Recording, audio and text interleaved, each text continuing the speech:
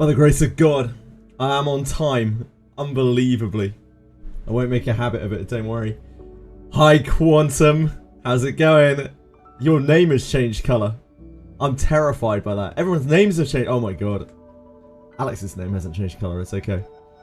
Hi guys. Hi Quantum. Hi Fugger. Hi Fugair 11. Hi Asura. Hi Penguins. Hey guys. Yeah, scary colours. What's going on there? Why have everyone's colours changed? Fuger 11 has not changed. Your name colour hasn't changed to you? Yeah, yours has changed to me, Quantum. So is Penguins. So is Asura's. Hey guys. Hey. You should be able to change it back. I'm pretty sure you can pick your own colour. Hi. I'm all set up and ready to go. I've already got my dailies ticking away. We don't have too much on Etheria today, I think. We did all of our arena chores yesterday, although we do still have to do Etheria today. Which is slowly, actually quickly, becoming one of my least favourite things. We have another 10 pulls today. Celebrating the App Store Today feature across multiple regions. Celebrate Etheria Restart being featured on the App Store today in multiple regions worldwide. We are distributing a special celebration reward to all players. Hi Deserix, how are you? We sincerely thank every hyperlinker for joining us. This honour was made possible because of you. We hope you will continue, Freudian slip, to support Etheria Restart as we strive together toward the next milestone, Etheria Restart Official. Oh, baby. Look at those freebie ticks. We're rolling in pools. How are you guys today? What are you up to?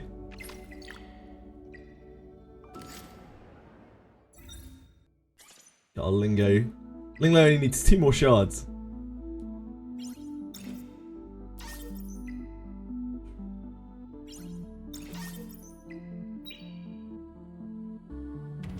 Let's do your dailies. Oh, look at us. We've been in defeat.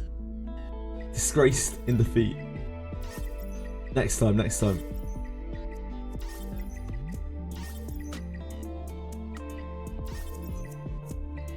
But there was stability there. Holy moly.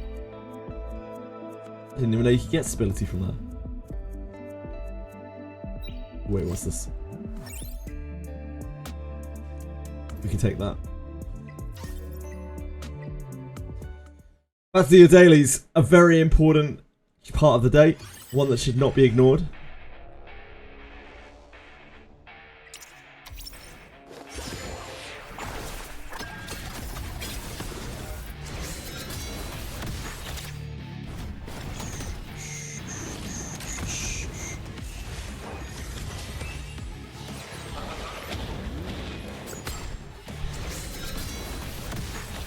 I was rewatching some of the Ananta footage earlier while I was chilling out.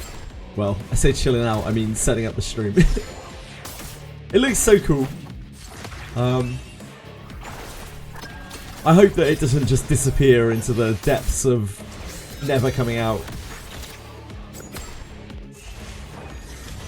Did you guys see anything that you liked at Tokyo Game Show? Or televised on Tokyo Game Show?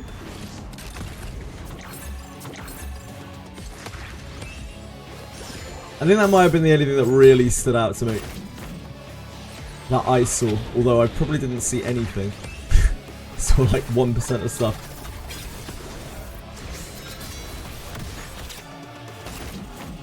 Yeah, I feel like Ananta gathered an unreal amount of hype.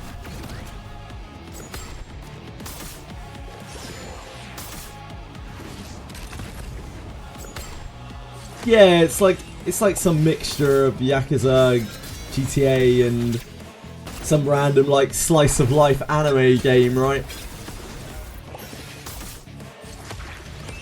No way. Hello, Bleak. Turned Fire Emblem into a furry game. Oh, shit, I'll play that. What's the game called, Penguins? Talk me through this game. Didn't see much, saw Genesis Bottom and Ananta, yeah. Little Spider-Man. Little Spider-Man? Fire Emblem Shadow. Oh, it's literally a Fire Emblem game.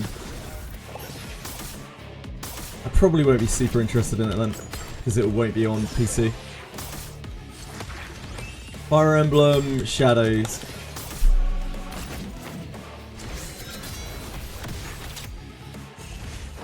Filthy, filthy Nintendo.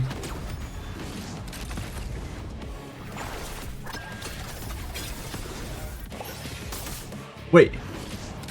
It's a free-to-start auto battler game. Oh dear God. This is actual dross.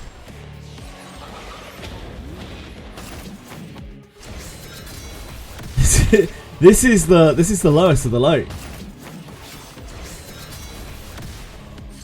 It's a mobile phone app developed by Intelligent Systems. Free to start auto battler style game where 3 players team up against a field of CPU enemies. This game's fucking DOA. Holy moly. What have you become, Fire Emblem? Fire Emblem Fortune's Weave. Again, unfortunately, it will not be on PC. I imagine. I'm forever locked out of the Fire Emblem series.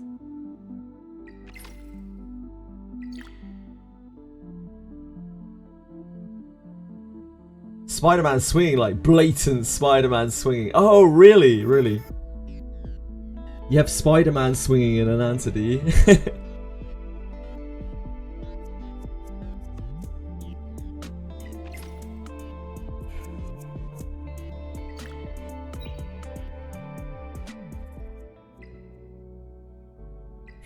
I don't even know what I'm looking for here. Not those. We don't have chips to build any shells.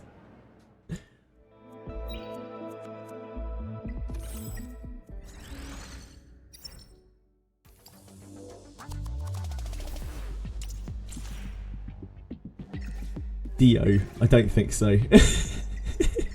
I don't think so. Thank you, Dio.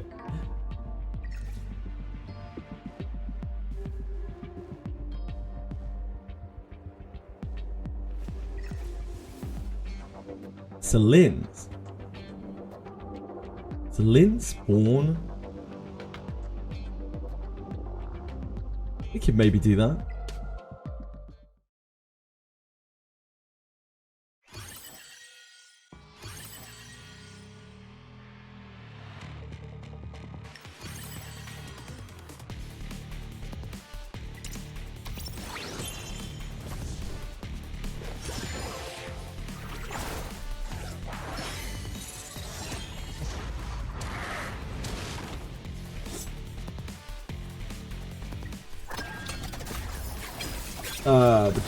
Waifu XCOM.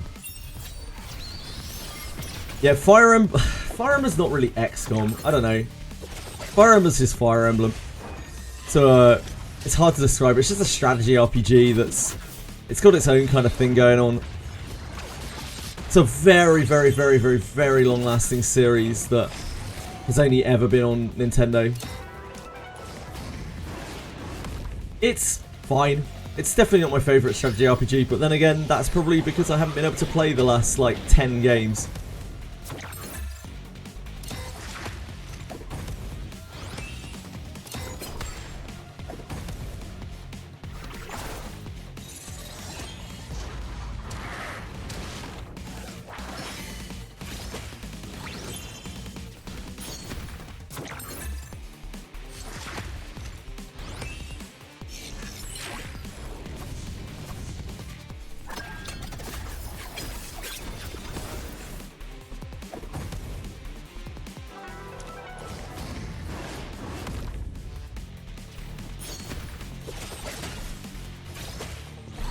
Anyone else? Any other big Tokyo Game Show finds? Too out of touch with these things. I require other people to tell me what's good. What Mir 5 is? Absolutely no idea, dude. I assume it's Legend of Mir 5.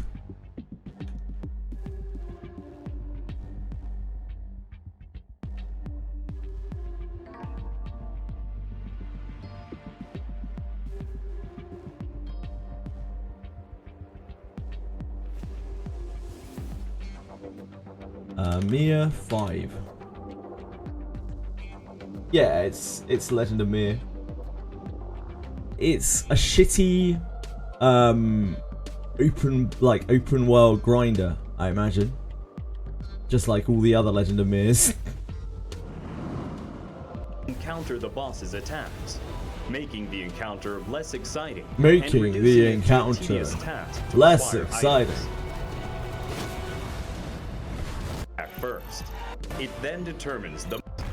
It cannot be defeated twice with the same strategy. Welcome to Mir 5. Are you ready to face Asterion? Predictable patterns, regardless of who the...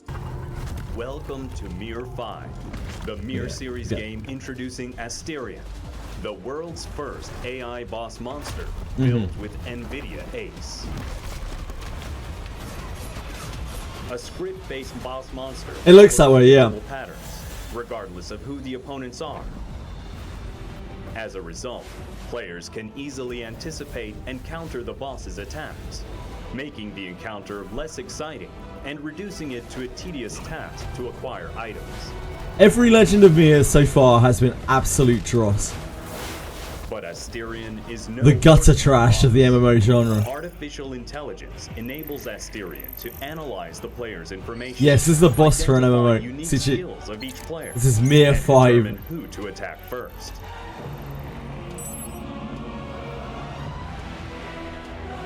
Asterion recalls past battles similar to the current situation. It then determines the most probable course of action to achieve victory. Asterion adapts, attacking with unpredictable patterns. It cannot be defeated twice with the same strategy. Welcome to Mir 5. Are you ready to face Asterion? I mean, I'm sure they picked an AI voiceover, you know, to really push home the point of AI. And that was the only reason alone. Like the one that speaks on an English exam, yeah, it's an AI voiceover. Implement AI on an NPC. They're trying to, but like, as with everything you see on the internet, this is a cherry-picked clip from something, and it didn't even really show any of the actual gameplay. Like, for all we know, they might not have a functioning AI that works like this. All they've just done is shown clips. So yeah, I don't know, I'll believe it when I see it. Also, like, Legend of Mir is not a name that carries weight with me. If anything, it's the opposite.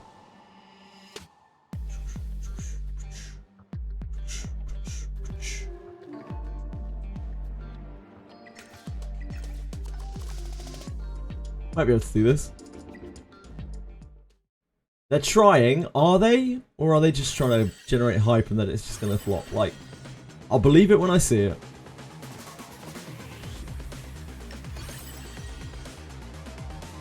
Again, this is not a company that has won any kind of favour.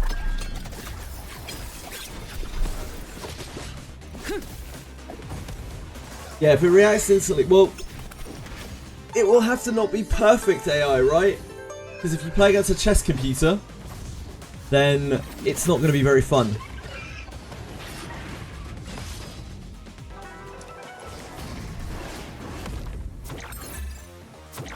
I watched the Hyperlink Cup last night. Rahu, Tiamat and Plume are the most balanced characters in the game. Oh yeah, they sure are. Sure are.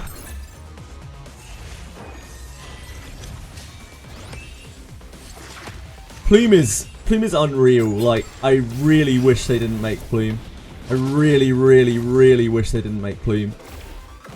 I still think Plume, like, ruined what was actually quite a fun meta.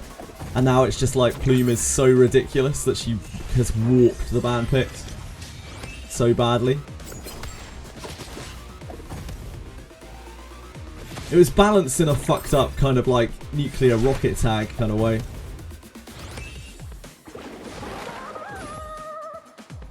Now it's just like first pick has the hugest advantage in RTA, which is just not really fun.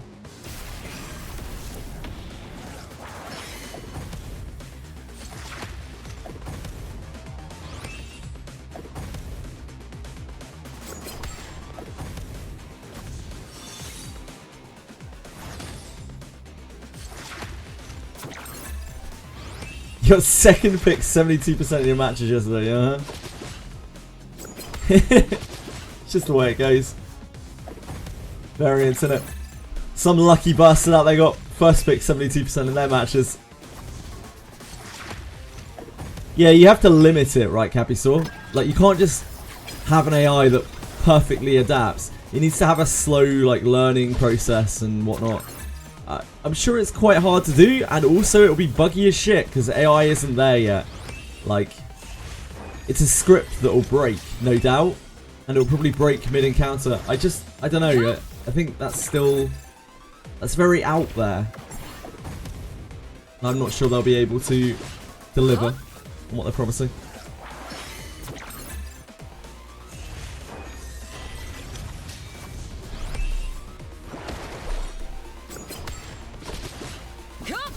Habit of banning Plume because I can't tell if I'm first or second pick. Yeah. I do not find RTA fun at the moment. Like, I found RTA quite fun before Plume came out. I thought it was actually pretty fun. Pretty darn fun.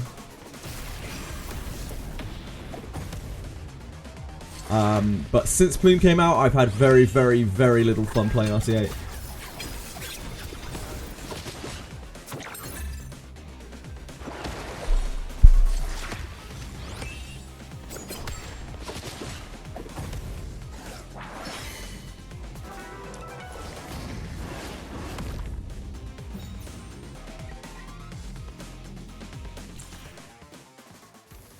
Or Fearless, or Etheria.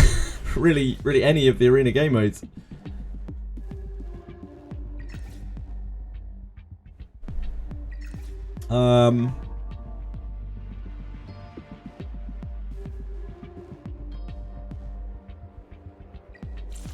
We kind of do need more Plume at this point. Like, unironically, we need more powerful characters because, like, we need other things that challenge Plume.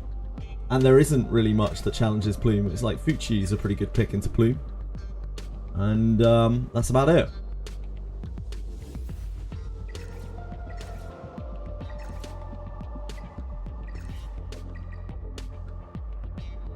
Aya count as Plume? Not really. Not really, End. Why would Aya count a Plume? She does very little against Plume.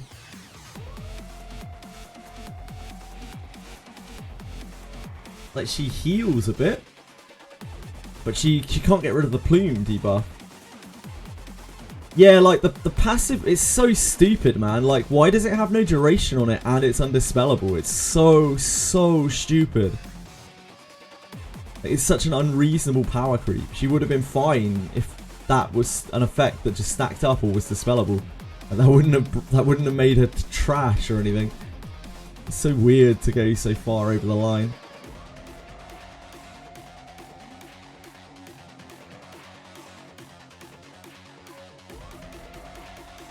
It does, when it's fully stacked, it's 60% extra damage against the whole enemy team. Undispellable, permanent. Even if you kill her, like, killing her should at least remove her plumes. You know? It's just bonkers. Real bonkers stuff.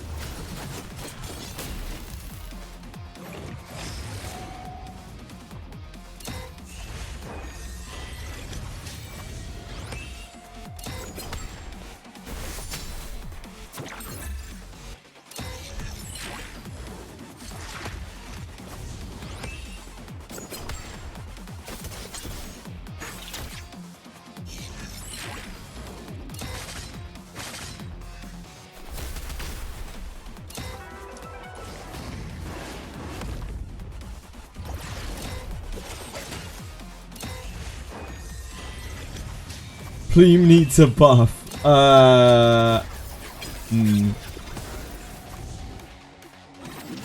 There's a limit to algorithms, yeah. While AI can choose from a lot more options, AI is an algorithm at bigger. Research in AI, believe me when I tell you, it's a marketing stunt. You don't get anything except publicity by making that shit. That's how I feel about that, Cabusaur. The Mir 5 thing you're talking about. That's exactly how I feel. I don't think that anything will come of any of that in the near distant future. Like, that is not a that is not a product that is feasible to create currently. And from that clip that we watched, we didn't see any actual evidence of any kind of AI whatsoever there. It was just a set of clips, like, set up. It didn't show any kind of... It was barely even, like, gameplay. So, while it would be cool, I don't know, I can't see that anytime soon. It's not a free-to-play account with that new global server, and the game so much easier now, it's ridiculous. Oh really? Yeah, Deadmain. Have you been having fun with it?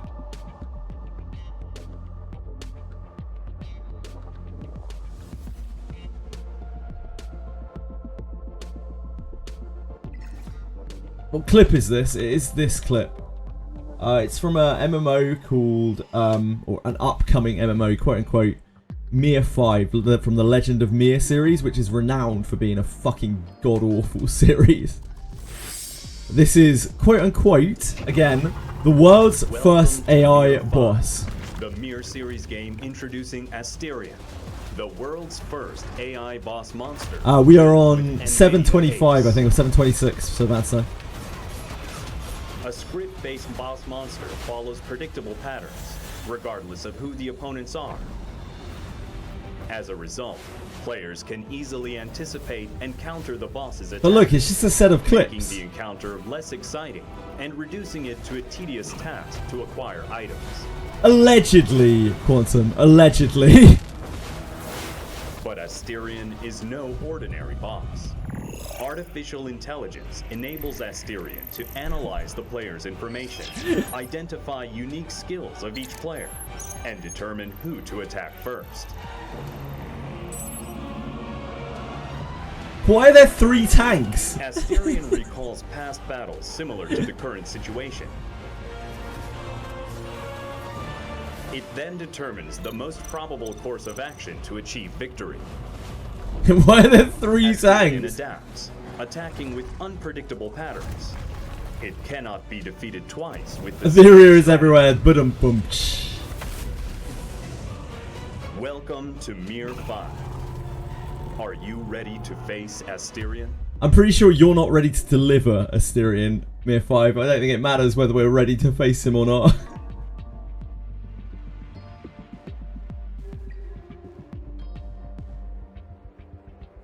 Reroll for Plume, pull for Fred. Plume's just insane. Like, Plume makes every piece of content in this game an absolute joke where you can field Plume. Yeah, Plume's insane.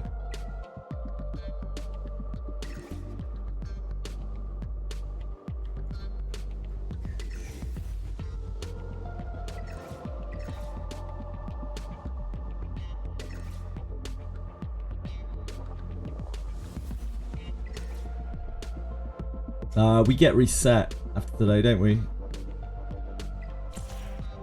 So it doesn't really matter what we go for here. Just need to not lose.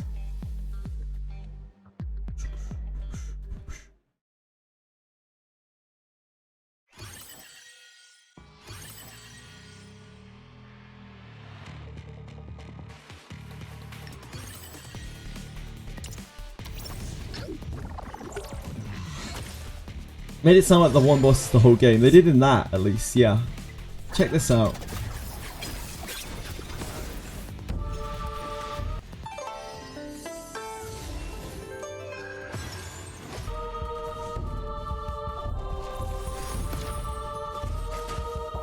So this has Castlevania vibes to it.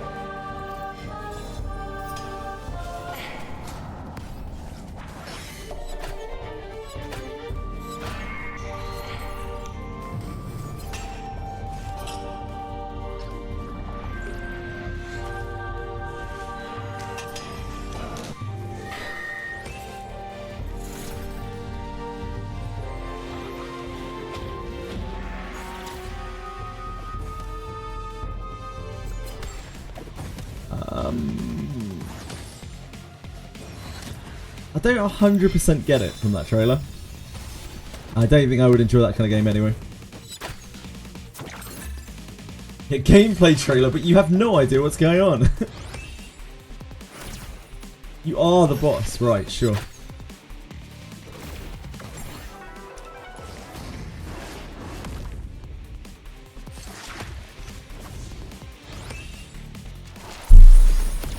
Cool concept, but it's very short. AI just starts cheating after a while. Interesting.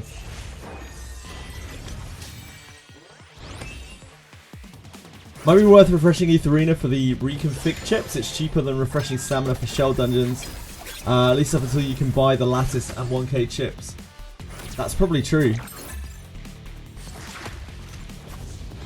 The problem with that for me is that I can't actually clear Etheria very easily, and also the Etheria clears are unbelievably slow. If you have like good things set up, you could probably crush it.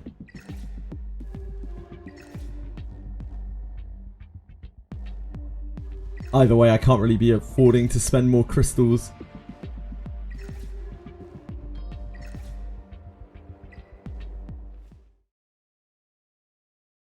Messiah is great for Etheria farming. How do you expect me to have a Messiah built, Hidden? My Messiah is not good for Etheria farming, I can absolutely guarantee you.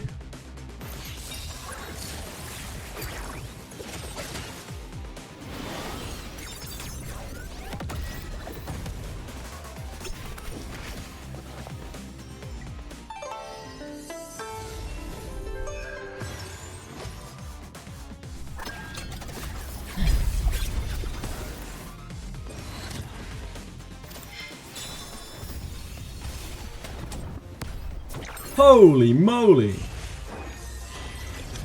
Holy moly!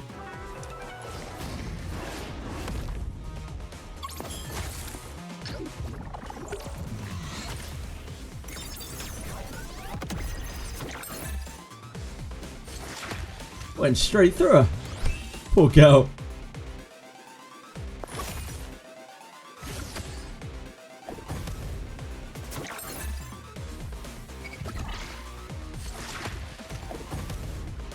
I'm just gonna keep pummeling damage into that floss. God help me. God help me, I have to target.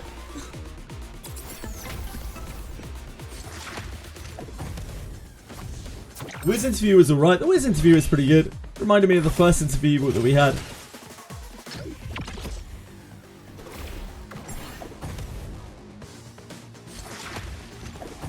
It didn't really give me a huge amount of hopes for seeing Abyss 4 next month, which is sad. It obviously takes them a lot of development time, and I'm not even sure that they're that deep into it. But I will remain hopeful.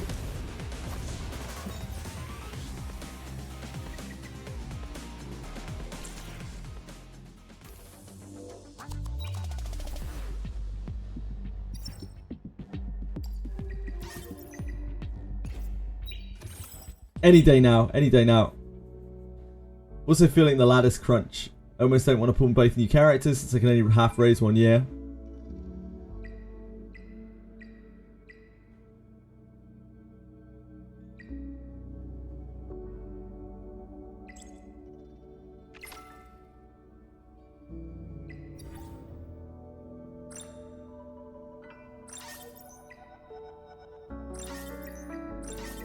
Oh, I need to do a shell.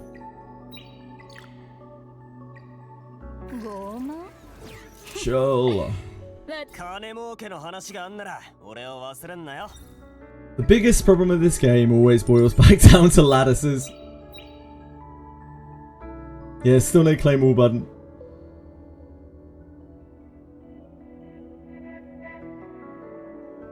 Not always. Do a challenge mode to make him give up before being pushed in. Oh, this is the other game I think you were talking about?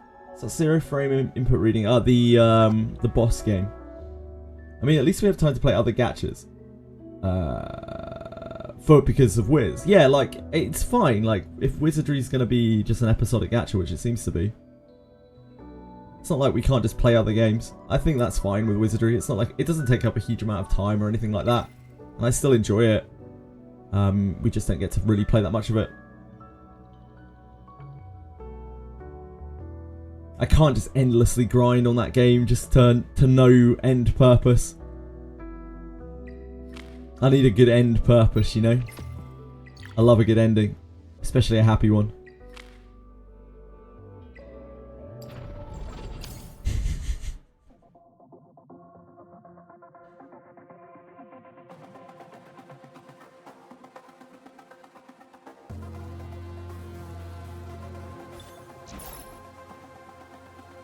Game for decades.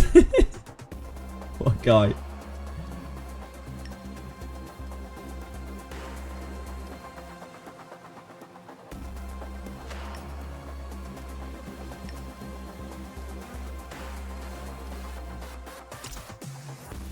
Yeah, I'll be playing CCN. Witari. How about you? You in on the CCN train? I'm also going to play Blue Protocol when it comes out next week. Although I don't have like the super highest hopes for that game, but it does look pretty. It looks like it could be kind of fun for a little while.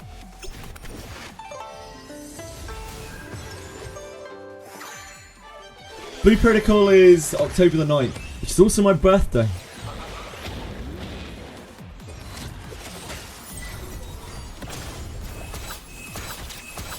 Whoa, Witari! Love Witari.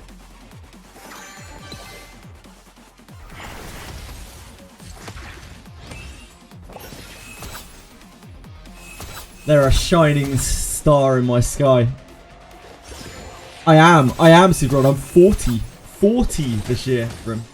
I'm actually ancient. I'm a relic. A husk. Goodbye knees. Now my knees are actually perfectly fine. Everything's working pretty well. Up until I started streaming the entirety of my life, I was very, very healthy. And I still try my best now. Nah, not at all.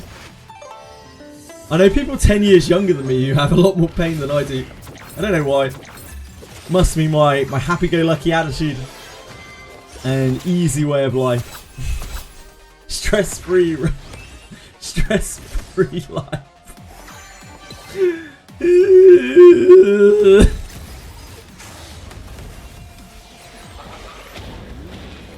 Where is Komori Akuma with his spicy cock? That's a good question, Malik.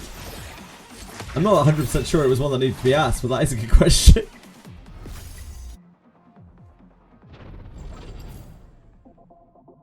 Do you know why people are celebrating your birthday? Life is minus 1 year. What's so good about it? Because, Velmo, birthdays are a day of the year, the only day of the year where like you get to celebrate someone's existence. And we live in a world where like nobody is celebrated and everyone feels purposeless, everyone feels fucking pointless. So the importance of having a day where someone, you know, people get together and celebrate your existence is actually really, really, really huge for mental health. That is the actual reason why birthdays should be celebrated.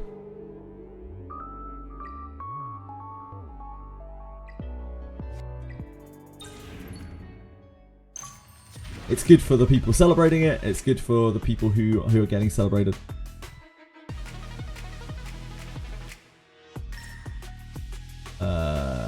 No Doki. Let's find a Doki. Let's find a Doki. Let's find a Doki. No, we're not Dokiing today. No Doki for us.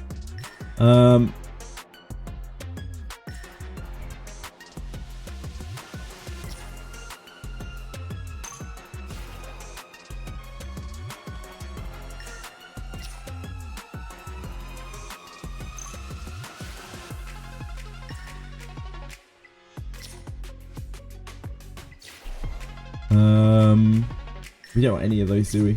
There's nothing useful there at all.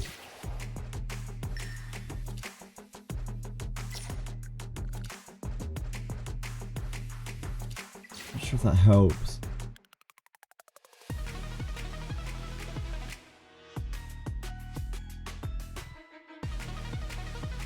Because we can't boost that. Probably better off doing that.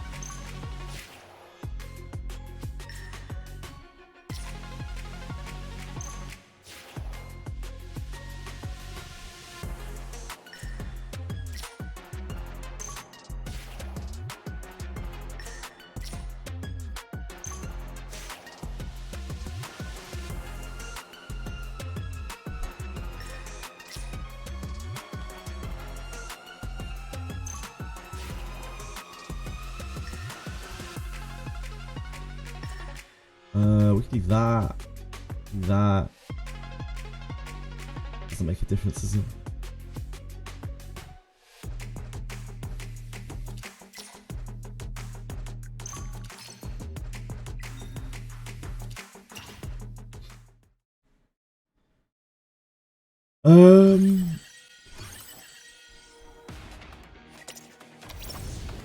Because we gamble in gacha games and not with our lives. 1 year closer to Gamage. I don't want to be Gamage. I quite enjoy my life. I hope other people out there enjoy their lives too. Wouldn't it be 2 years closer to Gamage because it'll be ticking? Oh Jesus, Witari, can you not kill us at double speed? Thank you. It's my new Isekai life. Waiting for the day truck can takes your life. Well, like, I'm not sure things will work out like that, Brim. Birthday is my most depressing day. Like, the fuck am I doing this past year? I would try not to focus on that and just focus on having a nice day. And hopefully you're surrounded by people who will make your day happy for you. That's kind of the point of birthdays.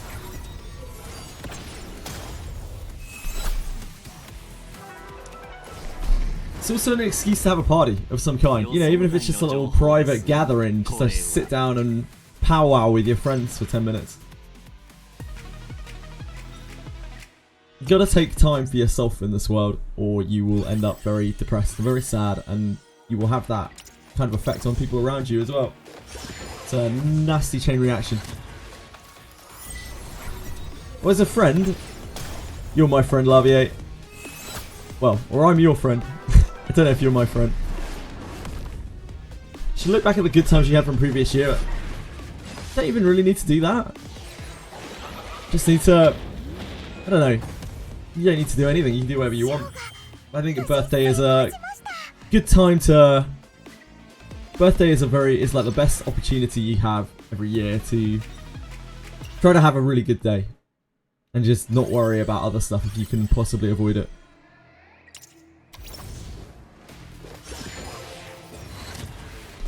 And allow other people to celebrate it with you.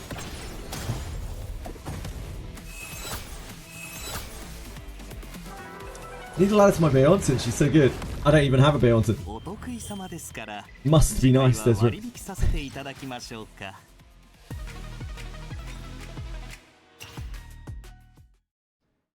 You always forgot about good thing, and you will always remember the most embarrassing one. That's how brains work. It is how brains work. Luckily, and this is a very crucial piece of information, luckily everyone's brain works like that. So more often than not, nobody else remembers any of your embarrassing situations at all, because they're too focused on their own embarrassing situations that they were a part of.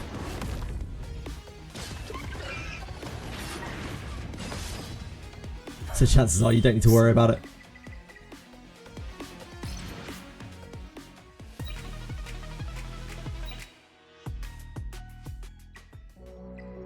I'm missing Hellgod. I'm missing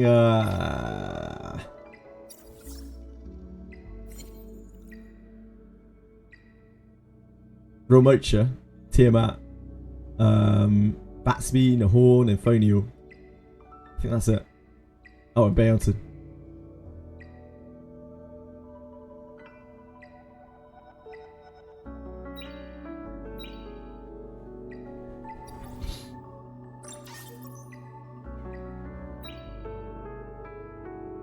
Pull the new characters. I'll probably pull Mia, but I can't build her.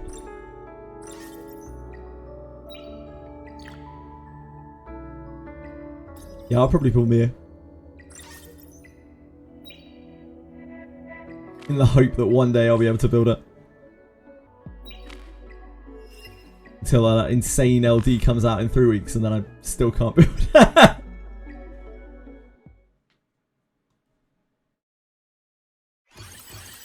Mia, sorry, yeah, Aya, not Mia. Sorry. She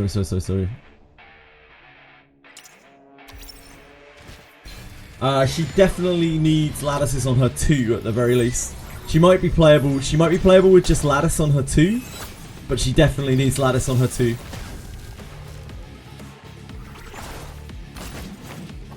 I imagine to really be usable, properly usable, she probably needs quite a lot of lattices.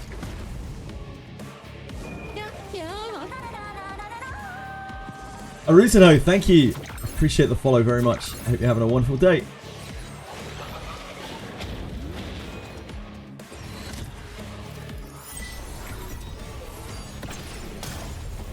When is the start of Balik's next hero arc? Where he can challenge the demon King Boo again. It is, it's for 1,000,000 points. We've had two redeemed. We send them out in green slime envelopes with some stickers.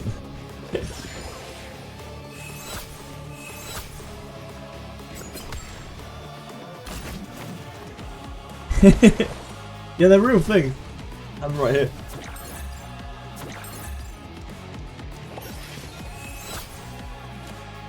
These are real Universal Fighting System cards.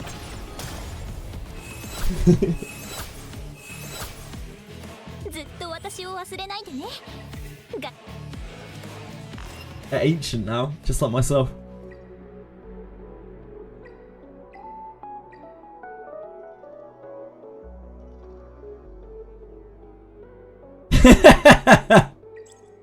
Stupid diner.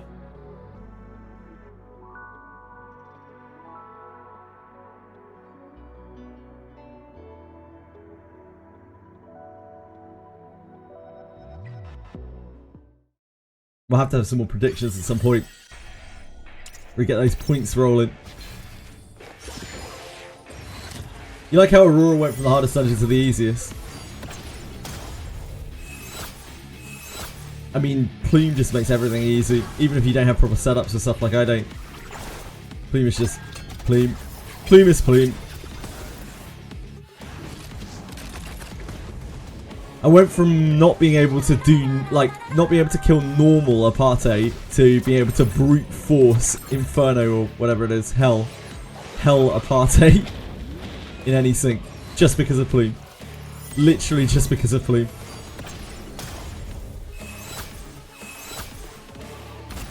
Plan to grind out the event shop in Limbus. I'm not sure. I'll wait and see.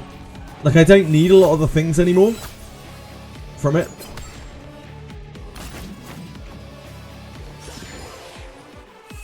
I'm not going to need a lot of XP tickets. I'm going to be doing a daily every single day to get XP tickets. I'm going to actually have too many XP tickets because I don't have extra IDs. I'm always going to have too much thread and not enough shards. So I don't necessarily need the thread either. It's character shards that are going to gate us, not thread. Right now we're working towards lifetime stew for Don. For bragging purposes, in Limbus Company, like the most single player game on the market. Nope, don't need to brag about Limbus Company.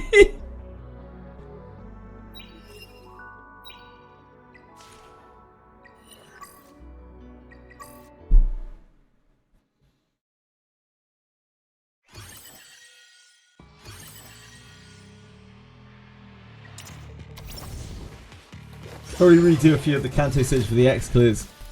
We've already got all the the Kanto. I don't want to redo any of the Kanto stages.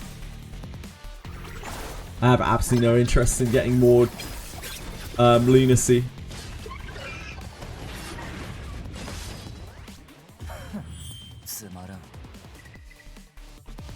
There's no need to squeeze more content out of Limbus than needs to. Like, the content is insanely high quality. I wouldn't want to water it down with repeating stuff that I'm not having fun with.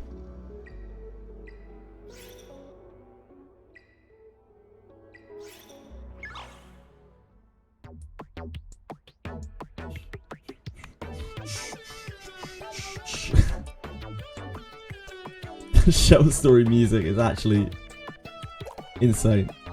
Oh. Oh. Oh. Oh.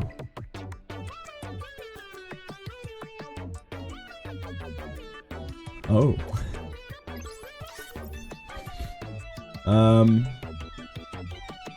5, I guess.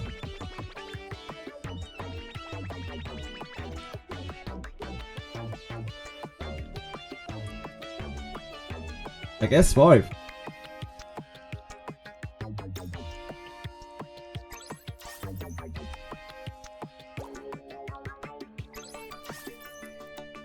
One, two, three, 4, 5.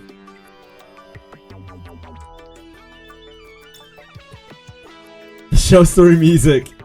It's the kind of... I feel like if you listen to this for too long, there would definitely be some insanity pangs. But I don't mind it. 1, 2, 3, 1, 2, 3.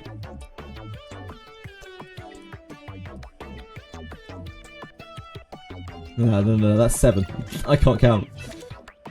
1, 2, 3, 4. 1, 2, 3, 4. 1, 2, 3. Okay, 1, 2, 3, 4.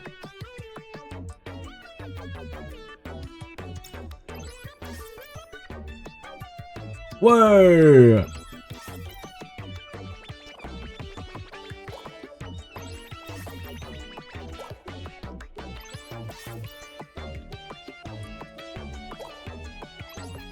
Okay, we're having a little limp here. 1, 2, 3, 4, 5, 6. Oh, we can't. There's no dice here. Okay, deal with that tomorrow.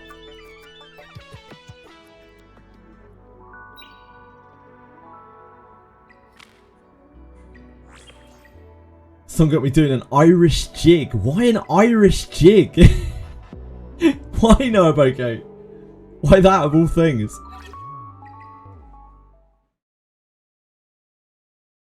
Not raving out having a party, but specifically an Irish jig.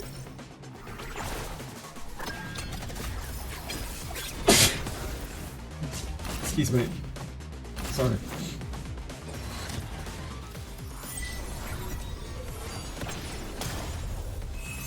Harder than Monopoly, it is.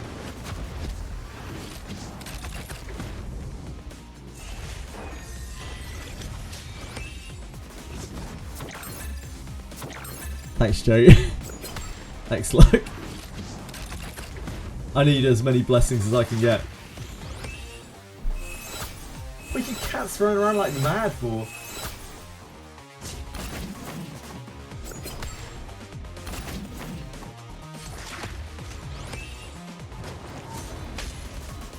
Ah, Chili's chasing Sugar around. She's over here, you dimwit.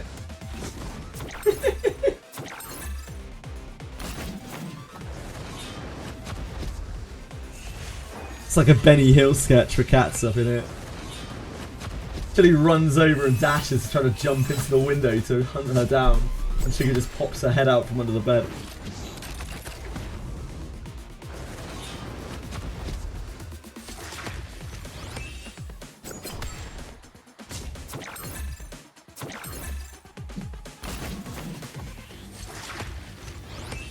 They're having fun.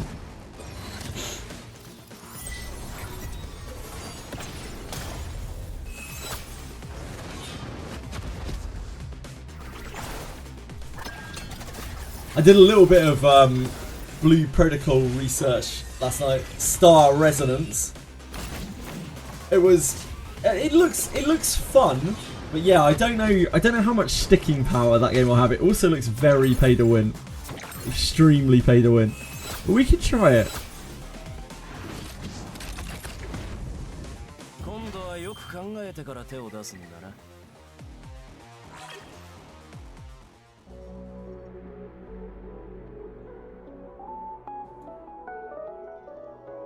Oh wait, we need to do those bubble gums, don't we? I forgot. Yellow's been so good. I was lucky enough to have that basically purchased for me by wonderful Lars Laurent. There's no way I would have bought that naturally. I think it's pretty cool compared to the other skins in the game. It's kind of the very flat standard I would expect from a skin in the game, like with particles.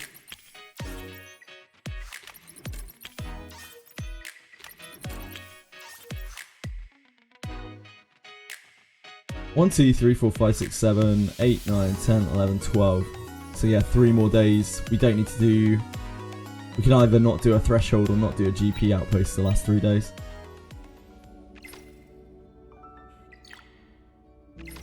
You must be doing alright on summons from all of the like gifted summons, right? Yeah, we're back up to 154. Wouldn't be a gacha game if it's not pay to win. Yeah, but it's like the pay to win, you know? It's like the Ragnarok kind of like mega pay to win grinder, like MMO grinder, Lost Ark kind of style pay to win, where it's like, it's really fucking pay to win. It's like really pay to win. Arena skin is a good Etheria Restart meme.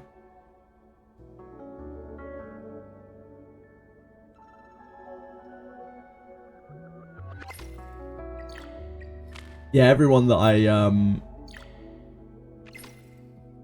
everyone's content about Blue Protocol that I saw, Star Resonance, I saw, was yeah, it was talking about how pay to win it was. It can be fun, like it looks like it's quite fun, but yeah, very pay to win. By the sounds of things. Yeah, the cats are going absolutely mad. They're just playing with each other, that's all. Sugar and Chili play around a lot. They keep each other very active, which is awesome. Spice, unfortunately, is a bit more of a loner.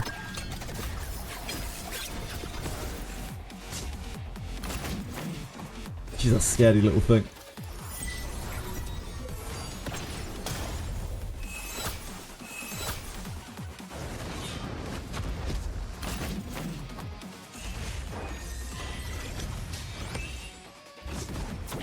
My pay to win because of TO.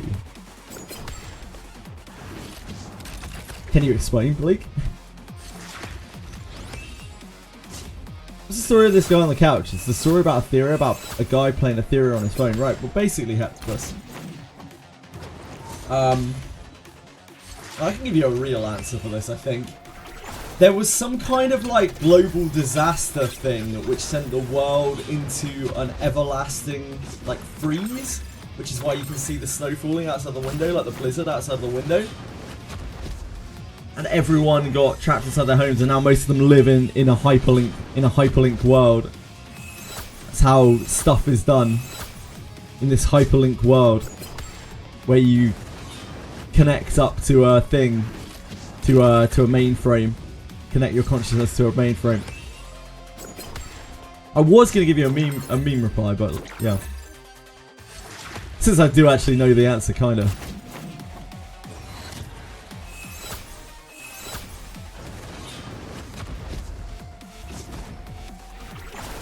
My payers win because of two. No? What? Huh? Huh? I love getting Cleveland Fearless and then round 2 doing Bruiser.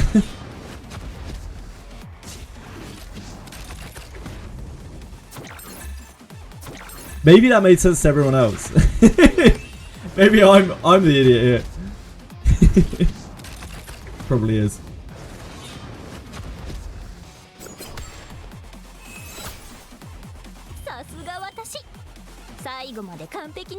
Okay, it did make sense, thank God. Like, I thought I might be having a senior moment, you know? I just read something and I'm like... It happens a lot.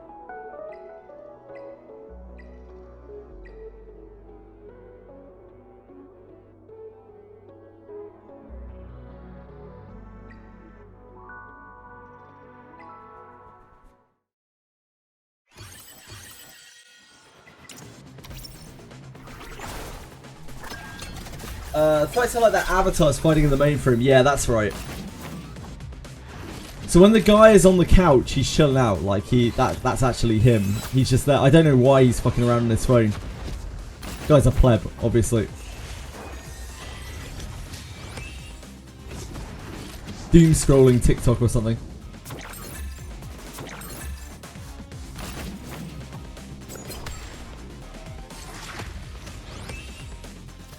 A masterful piece of work. In regards to how humanity would cope dealing with an ice age. I have heard that, yep, from So on YouTube, there's a guy called Komori Akuma who makes some splendid Etheria Restart videos on their story. I'd sincerely urge you to check it out.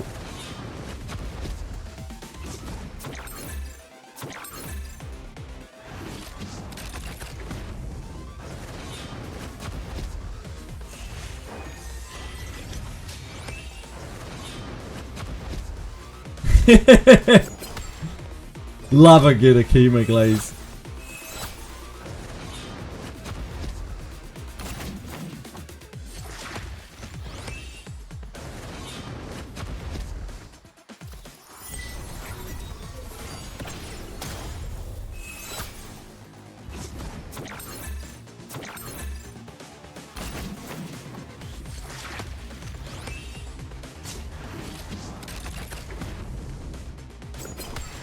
Videos about him managing the game. Now that would be worth watching.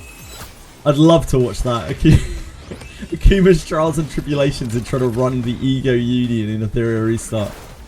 Be a hell of a web series.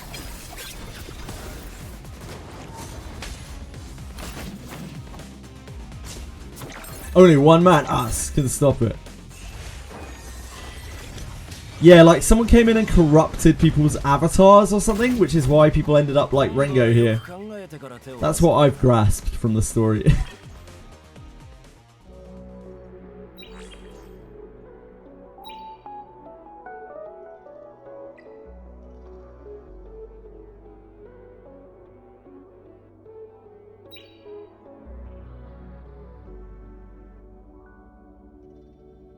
I guess one more of these.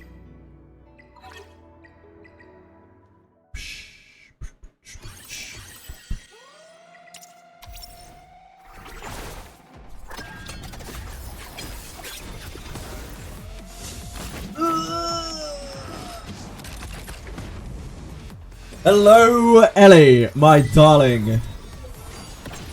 How are you? There is story in Etheria, technically, yes.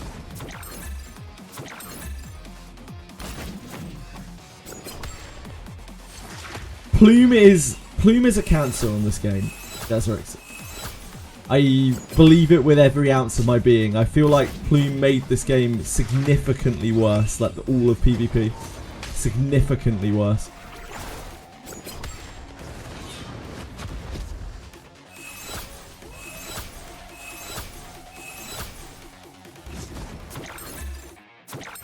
She is way too strong.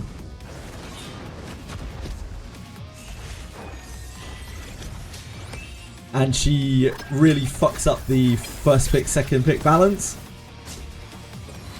Before, there were, like, I honestly think before Plume, there were definitely times where you were better off being second pick. And there were times where you were better off being first pick due to the cadence of the picks. Now, there's just no contest. It's just like, if you're first pick, you have an unbelievably massive advantage. No! 30 points.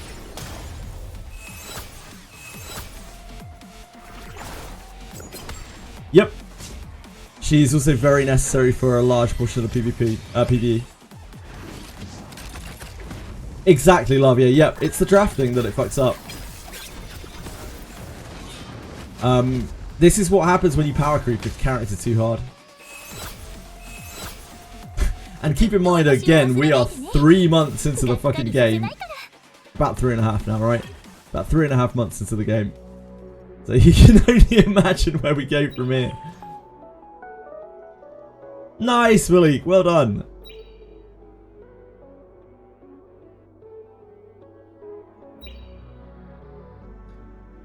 I mean, at this point, they actually do need to release more powerful characters because they need to release more characters that compete with Plume, which unfortunately is not really great for the consumer.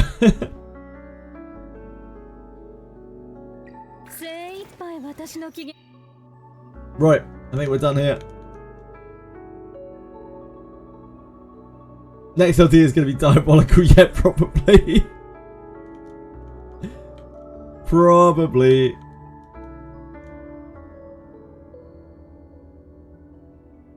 I will be back with Etheria tomorrow. New week, new shop, new lattices. More Etheria.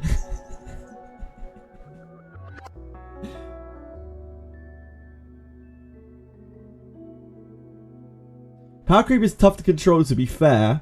Yes, but I've seen it handled much better in every other single PvP gacha on the market.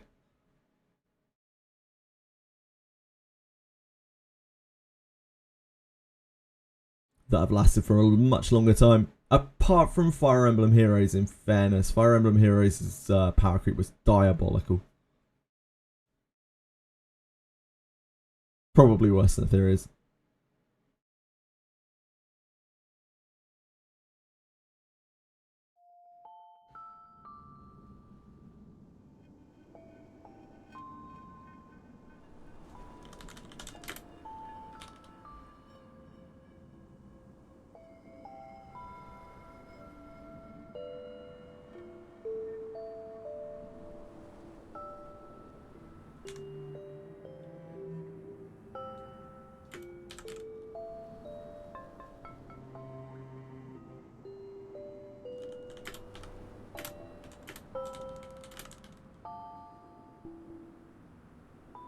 Right, we are on chapter 7 in Reverse 99.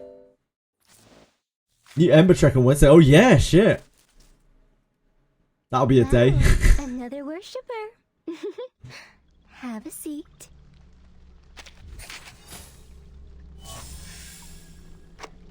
That's good resources, if nothing else. You can get somethings out of that.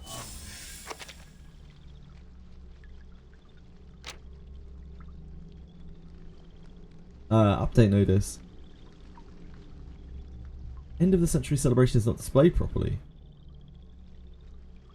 Where some parts of the main story cannot be played properly. What? Oh well. Glad it's fixed. Billboard of Fatiti being properly registered before. Ooh. They're fixing shit.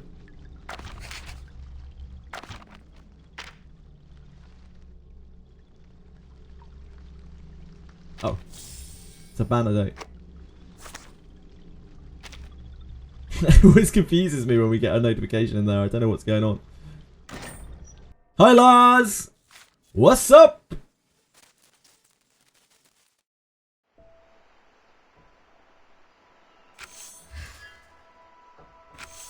I just finished my Etheria chores. Fear not. How are you today? What are you up to? To tell the truth, I always think of Early Nonny R. Yeah, we got done in an hour today. When sheets of rain closed in on us like great Doing RTA, good luck. from the above. We were just talking a little bit about Plume's effect on the meta. It seems everyone's had a kind of bad experience with the old first pick, second pick problem.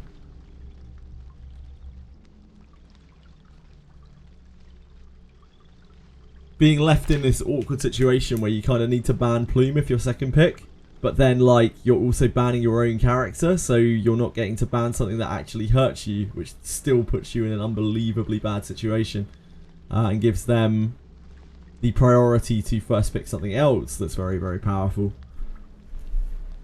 Really awkward.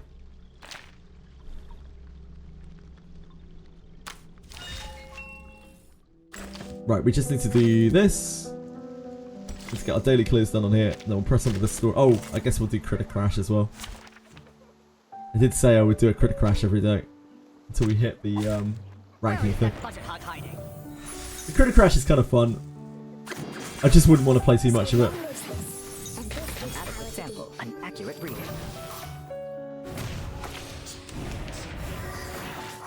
Yeah, you can tell. As long as you're looking at that screen, as long as you're not distracted and doing something else. Warning, warning, the puppy is fleeing the scene at its maximum.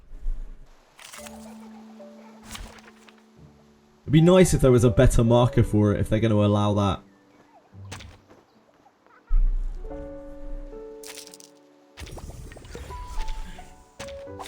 Where is that hog hiding. So long lives this. And this is Adequate sample, an accurate reading.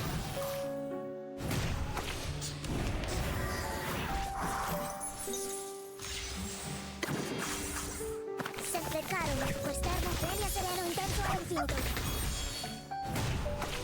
I make it secret. I don't know. I don't know. I couldn't tell you. I couldn't tell you.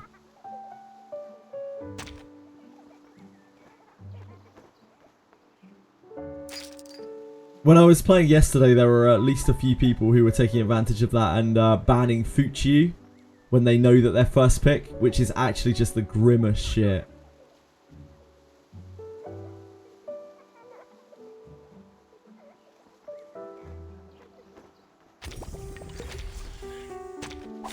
May the peace be with us. I know the way, and this isn't An adequate sample, a message from the stars.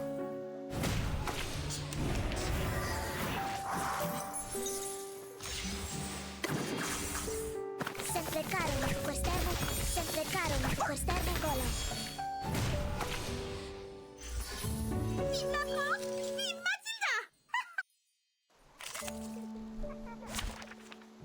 The meta just felt so much better before Plume. It's a shame.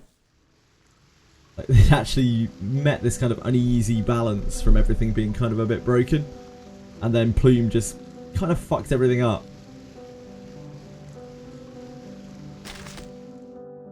The fire brings down weeds in the field, and the rain.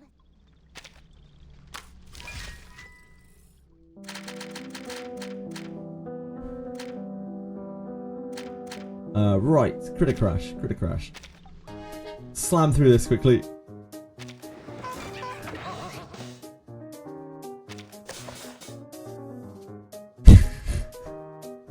We did all the achievements, right? We did all the other achievements. Yeah, we just need to reach master. I quite like the garbage bag. These three on the next round. This ability becomes unusable on the next round. That's just more.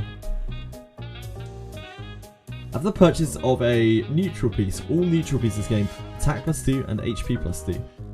Wow.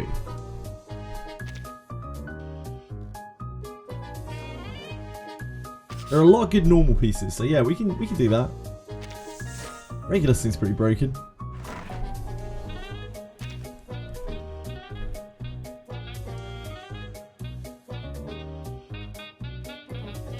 Why did she start with 9? That's absolutely ridiculous.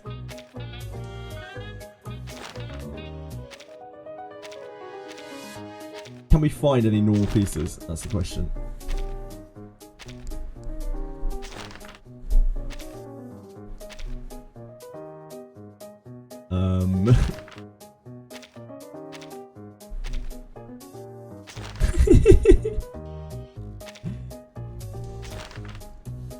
No, this is the answer.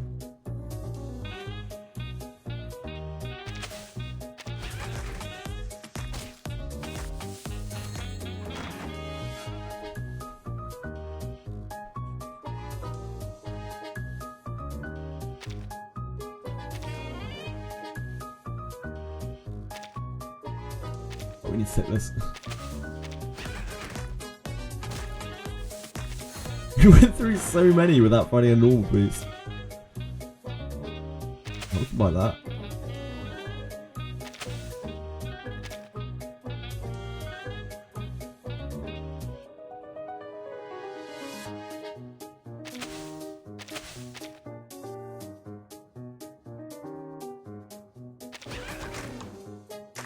Swap the Ling off Lighthouse. Yeah.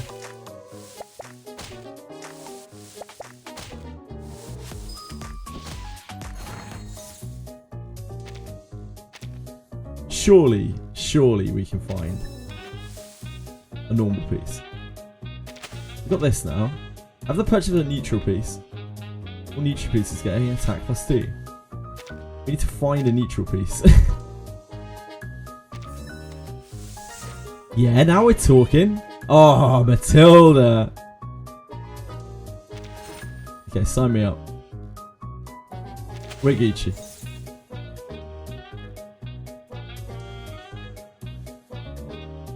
So refreshing actually benefits us now.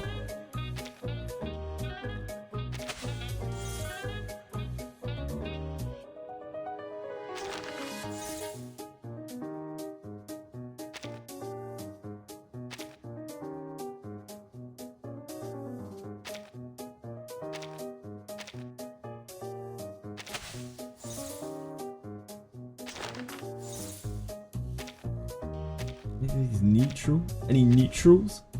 We're gonna lose the 3 next turn, so we might as well refresh.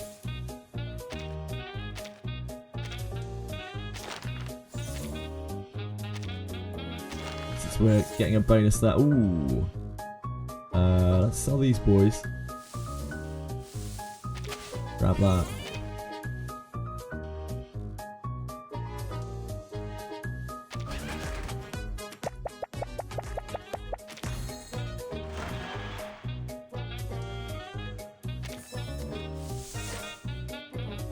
After the pieces have completed 1 cycle of actions and remain on the board, gain 1 Muse coin, which is up to 3 times per round. Entering battle for each 1 morale lost by this player. Space Kings plus 2 HP. Oh, we want this. Obviously.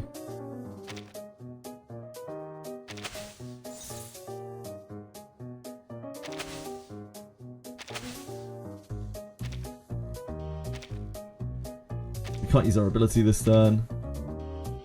Grab this refined carbuncle though.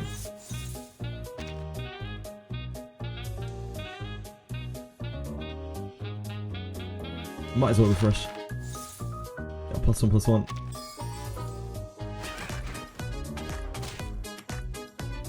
This looks like Sanson's visions for Don Quixote's stories. Looks kind of like that, yeah. It's very much like Super Auto Pets. The hell is this infinite stat boost? So we've got this dog. The dog is giving us, the Regulus doggy is giving us +2/+2 whenever we make a neutral minion. And every time I refresh, this is getting +1/+1.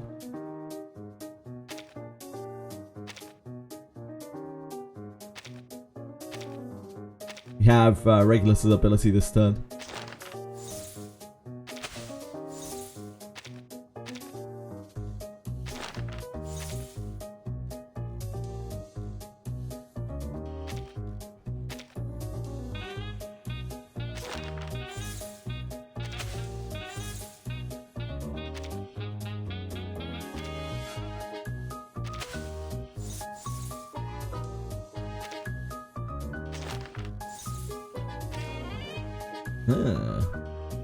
Pretty good, isn't it?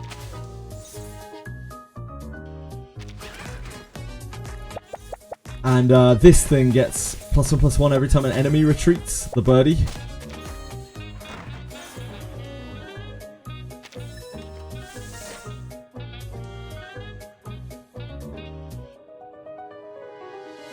Yes, this is fine. We don't really need these.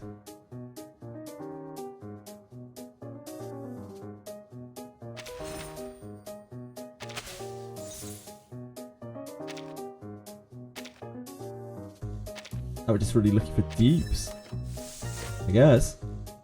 Well, this is good.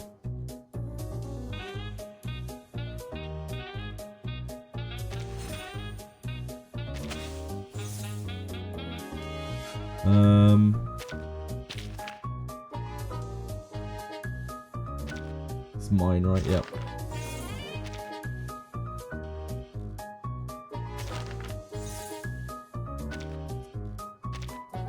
The purchase of a piece with a purchase effect gain attack +2 and HP +2 to 1 piece in each habitat. I guess it's fine.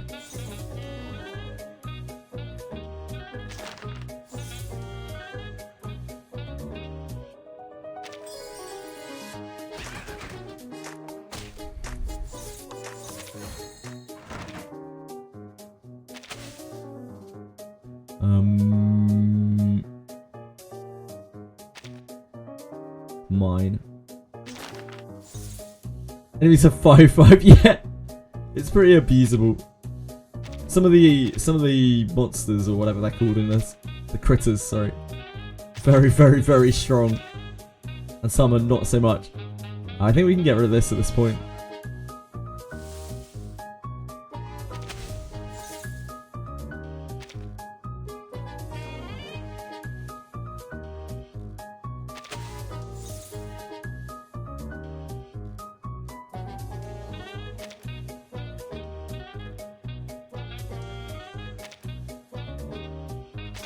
We still have her ability.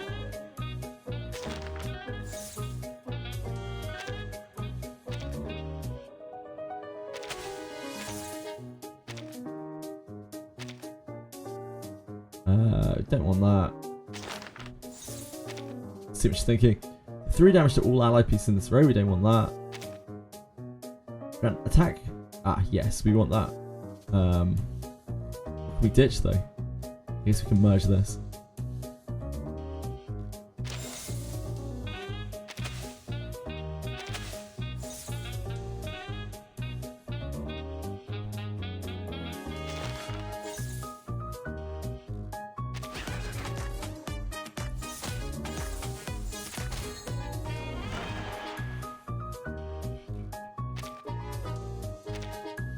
Mine.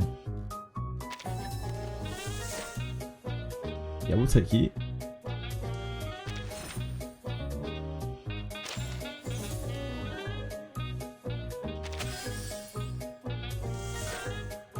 Garden Sprite.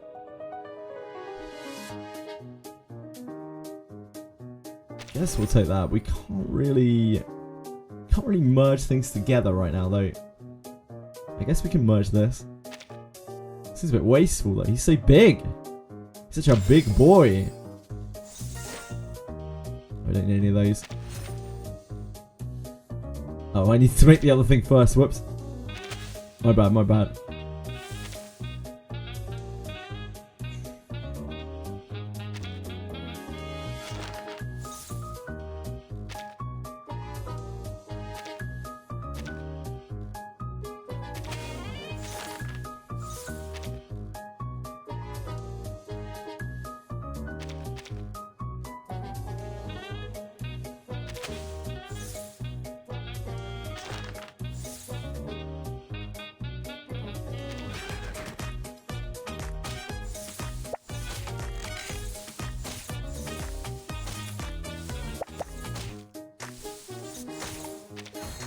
I think we'll find that. Oh, we can get another Regulus.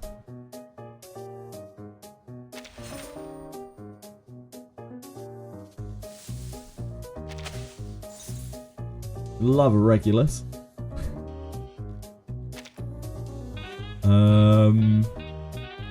I guess we merge this.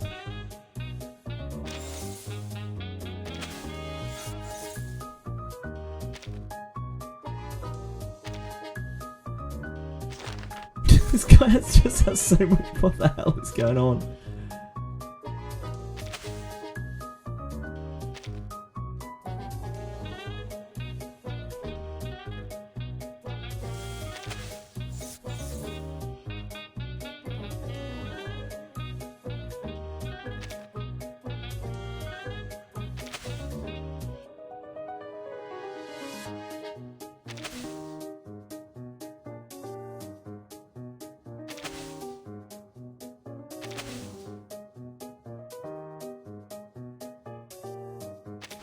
The board is so ridiculous. What the hell? This seems very reasonable that this is happening.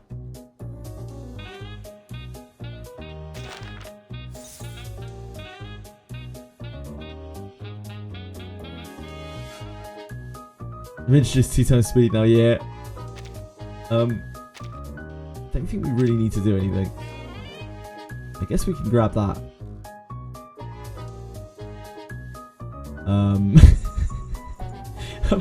Our board's too stupid to pick anything up.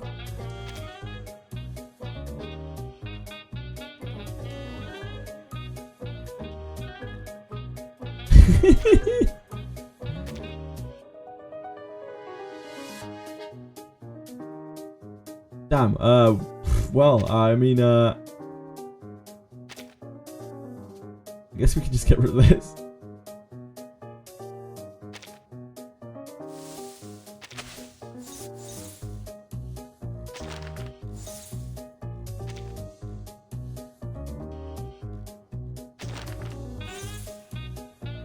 We don't really need that anymore. We don't really need anything anymore.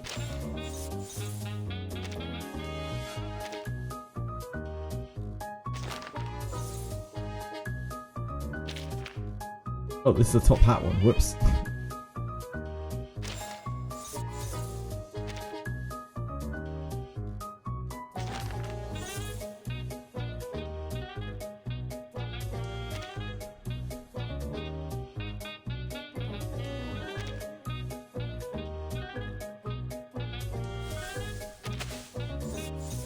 Yeah, I think we're probably okay.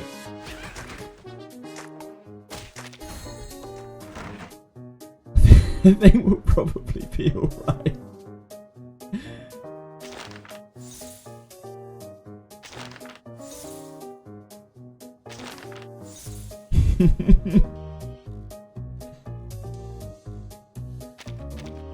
Oh, that's volcano.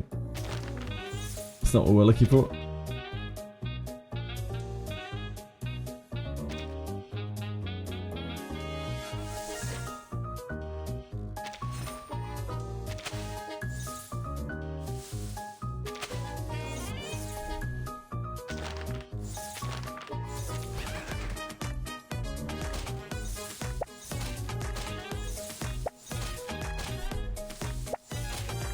That's an actual real tea.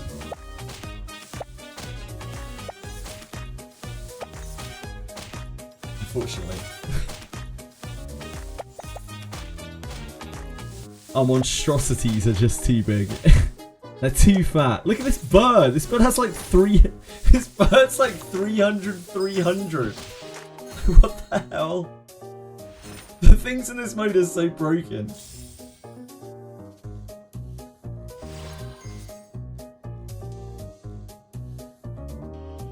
What's going on here? Oh, twins. Twin sleep. That's a skin. I don't own this character. Character not acquired. I don't have this 3-star character. What am I meant to do with that?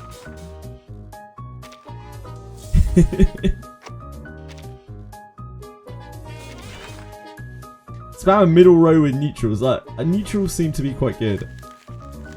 There are loads of things that are like there are some things that are really broken in that mode, and then there are other factions that are, just seem awful. Like just absolutely awful.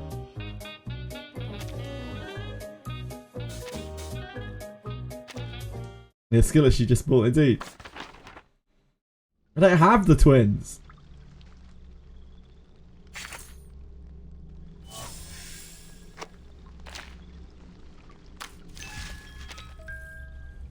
I can do this quickly.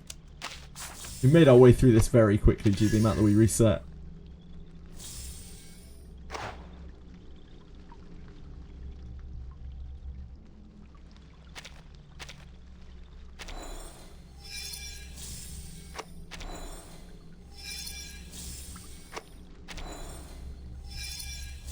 Hello, sweetie pie.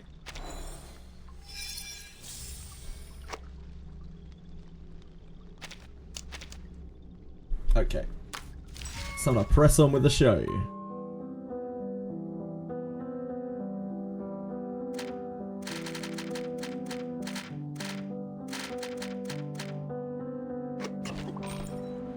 So we got to Chili. Come on, out of the way. Good girl, good girl. She's just standing on the keyboard. We are on to 726.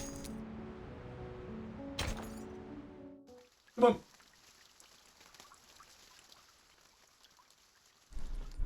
Oh. Please don't stand up. I never thought it would I be saw you could have finished the last 5 chapters last night. But now even I humans can couldn't. cast this ritual. Oh, well, there's no point in rushing it, right? The place is now in a rare state of tranquility. The researchers have done all they can. There's nothing left for them to do. With only 4 hours to go, this is the final calm before the storm. Indeed. The knot is the physical form of the ritual we were looking for. Surprisingly, the numerical code yielded practical results. Generally, these story chapters take longer, the end ones of a chapter as well. I thought it was necessary to report this to the Timekeeper's organization. It was her contribution, but it did not go well.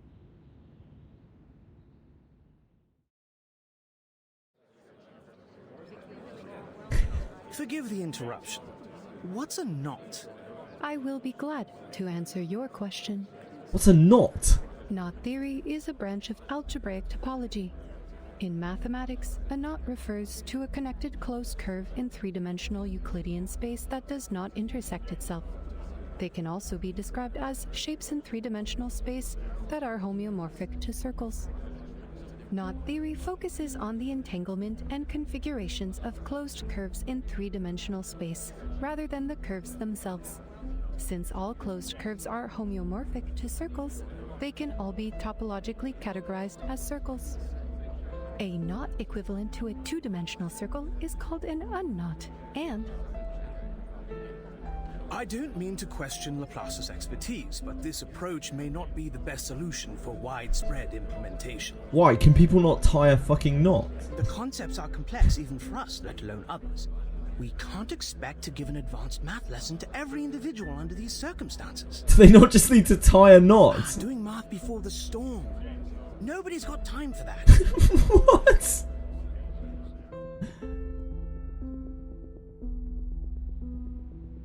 As it turned out, presenting a technical report was much too premature. We should have a complete and official report once the immunity gear is produced. I'm sure you know a lot about that, Balik. Maybe you can change your approach the next time you report to the Foundation. Maybe, Enigma, maybe. The robot shakes her head, disappointed by the failure of her report and the listener's math level. I simply gave them honest answers. Brains are nodded with smartphones. I don't think they have smartphones. Because this was set in 1999, right? And it's now, what, 2007, if technology had kept on going. They don't have smartphones. They don't have that excuse. But like, it's got to be video games. She turns her head, looks thoughtfully out the window. But this solution is deserving of widespread implementation. All we need is a piece of rope and tie it end to end. And spend 3 to 5 minutes to make this knot. This can be done anywhere, at any time, by anyone using any type of cordage. Maybe you should have led with that.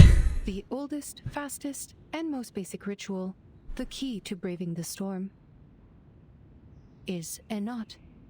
Why didn't you tell the House of Intercartus? I'm sure they would have funded us generously. I will make sure to put it in my interdepartmental report. A rare hint of frustration flickers across her face, but she quickly moves on to a subject that deserves her attention. But at this point in time, the knot only functions like an incantation.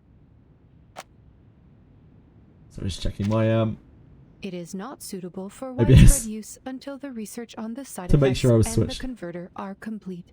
I didn't double check. In any case, I've completed all the tasks you assigned me. My last plea is, please never put Ulrich and I on the same team again. The researcher lets out a deep yawn, feeling as if he hasn't slept in ages. Maybe he can catch a quick nap before the final battle begins. I'm surprised that you're not in the lab. Something bothering you? Wait, don't tell me you're charging here. The robot turns to him, an approving smile on her face. Excellent job, Researcher Adler. You have proven that you are keeping the locations of public outlets in Laplace in mind, which is a positive sign for your resocialization. But I am powering up to reach my optimal condition, preparing for what is to come.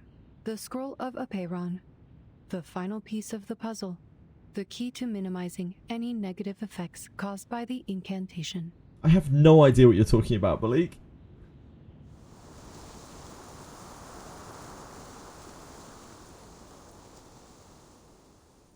Is that an emote? Noted? Wow! The designers on artificial somnambulism could use some of this inspiration.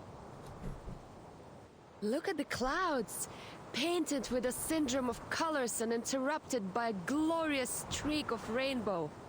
Called him a scuffy, yeah, she does that all the time.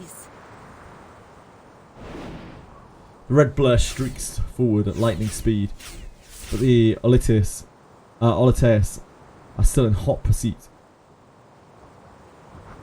Their skins are becoming increasingly vibrant due to the storm syndrome. Funny.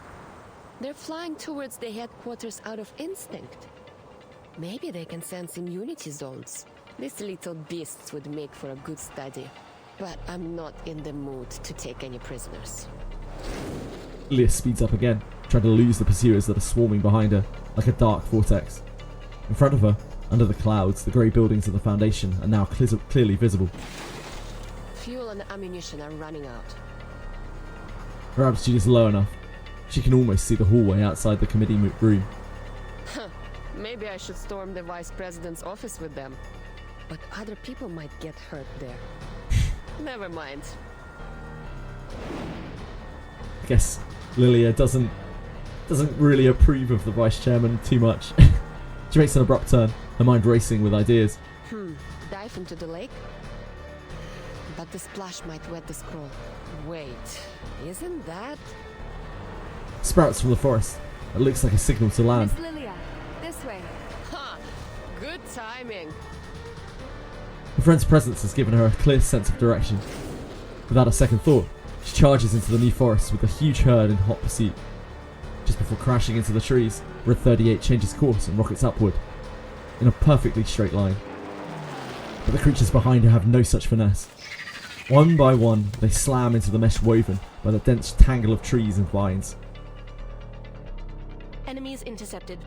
Ally landed successfully. Miss Travis, the Elitials are all ensnared in vines.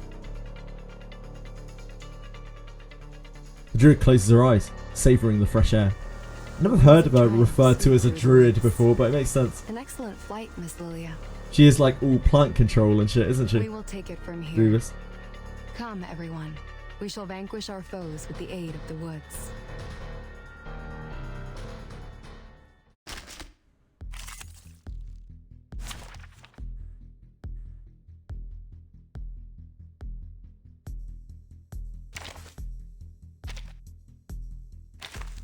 Should probably set up like teams or something. Makes sense, wouldn't it?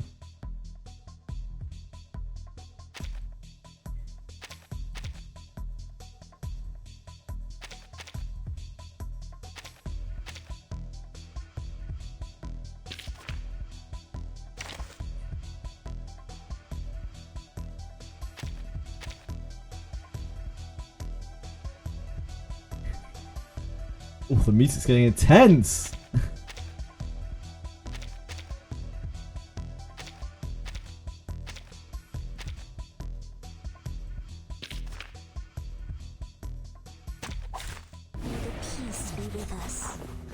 think it's starting to heat up. We're getting towards the end of the chapter. Why didn't she bring Juvis along on the mission? She's so strong, yeah. I mean, as long as there are plants, at least. As long as there's plant life. I don't know if she can summon plants from nowhere. Maybe you know better than I do, Milky Way. I don't know if she can just like make plants emerge where there are none. So I don't know if she'd be very useful like, in depth. I don't know.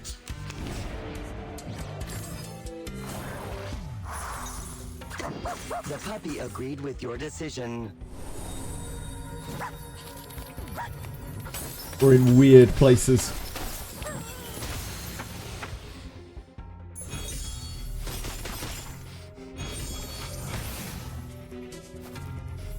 It's the old like X-Men conundrums. It's like this mutant is super powerful, but only in this situation, only in the right environment. The special operations squad is ready to go. I wish there was a game with amazing graphics and ability to creatively use the power. That sounds like a pretty good game. Dr. Kakanya, are you really going to stay here? 4 hours. She shakes her head, her fingers tight on Marcus's communicator. For more than 10 hours, she's been waiting for Laplace to respond.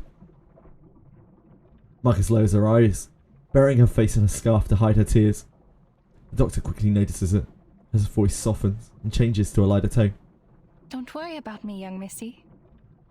This won't be goodbye forever. Besides, I have already provided all the help I can, right? I made Isolde show us the ritual and kept her under control, and now you've figured out how the ritual works. To test its results, you will need a couple of volunteers. But Marcus doesn't seem to find comfort in her words. But you heard the report from Laplace. The possibility of surviving the ritual is nearly zero without the converter and the scroll and... Nearly, they said. It looks a little bit more like...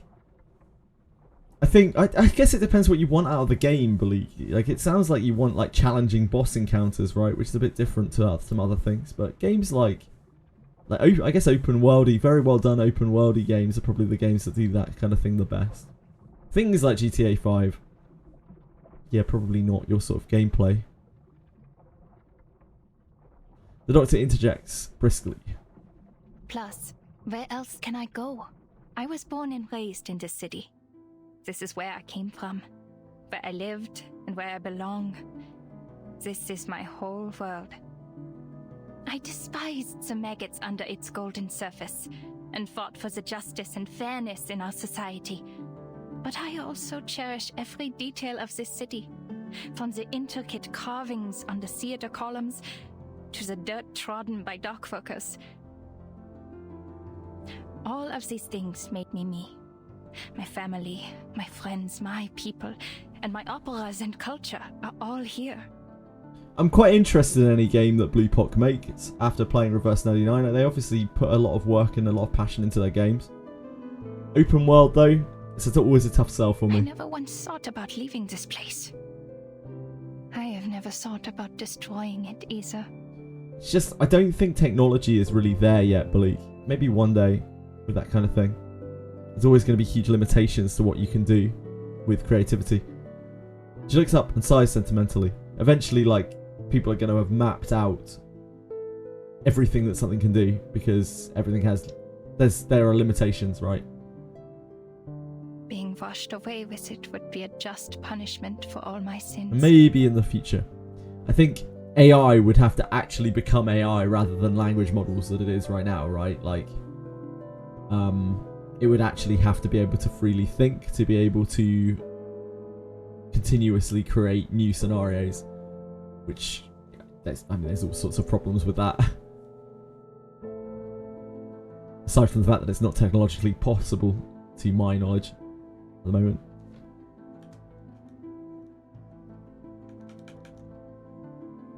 One sec.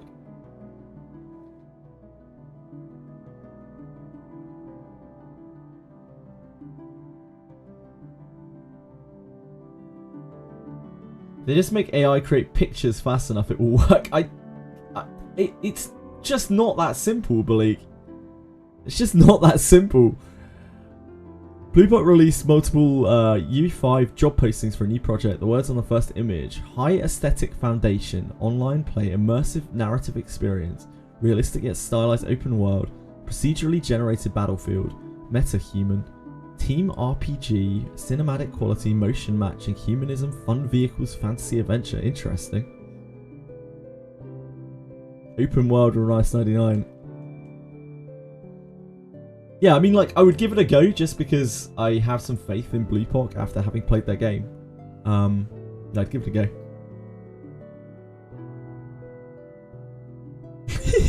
Literally, all we need is this thing that is ridiculously hard to make / impossible. Yeah, literally. Literally all we need is that. Her eyes are free from darkness and despair. Marcus can clearly see her determination. I wish I could be as brave as you are. See you, Miss Clara. That's all we need. She gently reaches out to her. All I need is a little bit of creativity and $5 billion US. Just a little bit of ingenuity and a small donation. Not far away, the Special Operations Squad is ready to go. Yeah, we have no idea. Crap on cabinets. It hasn't been specified there. It was just the Twitter comment that I saw.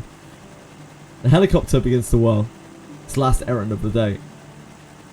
My nightmare scenario for that is that they just make an open world slop game, which would be a real shame. Inside the cabin, Isolde sits between two Razor operatives, her wrists bound in cuffs. Hurry, ladies, before any of us turns into one of those exquisite paintings. Sorry, but the headquarters is too far for the teleportation disc from here. You'll have to bear with us smelly old grunts. Million gifted subs. The Twitch will be happy with you on 1 million gifted subs. They're taking half of that. Yeah, I doubt we'll see that anytime soon, Malik. I'd like, yeah, I'm more than happy to be surprised. I would love to be wrong, but I don't think we're going to see that anytime soon. In lifetime, I would expect so. I'm sure there will be. There'll be massive leaps over the next, like 20, 30 years. In gaming, assuming the world doesn't blow up or something. Who the fuck is this dude, Razor?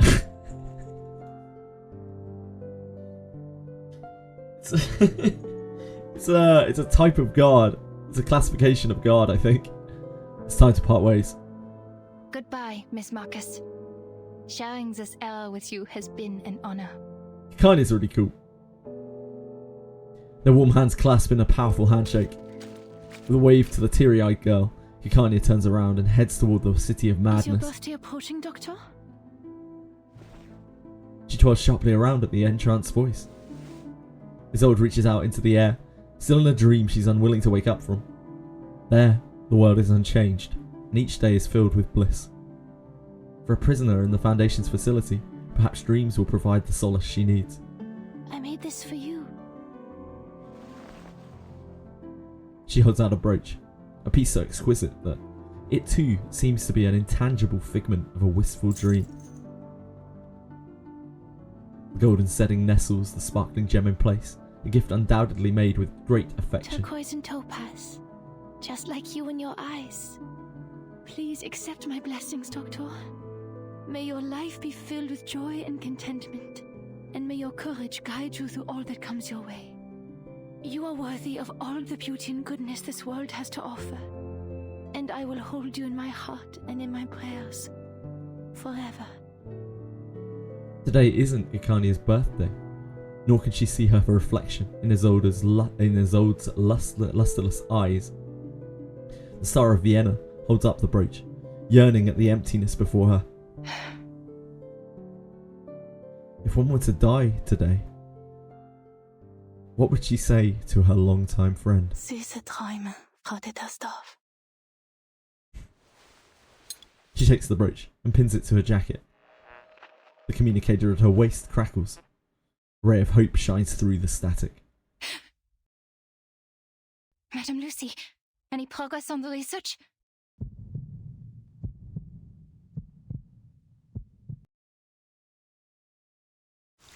That's foreboding.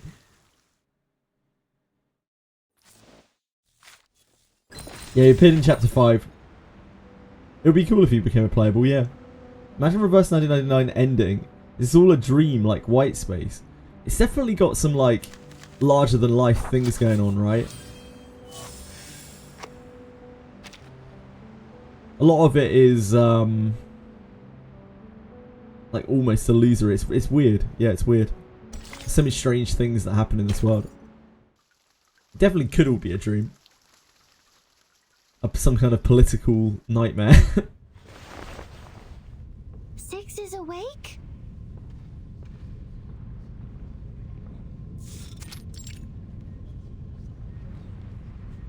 The blind woman nods, smiling.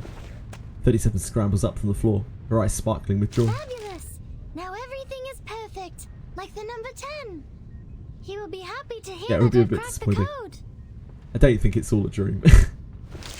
She skips across the room, a paper with the knot on it, still in her hand. I did it, Burton! I have proven the light of truth still shines. With some time, communication, and a flash of inspiration, we can bring it down from the unattainable skies and let its radiance illuminate all. Dreams play a big part in the story as well because of the somnambulism thing. Artificial somnambulism. So there's always the idea that I guess it could all just be some kind of somnambulism trip. And I've also proven But probably that the not. truth is not out of reach or too distant to grasp. So, once Sophia knows about this, Good luck, she'll Sleep. come back to us, right? I'm not sure if it will be that easy to pattern. She opens her eyes wide, eager for the affirmation she yearns to hear. I'm sure she'll be happy with what you've accomplished, 37. 37 nods with satisfaction and quickly dives back into her work, further perfecting the solution.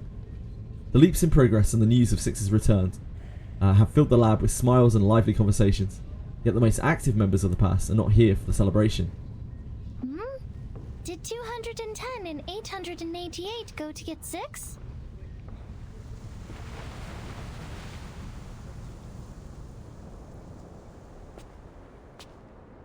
You don't seem that happy. The leader stops, looking at the speaker coming down the steps. The Star of Hermes deciphered the code of Aperon. She found a way to cross the emanation. We should all feel happy for her. The leader does not answer, having mastered the art of silence over the years. The rhetorician doesn't care. He can effortlessly engage in dialogue and is at ease in any conversation, even with a rock. Yet here you are, so indifferent. It is because you, too, know that what has happened will not change, regardless of whether she figures it out or not. A meager ritual to save people from the emanation is nothing compared to the disruption of the law above. It also cannot change the fact that our faith is dead. We're talking about how the island has sunk, and we're now sailing in a tsunami. A tiny miracle, a spark of inspiration, won't save the ship from the wrath of the tides. His tone is sarcastic, but the mockery is missing in his eyes. To be honest, I was surprised that she asked such a practical question. I guess the trivialities of the phenomenal world did eventually affect her. It's a shame that many others lack her determined will to see beyond the void of our broken reality.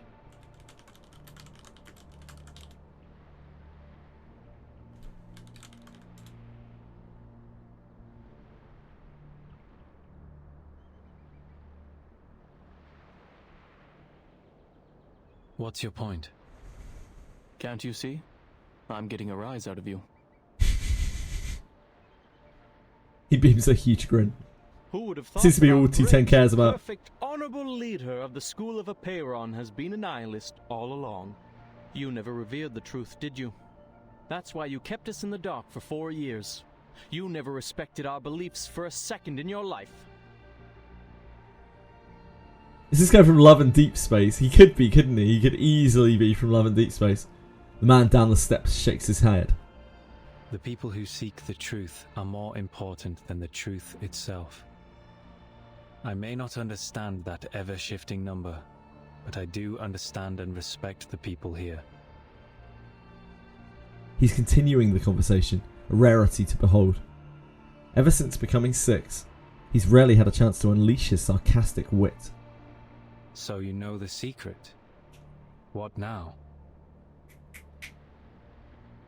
Now that you know the truth could lead to a nihilistic void, I wonder if you would abandon our doctrines, our wisdom, and our inheritance, and step into the darkness in a fit of rage. Damn, that is a huge spoiler. I'd really appreciate it. I'd really appreciate it if you didn't spoil such a critical story point. Wow. Nothing matters more than family. The Rock. Great. When truth fails, sophistry prevails. Correct? Ha! What's up, Chili? Come on. We cannot deny that fate, the unspeakable, holds wisdom beyond our understanding. I don't even see the point in continuing now. The game's ruined for me. Whoa! Crapping on cabinets. Chill the fuck out, man. Now I know chapter 9 is going to have to... Oh my god, not again. Perhaps it does take a You guys are out of control. An impartial nihilist. To steady this ship and remain detached enough to look on from the sidelines. You're completely wrong. Yeah, you are. I think you're quoting Fast and the Furious, right? That's not the right character. It's a pity. This was supposed to be the best time of year to make wine. Yeah, it's ruined Rims as well. Wow, damn. He spoiled Rim too. He leaves without looking back. The silent leader continues on the familiar path. Little monster. Should I kill my hand? Short distance away, 37 slides gracefully down the sand and runs toward him. 6, you're here. 888 said they're holding a celebration before the arrival of the emanation, in honor of the living and the dead. Will you join us, 6?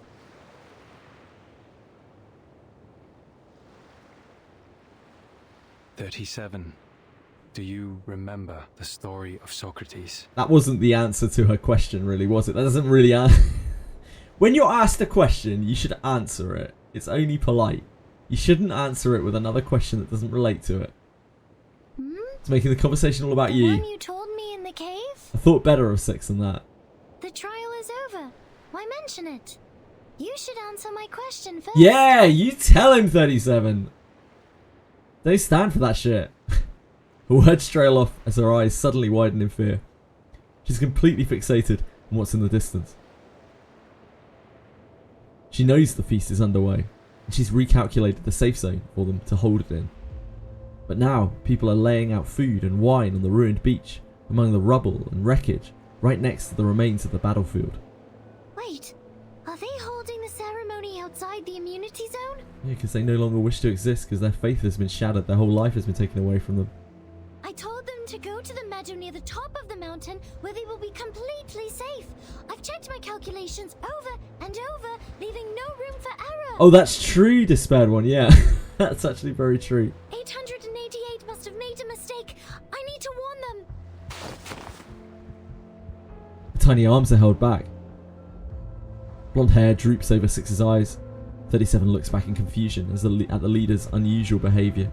37. Either be wise, uninvolved, and look on, or be practical. Hi, says Afriel. And suffer. We're just playing through the end of chapter 7. Which one will you end up So it's going pretty well.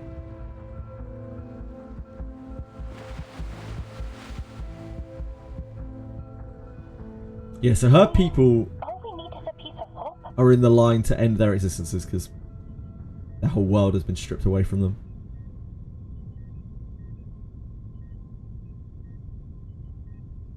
The voice on the phone sounds unsure. Yes. In recognition of your extraordinary contributions, Laplace is honored to present you with the fruits of our labor. This knot is the result of our research. The knot has been validated as a working ritual on both humans and arcanists. With the help of other arcanists, we found methods to avoid side effects and conducted small-scale experiments with success. So Robot lady. Holy. Chapter 7, yeah, it's really good. It's my favourite. However, My favourite thus far. Since the experiment is still in its early stages, it involves a variety of materials and complicated rituals that are not yet possible for transmission. Vrim always wondered what the appeal of this game was to Akuma, now he knows. Nor can we deliver you any experimental equipment, as the storm is about to make landfall.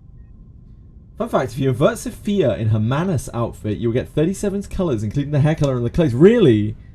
I always did... I noticed that from the start. I actually pointed that out, the hair colour thing. Like, they are as different as they can be. They are literally polar opposites in terms of hair colour, which I thought was very, like, anime. But after the whole of this plotline kind of played out, it now suddenly makes a lot more sense. I didn't realise that the outfit as well is, like, the complete and total opposite of palette. That's really interesting. Drag the open. The knot acts as an equivalent to the incantation. Wonder if they're soft or hard. Guarantee that They're the hard. casting requirements She's a robot, Lars. avoid This is the just a likely metal side effects. shell. There's nothing here. It's just metal. She's made of metal. Wonder if they're soft or hard. This is devastating news for anyone in need of rescue in the midst of a disaster.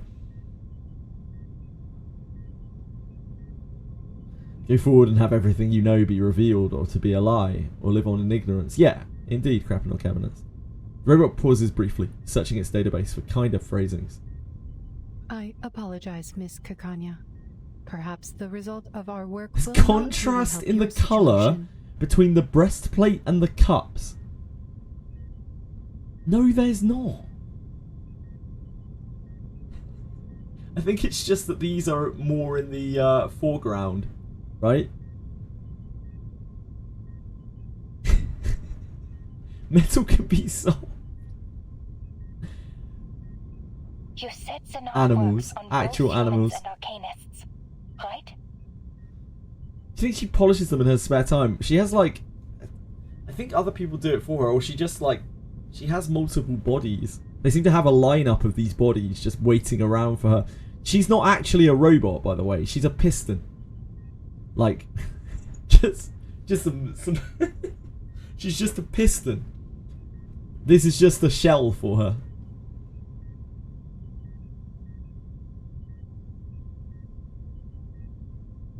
Why did they put two big ones on a robot? I could not tell you that, unfortunately. Surprisingly, there's no despair in her voice.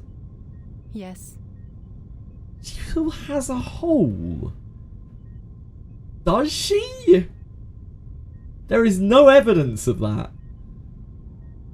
That is more than enough. This is the best news I've heard so far. Also, filthy. Yes, there is. Okay. There's a chance for everyone. You can see one. What?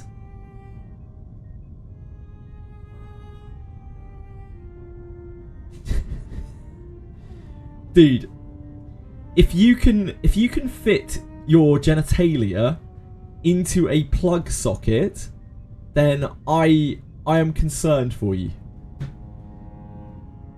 The robot did not understand her mumbling, but she found something in her database that might help. I have 2 more pieces of good news. Did it have to be 2, Lucy? First, the curse is not inevitable. Our experiments showed a 0.49% likelihood of no side effects occurring at all. Second, the closer the storm gets, the more pneuma fills the air, leading She to a may- greater she had some good success rate timing of there. The ritual.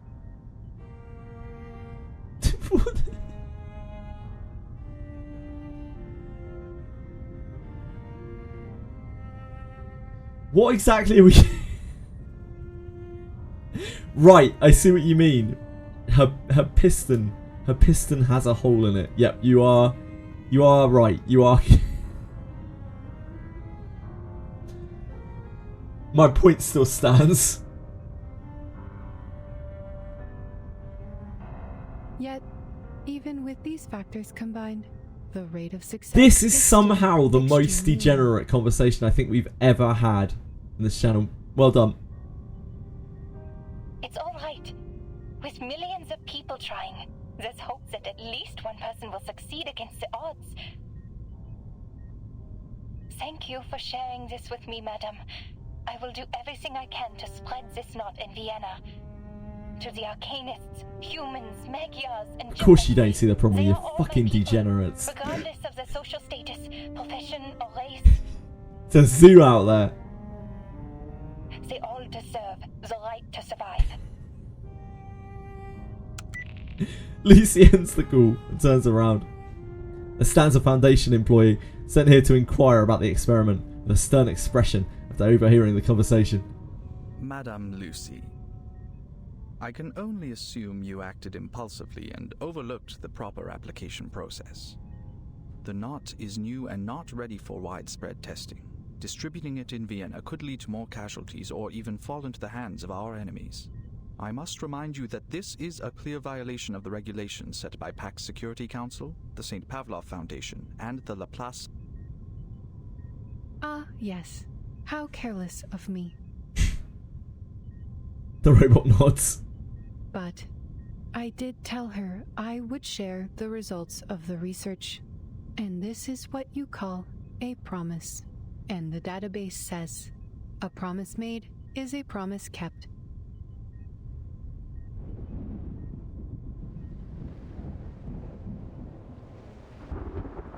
The storm is imminent. The final moment has arrived. Blah blah blah. Rules are meant to be broken. Brothers and sisters, put down your Tricky. cups for a moment and lend ear to me. My brothers and sisters. I really like 888. We were born She's cool. extraordinary, yet estranged from the world around us. Throughout the ages, we wandered the world like a ship lost at sea. Despite the instability and chaos, we persevered, and together we sought after the truth that would illuminate us all. Through introspection and contemplation, we cleansed ourselves of hatred, madness, and delusion, and embraced the value of beauty and harmony. Purple cabinets. What world do you live in where that is a cup size? Yet now, our shattered faith mingles with the rubble of this phenomenal world, as specks in an unjust timeline, as remnants of a tide long receded. The dream of the transcendental world is broken, and the order of the transcendental law is no more. Our sanctuary has crumbled, exposing us to live in a world filled with conflict and turmoil, where we will be trapped. The numbers are actualizations of their place in the universe and their attitudes, ways of life. They are nothing to do with the size of their assets. I'm afraid to disappoint you. But do not despair, for there is another way to the truth. It is a path fueled by unbridled passion, one that was stifled by moderation and restraint, a path that transcends the individual. Yeah, she's a banshee. Breaks all boundaries and limitations, and leads us back to the I presume in a that fiery blaze of glory. because that's the kind of folklore that they come from, that they're probably all Irish. Like her band, her clan of banshees. She talked about having a clan before, but something happened and she tried to. They live a very long time. She tried to guide humans, but humans threw it back in her face or something. And that's how she ended up here on this island, on the Number Island. This path is the emanation which we stride into for the Penguins is an ultimate expert. truth of our journey. Penguins is our Irish expert in these things, in these matters. Doctor? The boy eases his pace as he sees Kikanya rushing his way. Finally, someone I know. She cradles a thick stack of pamphlets in her arms, a little out of breath. Ilich, gather everyone you can and have them read out these steps in the plaza for all to hear. If possible, go to the Penguin telephone says the office, accent's wrong. The use accent's the wrong. printing machine to copy flyers. Distribute as many copies as you can. I'll go to Leopoldstadt and find the Gracchus brothers. They know where to find abandoned military hot air balloons. What are you talking about, Doctor? People are too busy trying to escape. I want nothing to do with those crazies. This? A guide for tying knots? Don't you know the world is about to end? So many warnings. Who'd want to read this? The people who want to survive will read it. I can't guarantee anything. It's a gamble for our lives. But people have a right to try before doomsday arrives. Ilich, please trust me one more time. Please. The boy recognizes the plea in her voice. Fine, Dr. Clara. If this works, your coffee for the rest of your life is on me.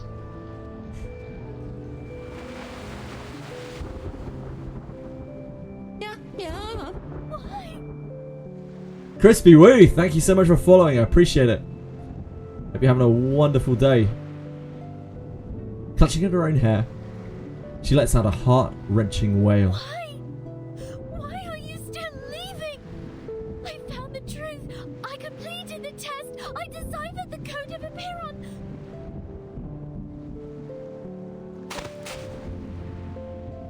She struggles, trying to break free from the arm holding her back, her eyes fixed on the beach before her. Why aren't you stopping them, Six?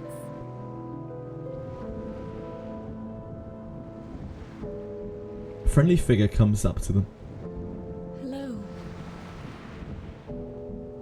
Are you joining them, Miss Marta? She smiles and shakes her head, turning her face toward the leader.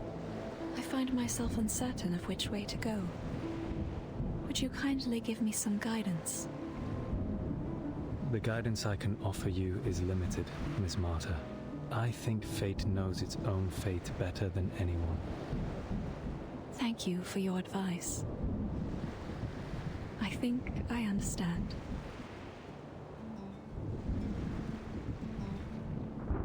She steps into the path of no return.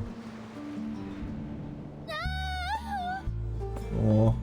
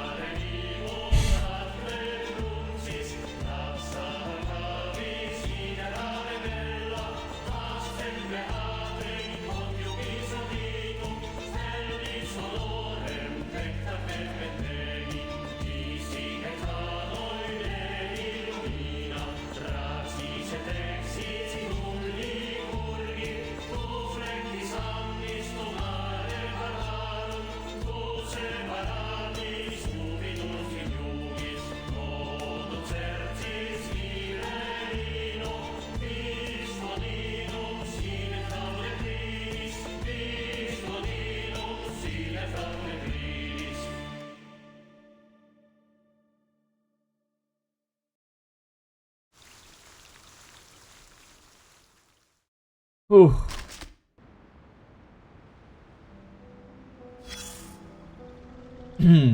Have I missed anything here which was actually worth reading?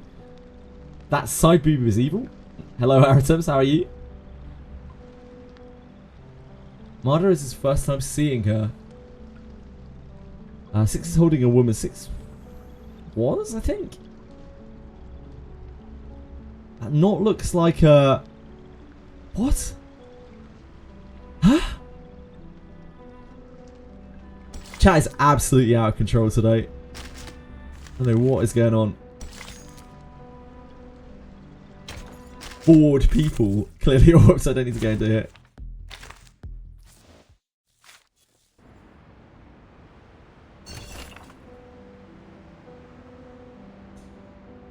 About that forest you're familiar with. About that companion you know so well. Balik. As you can see here, Aritems. King Boo and Balik did battle once again, and King Boo was pronounced the victor. Following the forest incident, Miss Weyerhaeuser, suspected of using her arcane skills to destroy and invade on public places, and thus causing severe damage, was required to eliminate the influence of Arcanum and restore the original function of the site, and was forced to participate in 120 hours of Foundation service activities, in addition to a fine of 200,000 Sharponda. I actually have no idea how to pronounce that. Sharpodontes, that must be it. 200,000? That's nothing to us. Miss Weyerhaeuser showed a high degree of cooperation in accepting her punishment. She enrolled in the temporary tree processing class and within 3 days dealt with the excessive tree overgrowth she had caused by trimming all the greenery within the foundation. At her impassioned request, the materials from the processed trees will be fully utilised. In the following period, the tree processing class responded to this request. We processed the trees into lumber and sent them to the engineering department. The byproducts were processed and into an organic fertiliser, and the remaining fruits were distributed by the canteen at lunchtime to offset Miss Warehouse's service activity time. The acorn bread and berry pies received quite good reviews. In summary, given Miss Warehouse's excellent performance and good attitude in admitting her mistakes during this period, we believe she has fulfilled compensatory obligations to our satisfaction, and it is recommended that surveillance and movement restrictions are lifted from Miss Warehouser in advance. That is all. Good old Drevis. And her delicious berry pies.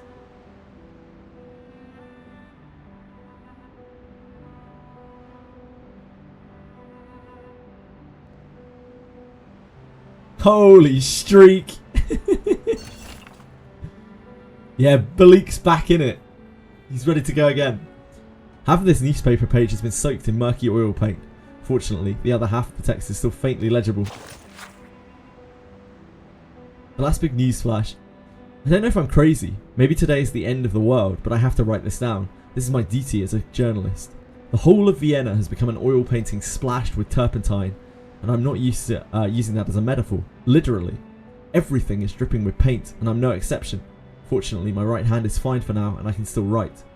I thought 3 men fighting to the death over the pronunciation of a word would be enough to make the front page of the newspapers, but I was wrong. A great war is unfolding. A great war that will involve the whole world. Those feet marching on the streets can't wait to throw the world into the roasting flames of hell. Hungarians, Austrians, Translithanians? Translithanians? Where the hell is that from? I feel very ignorant. Is this Lithuania? Transylvania? It can't be Transylvania, right? Ah, Translithania. The lands of the crown of Saint Stephen, or Stephen probably, informally Translithania, were the Hungarian territories of Austria-Hungary. The more you know.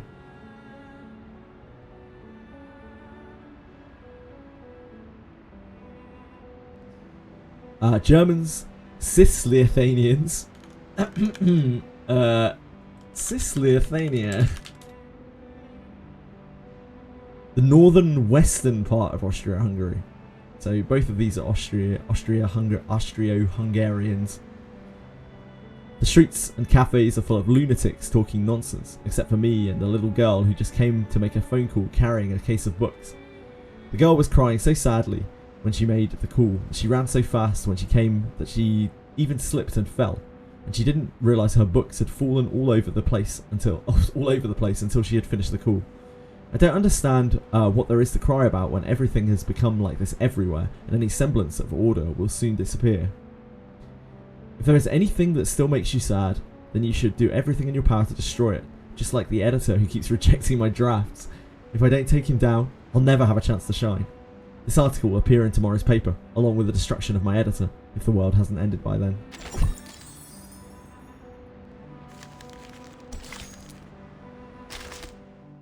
The fire brings down weeds in the field. How did I do that?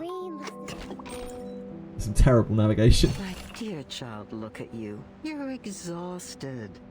I couldn't be of help then. But it's You got everything in 150 pulls. Congrats! The party is over now. At least let me brush your hair, darling. 500 bucks.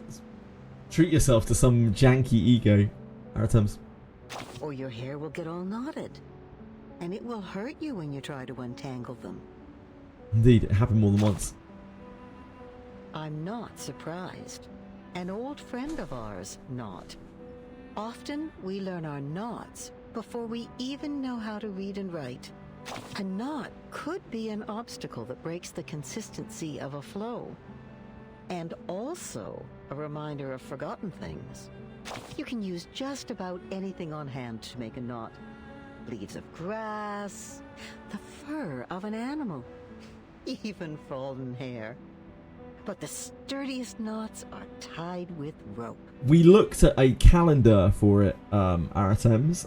I think next month is the Warp Train rerun, and then the month after that is Valpurgis. So October is Warp Train rerun, and then November is Valpurgis. Nacht.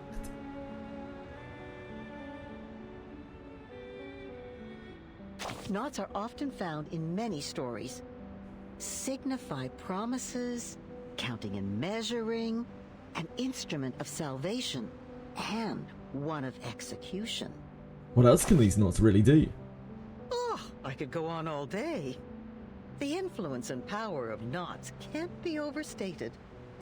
It is said that it was in the cutting of the Gordian knot that Alexander became the Great.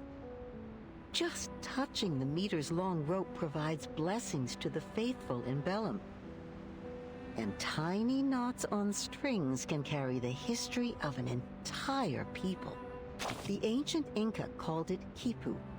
The intricate variations of hundreds of fabrics, colors, and lengths of strings were used to record their stories through the ages. And to think, Shakespeare only had 26 letters to create his masterpieces. Isn't there something a bit more practical? Just look around you. Don't sailors use knots to mark depths and mend sails?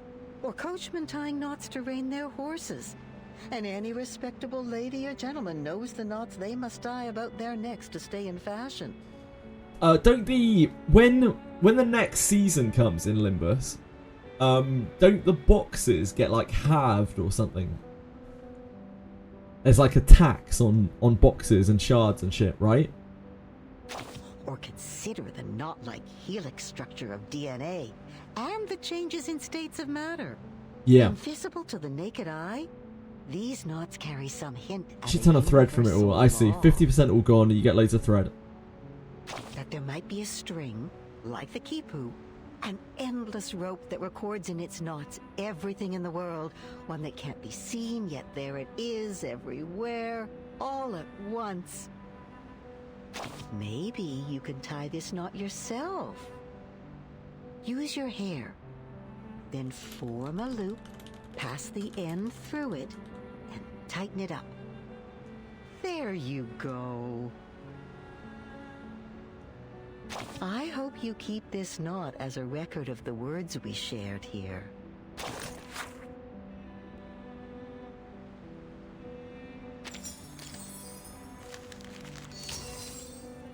The two numbers, each representing a pure essence of its own. So is 37 going to be able to convince these poor souls? Or are they just gone? I'm guessing they're all just gone. I don't understand. In the storm. I should be giving them my blessings. They're brave enough to return to the essence. But instead, sadness washes over me. I should feel happy for Sophia, now that she knows her soul number. Yet, I am filled with sorrow. The beach is quiet, clean, and perfect again. The storm has washed away everything that's happened. The war, the crowds, and the clinking cups, all gone. It's restored to the likeness of a better time, with no remnants left behind. The last echoes of an era have faded into the distance. Why did you all leave? Is it because I wasn't fast enough? Is it because I didn't do well enough? Her petite frame sways in the breeze until finally she crumples to the sand.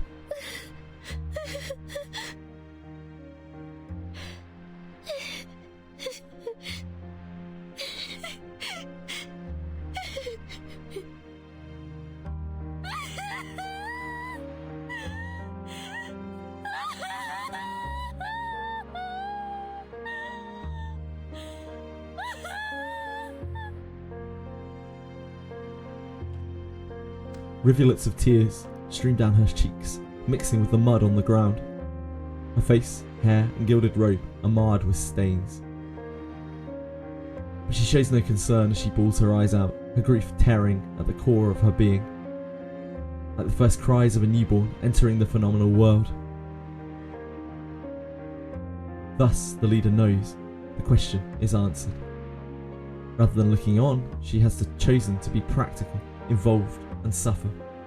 And now the moment of parting has come. Go, 37. Leave the island to the world outside.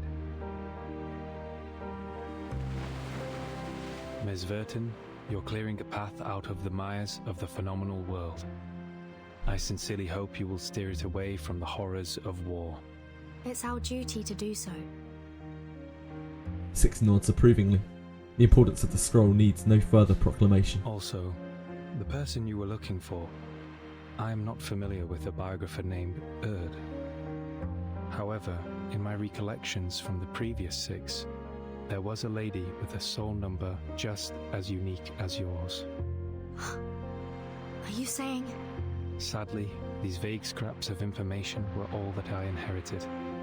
I hope they will be useful to you. He turns around. Without another look at the empty beach, he starts walking back. Some believers trail after him without hesitation. Seeing this, the girl wipes off her tears and scrambles to her feet. No! Wait! 6, where are you going? Everyone is gone!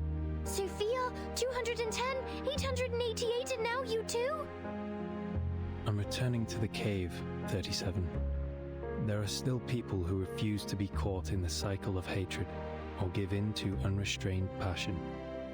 The entrance to the sacred place may be destroyed, but the people's faith is yet to be extinguished. We will persist in studying the scrolls, copying the scriptures, and restoring our halls. We will worship the Ancient One in penance and work to rekindle the flame of our broken beliefs. The island is a manifestation of our choices, a haven removed from the phenomenal world, a place of order and harmony. And it is our determination that will sustain its tranquil existence. I will go with you! No, your choice has already been made, 37. You should not go back. The sorrows and doubts you have can only be alleviated by experiencing the outside world. 37's face turns completely pale. 6 shakes his head, looking toward the setting sun. Thousands of years ago, the first faithful ones fled from the Roman Empire and journeyed to this island, where they founded the School of Epeiron. 500 years ago, refugees from Arabia found shelter here. They filled the cavern's shelves with copies of their writings and texts. Half a century ago, what beautiful CG. Scholars who had their research exploited for warfare came and expanded our knowledge on modern mathematics. There were many 37s and 6s among them. Yet, are we any different from them in essence? Even if we are no longer here, the numbers 37 and 6 will still exist. Even if the island sank, these numbers would reappear elsewhere. The integer sequence is infinite, 37. Rather than clinging to a set of specific numbers, you should go and work out your own calculations and conclusions. So now you're choosing to be wise and look on. But I don't understand. How could one be wise by being uninvolved and looking on from the sidelines? 6 lets out a sound, almost a chuckle. You overestimate wisdom, Ms. Verton. It can't do everything. Wisdom can free people from ignorance, but it can also lead them to a nihilistic void. Yet, someone will always seek this wisdom, even if nihilistic, to briefly rise above their worldly troubles and find some relief. And someone will have to stay here and provide a neutral haven for the drifters of the phenomenal world, and give the lost souls a harbor to return to. He turns again, ignoring the calling behind him this time. Wait! Six! Wait! She rubs her face with her palms and pulls up her robe, running down the beach. She stumbles over a pebble and falls, but she pushes through the pain and rises to her feet, still running as fast as she can. Wait, Six! Atticus! The man stops. You'd not expected to hear that name. Numbers are the essence of one's soul, but names are but echoes of the phenomenal world. He was born into his number, long before he was given the name Atticus. 37 never once called him by that name, for she had always valued the essence above all else. Now here she stands, hair tangled with mud, knees bleeding, all battered and bruised, yet her gaze remains absolute, resolute. Will you leave a door open for me in your cave, like when we were kids? I know the transcendental law is in disorder, but that doesn't mean the truth is gone. I will carve a new path through the chaos, calculate better solutions than ever before, and delve into the phenomenal world to discover all it has to offer. By then, if I run into problems that I can't solve, can we talk about them together? Like we used to? 3 maxims were carved on the pillars of the Temple of Apollo. The blood of Apollo! Know thyself, nothing in excess, and give a pledge, and trouble is at hand. What can he say? Alleviating doubts is a leader's duty. Yes, a door will be left open for you, 37. Both you and your friends can come in. It's a promise, 6. She brushes away her tears and waves to him. It's still a goodbye, but it's no longer as devastating. The last of the Etheria followers have left, leaving only the Timekeeper's team on the beach. Zeno sent a ship to pick us up. Let's go, 37. The researchers of Laplace would love to meet you. The girl's shoulders are trembling. Are you nervous? Afraid of the unknown world? Maybe a little, but I will get used to it. She lets out a breath, clearing the tangle of emotions from her mind. A familiar smile lights up on her face. Because the nature of the universe flows in all things alike.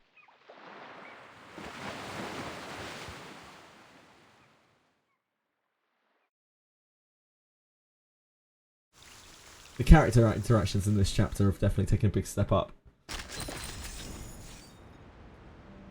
Have you seen Marisi gameplay? I have not. Hold on. How are you, Velvet? My dear. Marisi. Gameplay looks cool, but unfortunately it's a Gouda game. Is this going to be porn? Am I going to get banned? Marisi, Visible Future.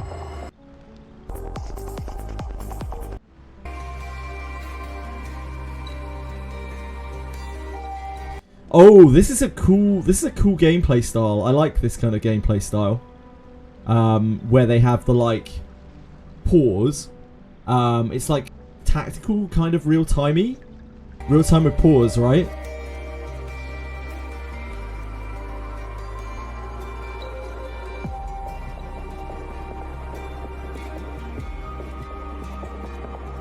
Yeah, I really enjoy this style of gameplay. I think it's super fun.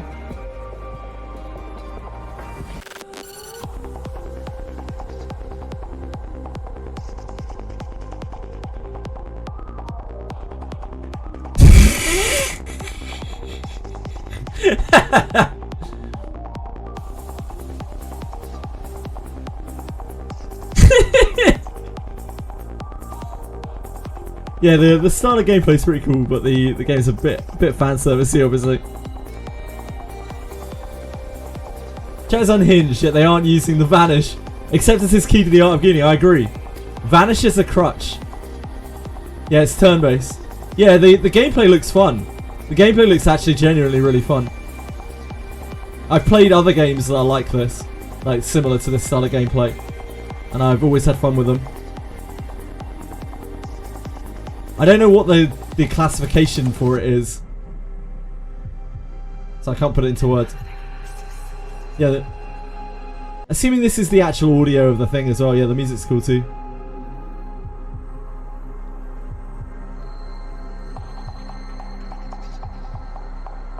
This might be the sort of game where I could look past the certain elements of it, just because the gameplay looks fun.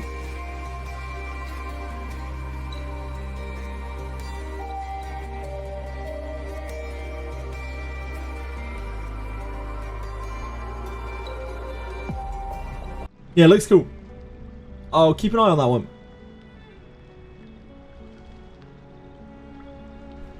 You should know that usually if you can pull a character, it means they already reside in the suitcase. But there are some exceptions like Six and the Laplace crew who only visit occasionally. That's interesting, Savannstein. How many years until it comes out? With this sort of game, like, if we're comparing this to something like a Nanta, right? Like, this is a game where we've got, like, real gameplay. This is an actual footage of a whole fight, and probably some other stuff as well. This is probably a game... This isn't the music that's used in this, by the way. This is just that backing track over the top of it. This looks like pretty fleshed out. I wouldn't be surprised if this came out next year. Depends how open world this open world is. I take it the open world is just going to be a bit of a side thing. Yeah, it depends how in depth they want to make the open world, but if it's just like, if the focus of the game is on that combat style type thing, then probably next year, I would guess. It's just funny to ask, yeah. I haven't seen that one before, Vermo. Thanks for linking. What's it called again? Marisi. Marisi Discord. Do we have a Marisi Discord? Marisi Invisible Future?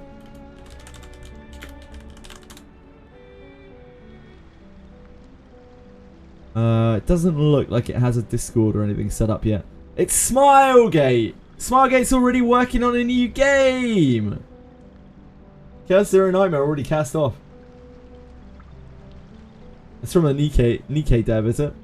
It's made by, oh yeah, Smilegate and ex-Nikkei dev. Ex-Nikkei dev. Yep. I'm pretty hyped for Chaos Zero Nightmare. I think I'll have some good fun playing Chaos Zero Nightmare. I know, you know, it's had some... People have had their differences with it a little bit, but like, I'm still excited to just get in and play the game. I think the gameplay of that game is super fun. ZZZ open world is what it looks like. I don't know what ZZZ is like in the open world. But the combat, yeah, that stands out to me in that game. That's a cool style of combat. I don't think I've seen that. I'm sure it's been used in some gacha before, but I don't think I've seen it from like a slated gacha before.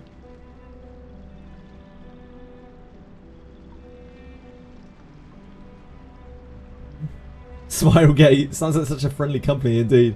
Imagine the gacha is going to fix itself on release.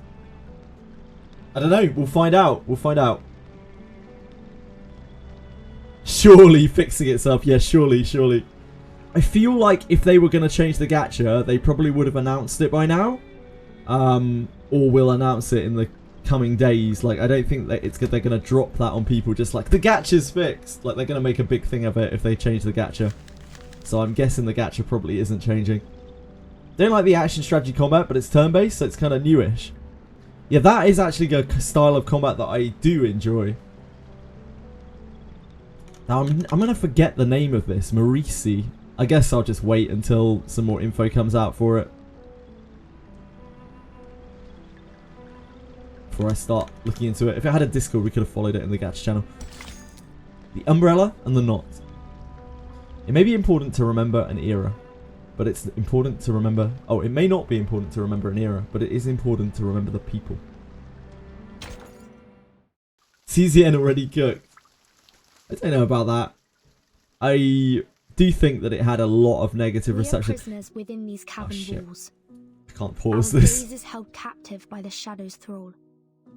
I Until have to our finish hands the thought clasped after. and our chains rattled, we united to break free from our shackles. The sightless joined forces with the soundless, and the voiceless uplifted the helpless. Together, we assembled a sliver of truth, a piece of the world hidden since youth.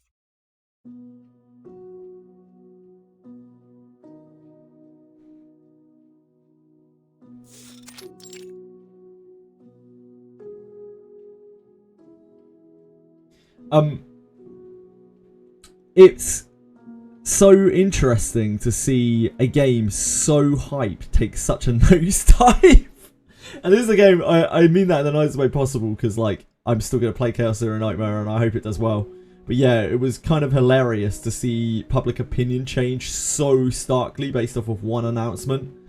You went from like everyone in the gacha space being super hyped for this card game, where like it generally wouldn't even get that much hype. It was just happened to be in the right place at the right time. And the gacha announcement, like the same day, I couldn't believe how negative everyone got on that day of the gacha announcement. Like literally dozens of people coming through chat just like, have you seen it? CZN's dead. Like just so many people. I wouldn't have even guessed. I wouldn't have come anywhere near guessing that there would be that much of a negative outcry. And it was pretty much just the 50-50. Like, the other details of it almost didn't matter. It was just that it has a 50-50. I guess, like,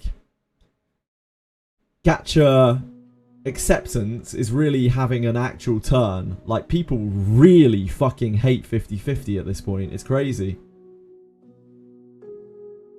CCN wasn't that hyped. I think it was, Capisor. I think you're underestimating it. You're quite a negative person. And I think you're actually underestimating the scope that CZN had, because it was actually quite hyped. Like, it was well beyond its circles. It was getting attention from people who don't really, aren't really interested in that sort of game, which is quite big. Yeah, the E7 bros definitely did help to push it. The art carried the hype. Yeah, the art, the setting, the whole... we saw, like, people throwing around that it was, like, Limbus Company, that it was, like, Reverse 99, that it was, like, Nikkei, that it was, like, Darkest Dungeon, that it was, like, Slay the Spire. Like, all of these different things. It really isn't many of those things. It's pretty much just Slay the Spire. Like, it's just Slay the Spire. Also, the way it looked, like, it was getting a massive amount of hype for considering the scope of the game.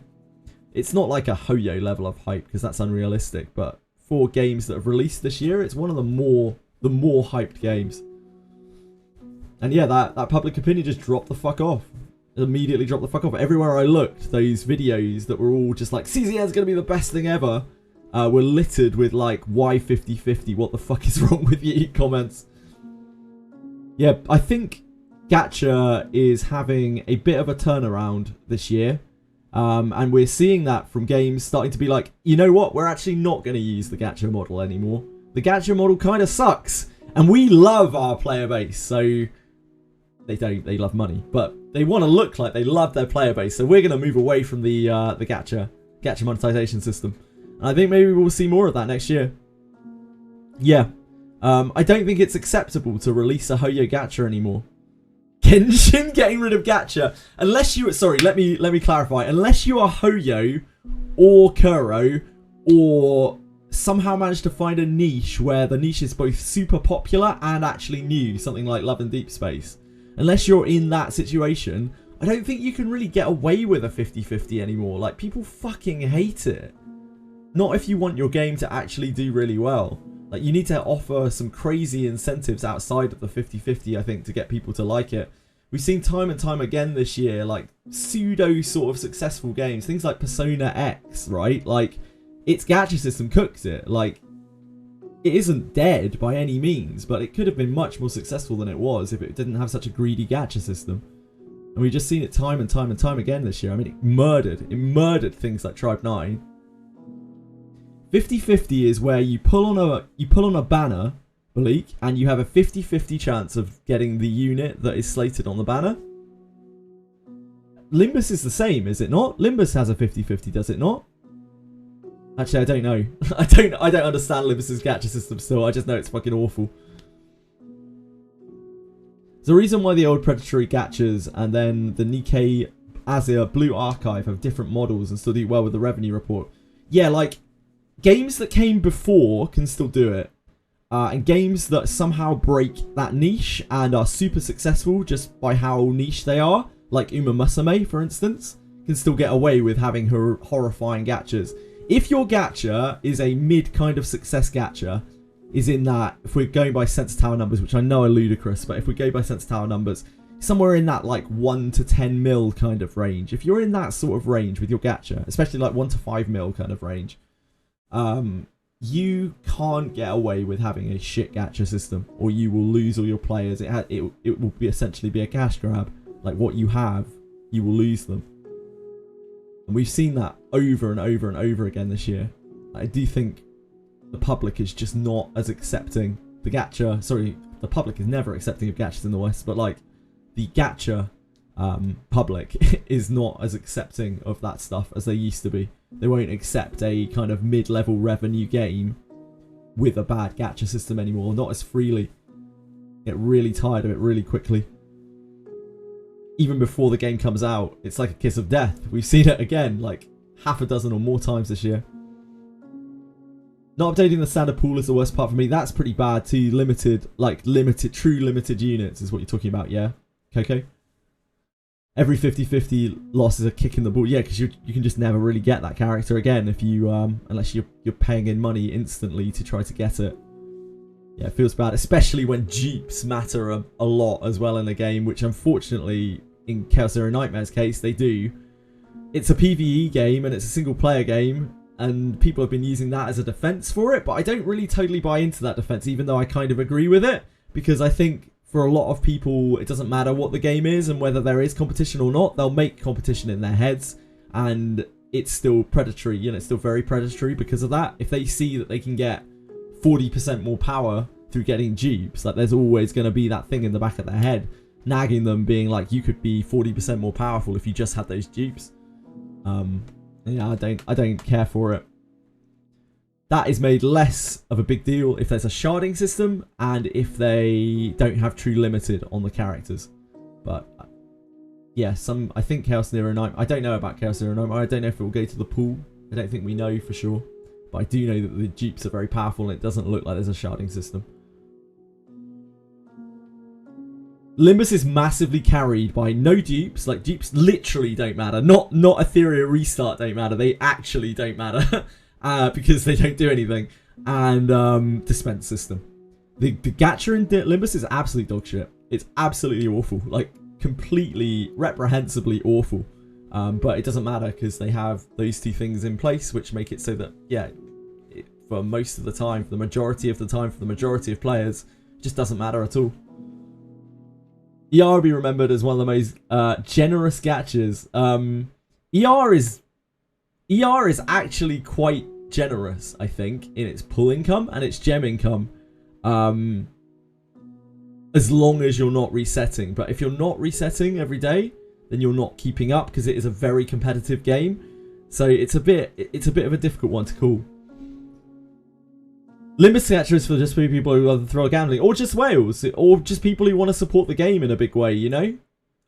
It's not, because they have those other systems in place, it's one of the rare cases where the gacha doesn't really matter in that game because they have those other systems in place. But when people do feel like they have to interact with the gacha, like the Arc Knights collab, people do suddenly realise, like, man, this fucking sucks. So if you didn't have the foresight to save a load of resources for it, then some people have been put in a very difficult situation, have come off feeling very jaded by the Arc Knights collab. Because they just weren't really aware of how bad the system was until they had to interact with it, until they were forced to interact with it. I don't understand why limited exists beside collab. I can understand collab is limited, but your own game character is limited. Fuck yeah, I agree with that, Velmo. I think it is a relic of a bygone era at this point. having true limited characters that are not collab characters. Collab characters, absolutely, I totally get it. Totally get it. Everything else, nah. It's a big red flag. It's a big warning bells delivered. And one of my favourite games, if not my favourite game, Wizardry Daphne, has like limited characters that you can't get, that don't go to standard banner. Like the standard banner is really weird in that game. In fact, it doesn't even really have banners. You just use these fucking bones that you get. But it kind of works okay for Wizardry because Wizardry's such a weird game. But I'd still prefer it to not work like that. You're saving so hard. Yeah, for anyone who didn't have that foresight to save so hard, didn't have any kind of understanding like most of the casual players in the game, I've read quite a few reports of people being like, man, I can't get the egos from this event. I don't know what to do. I've never been in this situation in Limbus before, and it's kind of sad. Yeah, it's kind of sad. The whole limited thing goes very much against the whole of their dispense like culture, and people, yeah, it's just sad to see like Limbus players getting upset because they can't get their Arknight egos that they really wanted, because they didn't really understand what was happening. It's so alien to Limbus if you didn't keep up on what was going on. Wiz is so weird because I love my team so much that I don't really want to change it, so I don't really care about the gacha. Yeah, and it's intended to be like that. They wanted people to get very attached to their adventurers. They wanted people to keep pulling so that you could use inherits on your adventurers. Yeah, a lot of people are in that situation where they're like, oh, I don't really need to pull that much. But then you have loads of other people who are like, holy shit, Deborah in a bikini, fuck me. So it all kind of works out for Wizardry. At least when they make the gacha bad, I save money because I have no desire to spend. Agreed. They made it to the collab for people who already got past through all the cantos. And made the collab for people who already got past all the cantos. Yeah, but there are lots of people who will have come back to the game or have joined the game because of Arknights, the Arknights thing.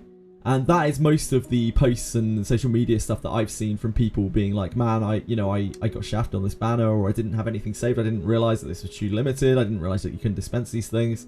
Because it's just such a standard for Limbus at this point. Everyone's so used to it. Quite a few spoilers in the story after all. Yeah, true. World on too many units in Wiz before knowing the game was punished. Yeah, the game doesn't really reward whaling that much. You can have an unreasonable level of power if you whale like really hard in Wizardry. You can get to really unreasonable levels of power. But there's definitely drop off in terms of spending, and that drop off is almost immediate from like being free to play to spending a little bit because the gem packs are so bad in that game. Things that you can buy like is so bad. And yeah, you can potentially scale almost exponentially in that game, but most of the exponential scaling is from gear farming, which whaling doesn't influence. All you're getting from whaling in Wizardry is the raw unit stats. And in some cases, that's very powerful. Some of the characters, particularly like Lana Vale, although she's kind of easier to discipline anyway because she's a base character, Buchanan, Abenius, they're probably the biggest standouts as like mega whale characters where, yeah, they do get quite a lot more powerful if you whale up their disciplines and their inherits. They get kind of crazy. But for the most part, whaling doesn't actually do that much in the game. It doesn't get you through the really hard content. It just makes it easier. And it makes some of the things much more accessible, the very end game things like Morgus, things like the demon in the cave and Zero Corrosion Warped One, like the things that need a lot of, like brute force power makes quite a lot of difference on them. Bacana Bikini Dream, maybe. She's practically already in a bikini, go, to start with.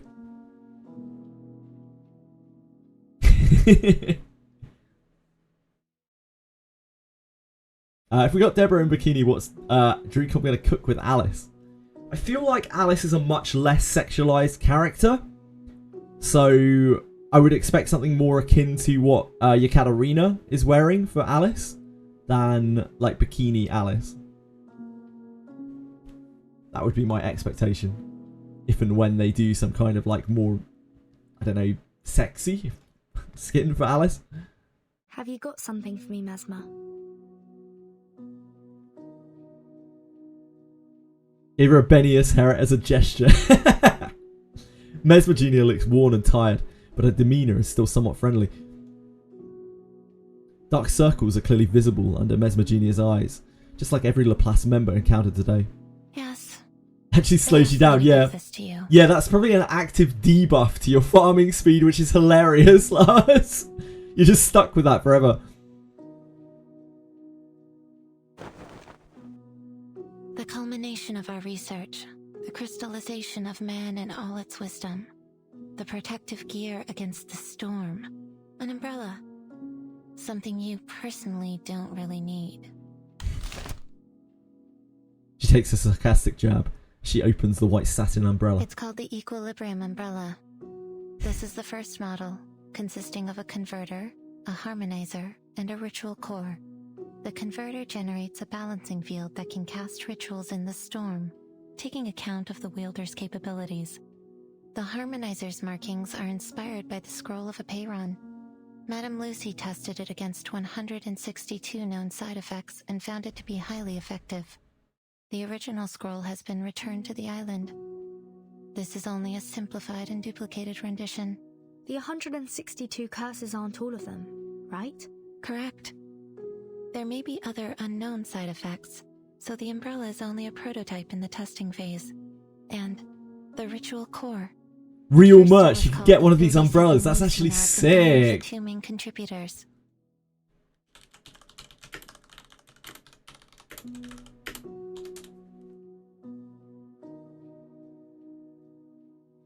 Equilibrium umbrella. That's so cool. Damn, that's a sick umbrella. I'm not surprised it's currently out of stock and unavailable. That's so cool.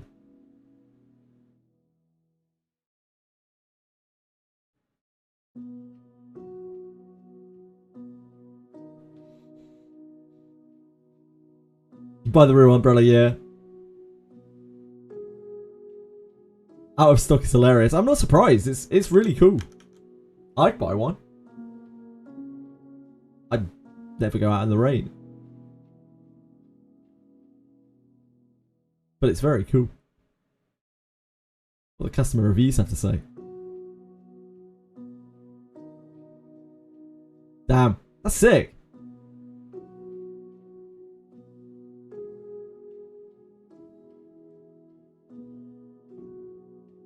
I got the foldable version of this umbrella. It's nothing short of extraordinary. Not only is it stunningly beautiful, the intricate details make it feel like straight out of the story. Every fold, every line, it's perfection. It's an absolute saver, blessing me with this gift just in time for Christmas. Yeah, this came out last year. Product is amazing, as well as the team's quality control prior shipping. Fit 2 people underneath. Have you relatively free from the rain.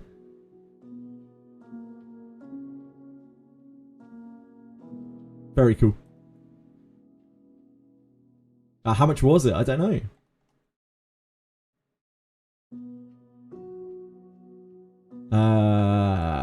You can get it here.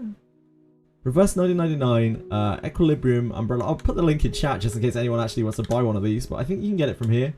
There you go. £51. So this is what, about $70? Something like that.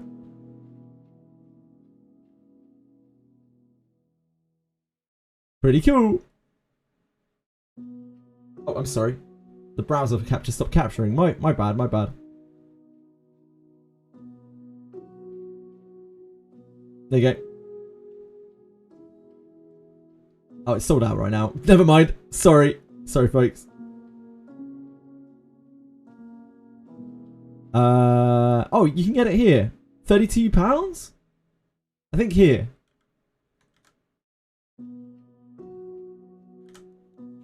Yeah, I'm sorry, folks. Try this. Try this.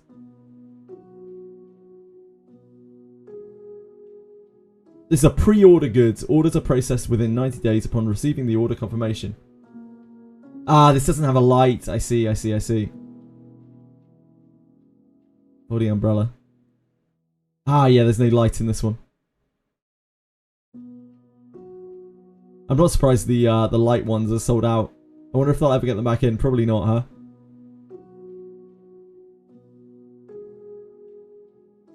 Really high quality stuff.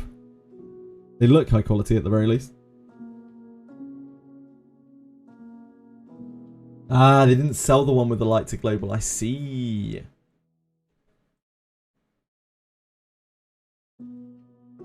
Yeah, I imagine they didn't want to over make them. That would be awkward, and they'd just be stuck with a load of light up umbrellas. But yeah, it looks like they sold out pretty quickly. However, both of them turned it down. Yes. I still remember what 37 said at the time. She would rather name it after the mathematical properties of the knot, even if it's too much of a mouthful. No, no. 37 is not a name, and the truth should not be dressed up with anyone's name. I only found it. I didn't invent it. I do need something named after me to prove my sense of existence. But I'm not on the island anymore. I can understand that the imaginary numbers need to honor the discovery.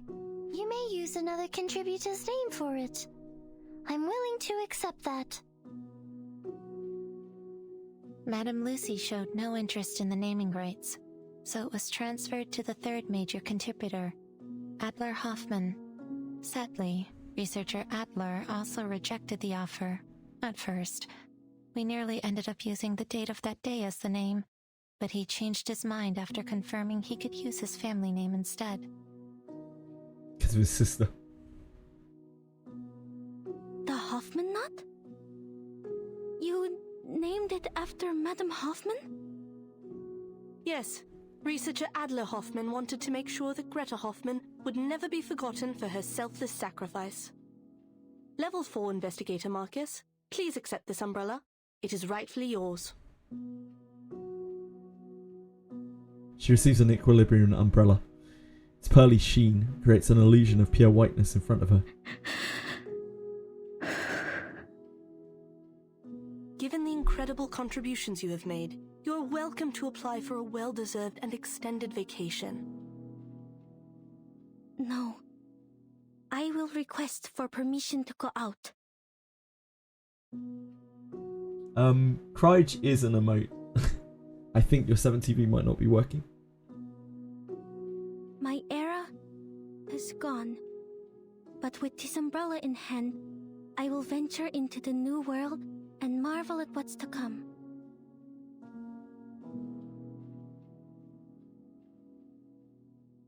How sick they would be on a rainy night. Yeah, genuinely. Yeah, I would love to have one of those. I think they're so cool. Like, it would be such a talking point, like having this light up umbrella. And sure, when you explained that it was merchandise from a gacha game, people are probably like, what the fuck? But it'd still be a cool talking point. Marcus looks up at the sky. Will the sucker tort taste the same? The blue reverberation AirPods are crazy. What are those? Are they in there as well? Blue reverberation AirPods. I don't know what those are. When everyone holds up their umbrella, Greta is right there with them, yeah.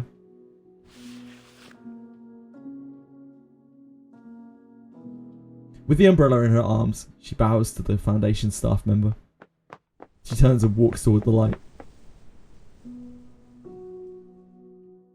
And lastly, the asymmetrical nuclide R in the handle of the umbrella is supposed to protect against the storm syndrome, but this still needs to be confirmed through testing. It's okay. This is the one thing we need the most. If you have no further questions about its usage, I'm heading back to the rehab center. The afflicted researchers there are in dire need of my magnet therapy. Who wouldn't be? Don't you think 1 is not enough for my needs? I think 5. No, 15 might be more helpful. An unexpected question. Mesmer Jr. stops it with a surprised look on her face. My suitcase can't protect humans from the storm. They'll need the umbrella to survive. In the future missions, I may encounter lots of... Mesmer Jr. interrupts. Just a reminder, Timekeeper. This is only a prototype. The application forms for the umbrella are available in the Foundation lobby. Feel free to apply for as many as you need. She turns and leaves, not staying for another second. Thank you, Mesmer. The amount of sunlight is just right. The umbrella pops open, rotating with a touch of grace. Against the white fabric, the golden knot gleams with brilliance. 37 was right. It is a beautiful shape indeed.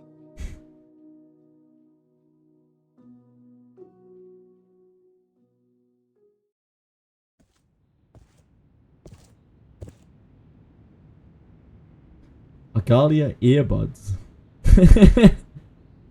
They're cool.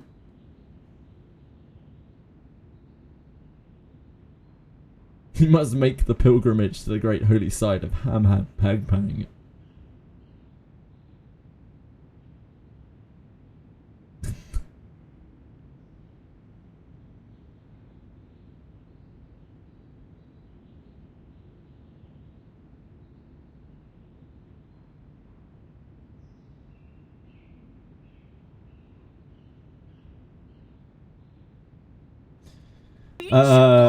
Quick wizardry question. Is the evasion scaling on the new Deborah worth going all speed on bonus points? Do I need to level up here before merging? If you are dead set on using the new Deborah, which I would recommend against because she's not very good, I think you want to go as high evasion on her as possible. You can actually push her evasion to very high levels. I think that's where her kind of niche lies. I've seen people with 400 plus evasion Deborahs. Yeah, she kind of sucks, Dragayoshi, because, like, they've just done the biggest two-handed weapon buff, like, and made two-handed weapons unbelievably powerful, right? And then they immediately release a character who is a sword and shield unit. So, like, the way that I've seen people building her is the only really standout build I've seen using her is the one that just pushes evasion so high, so she's actually like untouchable by physical attacks, by any physical attacks in the game. If you really want to use her, but you probably require disciplines on her to push her. I mean, that isn't the hardest because you can use regular Deborah for that, to push her evasion up. Her signature attack also is very underwhelming. The Foundation Square had been restored to its former glory. Yeah, so I think you would want to push her speed as high as you can, like evasion as high as you can. A recognisable figure stands there, having waited for a long time. Hey, Vertin! Did you get it done? Yes, it went smoothly. I was expecting something more complicated. So, to get the umbrella, you only need to fill out forms. Huh? That's not what I was talking about. I'm talking about the brave and glorious sacrifice of my apple II. Don't you think the Foundation should compensate me with a shiny new ship? No. Oh? What do you mean, oh? Are you saying you totally forgot about it? Yes. Regulus closes in, offended, putting her hands on both her shoulders. Easy, Regulus. Those people are likely buried in paperwork right now. Just be patient and wait. She twirls a golden medal between her fingers. Lilia, how was your commendation ceremony? They rewarded me for escorting the important item during the storm. How is delivering a scroll worthy of a reward? I'll say someone should be grateful I didn't crash into the committee building. She tosses the medal to Regulus. Take it. Might be useful for your alchemy. Oh, let me see. Regulus brings the medal to her mouth. The noise! And takes a small bite. Oh, thanks, mate. It's made of pure gold. On behalf of the pirate community, I thank you for your remarkable contribution to alchemy. I have one too. Quantum! Juvis III walks over and places another medal in Regulus's hand. Like Lilia, she was rewarded for helping to deliver the scroll. Please forgive my lack of contribution, Timekeeper. She missed the island trip because of the forest they planted in the Foundation Square. Fortunately, the square has been restored to its original condition. It seems the awakened woods have embraced tranquility once more. Perhaps a sign of good things to come. I'm glad to see you back on your feet, Miss Truvis. In fact, there's a place I'd like to introduce you to. A flourishing island that survived both war and the storm. I think a talented druid like you would be of great help to them. So I guess Druvis doesn't just make the plants grow, she actually awakens them. That's why they get so crazy, because they have a mind of their own. Sounds like a place to look forward to. The reunion is cut short by the pirates cheering. Nice. I guess that makes Druvis exceptionally powerful. Not as big as Lilia's, but it is made of a rare kind of metal. This is a good start, Captain. This apple thinks we only need 300 more medals to afford a new ship. Pretty much, yeah. You read my mind, Mr. Chief Mate. When will Xeno's ceremony be held? She said there that she awakened them. Unless she was being superlative. This captain is not a fan of these ceremonies. So, could they just mail me Yeah, she actually medal? referred to them as awakened woods. The rocking pirate coughs awkwardly, her eyes darting away from the cover of her shades.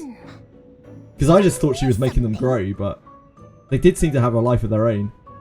So yeah, maybe they were just awakened. Maybe they still are awakened, but they've just gone back to chilling. Are we holding a medal exchanging party? Sotheby! Regulus rejoices at the sight of her little lady, tears welling up in her eyes. She stretches out a hand, and Sotheby immediately gets the message. But I don't have a medal. All I have is this big round golden... A handful of weighty jewellery is placed in Regulus's hands. She's like unbelievably rich. I think we can buy a new ship with this. Regulus wraps her in a ginormous bear hug, moved to tears. Praise Sotheby, the most charitable woman in history, the revitalizer of the pirate community, the prime sponsor of the ingenious alchemist, and the bank vault on legs. Regulus! Yeah, she's like ungodly rich. She doesn't even understand it. I remember in her mansion, she just had a vault that was just full of gold bullion, right? The timekeeper asked me to request a new ship for you, and we have the approval. The Foundation will rebuild Apple II and pay for its maintenance. Huh? Funny you say that, Sonetto. Her parents might be working for the manor. It's interesting. I think there was some alluding towards her parents being involved in something nefarious, right? During the chapter. I can't remember which chapter it is anymore. Chapter 2? 1? 2? 1? 1, I think. Yeah, 1. Take this, buy yourself something nice, yeah. She's a pimp. The trees sway in the breeze and the sunlight streams through the leaves. It is fine weather to set sail again. Now we have 2 new ships.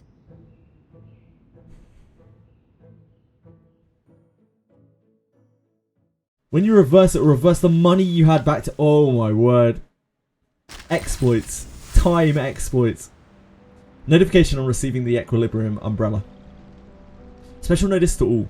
The prototype of the first generation personal storm immunity device, commonly known as the Equilibrium umbrella, has been completed and validated through Miss Lucy's testing. Thank you all for your contributions and sacrifices. Everything you have done today will be forever remembered in our history. Special thanks, listed in alphabetical order. Abigail, Adler, Afra, Alice. Miss Lucy should be on the list, but it's in alphabetical order. It's only fair. Adler sure got lucky with his name on this one. Oh well, he deserves it. I'm off on vacation. I'll treat everyone later. Remember to come along.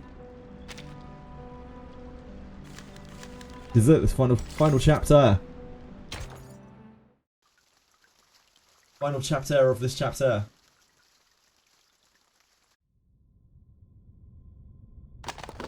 The youth are sailing for a new world, while the old are saying goodbye to the world they knew.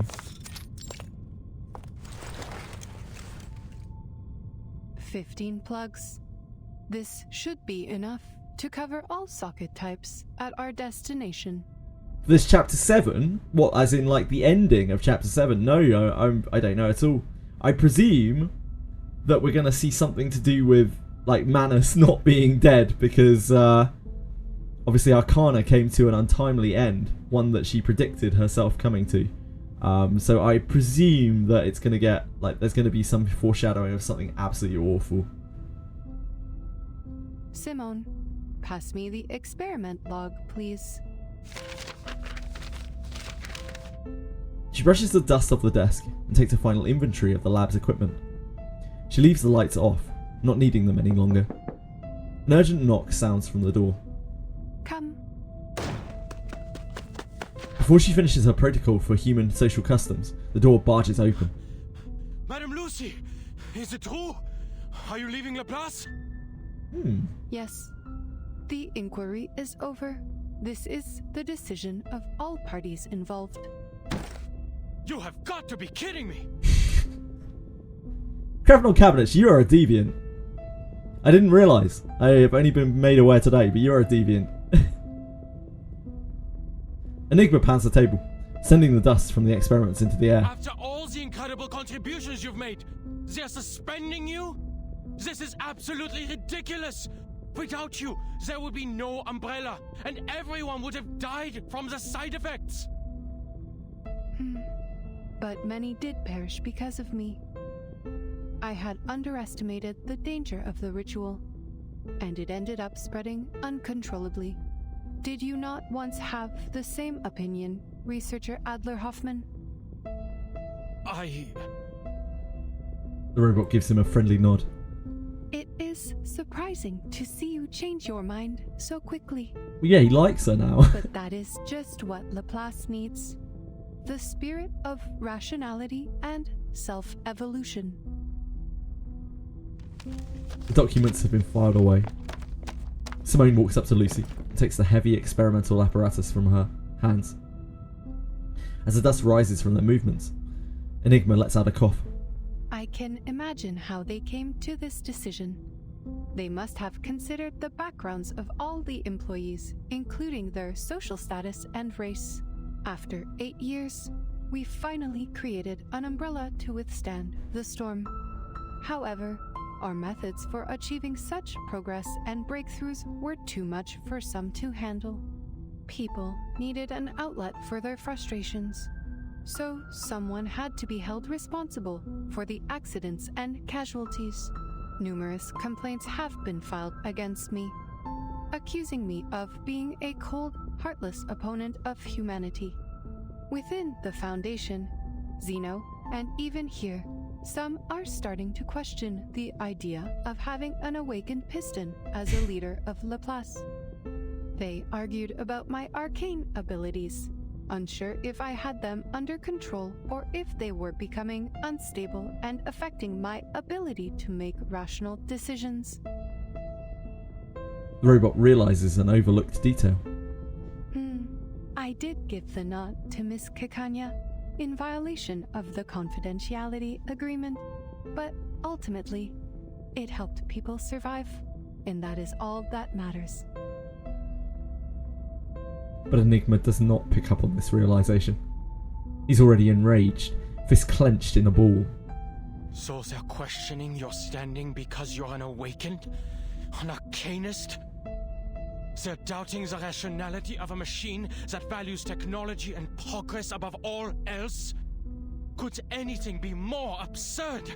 Even I, a human, was on the verge of giving up. It was you who convinced me to save our species. My question is, why are you so upset? This does not affect you. In fact, you may be promoted. Laplace is setting up a new department, and you and Ulrich should have been invited to head it. A match made in heaven. Weil das verdammt ungerecht ist! Diese Leute kennen dich nicht. Sie haben nicht mit dir gearbeitet oder dir zugehört. Und doch ernten sie freudig die Früchte deiner Arbeit, während sie dir keinen Respekt erweisen. Der einzige Grund, warum du suspendiert wirst, ist, weil du, ein Erwachter, nicht wirklich sterben kannst. Oder sie würden dir jetzt eine Ehrenmedaille auf deinem Grabstein verleihen. Maybe you should take up that offer. At least you will get a promotion as a just reward. Enigma opens his mouth, but no sound comes out. He wants to tell her she's wrong about him wanting the promotion, but he's too flustered and angry to speak. The robotic eye slit pulses.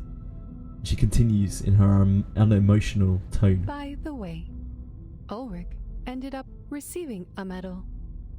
But like you, he was not exactly thrilled either.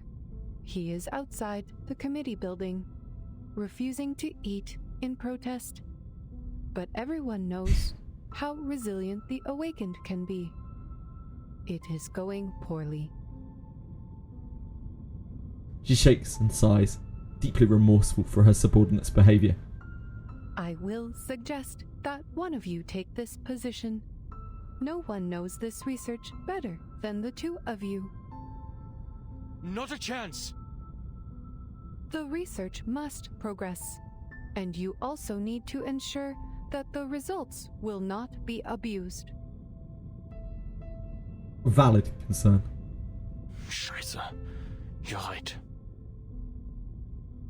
Enigma is caught in a fierce battle between his principles and his duty. But the robot doesn't notice these unimportant details. She nonchalantly walks over to the chair and runs a final battery check. The punishment does not bother me, Researcher Hoffman. Power exists only in your dictionary, not mine. From the moment of my awakening, I have been unable to comprehend you creatures. And even now, that remains unchanged. She states, with no emotion added to embellish her delivery. Enigma's mouth falls wide open in shock. Meanwhile, the robot just keeps on talking. We operate in different ways, just like how our fuels differ. But the bright side is, our paths align. Whether we are creatures or machines, humans or arcanists, most of us strive for a better life. It is this primal desire that drives progress. That is why I put on the mask of a human and work on improving my appearance and speech, all for the sake of better communication with you. Unfortunately, my efforts do not always pay off. Some say that the more human-like I appear, the more different I seem. She shakes her head with regret. But I am who I am, and my motivation is not to gain recognition from others. Our aligned path leads us to progress, and that is all there is to it. Thanks to the invention of the umbrella, Laplace can now resume its research unhindered. And if there is someone better qualified to lead, I am more than willing to remain a humble cog in their machine. Besides, Miss C introduced me to a beautiful resort. The lake there is rich with arcane power, perfect for an awakened arcanist like me. Not only is it a resort, but also an independent team with a good amount of freedom. My only concern is if they have adequate power supply. Oh, rust might be a problem. Perhaps I should ask Researcher X about his titanium derust machine. So she's made of titanium. Makes sense. The robot is happily thinking about her vacation plans. She's completed all preparations for departure. Time to go, Simone. Madam Lucy, please take a look at this before you go. Madam Lucy, who but you gives two big metal cans of glory? Fucking hell. Ulrich could have been a woman, by the way, but he didn't like the female voice he was given. He wanted to be a man. It said, yeah, I read that in his report thing. That's in his story, right? He was given a female voice first, but he didn't like it. So he took a male voice instead. Imagine going on hunger strike when you don't need food. I don't really understand. I don't get Ulrich, right? Because, like, Ulrich talks about drinking coffee as well. How the fuck does Ulrich drink coffee? I don't get it. What's the magic there? Does he just, like, kind of... How does it work logistically?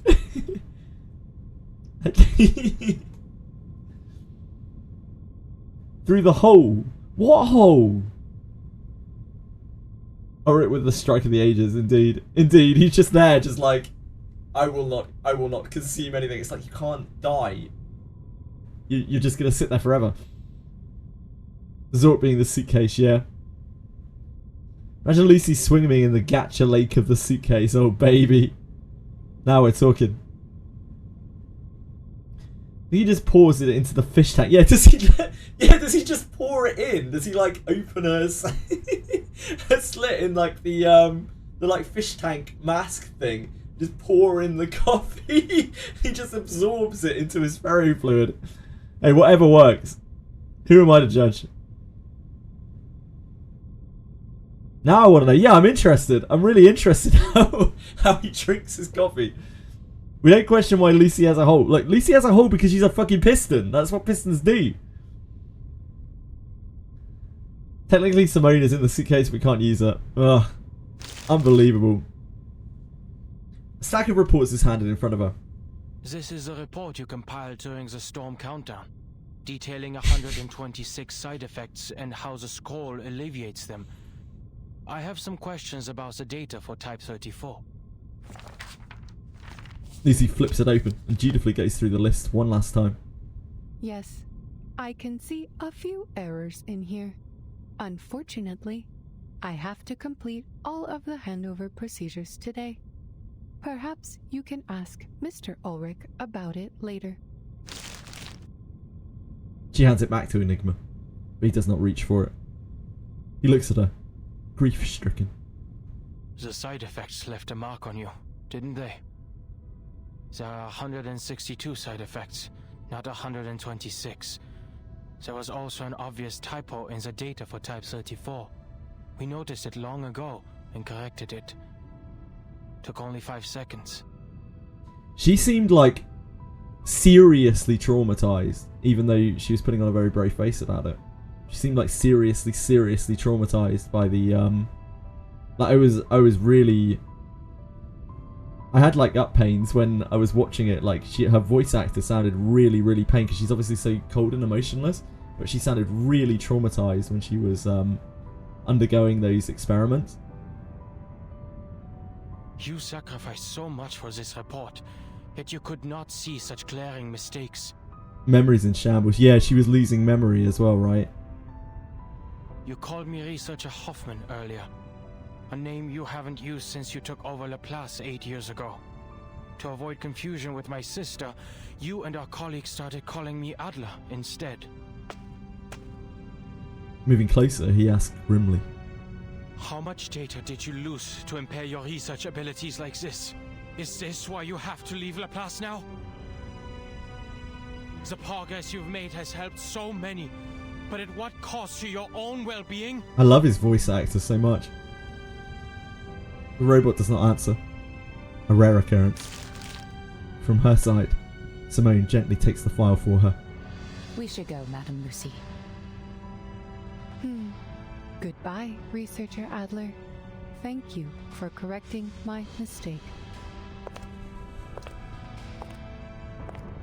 She walks away with steely steps, not looking back. Alright, fine. He grips the doorframe, ignoring the strange looks from the hallway. I'll take up that role and do what you've been nagging me to do. I'll take care of those pesky committees. But just so you know, I'm not doing this for the higher-ups who look down on us, but for the people who look up to us from below.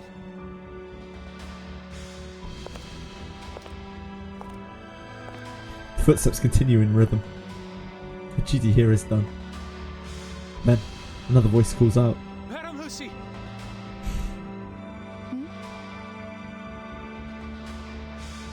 The corridors are bustling with people. Researchers, clerks, directors and security. Every Laplace employee is in the corridors from bottom to top floor. The same voice shouts. All attention! Salute! Papers litter the air like snowflakes. Everyone says goodbye in their own language, tossing files over the railings. The countless drafts, designs and forms from the past 24 hours rain down. They were created for the storm and have completed their mission, just as did the robot. Simone, why are they throwing papers at me? Are they rejecting me and banishing me? On the contrary, madam, they are showing their reverence. Oh, I see. The robot is without a face and emotion module today, so she turns away from the crowd. The sunlight dances on her metallic surface, enveloping her in a golden aura. Let us go, Simone. I miss the Laplace chargers already.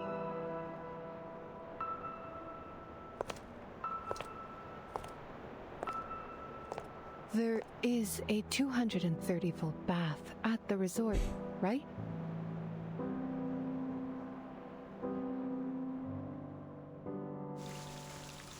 Aww.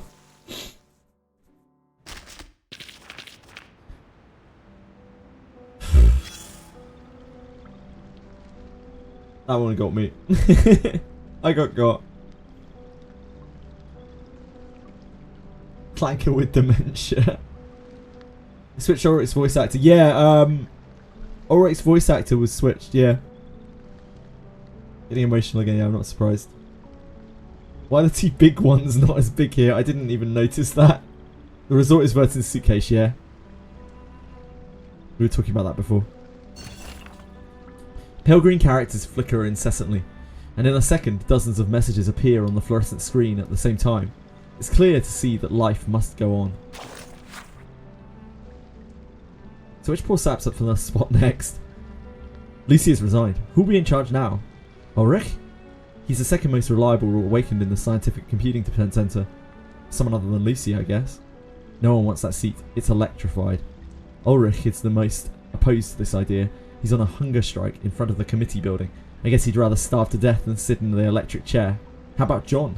He's a man with clear logic and good project management skills. Lucy was an excellent leader. The casualties this time shouldn't be her fault. The best option is to let her come back. Which John? I hope you don't mean the one who speaks in hexadecimal.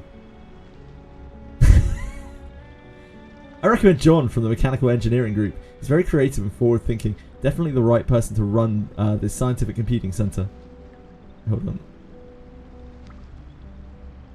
That's the same person recommending this. Is it not? Oh no, it's not. No, it's not. Never mind. Last week's major power outage was caused by that John from the mechanical engineering team, starting all the lab machines in parallel. He's been suspended and has been undergoing psychiatric evaluation ever since. I'd rather pick John from the medical team. John from the medical team caused a huge explosion while testing a new drug formula last month. Luckily, since he's from the medical team, help was at hand. He's still sleeping like a baby in his hospital bed like right now. What about John from the theoretical physics lab? His projects are absolutely safe. There's never been any danger, and there won't be any in the future. He only cares about logic in all things. Simply the perfect candidate for the man in charge. John from the theoretical physics lab applied for a transfer a long time ago. The only person still hanging in that group is probably Adler, who forgot to transfer his files. So Adler is indeed currently the best theoretical physicist in all of Laplace. No need to even add one of. In the entire Scientific Computing Center, we can't find a John suitable to take charge. Isn't there a John with the judgment, execution and long-term scientific vision of Lucy? One who will unconditionally support our research and even be willing to approve funding for X's strange inventions or new theories on the study of ley lines? A better sense of humour than Lucy's would also be a plus. I think you might be able to find a John funnier than Lucy, but that's it. My suggestion is that we all join Ulrich in preventing any politician John or placeholder John from being put in the position, and on that basis demand Lucy's return. Good idea. See you in front of the committee building. I'll bring a few decks of cards. And can somebody tell me why we're only considering Johns? And that was it. Chapter 7 in its completeness. We got that. Let me just double check that we got through all of the side things. I missed them sometimes.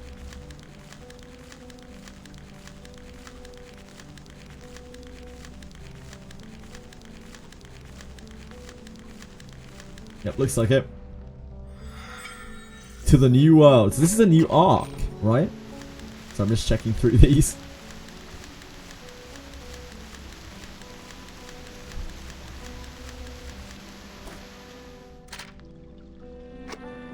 I'm pretty sure I did them all.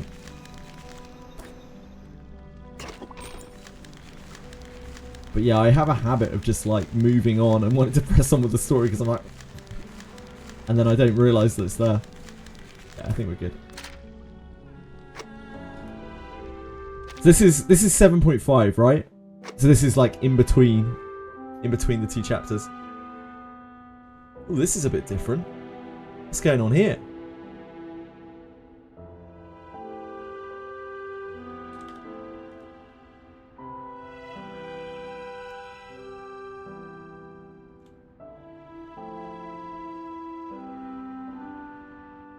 It's not voice, that's fine. I'll be right back in a second. Hold on. Right back. We are a few hours in. I need to go and make sure the cats are alright before we press on with this. Be right back, my darlings. My apologies.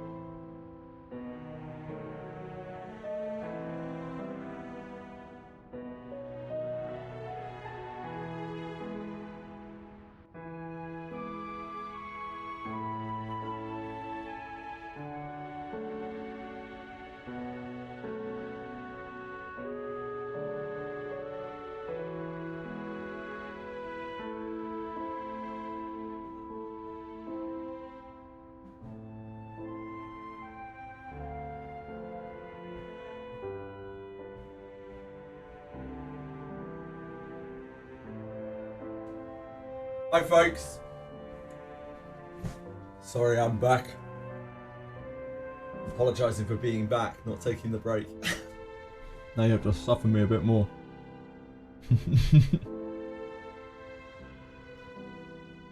The light joke after a heavy chat to 7.5 for the new art is not voice. Okay.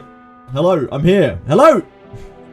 Hope John has an impressive pair of batteries like Lucy. Don't think that's where she charges, but who am I to say? The long journey wears you down. It's only your force of will that has carried you this far. This rocking pirate is still filled to the brim with energy. She finds a smooth, flat rock that still holds some warmth from the sun, taking a seat before raising her drink in a toast toward the horizon. The last can of Dr. Papa rests beside her. That's it is voice. stuff. Nothing beats a Dr. Papa after saving the day. What? Are you worrying about other things? We just took down a car. I shouted for you, Sir Van Syme. I shouted for you. Why not kick back for a minute, mate? The best bit about this whole thing is I ended up with 2 ships in one day. Let's treat ourselves to fizzy drinks and get all puffed up today. Take the last can of Dr. Papa. We're terrible people. Why wouldn't you celebrate? There's no earthly reason for declining such a kind offer. To find respite. As she said, there is nothing stopping you from enjoying the refreshing flavour of the bubbling soft drinks. What is the great rocking pirate? Think of this voyage. Do you think we'll ever make it back in time? I have to go, thanks for the Dr. Papa! Glad you enjoyed that. If you ever want more Dr. Papa, I'm here for you. We just used her for a Dr. Papa. As regular should be used for. I need to go and do this thing I completely forgot. Yeah, it is voice, it is voice. I forgot it.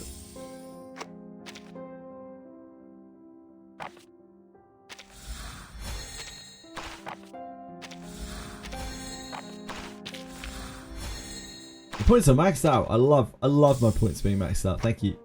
Okay, so we don't have to worry about that anymore. We are good to go.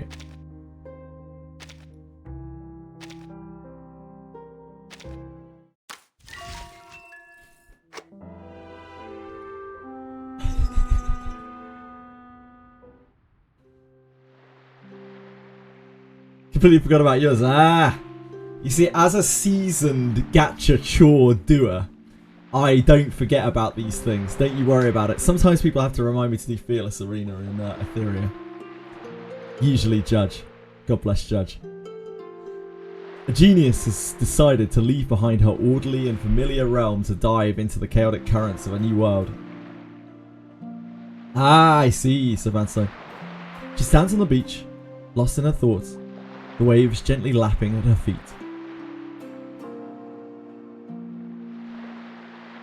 Stand beside her. We don't want to touch. Like, it's not cool to just touch people, is it? She notices your arrival, but her eyes are still fixed on the sea. What's wrong? I'm calculating the perfect I time love her to set theme. sail. The theme's so good. It reminds me of Suikoden. The Suikoden like fishing villages.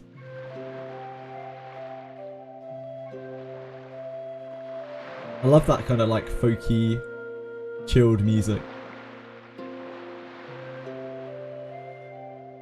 I know a person who speaks in numbers. Really? I've had that idea before and brought it up with the orator congregation. Because the language of the phenomenal world was not precise enough. It often led to misunderstandings. But when they tried it, most did not last a day. I'm surprised there's another great mind like mine in the phenomenal world. They must have a special number. I should get going. I should leave. I think we'll meet again soon. I think so. 37. I think it is unavoidable.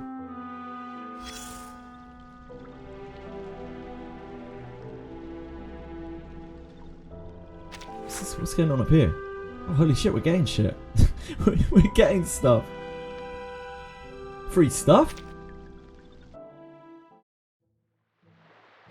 That 768 nautical mile flight was barely a warm-up for the pilot and his trusty broom, and her trusty broom. Perched at the highest point on the island, she takes a moment to fully savour her most recent flight. She takes a deep swig from her canteen before shaking her head. Hey, Vertin, come drink with me. John Titor, yeah. Only kids like Regulus drink soda. You should get used to vodka. I'm underage too. I was just about to say she's like 16 or something. Sheesh. You were never the model student, but now you sound like one. If you're not into drinking holy water, at least chat with me. The joy Holy of water. dating will be lost.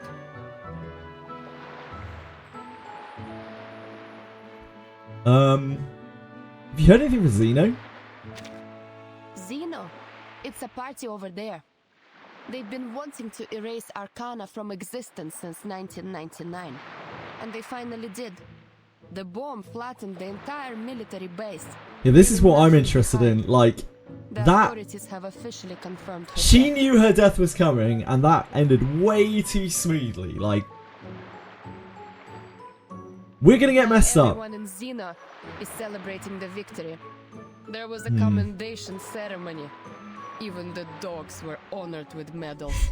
But accolades mean nothing to me, so here I am, talking to you. Where's she going? Paka! Maybe you can join me for another ride sometime. Whoa, Lilia. Not like the last time when you were sick, Settle but in down. an actual air fight.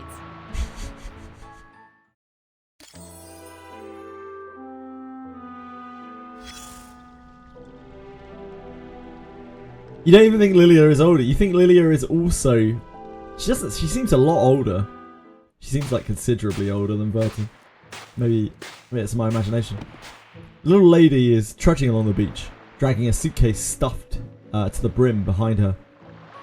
She rarely travels with so much luggage, usually preferring to tuck everything into her dress.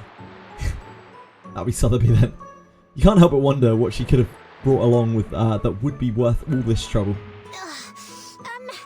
Is there a gentleman who can help me? Oh, it's Merton! Hooray! Could you act the part of a gentleman and help me carry this suitcase? What's in it?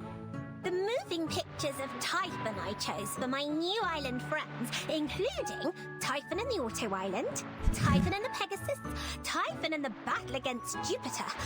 All are perfect gifts for new friends. I know what you're worrying about, but don't worry.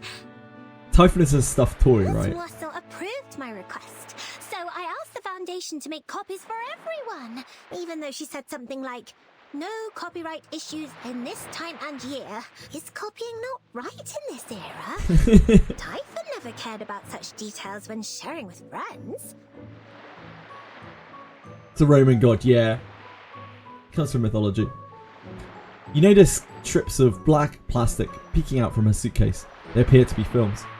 Could you carry the suitcase for me? Bless your heart. It'd be kind of awkward on a broom, penguins. Have to be quite acrobatic. Of course. Leave it to me. It's better not to expose the films to open light.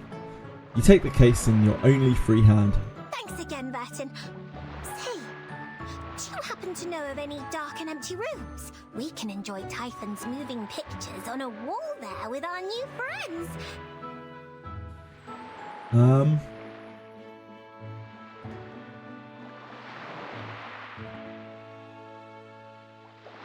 I think we can probably guess how things have been at the Foundation. Been another storm.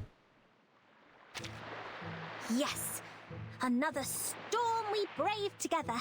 Even though there was a tense atmosphere before the storm, everyone was on edge. Their discussions were too hard to understand. I couldn't keep up. But good thing I was the best potion alchemist around. I whipped up helpful potions without even knowing what they were saying. I'll tell you a secret formula, Burton. Add 3 grams of gold powder to coffee, and it becomes a refreshing potion. I'm pretty sure that is a surefire way to poison yourself. The best when you add it in front of their faces. Heard that her parents have survived the storm. Yeah. Coffee and I wouldn't be gold surprised. are an addictive combination. So don't get carried away. Remember, don't drink more than 3 grams of gold a day. And politely say no to anyone who asks for a lot of gold. Don't drink gold. Got it. Can you Typhon to me? I knew it, Burton. You must really enjoy lugging suitcases around.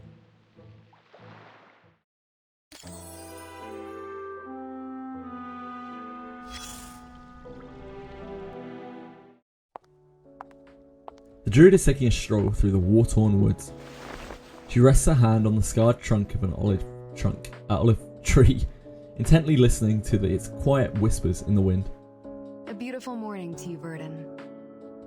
As you described, this is a forest worth looking forward to.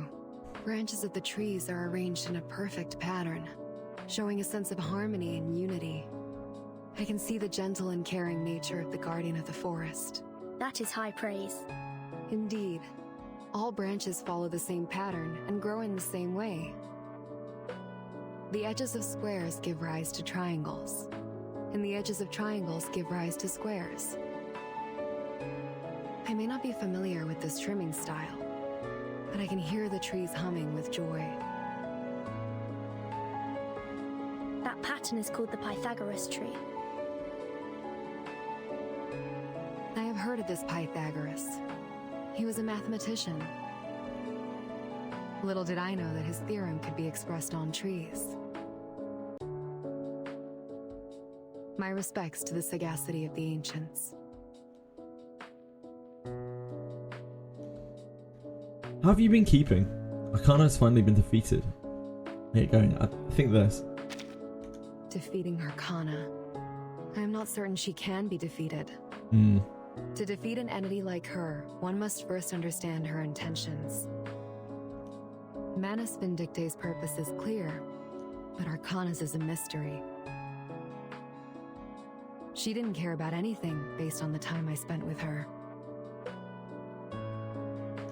In accordance with the laws of nature, fruits fall, seeds take root, and trees bear new produce. The tree can be pruned, its fruit thinned, and even cut down to change its appearance. Yet the inherent law of nature cannot be altered. To me, Arcana is like an unchangeable law, one without any purpose. It cannot be overcome, just as it cannot be changed. I should get going. I would love to yeah, talk so that, to the trees again. that really confirms our, our suspicions. I'm guessing for now. Things aren't totally peachy on the whole Manus front. Druvis spent a lot of time with her, right? Or a fair amount of time with her. She was part of Manus. A lady sits in front of the IDM, her expression emotionless. She places a hand on her face, her fingers carefully running over her cheeks as if they were unfamiliar. For a brief moment, you can't quite place who she is. You recognise the metal torso and limbs, but her face seems unfamiliar. Nice to meet you, Timekeeper. Oh, hi, Lucy. I have intended to visit you, but training interfered. Forgive me for meeting you like this instead. She's got like artificial skin going on. Training? Yes, training. I was instructed to leave Laplace and go on a vacation. If you don't know what it stands for, its purpose. Yeah, that's the point. That's what I mean. Like even if Arcana has been defeated, like you don't even know if Arcana is a physical being, whether it's a force. Maybe it was just possessing that body. And regardless, whatever it is that Arcana stood for and whatever her goals were, chances are that has not been defeated. Just as I was wondering where and how That's I was still going alive to and well. accomplish this task, Madame Z recommended your suitcase. So I prepared this spare body for easier communication with the members in your suitcase. Considering the presence of underage individuals, I opted for a softer material. Hopefully, they will be comfortable with the temperature of my metal. As for my Thanks, training, Lucy. it is to master the art of resting. I would like to inquire, how does one define the concept of resting? Resting is when you stop working for a while. Resting is when you focus on keeping yourself in good shape. Resting is when you focus on keeping yourself in good shape. I am glad that you and I have come to the same conclusion. Based on my observations, resting is what one does to recharge their physical and mental systems through the combination of a balanced diet, suitable exercise, and sufficient sleep. But these measures do not work for the awakened. I require no sleep, My sustenance is electricity, and exercise quickens my deterioration. I suppose the closest definition of resting is the continuous charging of electricity. But from your perspective, can this not be categorized as the sin of gluttony? That's very deep. I guess so. See you soon, timekeeper. Remember, we still need to complete the resting plan.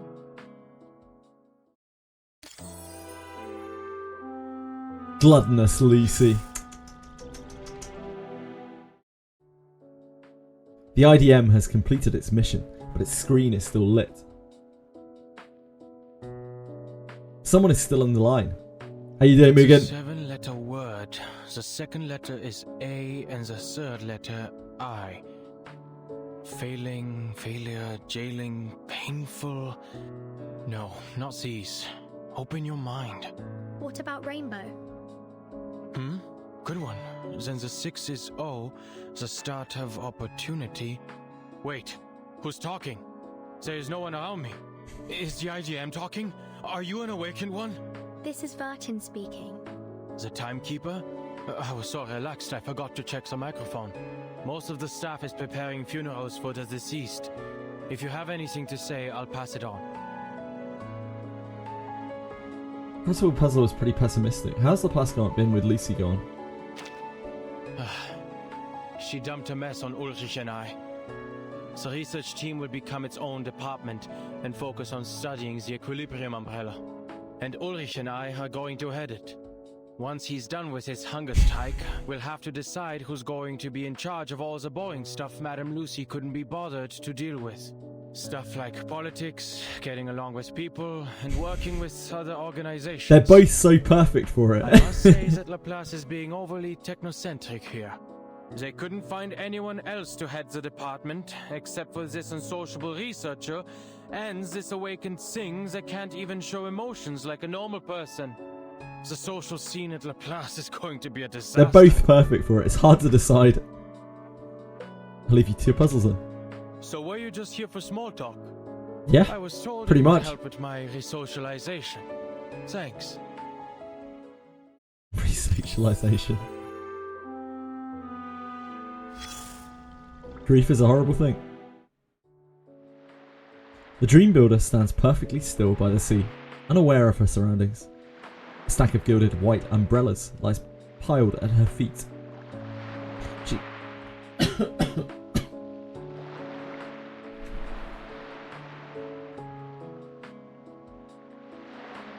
Excuse me.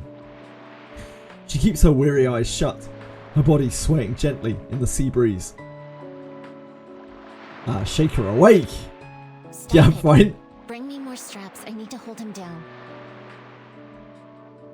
Thank you for asking. She gestures with her hands, still in her dreams as if she's stifling a scream. Her actions throw her off balance and wake her up. She opens her eyes. Vertin? Thought I would get some rest. Straps? It's been a while since we saw each other outside the Foundation, hasn't it? I should probably thank you for the extra work you're causing me. Finally, I have a chance to escape the daily grind and enjoy some fresh air. Even though some of the Foundation staff are starting to see me as your go-between. Whatever. It's nice to get away from the screaming patients once in a while. Here, the Equilibrium umbrellas you requested. Maybe consider a different job. How have the Laplace researchers been doing since the curse? Seems like a more reasonable thing to ask. But unfortunately, some were beyond saving when they recited the incantation. The survivors were impacted in 2 different ways. Some looked fine on the outside, but their minds were definitely unstable. Of those people, some were just tired and having a bad day. I put them to sleep. That was easy. There were also people who were severely deformed by the curse. They had changed so much that they were unrecognizable. These patients quickly adapted to their new appearance and began to enjoy scaring their colleagues. Sometimes their pranks would go too far, and the traumatized victims would end up coming to me. The sane arcanists are now more troublesome than the insane. It just goes to show how unpredictable arcanists can be. Thanks for bringing the umbrellas. It's no big deal. Just part of the job. Now, if you don't mind, please verify the delivery and confirm receipt of the items you requested. The faster you count, the sooner I can take a break. Her heavy eyelids slide closed again as she drifts into another dream. Yeah. She also really just doesn't like Vertin, right? She really, really doesn't like Vertin. She holds the incident against her, which is kind of fair. The Voice's owner has found you before you could even look for her. Like a trained athlete, the divination genius charges towards you. Her orbuculum.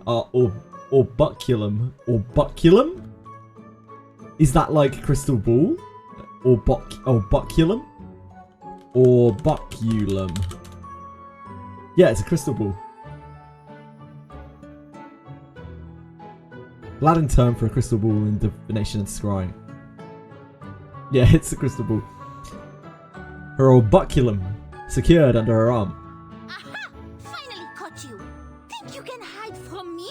Did you really think you could sneak off to the twist ball without the knowledge of the monitor assistant Matilda? Twist ball? You can't fool me. The lovely Sotheby has given away the details of your plan. You should feel lucky that I'm soft-hearted and generous with other people's mistakes. Now, if you invite me to this ball, I will forget about what happened. There is no twist ball, Matilda. Do you really expect me to believe that? She sees the genuine look on your face, and her confidence starts to waver. Do you mean that? Was Miss Sotheby pulling a prank on me? Perhaps she forgot that she was supposed to hold the ball. So no one was left out. Elle ne va pas se lancer dans une danse du twist fou. You'd better be telling the truth. I hope you will come up with a more tasteful event next time. And be sure to invite me. As the monitor assistant, I am obligated to be there and supervise. There could be a party if you'd like. I never said I wanted a party. Unlike you, I've been keeping myself occupied as the monitor assistant. And I already have plans for my next holiday. And I will be visiting my mother in the one after that. If you want me at your party, make sure it is scheduled after my family time. You mind excusing me? I'll catch up with you soon. Not another ball without me, I should hope. You're cleverer than this 13. You know you can't fool me. I will be watching. Matilda's ridiculous. She mentioned her mother, yeah. She's going to be visiting her mother. Your direct supervisor chooses the perfect place to meet. It's not too eye-catching, nor is it so quiet that you can't find her easily. She's holding a medal in one hand and an award announcement speech in the other. Her thermos cup is left aside. Congratulations, Vertin. The Hi, Z. foundation is pleased It's been a with little your while. recent performance. I am here to award you on behalf of the foundation. She puts the medal and speech in a folder and hands them to you. I know you're not a fan of these ceremonies, so here's your medal and a brief statement on your achievements. People still celebrating at the foundation. I can't express how much I appreciate your help. That was nothing compared to what you and your friends C deserves some recognition. Even though we now have the Equilibrium umbrella to shield us from the storm, we still have ways to go before we can truly understand it. We will get there, Vertin. Slowly, but surely. Is there an E-mission? No need to rush, Vertin. Take your Asks time for nothing, and gives rest. everything, Sebastian. Enjoy I the see. company of your friends before you set out again. Don't worry about the reports. I'll handle them. You've been busy ever since becoming the timekeeper, and you deserve a break.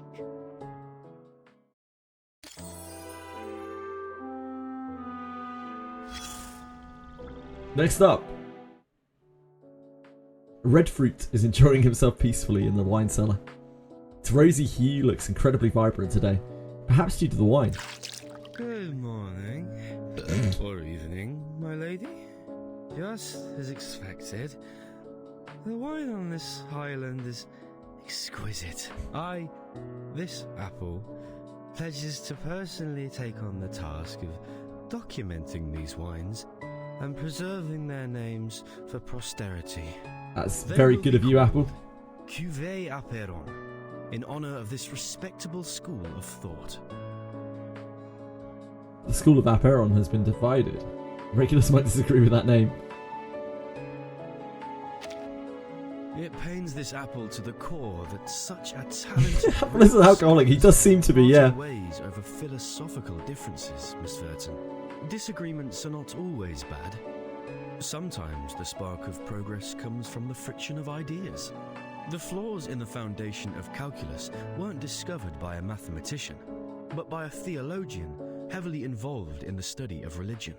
And for that, we should be grateful to him for bringing it to light. His insights revealed weaknesses in the concept of infinitesimals, prompting a need for improvement. Thanks to his criticisms, mathematics was spared from becoming a palace of errors and lies. This apple believes that the current differences in the school of Apéron will eventually lead to greater unity. We should toast. Bit of flair on the Apéron. I should probably be off. Bon voyage, Miss Verton. Don't get too drunk.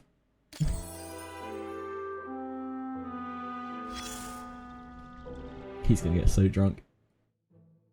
Laplace's unpredictable inventor is busy building another mysterious device on the island. It appears to resemble a catapult. Hey Burton, what a lucky surprise. X sent did a report on catapulting information across the oceans, across oceans. So maybe this is to do with I'm it. setting up a new Goldberg machine. This place is going to be a hub. When a seagull glides over the ocean and builds a nest on one end of this lever, a stone will be flung from the other end, which will fly all the way to... Well, the fun will be spoiled if I tell you now. See for yourself when I'm done. Why don't we talk about something else? Like Laplace? You might want to hear what a mess it is over there.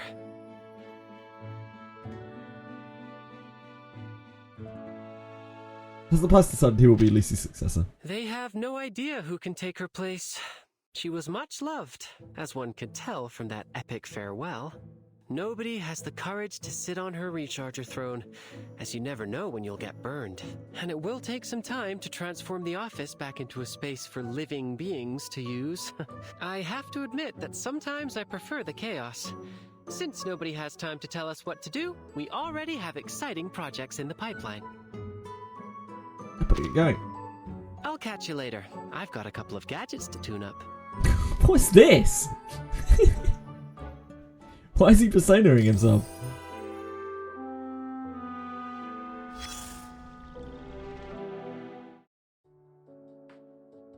You know your chief assistant will be here. Just like she knows that you'll come looking for her. It's been ages since you last saw her in anything other than the Foundation uniform. That's how you know an actual holiday is finally here. Good morning, Timekeeper. Oh, hi, We Sonetto. have finally completed all of our assigned tasks. The Foundation gave me a break, but I don't know what to do with my free time.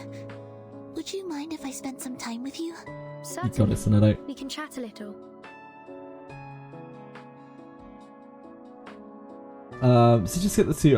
Just say after a break, Matilda goes to San Francisco and Vertian went to Texas for Haunted Highway. After that, then Chapter 8 happens. I mean, I will play them eventually, but yeah, just not in order. Her tense shoulders full with relief. Thank you, Timekeeper. I wanted to talk to you about the mission we just had, especially about Sophia. Sorry, this is about to sound like a work report. I'm not very good at small talk. Can you start the conversation? She did seem really bothered by Sophia, yeah. We'll meet Sophia again. Yes. As enemies. I could not understand her motives. She was one of the most devout believers I knew. So why did she turn her back on Apeiron? She knew Manus Vindictae never cared for the lives of others. She witnessed the suicide attacks carried out by Manus followers on the island. She experienced it all firsthand. I know that their intention was to provoke war, and the invading soldiers must have had their assistance. The islanders were thrust into war, their beliefs shattered, and their vulnerability then exploited by the Manas, who welcomed them with open arms. I feel frustrated, like I've lost another debate. I knew the right answers, but could not articulate it. I had to watch Very them similar, the die two. without What, being able Sonetto to and convince them Sophia? otherwise. Sonetto and Sophia didn't seem too similar. I guess, like, not in terms of personality, in terms of their situations and their beliefs. I wish I didn't lose this debate, Timekeeper. Sorry, I have other things to tend to. Sorry, Sonetto. Okay, Timekeeper. Don't let me keep you. I'm not. Basically in the same sort of story-wise. Ah, cool, Rainsynth. Literally just started the new chapter. Yeah, I'm just about to break into it. I hope you're having fun with it. I really enjoyed the last one. Rainsynth. I've only been playing the game for about 30 days and I haven't really... A lot of that time was just me keeping up on the dailies, like getting in on the Assassin's Creed collab. The green radio is basking under the sun, bathing in its warmth. Since she doesn't have a human face to make expressions, it's hard to read her mood. However, since the fifth dimension's Aquarius is playing from her speakers, it might suggest that she is in good spirits. She snaps up the moment she notices your presence, and the music shifts to a 4-note motif, just like Beethoven's Fate knocking at the door. Hello? Hi, Miss Radio. What brings you here? Have they finally decided my verdict? I hope my recent actions were enough to prove my innocence. Similar spot then, Rainsynth. Similar spot. She shivers nervously, and the music seems to crackle along with her. I mean, this is true. We couldn't have achieved any of this without you. She's integral. Really? That is wonderful news. I am relieved to hear that I have been helpful. You're a good radio. These past few days have left me on edge, wondering if they would pry open my battery cover, or submerge me in formalin, or even take me apart in search of enemy signals. Thank you for your confidence in me, Miss Burton. So, am I allowed to move freely within the Foundation now? I could use a little cleaning, polishing, and perhaps a coat of wax, if I can find someone to do it. I shall leave you to your leisure. In that case, why don't we enjoy a little pampering time together? We could slather ourselves in machine oil, bask in the sun, and let the rays zap our impurities away. I do like a good coat of machine oil. Maybe. Maybe. Are you a big Assassin's Creed fan, Rainsynth? I know nothing about Assassin's Creed whatsoever. Look at those gains. Machine oiled version. Look, she's like 16 years old, Savanson. Come on, mate. Did you find I don't want to hear it.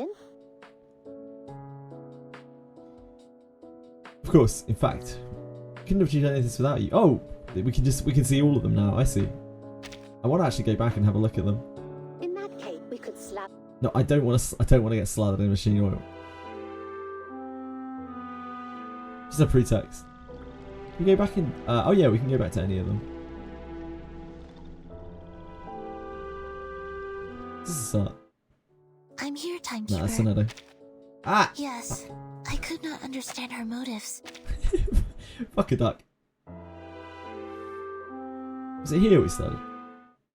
Done with the counting? No, that's Mesmer. There's no need to... That's an apple. Where do we start?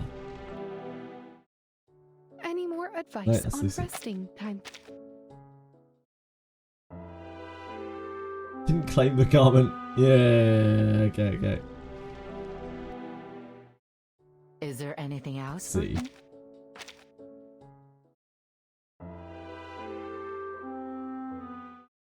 What is it? I've seen too much degenerate chat in chat today. People have tired themselves out. I must be up here. This must be it, right? Greetings, Bertie. Yeah, that's some of me. How may I be? She was number 2, wasn't she? Okay, I guess we'll just go from here. You're early for our reunion. I was just looking for the first person. What do you plan to do once you leave the island? It was Regulus. I don't know where Regulus is though. Oh, I'm sorry to hear that, Rainsynth. I hope you have better luck. This account doesn't pull, so I am forever without Nordica. The outside world is too murky, too distant from the essence. My mind becomes clouded and dull, limiting the power of my arcane skills. But maybe I can take it on as Yeah, I like my Limbus run, Rainsynth. Make this Yes, indeed. world clean again. I think it will be a lot Like of my fun. Chaos Zero Nightmares run will be later. Well, not later this month. Next month. Sophia will love it too. I love this music. If she Like comes her backing music. It's gorgeous.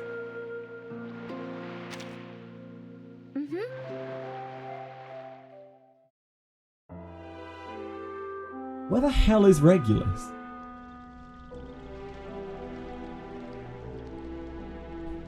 We'll find her. We'll find her. How have things been at the Foundation? Thank you for asking, Vertin. Everyone at the Foundation may look tough, but they're all really friendly. You see, they only ask for 500,000 Sharpodontes. I think that's a lot. Compensation for turning the Foundation building into a treehouse. I'm pretty sure that's a lot. 500,000. Can you believe it? That's not even worth a dragon's heart. I have a feeling the so-called compensation was just a gesture to alleviate my guilt. They were too considerate to embarrass a lady. How chivalrous they were. Besides, I also got acquainted with the great Miss Buanish. She is a lovely lady who has been guiding me through the Foundation. Sotheby and Matilda walking around causing mischief in the Foundation was a pretty good feels good. I would have loved to hold chapter. a ball to show my appreciation, but Mr. Carson told me that if a lady always She certainly is. I need to think about it, then her answer is no. Perhaps she's not into balls. Have you known Ms. Buanish for Unlike long, myself. Vertin? Could you possibly share her interests with me? Can you leave a case to me? I'll look for a room where we can play them. I knew it, Vertin. You must really enjoy lugging suitcases around. Doesn't everyone? Greetings, Vertin. Oh. Thank you for asking, Vertin.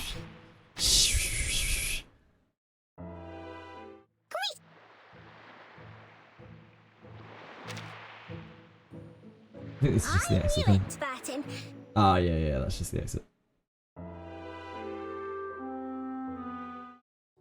Did you find something? Did you find a person for me?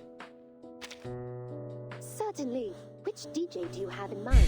Or are we looking for updates on a particular politician? From AM to FM, I'll scan through all the frequencies just for you. The name is Erd. Ah, the biographer. She is the reason we embarked on this great journey. What intrigues you about her? I can't be sure. It's just a gut feeling. Oh, I didn't mean to pry. I will gladly help and pay close attention to the name. If it comes up in the news, I'll let you know right away. Thanks, Miss Radio. We could slather. I don't want to slather anything in machine oil, but thank you. Hey again. What's our topic for this round? I heard an awakened employee started a hunger strike. You mean Ulrich? He's still on hunger strike, camping out in front of the committee building day in and day out. He was alone at first, then some human researchers and arcanists joined him, even though none of them could last as long as Ulrich. Eventually, the Foundation employees arrived, pushing a cart full of food. Ulrich's scream of "Traitors!" was so loud that it was hard to believe he could make such a sound. But he also has a lot of work to do, so I assume he'll be there a few days, and we'll have to end the strike as deadlines approach. Better be going. I'll catch you later.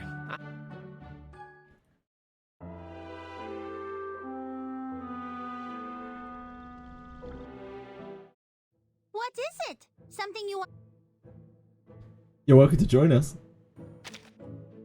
Join you? You mean living here with you? Also with her? You can't trick me into breaking the rules. I will become a Foundation investigator all on my own. And I will outdo you and Sonetto in this position. By then, you will be hoping to join me, not the reverse. Which is your cleverer.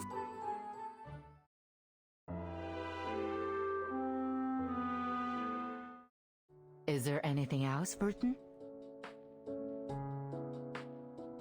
Are people still celebrating in the Foundation? You could say that.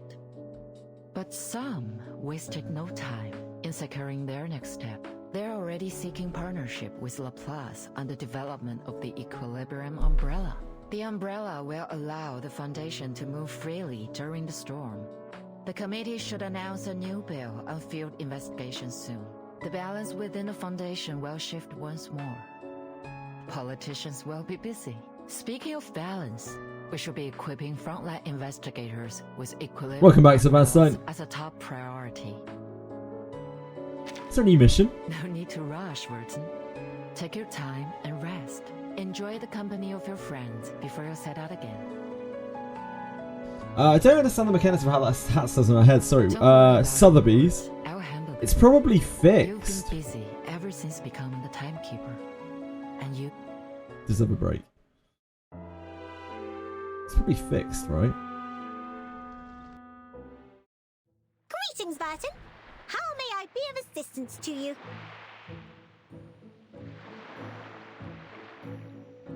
Velcro? I don't know. Some kind of attachment at the back of her head, probably. Fixing it to the back of her head. They have all sorts of weird things like that. That they have hats for like horse racing events. You know, you'll know penguins. The Grand National and things like that, where people go with these ridiculous headgear.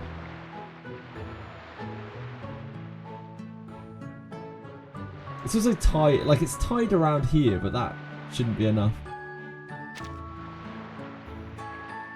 She's a lady, obviously it stays, yeah, I guess so. It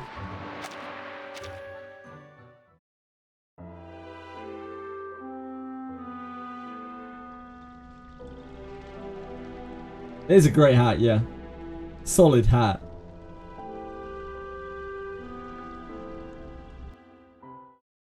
Ready to catch the wind? Why'd she decide to become a pilot? Now that's a topic to get the sips flowing. Who isn't up for a little reminiscing while Sounds like every topic is a topic to get the sips flowing with you, Lilia. I became a pilot because I love flying. Obviously. The wind rushing past you, the thrill of acceleration, the weightlessness and adrenaline while chasing the enemy. The best part is the screaming when you slice apart their plane. Right? Call me disloyal if you want, but to me, Xeno was just a place to get a pilot's license. Ever since I got my papers and an aircraft, I had been looking for a place to fly freely. In Xeno, I needed a mission to fly. At the Foundation, my role would have been reduced to a mere instructor. So I looked for a place with endless problems, where I could have unlimited fun in the air. Can you guess where I ended up? Your suitcase. I should get going. Paka! Maybe you can join me for a not like the Hello, Chili.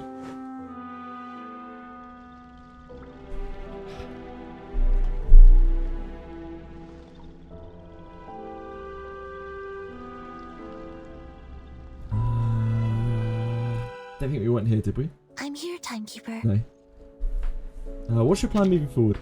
I will do everything in my power to prevent tragedies like Sophia's and Schneider's from happening again. No matter how impossible it may seem right now, I will find a way. Sorry, those were big words, I know. What I really want to do is to keep being your assistant, Timekeeper. For it is my duty and my own will. Let us do this together, Timekeeper. Sorry, I have other things to tend to. It's okay, Timekeeper. We can. Seems like a distasteful thing to say. We can do this together. Oh, sorry. I have to be elsewhere. Done with the counting? There's no need to hurry. Get the numbers Who? right. Sonetto? I didn't really get that vibe from her.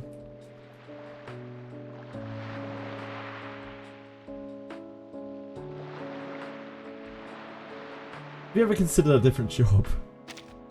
To do what? Be your errand girl?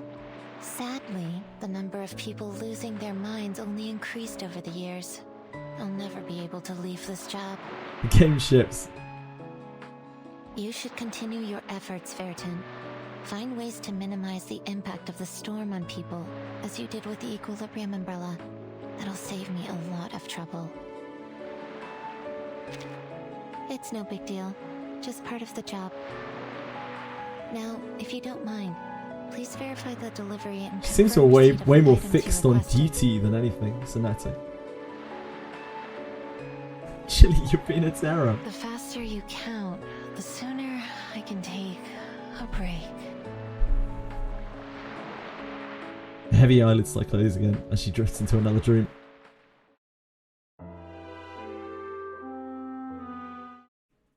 Would you like to learn more about this wine?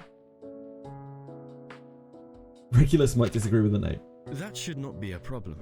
She is still too young to drink. And this apple knows that deep down, she isn't as annoyed by the people and this island as she seems. In fact, she is a natural at adapting.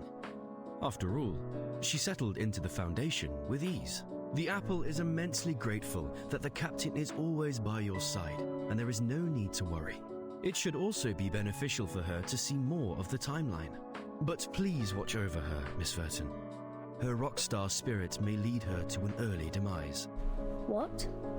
Like other rock stars, the captain's carefree and daring nature constantly puts her in danger, making every minute potentially her last. This is what this apple has observed in the rock community over the years. Bon voyage.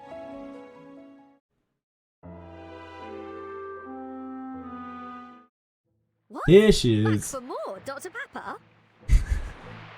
I didn't actually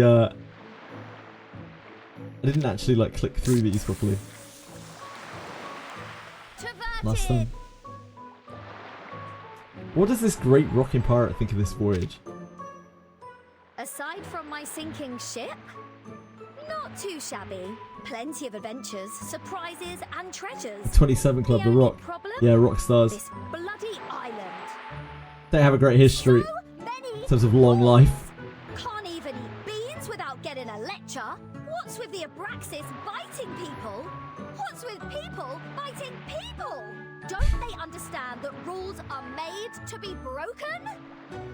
Apparently not. People this obstinate could ever write good lyrics. Can you imagine? 6 spitting rhymes. I'm dead. But let's be honest, that last mill was absolutely smashing. They went out with a bang, didn't they?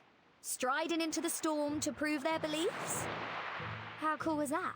I was half tempted to join them, but I reined it in. Not today. This rockin' pirate will never suffer the same fate of those number crunchers. Because my grand finale will be the one that rocks the world, mate. Mate. Glad you... What? I thought you prefer celebrating with coffee because of the beans. The brown bean juice the math geeks hate so much? You think I'd make a fuss again? Well, coffee would be lovely, but right now Dr. Pepper is my jam. So, maybe next time. Girl just loves her some Dr. Pepper. Glad... Oh wait, I think there was one more response though. What?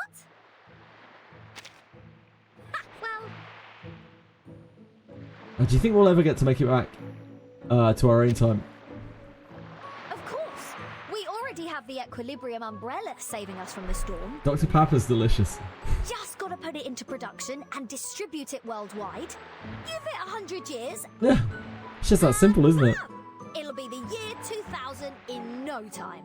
Alright, maybe that's a bit too long, but we can find a better way for sure. And there's no solid proof that the storm only takes us back to the 20th century, is there? What What if, as the Dorky Biter would say, there is such a thing as a white crow? Maybe the next storm will take us to the future. A future where we can sail into space! Oh, I'm gonna be a rockin' space pirate, that's for sure. And we'll pop over to Leo and see if any aliens are up for some rock and roll. Thanks for the Dr. Glad you Pepper. enjoyed that. If you ever want more Dr. Pepper, I'm here for you.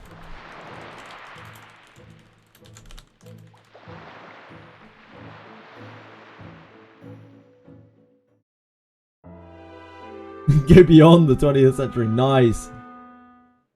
Oh, whoops. What? Back for more, No, Dr. Pepper? I'm spent. I'm spent with you, Regulus. Got more rewardy things up here, though. Ooh, what's this? What's going on here? Ah, it's Sonetto's skin. Emotion in tranquility. The lake is overflowing. It's cold, just like a flowing line. You can wear that if you want to. Where am I? It's your casual clothes. We still can't actually get the other one. So there's a, somewhere in here, I don't know where. Somewhere in here, we have a then sign-in thing. But we can't actually get any further in it. I have no idea where it is. I have no idea whatsoever. This UI still absolutely does me in. In tasks. Tasks. Yeah, thank you. Yeah, it's here. The beginning of the tale. We literally can't do this because we don't have 2 plant characters. But Buddy Fairchild is a plant character. So we can continue.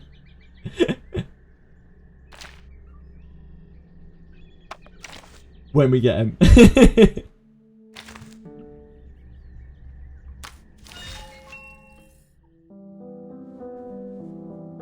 Yeah, we just don't have 2 plant characters. So we got stopped. We got hard stopped. Right, that was it for 7.5, right?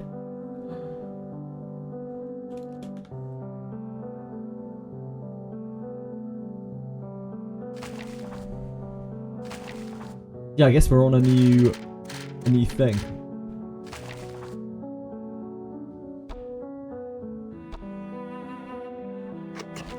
Yeah, this is 8, right? 8, 9, 10. What's the chapter 7 trailer and the arc trailer in the game?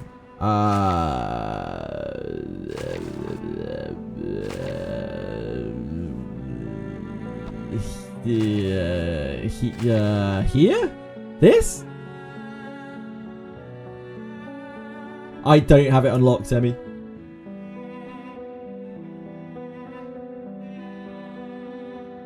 Arc trailer in the game. This? Savant Stein, is this what you want me to watch? Camera button on the first... Here, yeah? Here. This is what you want. Who should be killed, human or arcanist? Which past do you want to return? The past with the right order, of course. It's you. And this mutation has turned money into food in people's eyes. Don't forget me. What is the storm, sir? I need Vertin to grow the way I prefer. Sonetto, stop them! They wanted to know the outside world. But the student handbook asks us to forget about all these. Freedom! Long live liberty! Checkmate. Vertin, the person we rely on, is being hypnotized in the rehab center. I will do what I can in my power. Sense of justice. Release us! Set Vertin free! Storm reformation, manpower and discipline. Past. What? Finally awake. Meet your friends first. Vertin? Vertin! Now you come back! but the Tempest blocked every signal I sent for help. Pardon me? This is the year 2007, is it not? This is an archaic arcanist group we're dealing with. I beg you, do not take your conflict in the phenomenal world into the realm of truth. I take not thought for needless disputes. I don't think we've seen all of these cuts before, have we? Did you bring the humans' army here? The island of the painting. Is that where the timekeeper Some of them is seem at neat. now? Inspired by the Golden Isle. I am intrigued by the name of your little group, the Circle. I can't let the clues end here. I read the storm immunity ritual. We did it. In other words, we will all be taken by the emanation? I shall die today. You're up to no good, Arcana. Dead or alive, you're up to no good. No. And this is what you call a promise. Is and not. The oldest, fastest, and most basic ritual. The key to braving the storm. But people have a right to try before doomsday arrives. Why aren't you stopping them, Six? Ah!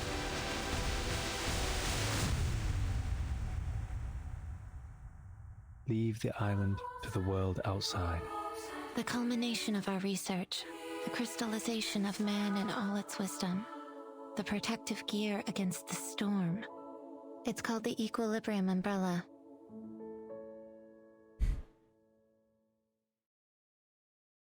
Kanye was the only survivor. Well,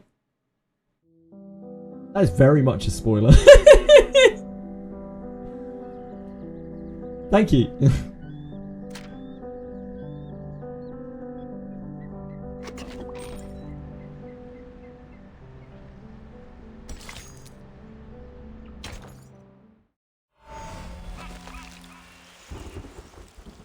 Triste Tropique.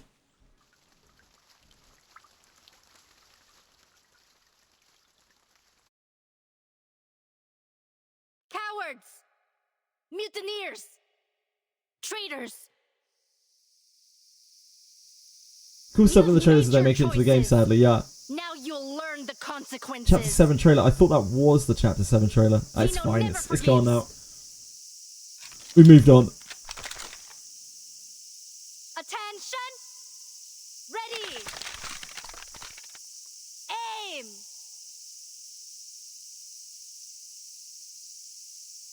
Fire!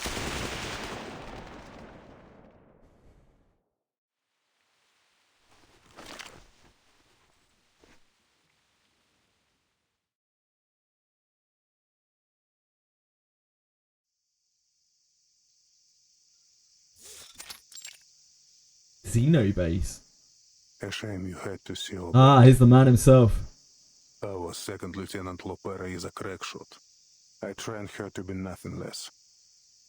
Yet no soldier of Xeno would take pride in an execution. The burden falls on me. This was my fault. My negligence. Low payer? I don't get it. Sunglasses are only for inside. Yeah, he only wears his sunglasses in the dark at night. On the inside. Outdoors, in a sunny day. Nah. The burden falls on my eyelids. The soldiers collapse, their limp bodies falling among the weeds. Their blood stains the soil. She hunted down these traitors herself. Emmy, check the bodies. Ah, I see, I see. The rest of you, form up. Soldiers leave in formation amid the clearing smoke as the medics arrive to examine the deceased one by one. Miss Kimberly? I don't think so, Emmy. Lepera hands the rifle to the attendant, removes her gloves, and turns to face Admiral Igor. He stands in the shaded colonnade, away from the blazing sun of Sao Paulo. Orders completed, Admiral. A rare smile flashes across the Admiral's face. He nods, a glimmer of approval for his adopted daughter in his eyes. Well done. Dismissed. Again, Emmy, I don't have it unlocked, so even if I wanted to, I can't do it. I've repeated this a lot of times now. Lepera salutes before following the soldiers away from the execution grounds. There have been too many accidents. An unacceptable rate. The Admiral's face shows discomfort. The recent soldier desertions, like the leaked footage, have exposed the embarrassing state of the Xeno army. What reason could you have to kill your own men? Not our men. Not any longer. They mutinied and killed their superior officer. So they got what they deserved then. Lieutenant Muldir is investigating still. We will find out who else was involved. The Apostles' Brotherhood is back. We suspect they may have even infiltrated our base. We've also received intel indicating Manus Vindicta's presence in São Paulo. Manus Vindictae? I'm not entirely surprised. Intelligence suggests they are closely associated with the Apostles' Brotherhood. What I hadn't expected is that they would drop their Order of Enlightenment guys so soon. But Arcane is dead. There is no room for doubt. No one, nothing could survive a vacuum bomb. It was the Admiral's personal order to annihilate that once formidable woman. Destruction rained from the sky, and once the dust settled, it was clear that she had been utterly obliterated. The sun glistens in the pooling blood of the executed traitors. Sweat gathers on her forehead. You will become used to the tropical sun in São Paulo.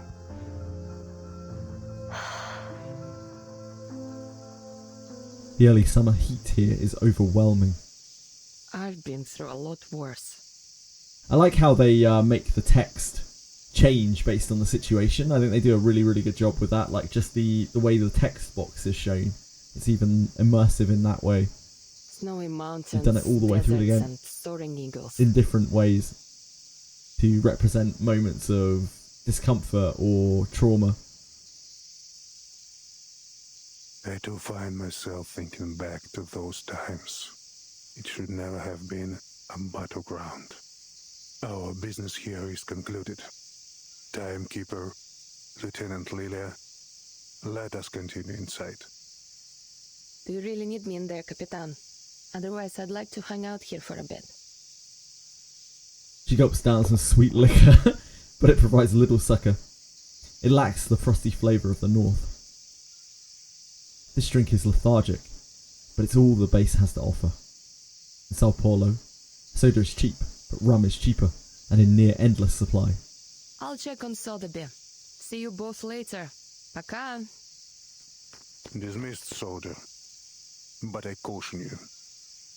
Much has been abandoned here. Remember our rules, and keep to within the guarded areas.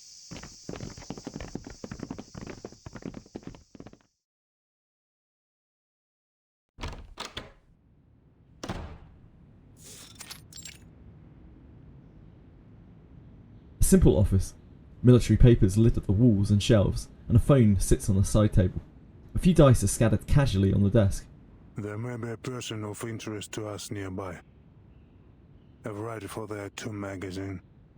Said to be a blind woman named Irt. Her works seem to be published after every era the storm has affected. It could be this is only an alias. A pen name used by a new person each time. Or could she really have crossed the storm 8 times? And somehow the storm has never affected her. Miss Barbara provided us with some information. She said the latest piece was sent from a veteran's residence in Sao Paulo. I understand they have a doctor working there. Hello, sweetie. A blind woman. If so, she would match our intelligence on this mysterious tattoo writer. You should seek her out. Come on. You are fortunate to have come now, Timekeeper. Carlos, the late commander here, was something of a pain to work with. An idiot. Maybe this Yeah, is Barbara why from Haunted his Highway, army obviously. rose up and killed him. Maybe ignore the people hating on this chapter. Some people don't like it. I haven't read anything about it, so I have no idea. I'll form my own conclusion. He turns away. We've already dispensed with most of them. Those men you just had executed. Yes. Lapera raided one of their locations. Manus Vindicti will not be so happy to hear that, I think. I'm guessing Savanstein means on social media or something. A loose cannon. But I'm pleased with her results. Yeah, like they had the completion of an arc, of a very, very intense arc. So like, yeah, it's bound to be different when they're breaching a new story. A new story. He seems to hold Lapera in high regard. Cold, ruthless, decisive. Qualities that don't quite match her sweet face and fiery orange hair. Admiral, with you in charge here now, I thought I might ask a favour. That'll probably come. I don't know, we haven't had like the hugest amount of people coming through for like talking about Reverse 99. I expect the game to be more popular than it is, really. Yeah, we only have probably the same, maybe like dozen or so people who come through who actually talk about Reverse 99. There are probably loads of other people lurking around watching. She needs to familiarise herself with the local area, transportation and intelligence. I hear the eastern player base for this game is a lot bigger than Things may the become global quite one. complicated during our visit to Sao And it Paulo. may just be that people just don't watch a lot of I streams for it, request because you know, Zeno spare some manpower to assist us. it's not maybe not really a streamy game. Our situation is more dire than expected. I will see what can be done, Timekeeper, but no promises. 17 towers and 22 courtyards at the base were once fully patrolled, but now most of them are abandoned. Lieutenant Muldir will provision you with everything. Yeah, it makes sense, Savanstein. And Lopera, she knows São Paulo well. You may take her with you as a guide. The Admiral has offered all the assistance he can spare. He sighs at the state of the base. Now, Timekeeper, there's also something you might do for me. He seems resigned. Zeno is just like a dilapidated base, a weakened shadow of its former self. As long as it's within my power. Hi, Alkowalski! What's up? I see that you Somewhat have problematic for the CN version. Chili, come on, get out of the way, Twitch chat! If the CN version is ahead by a bit, always at the risk of spoilers, yeah, of course. How far is CN ahead, Despaired One? And Xena is in need of help training our latest recruits. I'll speak with her and see what she thinks. This is the tail end of Chapter 7. This is the start of Chapter 8, Alkowalski. 2 patches behind, so 80 days, is that right? 80 days behind. Chili, those are my JJ cards. Don't lick those. Thank you.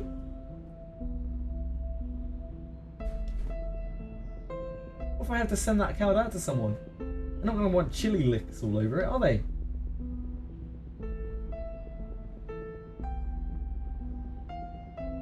Played 3.1 while you're in 2.8. Sure, it makes sense. Thank you. Story of this chapter is good in my honest opinion. It's the setting that's almost Brazil in name only, uncharacteristically for... But yep, sure. Yeah, it seems like Brazil.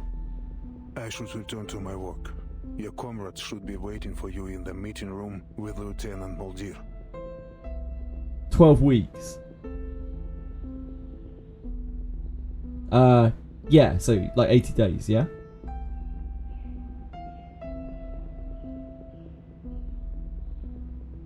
Weeks is like what? 84 days.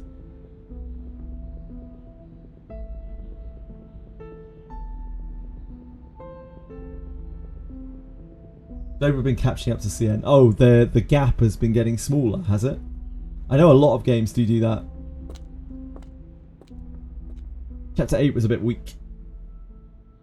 Yeah, maybe just that it's hard to follow Chapter 7. Chapter 7 was really good. But of course you were already invested due to the storyline from 5 and 6. Paths of the Past. Collected a Lepera's fragment. Go see it in Paths of the Past. What's going on here? Drag the fragments to the top of the panel to connect them and gain access to the monologues. Once you've connected all the fragments, more stories will be unlocked. Every fallen bullet casing symbolises a soldier's permanent rejection of their duty, honour and the loyalty they should have upheld.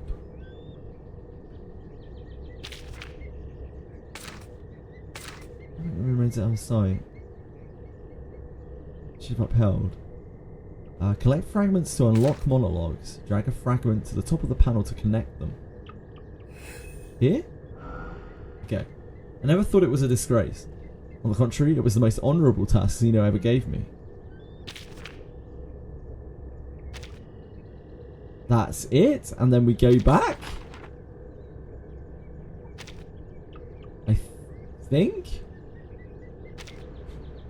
Some of the, like, side game mode things, like, they seem completely unnecessary. Oh, it's probably one of my peeves with this game. They're just, like, so... it's so unnecessary to be there. They're just extra windows with extra kind of half modes to them. A joyful goodbye letter. A solid paperweight. I'm venturing out. Greetings! By the time you read this letter, I'll already be on an auto island far out at sea. Oh, I wonder who this could be. Oh, please don't misunderstand. I adore your company, especially the hallway walking parties at 3 AM. Though I do love all parties, walking parties are a particular treat. But unfortunately, the ladies' code of conduct dictate that I should be sound asleep by 9 PM. What a pity. Also, please tell Miss Moisson not to worry. I'm not adventuring alone. Miss Vertin is also going on a trip to the legendary El Dorado, the city of gold. Magic, gold, and even bouncing coffee beans. I can't wait to talk to the locals about potential invigorating potion recipes. Speaking of invigorating potions, now everyone can become a brewing master. All it takes is a cup of coffee, and before drinking, add 3 grams of gold, and voila, you've got an invigorating potion. I've already prepared the ingredients, the gold is on the table, again with the gold drinking! And thanks to the automatic coffee drip beast in the lounge, we're saved for the hardest part, making coffee. And I do look forward to the special gifts I'll soon bring back. Sincerely, Sotheby. Yeah, very small unnecessary things. They just seem so extra. They really are so extra. Likewise, yeah, I'm glad I'm not the only one. I was worried I was gonna like really upset people or something and say it. It's just like, it's just so many windows and things all over the place. I'm like constantly just navigating UI, trying to figure out what the hell I'm meant to do in each and every window. The clue bit in one of the previous chapters is so random, yeah. On the right side, if they develop all these side game modes, it means that they are flush with cash. I'm not sure how much cash these little things are making them. 3.2 might be an anniversary or so, more or less. Yeah, sure. Got addicted to the gold from 1929. Yeah, maybe. Yeah, maybe. She did get the Storm Syndrome, didn't she? Well, I mean, like, she's in the vicinity of the Storm Syndrome. 1929, yeah, maybe she has a thing for gold now. 3.2 will be Carnival.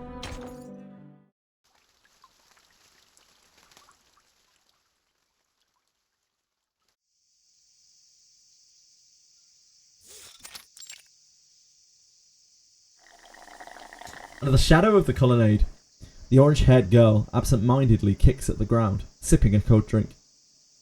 She watches as a beetle scurries across this courtyard, disappearing into a patch of weeds. What are you doing out here alone? She dips under the shadow of the colonnade, the sun streaming in behind her. The orange-headed girl raises her hand to block the glaring sunlight as she tries to make out the woman's face. Hmm? Molly! It's her sister, Muldeer.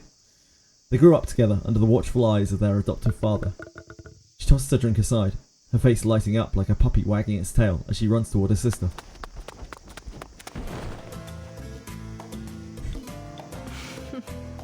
At ease, soldier. You've really been building some strength, haven't you? She pats her sister's head as she hugs her tightly. You are sprouting up like a weed. And you? Looks like they've been feeding you well. Returning the favour, she slips her hand under her sister's shirt and pinches her soft belly. Better. Just a little prank. How long will you be staying this time? Not long. Father plans to leave soon. He was furious when he heard about the defections. He ordered that he be brought here immediately. As the Admiral's most trusted lieutenant and child, she has accompanied him to the Sao Paulo base. Perhaps you might leave with us when the new CO arrives. She seems hesitant. Only the Admiral decides who stays and who goes, whether it be her, Lepera, or anyone else. But I don't know. Things are going well for me here, Molly. I enjoy being near the veterans' residence. And I'm happy for you. The wisdom of elders is worth its weight in gold. Oh, come on. You sound just like him. Speaking of him, didn't the old man come with you?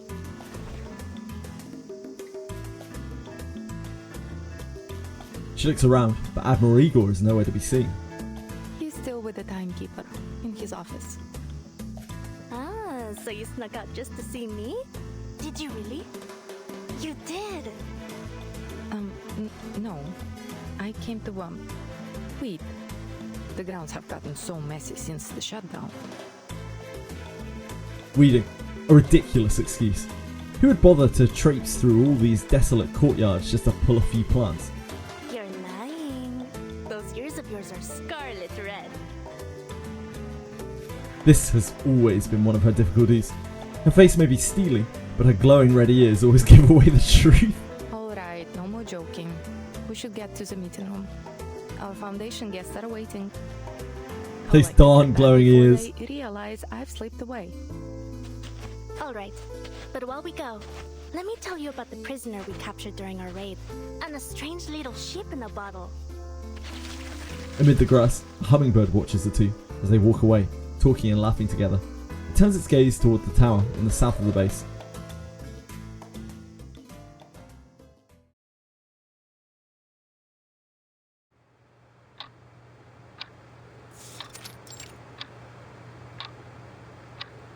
The room is simple, sturdy and clean. A military room through and through. Sotheby and Lilia are idly looking around the reception room. Photographs of veterans are proudly hung on the wall. They're arranged in chronological order. 1968. Soldiers look grim. They avert their eyes from the camera, a hollow look within them. It was a victory without flowers or honour. Izmir. I've never heard of it. I wonder if they have any Abang Akas there. In one photograph, soldiers stand in formation under a row of date palms. They gaze off into the glimmering coastline. 1986. Rio de Janeiro. Rio. Hold on. Is that... Rio de Janeiro. Among the soldiers, she spots a face that is all too familiar. Mr. Carson? She jumps up, trying to get a hold of the wooden frame. Mr. Carson disappeared in the storm of 1929. Oh, you have friends in Rio? Lilia takes the photo off the wall. I can't believe it. That simply must be Mr. Carson. She would never mistake him. He looks livelier than before. His hair is darker and wilder, but his features are unmistakably those of her dear butler. The storm. I saw him. He dissolved. Mr. Carson? What? You mean this old geezer in the photo? What are you talking about? Sotheby nods her head fervently. Why, this must be Mr. Carson. There's no two men in the world that could look so alike. Could it be a doppelganger? Or an evil twin? But then, surely, Mr. Carson would have mentioned a twin brother. Even an evil one. Nose. And his eyes. Though he's not wearing his glasses. But I know those wrinkles. Sotheby continues to talk to herself. The man in the photo looks just like Mr. Carson, save for the smile on his face. The stern old butler would never smile like that. I have to look closer. I must be mistaken. But he is so very like the Carson I remember. Like a potion in a bottle, 1,001 questions bubble up in her mind. She almost presses her nose against the dusty glass of the picture frame as she tries to make out every detail. Maybe then, could still be... The dust has gotten into her nose.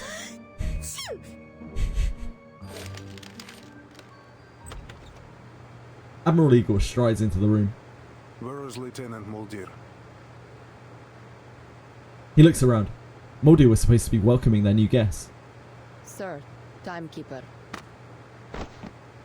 Lilia immediately straightens up, saluting the Admiral. Miss Burton, come and look. Sotheby waves at her, the photograph clutched in her hand. Mr. Carson could still be alive. Huh? Still alive? The Mr. Carson who vanished before their eyes in the storm of 1929? I guess Sotheby saw someone familiar in one of these veterans' photos. You know this Carson guy? Look, look!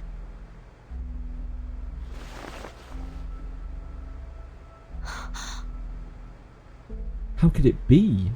Mr. Carson was erased by the storm of 1929. He does bear a striking resemblance to Mr. Carson, if my memory serves me right. Yet here he is, in a photo dated 1986. The Admiral strides over and examines the photo. Oh, 86. Well, that's many good souls. The worst part of this chapter is Candy Crush. I have heard that a number of times, Oleg. I didn't realise that this was this chapter. But yeah, apparently the Candy Crush is rough.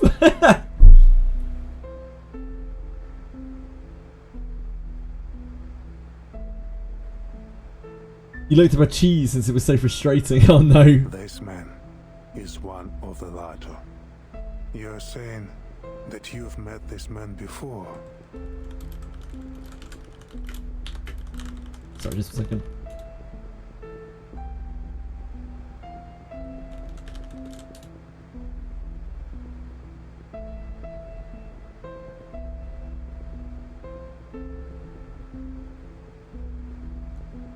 Apologies. He looks remarkably similar to a friend of ours who we lost in the storm in 1929. In fact, Admiral, they appear to be nearly identical. It's fine, we'll be the best Candy Crushes we can be. I must say, Mr. Carson would never dress like that. But I'm certain this is him. Just looking at him brings back memories of her dear old butler. That is fascinating. Do you know if this man is still alive? I couldn't say. Doubtful he would be in our service anymore. But you may find him at the veterans' residence in Sao Paulo. Well, that's weird as hell. Sao Paulo, the veterans' residence. Like items washed to the shore, secrets and answers gather there, waiting for the birds to carry them away. Oi, pessoal! Thank you for your page. Gives a free character. Well, I do need free characters. The two of them are met with a cold look from the Admiral. Looks like we're looking in for some Candy Crush. Ladies and gentlemen.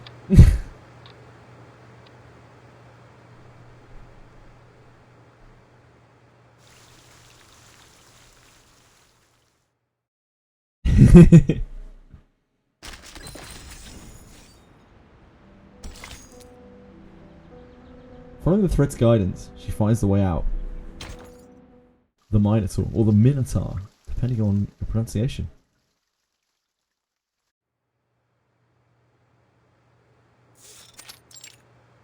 When they were talking about the Minotaur in the last chapter, it was really obvious who the natural English voice actors were, British voice actors were, when they were saying it. It was interesting. Scolding comment. Muldir was supposed to be taking care of Miss Sotheby. It seems she has abandoned her duties. Admiral, Save your excuses. Yes, sir. It was my fault, Admiral. I ran into her on our way here. It's been a while since we last saw each other. As her father glares at her, she quickly realizes that her attempt to cover for her sister is only making things worse. Your performance on the training ground earlier was most impressive, Miss Lepera. She breaks the awkward silence. Allow me to introduce my team. This is Miss Sotheby. Sotheby smiles and curtsies. And this is Lieutenant Lilia. How's it going? I was previously assigned to HQ. It seems your assignment here has done little for your discipline, Lopera. The Admiral stands with his hands behind his back. He examines his undisciplined daughter, a grim look on his face. You have new orders. I'm assigning you to accompany the Timekeeper and her team to Sao Paulo for the duration of their mission. Lepera nods, but Lilia still has questions. Me and Lepera? That's a whole lot of firepower. What Thank are you for we your prayers. expecting I during appreciate this it. mission? Oh, sorry, Lilia. I haven't had the chance to speak with you privately. The Admiral asked if you could stay on site to help with training their new recruits. What do you think? You can do as you wish. Training up some new blood, eh? Well, as long as you think you can handle things without me, I can stick around to lend a hand.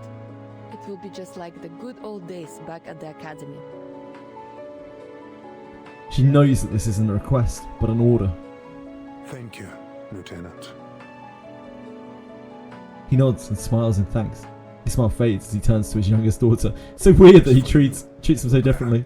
Please show our guests to their rooms. And try not to overexert yourself. I wonder what his relationship with Lilia is.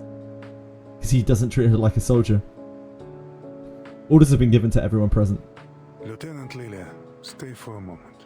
Lieutenant Moldier will bring some documents shortly. They should prove useful for your assignment. Moldier, briefly out of the Admiral's sight, shrugs helplessly as her orders start to pile up. Lilia is a soldier. Yeah, I know Lilia is a soldier, but he's not treating her like one. Lilia gives her a knowing smile. Oh, is she employed by someone? Oh, yeah, of course she is. Yep. Yeah, never mind. Lilia gives her a knowing smile. It's always like this. It's just part of the job. Now, I have other business to attend to. If you'll excuse me.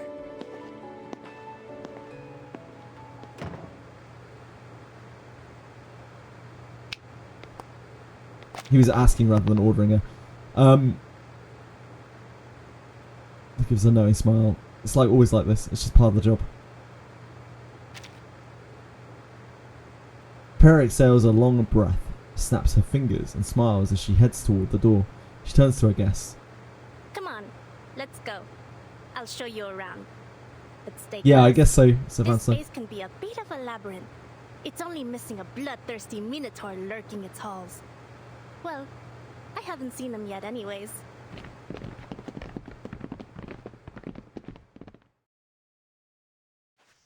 Give it time. Where's our Minotaur character, huh? The base here has been understaffed for some time. Whole sections are deserted. It can be dangerous. We don't usually allow guests to move about freely. Well, who am I kidding? We don't have any guests in the first place. Who'd come here for a visit? Scenic views of dead gardens and overgrown brush. In the spring, we have vine-tripping competitions. And in the summer, you can be part of our complimentary bug buffet. Even the farmers back home had it better than these. She leads the way, chewing on a piece of wolf's tail grass. Before Zeno moved in, this was the fort of some Lisbon aristocrat. The shadows of the old continent are everywhere here. The ghosts of the 18th century still clinging to every mark on the marble columns. There's only one place fully off limits here. That tower. She points to a tower in the distance. Styled after Andalusian architecture, it stands ominously under the scorching sun, looming over the base with an eerie intensity. What's in there? It must be the Minotaur's lair. Or a secret lab for super soldiers. Definitely one of those two things. Sotheby's imagination is running wild again. Imbued with the strength Wild. of an ox, the wits of a man, and the wings and fiery breath of a dragon. Off to farm the HP relic. Xeno base, not Yep, some true. chimera's nest. Besides, if there were any monsters in there, I would have heard them by now. Were those the Admiral's exact words? That nobody is allowed in? Hello, Marshmallow. We've missed your licking. Yeah, That was what he said. Under no circumstances is anyone to be allowed in. It's got to be one of those two things. I don't know which, but it's definitely one of them. Then a quick peek around. Wouldn't exactly violate that letter of order. Miss Vertin, are you thinking what I'm thinking? He does sound to be anything, and she'd believe it, yeah. Is there treasure inside the tower? Again, there are no monsters in that tower. And I am under orders to escort you directly to your rooms. She blinks. Clearly curiosity isn't only in the hearts of these new guests. But if we were to say walk a bit too close and accidentally provoke some nearby creatures... Mischievous critters often walk into the courtyards, and these ones have appeared just in time. Oh, how terrible! It seems trouble has found us. Oh, how unsurprising. Ooh. Ooh, that's cheeky.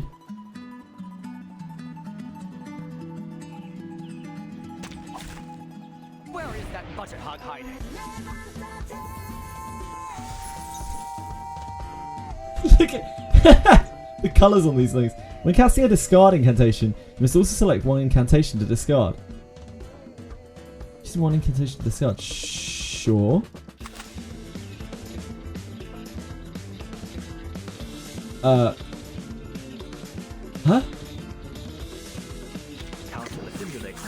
We don't have any discard incantations though.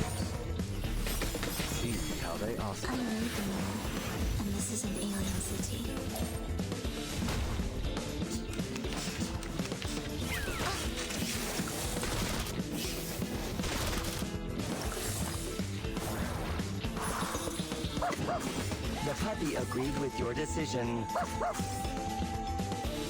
Ah, it's this. I see. It's giving us this. Right, I'm with you. It's this symbol. It's this symbol. So it places it on some of our cards. And when we use them, we then have to discard a card to use them. Quite a start. Thankfully, they were easy to handle. We can't let them run off. Who knows what damage they could do? The range of your earpiece isn't that big. Lepera chases after the fleeing critters, who just so happen to be heading in the direction of the tower. It's nothing more than a coincidence. Annoying gimmicks. We shall wait and see. The half-hour-long game of tag finally comes to an end. Now where could they have gone?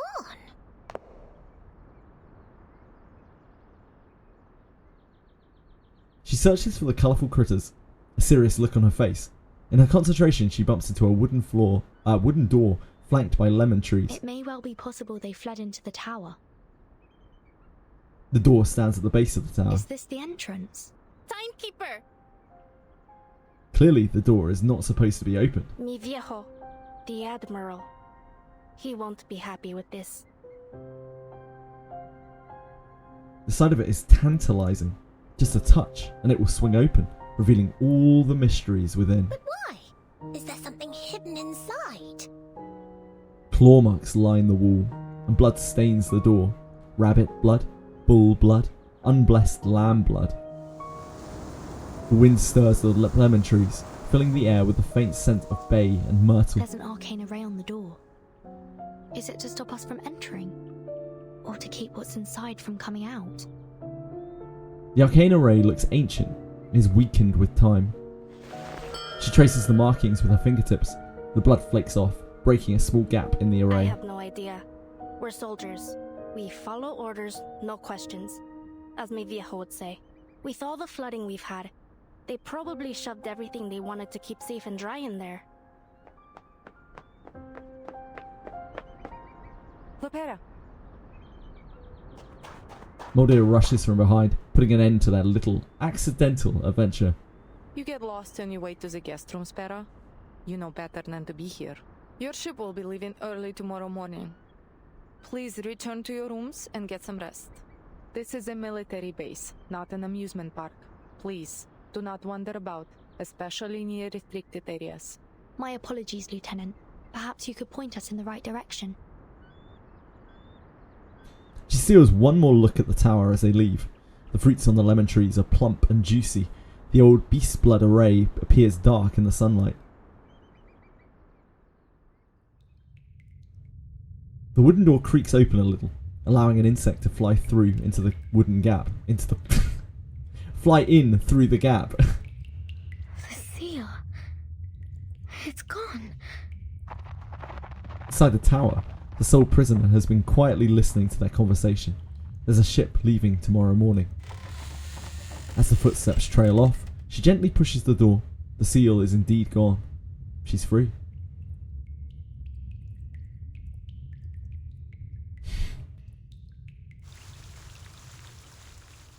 Still for one turn with a dodge, you can't get past easily. Ah, I see, I see.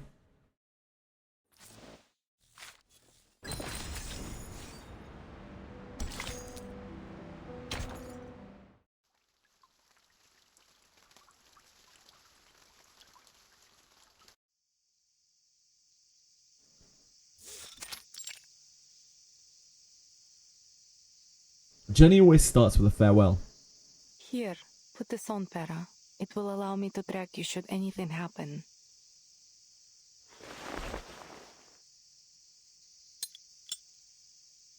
She fastens a small button to her sister's collar. This button connects the two of them tightly. With this, they will always be able to find each other, no matter where they are. They kiss on both cheeks. You'll remember to bring father a souvenir this time, yes? And promise me you will be careful. I do not wish for our parrot to buy the farm just yet. Don't worry about me, Molly. Worry about them. I'll kill them all if I have to. Every last one. Or us? She makes sure to emphasize the totality of her determination. All right. Enough blabbering. Do you two always share these little heart-to-hearts whenever you leave? I got nothing to say except bye. Or is the tortoise suddenly not so worried about its speed? The ship signals its imminent departure. Sotheby, do we have everything? Naturally. Miss Sotheby is always ready to travel. The ship is boarding now. After it departs, I will spend some time gathering intel on Mr. Duncan. Thank you. We should be able to find them in the flesh once we get to town. Duncan and I go way back. And I'll introduce you to another friend. She lives in a bottle. I'd be delighted to meet your friends. We should be going now. Lilia, I've told Admiral Eagle that he can rely on you for further assistance as necessary. Is that all right with you? Yeah, I'll do whatever needs doing. Счастливого пути!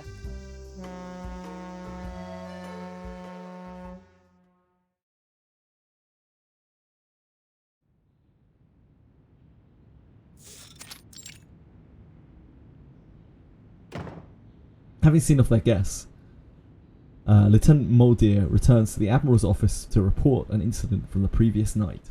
Admiral, a prisoner has gone missing from the tower. She lowers her head as she awkwardly delivers her report.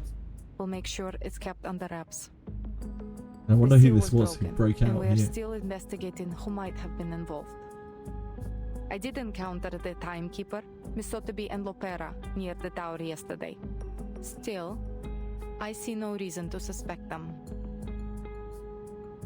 They were the only people she saw near the tower yesterday. The timekeeper doesn't have any incentive, and Lopera... No, she wouldn't be involved. Until last night, the tower held a single unlucky prisoner, a lamb to the slaughter, a stalk of wheat in autumn. But now she has gotten away. Find the prisoner, but don't attempt recapture. Let's see who she's been in touch with. Understood. Lieutenant, this was a failure that must not be repeated. He grits his teeth as he stares at the map before him. Xeno shouldn't be like this.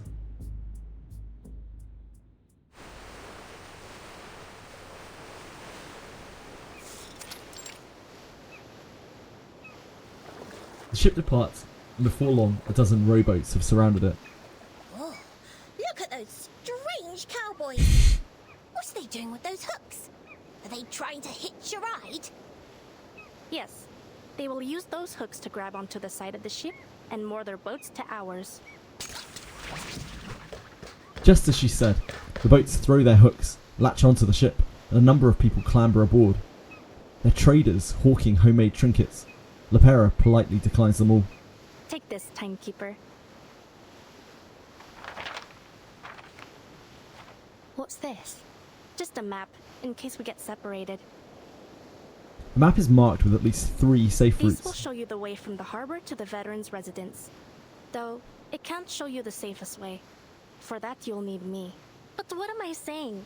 San Paulo's perfectly safe. That's what the politicians say anyways. Never mind the talk of gangs, cartels, and greedy multinational corporations. Pure slander. Thank you for the warning, and the map. Let's hope I won't find any occasion to use it. Eagle be like, Zeno fell off, yeah. I hope so too. Well, we have a long cruise. I remember the good old I'll leave days. it to your business. At the mice. She waves goodbye, making her way through the energetic traders into the other side of the deck. The traders scamper around like little mice. Having made their sails, they're now scrambling to get a plate of food from the So chef. the kitchen even prepares food for them. No line cutting. You boy, back to your place. You up, or there will be no dinner for you tonight. The chef taps his metal spoon, sending the boy back to his place in the queue. The boy sneakily grabs a few flatbreads, tucks them under his shirt, and scurries away. He bumps into Sotheby, crashing to the floor along with his stolen goods. Hey, out of my way! He stuffs the bread under his shirt again before running off. As he passes, Sotheby notices a glint of an arcane skill in his eyes. He runs like a child enchanted by the Radenfanger as he bolts around a corner of the cabin. Miss Vertin, did you notice that boy? Wasn't he awfully strange? You're right. Come on, let's go see what he's up to. He didn't have his eyes drawn, so he can't be that strange. A woman hides in the shadows. Her face is familiar, but she wears an entirely new outfit. Is it really her? The lady at Tuesday's It's Motel? you. Ah. So we have played this one. The bread-stealing child is gone. Instead, Miss Kimberly. Oh yeah, I do know Miss Kimberly. Yeah, I forgot her name. Yeah, I do know Miss Kimberly. I forgot that was Miss Kimberly. Miss Kimberly is curled up in the corner, stuffing bread into her mouth with both hands. She stops and looks up, surprised in her eyes. I am terrible with names, so it's not really surprising. Burton! How? What are you doing here? I was about to ask you the very same question. What a CG. The farewell at Tuesday's Motel last month wasn't exactly pleasant. But she looks starved now. Is this a new friend, Vertin? A pleasure to meet you. I don't know if I'd say friend. Sotheby approaches, but Kimberly looks terrified. She freezes, a sticky lump of dough dropping from the corner of her mouth. Please, take this. She offers her a chocolate bar. After a moment's hesitation, Kimberly swallows, grabs the bar, and shoves it into her mouth. Thank you. She licks her fingers clean like a ravenous child. Have you found what you lost since we last met?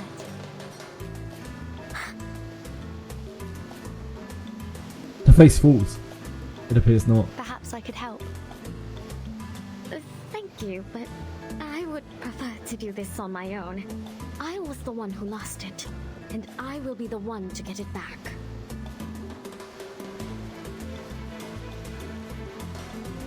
She's unwilling to cooperate, but there's no hostility. A strange and contradictory figure, an arcanist who seems to be on the verge of The reformation. ship is headed to Sao Paulo. Is that where you're heading as well? You guys are ravenous as well, but for something else. Sao Paulo? I don't... It's the ship's only destination. Where else could she go? There isn't anything for me there. Only a bit of misery and pain. There's no more dancing, no feasts or banquets, no... Her eyes dart away. There's nothing there. no. I would rather we simply part ways here, Miss Burton. Farewell and pleasant journeys. I'm indebted to you for your kindness. Ah, and your friend here. Aren't you just a sweetheart? Oh, I could just gobble you up for tea. Okay, no eating, people, thank you. She reaches out and pinches Sotheby's cheek. Oh, madam, please, you... This simply isn't proper or ladylike. Kimberly smiles, as if she has shed the baggage of their previous encounter, and disappears into the crowd. There's an old legend told in the Desert Peninsula. Encountering a demon is always a sign of bad things to come. Weird that. Generally when you encounter demons, it doesn't really forebode good things.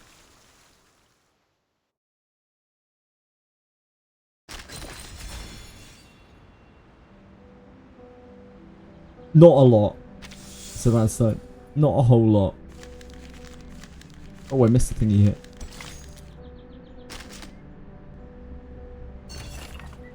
The world is changing so quickly that even a tortoise has to pick up the pace. After discussions at the headquarters and based on the current global situation and the conditions of each branch, the following transfer notices are officially announced. The Texas base will be abandoned and all personnel evacuated. Comrade Igor will be transferred to the Zeno Brazil branch to succeed General Carlos as commander.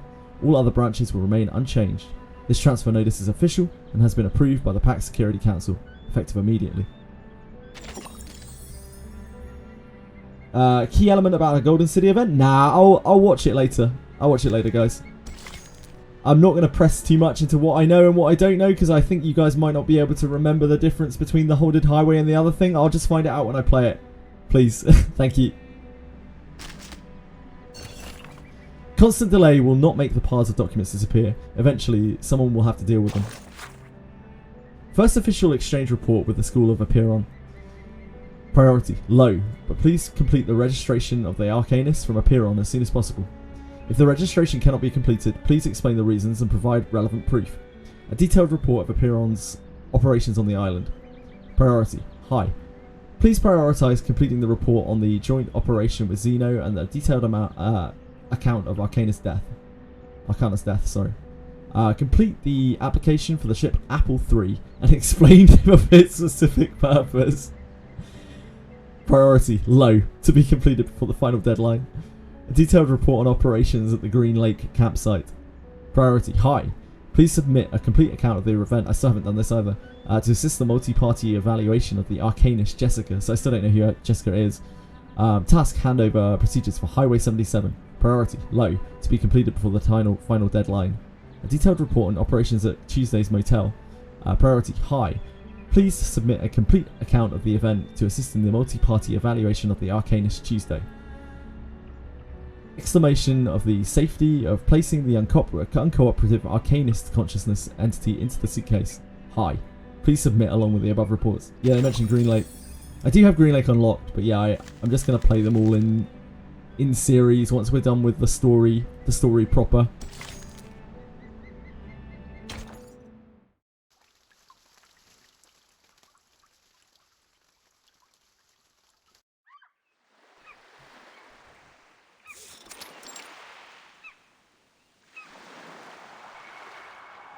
The wind blows through Lepera's hair.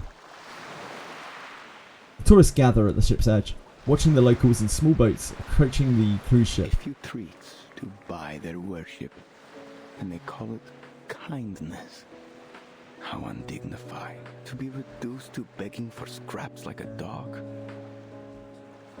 Don't you like it when they put the character backstories inside content that's hard to just play? I think it makes it very difficult for newer players, but it's obviously fine for people who have already been playing through the game. The fact that you need a guide to play through the content, which is time-locked and gated, to be able to play it in order is probably not ideal, if we're being honest with ourselves. But it doesn't bother me too much. The children on the boats wave their hands and shout in an attempt to attract the tourists' attention. The crew and onboard priest have packed supplies for the tourists to buy and throw to the impoverished children, all part of the tour experience.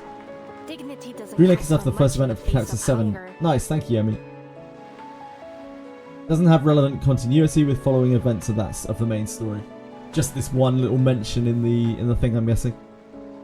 But it's cool that they reference it again. I don't really mind it too much, but I can see why like, some people would be really upset about you know, it's like starting the game and then missing out on some of the story, being confused by some of the story.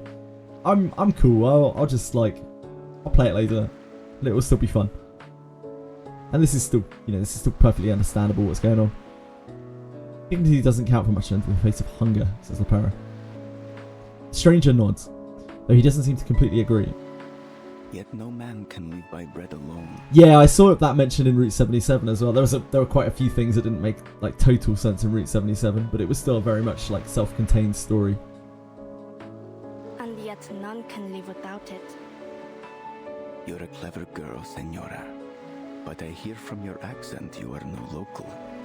So what brings you to San Paulo? Business, ne? I have some business myself in the favelas. Colombia, senor. Just saw a cat dart by. Only a visit to the San Paulo Veterans Residence. It's a safe place. If you find yourself in trouble, you should seek it out. Oh, is it now? Thank you. You're very kind to offer. Lepera idly tosses a small die up in the air and catches it in his hand again. The stranger's eyes follow the die as it traces its path. Care for a game of dice, senorita? What's the bet? She glances at the black suitcase by the stranger's feet. Well, let us bet against the goodness in one another. Let us say that the loser will cover the cost of all the food given to all the little vendedores today. In the winner's name, of course. A generous gamble for a conscience that knocks on heaven's door. That's no small wager, senor. Still, I appreciate the good game. The stranger smiles as he watches Lepera drop the die on the table and shake it in the wooden cup. High-low then. Who goes first? Ladies first. Low. Let's make it more interesting. 6. If it rolls anything else, you win. She shakes the cup again, the die unevenly tumbling around inside. I lost, just as was meant to be. So then, I am to be the vehicle of grace today. Might I have your name, Senora? So that all may know the name which is to be sung in paradise today. Carlota Lopez Rivera. But it is Lopera should you ask after me. Lepera. Lepera of San Paulo. The defeated stranger picks up at the die. He notices something in its design and cracks a smile. He places it in Lepera's hand. That's an interesting die you have there. It was only luck. What's going on? Do as I say, all of you! These damn pirates, Regulus! Look, Vertin. There are some more river cowboys. This one's sort of standalone, at least the early ones, yeah. In Route 77, it's very shortly mentioned. Yep. The 2X series is the worst example of it. The rest is fine, I see. I'm afraid they seem more like river pirates. Stay back, Sotheby. What do you want? Where's the captain? We're changing destinations. The ship will be docking in the favela now. Or we'll blow it all to bits. He flicks a lighter and lights the fuse of an explosive. He's panicked. Clearly he's afraid of something. Get out of the way! Lepera has already drawn her guns, but the crowd is panicking. She can't get a clear shot. Hold your fire, Lepera. There are oil drums on board. Lepera notices the oil drums stacked behind the crowd. A single mistake could turn the whole ship into tomorrow's headline in the San Paulo papers. Ugh, slimy rats. She holsters her gun and charges forward with her bare fists. Guess that works too.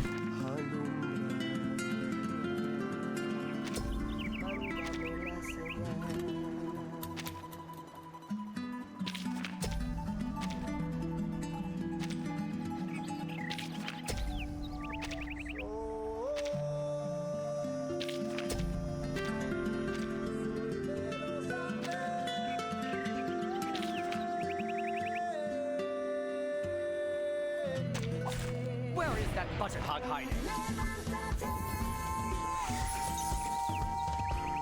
Not much into music, these pirates. No, too true, Emmy. I don't think these are rock gods.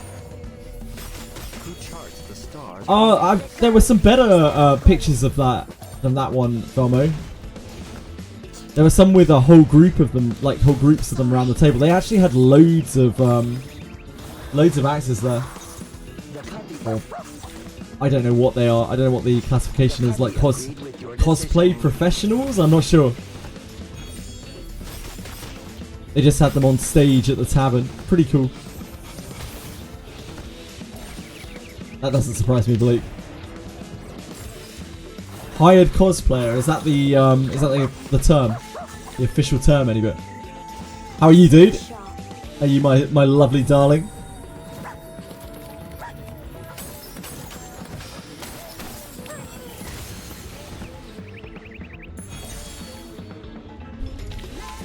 Just as I deciphered, or Lepera grapples with the thug before wrestling him to the ground and punching him repeatedly in the nose. She tears the explosives off the pirate's body, but in that brief moment, the thug manages to pull out one of her guns from its holster. Lepera! The fight halts, the thug's trembling hand pointing the gun at Lepera. The oil drums are just a few steps away. Either we go to the favela or to the bottom of the river. Claro? Make your call. It's weekly reset. No! That's like so many things for you to do, Annie, but... The favela? Are you with the Apostles' Brotherhood? Huh? Yeah, that's why I chose professional cosplayer, but I have no idea if that's an actual real term. They forced you into doing this, didn't they? Hijack the ship and bring it to us. Is that right? Too bad for you. This ship won't be making any unplanned detours today. Bone reset week for you as well. Mine's next week, any bit. The pirate's eyes widen as he freezes in place, only his legs trembling. Lepera hit the mark, but the thug's reaction is extreme. His finger tightens on the trigger as his teeth chatter nervously. Estúpidos! Get down!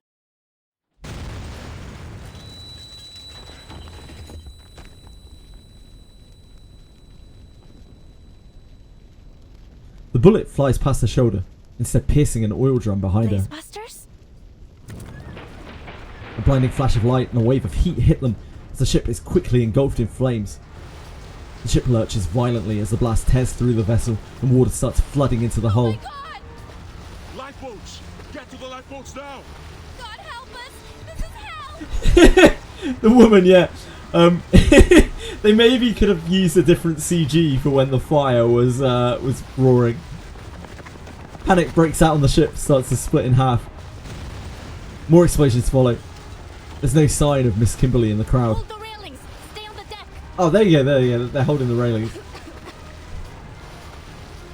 Lepera shouts from the water as she clings in to a piece of floating wood. She gasps for air as she bobs up and down in the water. Chairs, benches, and sailing gear disappear as the ship sinks further and further into the depths of the river. Sotheby clutches the guardrail tightly, but the ship is almost vertical and sinking fast. Let go, Sotheby! You need to jump now! Join Lepera! Thought they always get paid. Oh no, definitely not, Velmo. But when they're employed by the staff there, when they're employed like to do the show, of course they're going to get paid. So, if that's what you're talking about.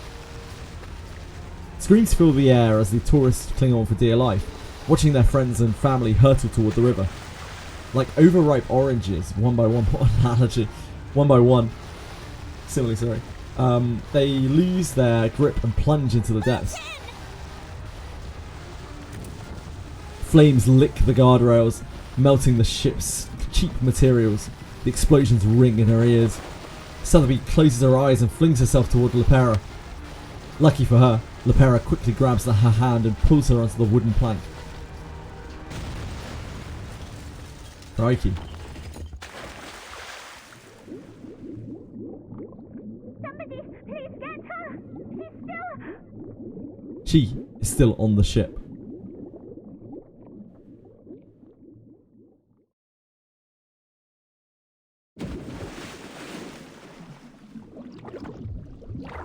Ooh.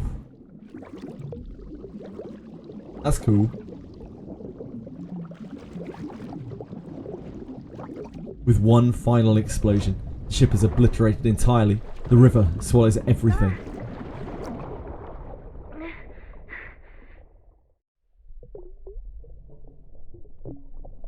The sunlight ripples on the surface, growing farther and farther away.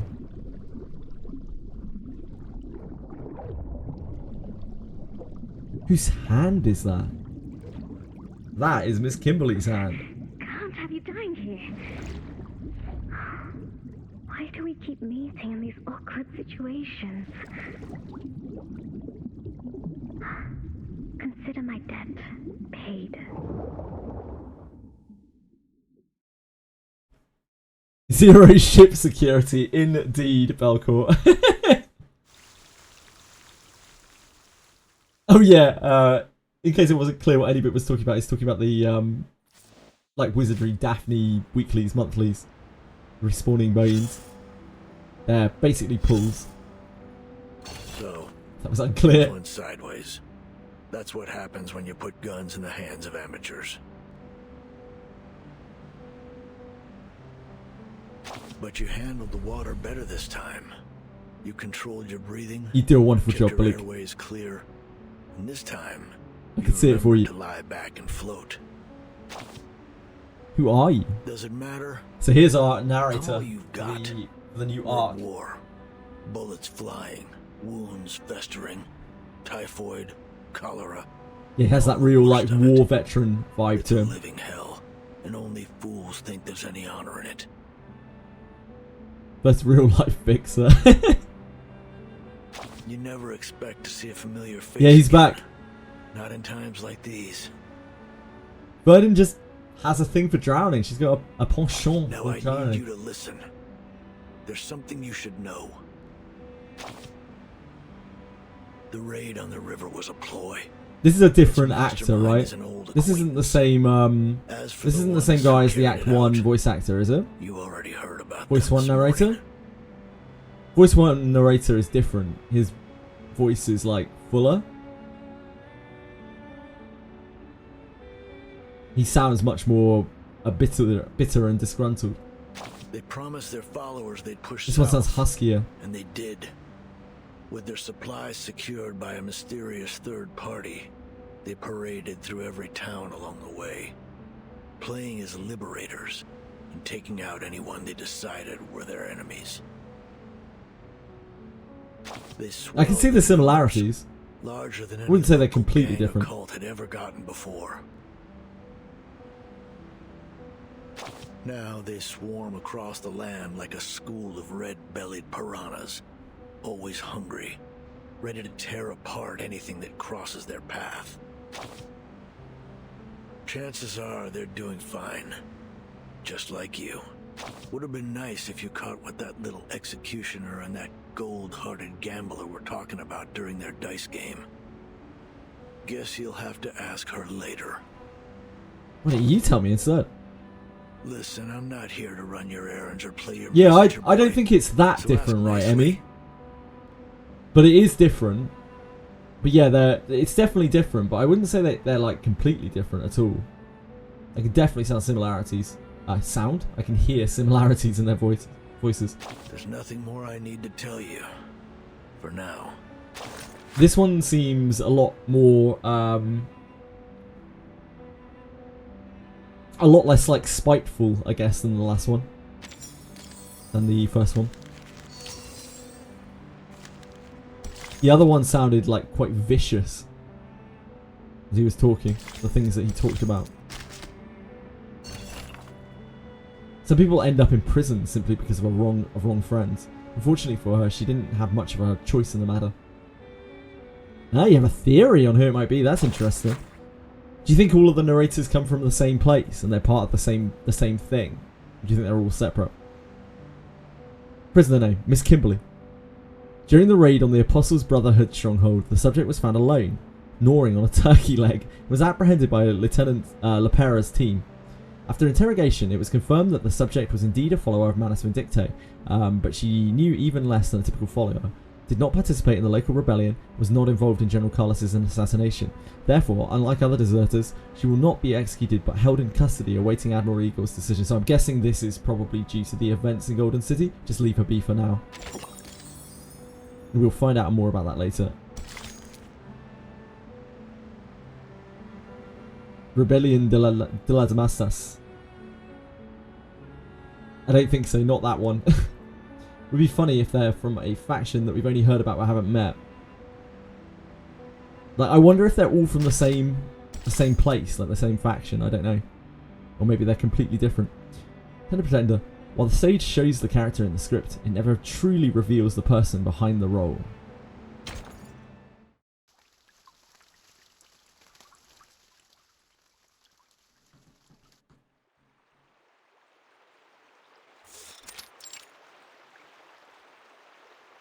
The Brotherhood just took a beating from Xeno. If they're caught up with their own trouble, then we might have a golden opportunity to turn the people against them. I see what you did there. We can't lose anyone else to their lies.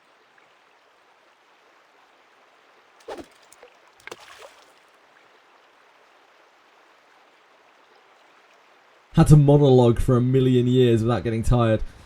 I think part of it is the ability to read from a script. Either read from a script or a great deal of practice. It's very, very, very difficult to ad-lib that sort of thing. The old man next to him casts his fishing line. The bobber floats quietly on the river's surface. Across the river, a water anaconda eyes the two men beneath the shadow of a snakewood tree. What do you say? Want to talk about plans? Apparently we seem from chapter 7 to chapter 10. Shortly there and in chapter 9. Interesting. The old man doesn't speak. Instead, he removes his sunglasses and pushes a cup toward his friend. Here, drink up. Thanks. Listen, as much as I enjoy being out here all day, we've got to take action now. The sooner the better. Don't you think?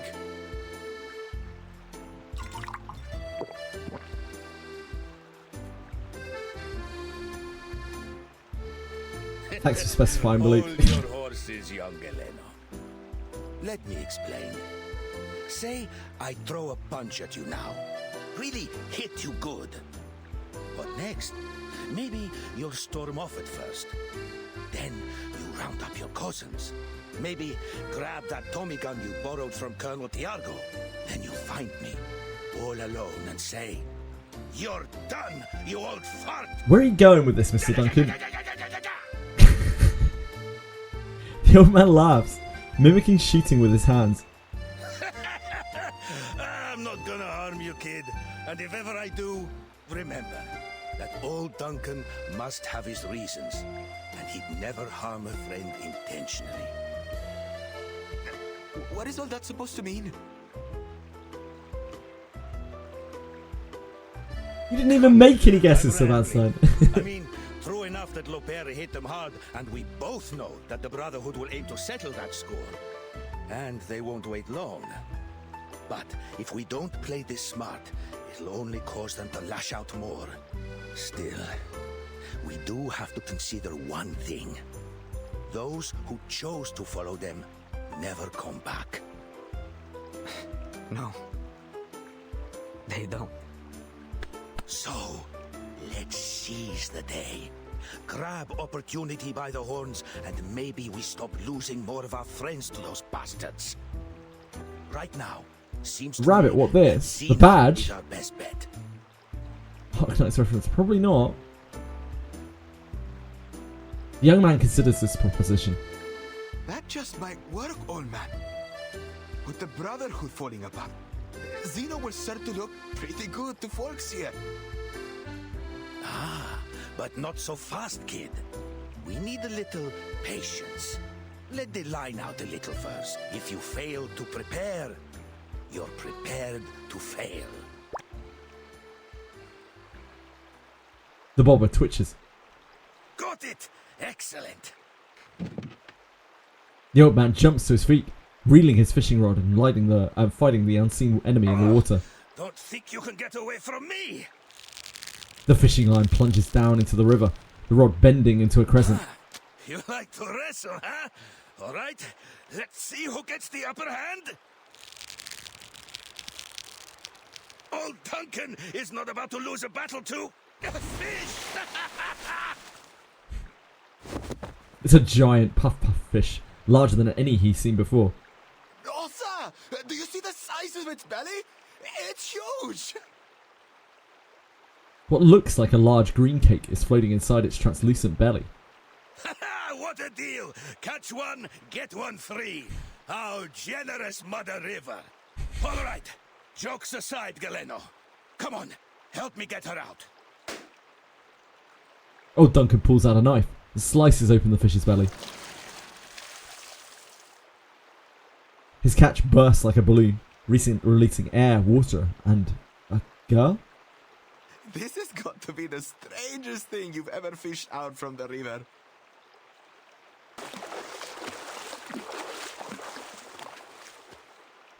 What?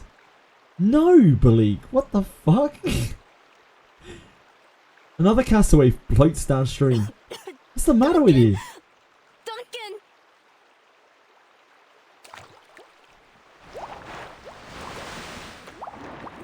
Rage baited.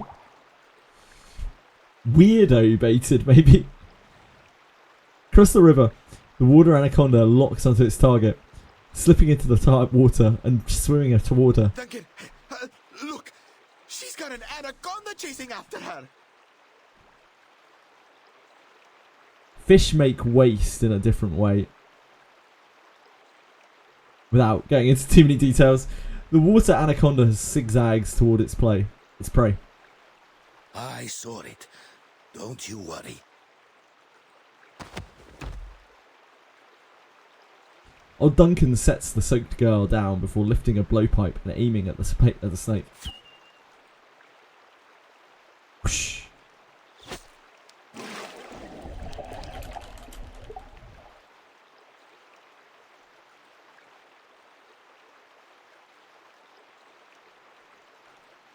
Hang in there, Lopera. Come this way, we'll get The dart strikes, quickly draining the anaconda of its strength. It sinks to the riverbed like a coil of old rope. Here, take it. He grabs a nearby vine, throws it into the water. Lopera grabs it and pulls herself toward the shore. Thank goodness you were here to grab me. She clambers onto the shore, shakes the water from her hair, and sits leaning back on her hands, breathing heavily. But what are you doing all the way out here? I was wondering the same thing about you, girl. Seems like a strange place for a swim. I suppose you wouldn't know anything about the girl we just fished out over there. He points to the little girl who rolled out of the fish's belly. Sotheby! She's still breathing. The air trapped in the fish's belly must have saved her life. Lopera crawls over to her companion and smacks her back, helping her spit out the water in her lungs. Hey, can you hear me? Easy now, Lopera. We just cut her out of that fish's belly. I guess so. Sotheby coughs out the water in her lungs as she regains consciousness. You're a veritable Jonah, aren't you?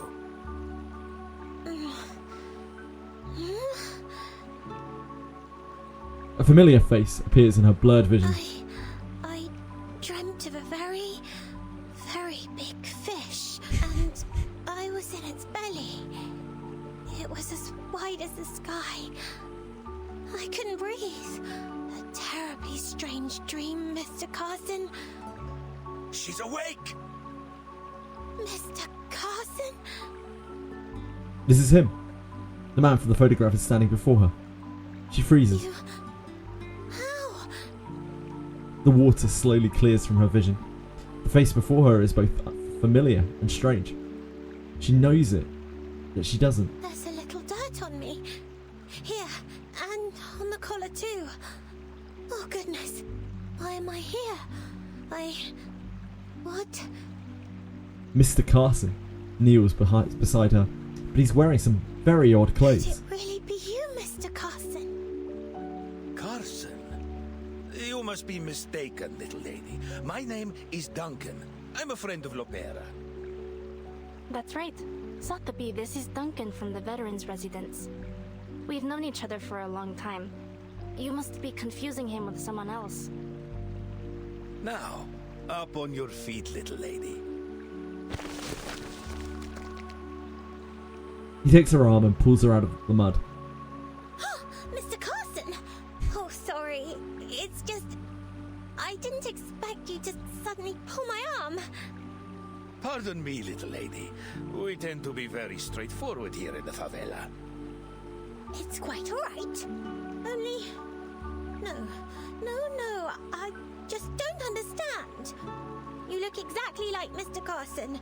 How could you be anyone else? She had posted him and got smashed. This has come up before, Balik. This has come up before. I don't really know. I presume she's using some kind of technology to keep her potions safe that are all housed within her skirt. Because she has been through many rough and tumbles and has not had any issues with potions breaking.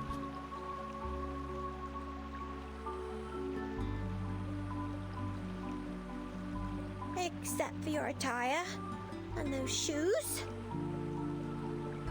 She's got some... I don't know. Her butler would never dress like this. Sockless with patched up clothing. She notices the liquid swirling in his cup. And the liquor?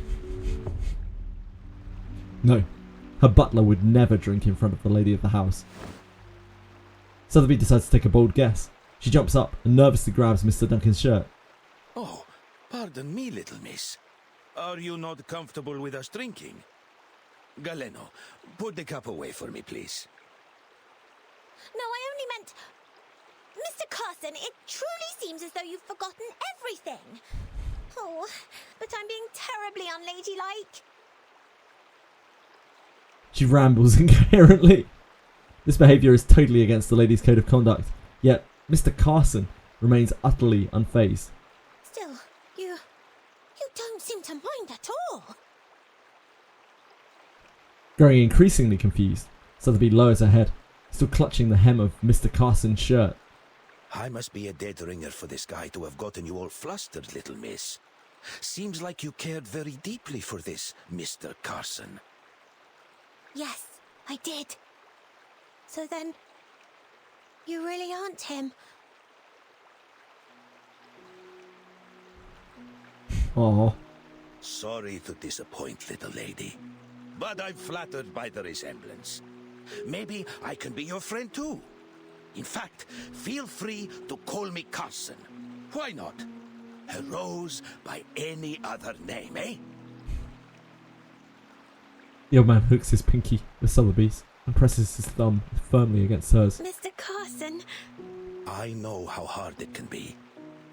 I lost my wife and my comrade in arms.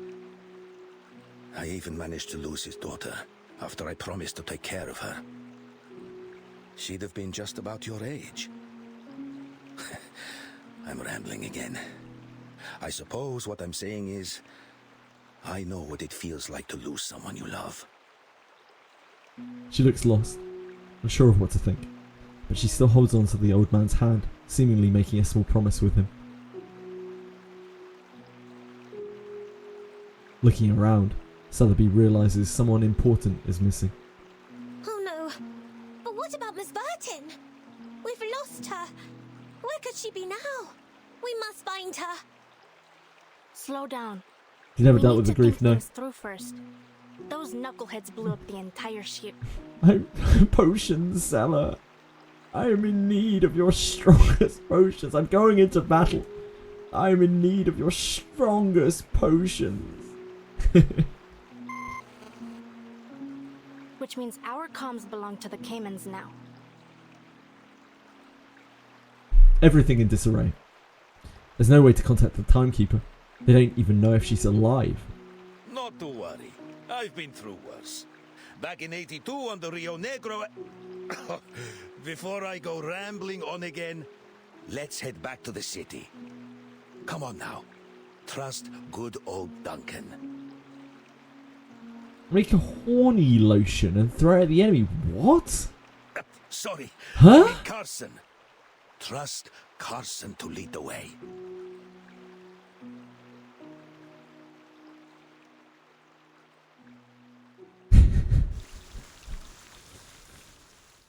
Some of the things I read.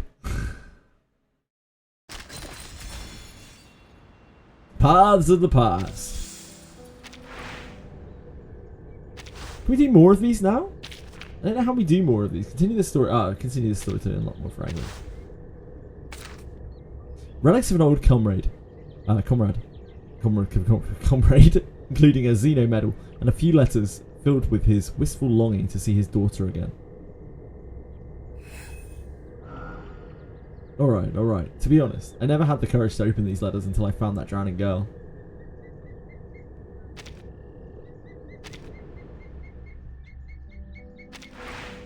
There's something else too. Oh, it's this. It's the money.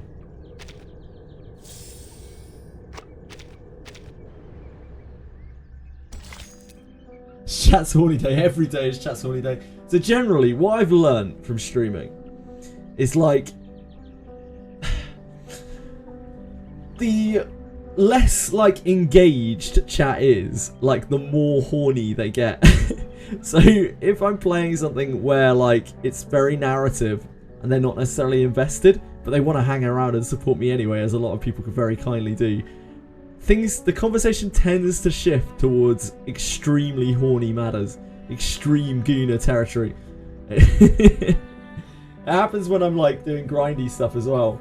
So like it would happen often towards the last days that I was streaming Wizardry. You know, before we moved on to Etheria, and then now we just go back to Wizardry when the content comes out. Yeah, maybe it's to gauge my reaction. Maybe it's just because they want to fuck around. I don't mind it. I have no problem with it. It's whatever. As long as people are having fun, that's all that I care about.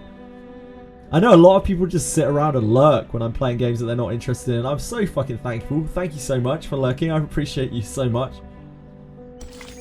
Thank you for being here. It means a lot. As well. Whatever you want to do. It's all good. Even if I sound disgusted by what you're saying, I probably find it kind of funny. Oh no! I've summoned them! Miss Kimberly's influence. Yeah, maybe, yeah. Maybe. Maybe, Emmy. Is it Gooner Wizardry time? No, it's not Quantum. It is not Gooner Wizardry time. No! Bad Quantum. Back in your box. A man in black lifts a fallen statue. I never wanted to put San Paulo through this chaos. He shields the faint flame in his hand, reigniting the candles one by one. Order, peace, unity. Those are my purposes. Much has been wagered here, Marcando. Much. Now it has been lost. The spray bomb as soon as Connor turns up. Yeah. Those animals will make them pay. Connor needs to be kept under control. We can't let his infection spread any further. Is that why you've decided to grace us with your presence, your reverence? There is a lot to do if we're going to recover the ground I've lost, your reverence. And there's something more. A new doctor down at the veterans' residence. Some blind woman. I would not bother you with it, Lord Santos. Except that she's been helping people in the favela. And it is swaying them towards Xeno. Then this doctor is with Xeno. Ah. It's fine chap again. She's always at the veterans' residence. Spends most of the day with those old war dogs. Bless you, Quantum. Thanks for being here, man. Love you. His expression is tense as he mops the sweat from his forehead. A doctor gaining the trust of the people in the favela. She'd make quite the prize, wouldn't you say, The bullets go off. Probably not, no. A much more valuable bargaining chip to Xeno than a few deserters. Marcando understands perfectly. In San Paulo, kidnappings are as common as bread. You will see this task through, Marcando. But before that, we need to pay a visit to the favela. I've brought us some new blood.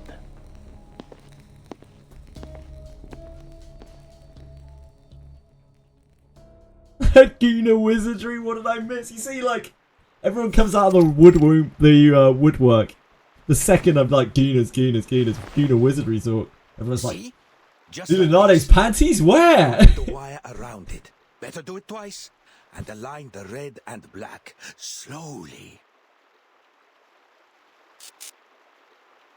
He delicately connects the copper wires, and the current buzzes to life. Unbelievable! It's science, kids. Nothing unbelievable about it. All fixed. He hands the communicator back to Lepera. I don't know how to thank you, Duncan. On their way to make another alternate style to our favourite units, they gave them jiggle physics. Yeah, they have done that with all of the alternate styles, including Fleet. She straightens the antenna, adjusts the channel, and hurriedly contacts the base to report the situation.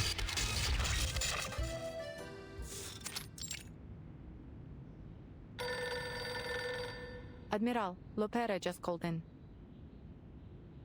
Put her through. Lopera, it's me. What happened? Our ship was sunk. Miss Sotheby and I washed ashore near the favelas. As for the timekeeper, she went overboard. We lost sight of her in the commotion. Her current status is unknown.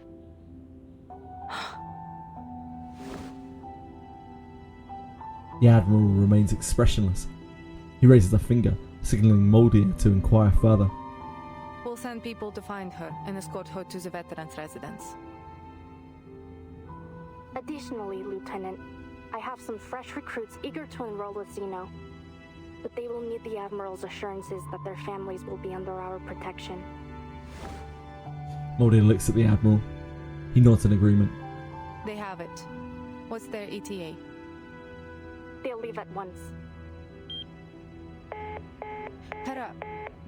That little hothead. Sir, your orders. Leave the matter to me, Moldier. I will send someone to take care of this. Moldier falls silent as she looks at her aging father, concern in her eyes. Silence spreads between father and daughter as the Admiral focuses on the dice in his hands.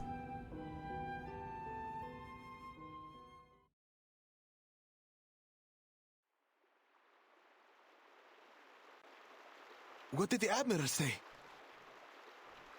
He agreed. Did you hear that? Xeno will protect us! Good news indeed. The young man claps his hand in excitement. But just as the celebration starts, it's cut abruptly short. I have no doubt. They were working for the Brotherhood. The Apostles' Brotherhood? They've bounced back quicker than I'd hoped. Hi, Bellatrix man, welcome back! How are you today? Still, we need to be cautious. Figure out just what they're after. That guy looks familiar. It's the stranger she met on the ship. He's walking among the Brotherhood. That's him. He was on the ship with me. He walks toward the crowd, passing out food and other useful items to those he passes. The Brotherhood has experienced a setback, yes, as all great causes do. But we will rise again, for we serve the one true purpose. Hear me now, brothers and sisters, fellow Arcanists. Our days of anguish and deprivation are over. The sufferer will walk among us once more, and we will bask in their divine grace. The day of triumph draws near. Soon our wagers will pay off. All will reap what we have sown.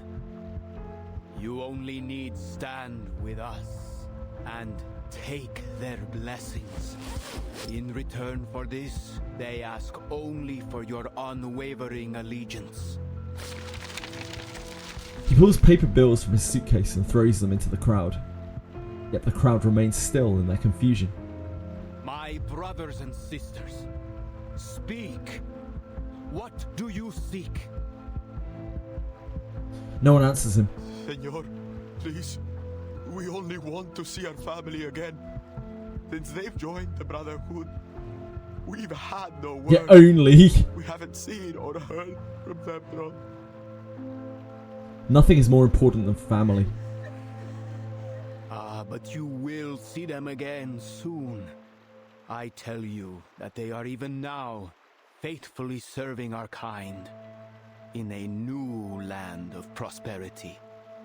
They're in Ushuaia, in Antarctica, in all Antarctica. places where the past and the future converge. Because we know Chapter 10 is in Antarctica. There's a big thing made about it. We read some background lore to it. There will be no more poverty, no more hatred, no more chaos. We shall reclaim what's rightfully ours.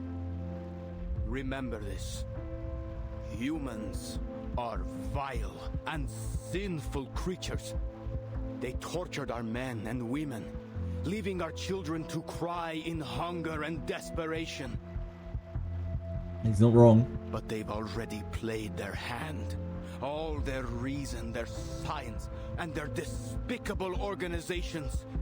They raise these rotten edifices to weaken us and leech off of our misfortunes, to blind us from our true purpose. But no longer. Soon their games will be over, and every injustice and oppression they've held over our people will be returned tenfold. All that they've built will crumble down over their heads. The crowd whispers in hushed tones, afraid to speak any louder. Hiding nearby, Duncan quietly leans over to Lepera and whispers a few words before handing her a rabbit patch. Tell me, my fellow brothers and sisters, what is evil? No one answers. The murmurs of the crowd quickly fade, creating a heady silence. A few crows fly low overhead. Evil is the absence of good. And to find what is good is to follow our path. The High One has promised us strength and glory.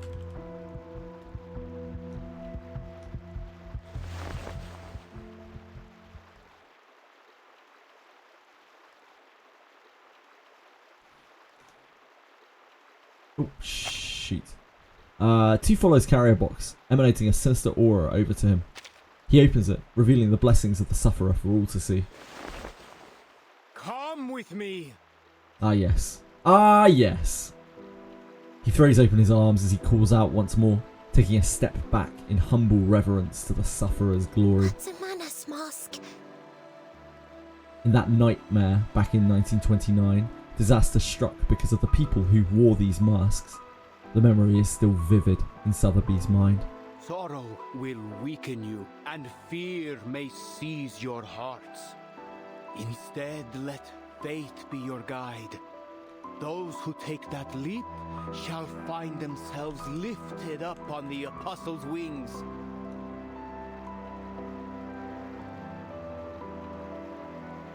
While those who hesitate will be scorched by the fires at their feet.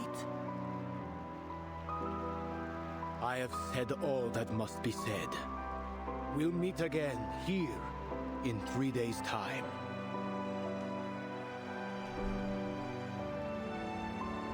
He leaves them with a gracious and generous deadline.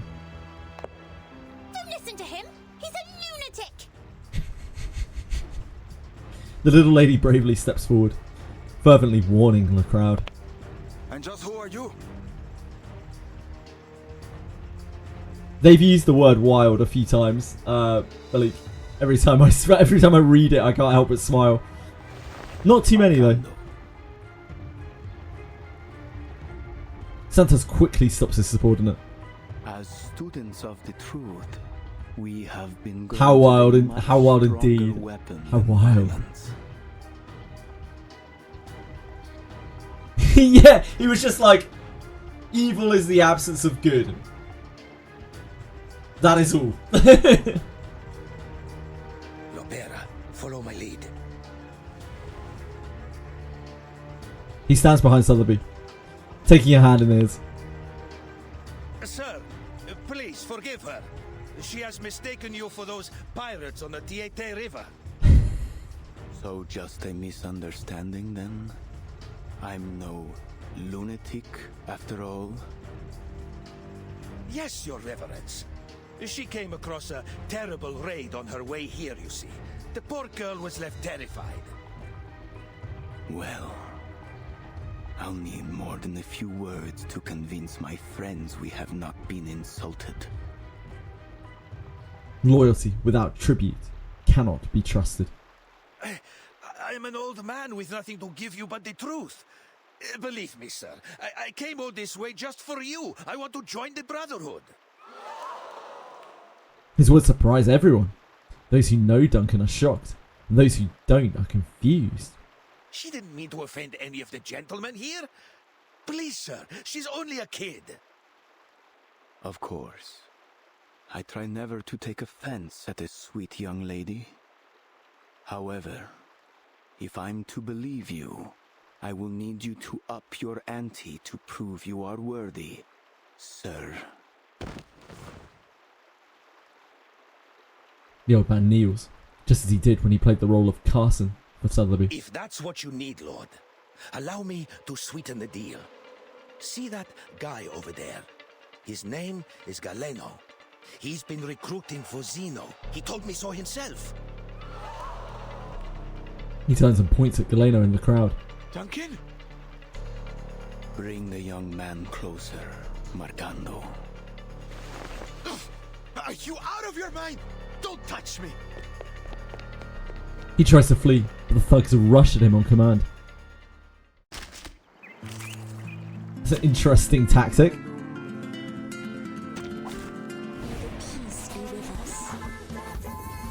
Drama, betrayal, plot. These guys have a dodge! And this is an alien city. Luckily, we just blast them. The plot thickens. This must only dodge physical attacks.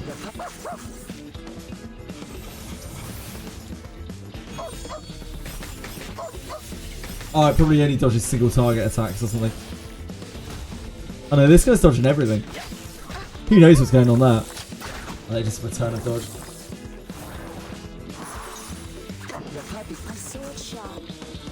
Yeah, Puppy has a cleanse. Puppy has a purge, rather. It's not the best thing about him, right? Oh, is that purging the dodge? That's why. That's purging the dodge. Just as I deciphered, or prophesied. Yeah, he gets rid of everything. Yeah, Pickles is purging it. His level 2 AoE attack purges like all sorts of stuff, like counter attacks, positive status, something else, status up, whatever the other thing is. In the chaos of the battle, Lepera grabs Sotheby and they hop onto a small wooden boat. It's because it's automatic, right, Sebastian? Like, as long as he's behind a material character, he's getting it for free whenever they use, whenever anyone uses an incantation. He's just blasting it off. So he has action economy with it. Surrounded, Galeno finally stops his struggle when a knife is pressed to his throat. I admire your courage, but bravery alone won't protect you from harm. Tell me, son. Is what he said the truth of it? He turns his head, refusing to respond. Now, you'll give me the names of Zeno's new recruits. Who are they? He's a good boy. Pickles, not Santos. He's an arsehole. A drop of blood falls from Galeno's neck as the cold blade of the knife presses into his skin. Everyone! Every man and woman in this city that still has a shred of integrity!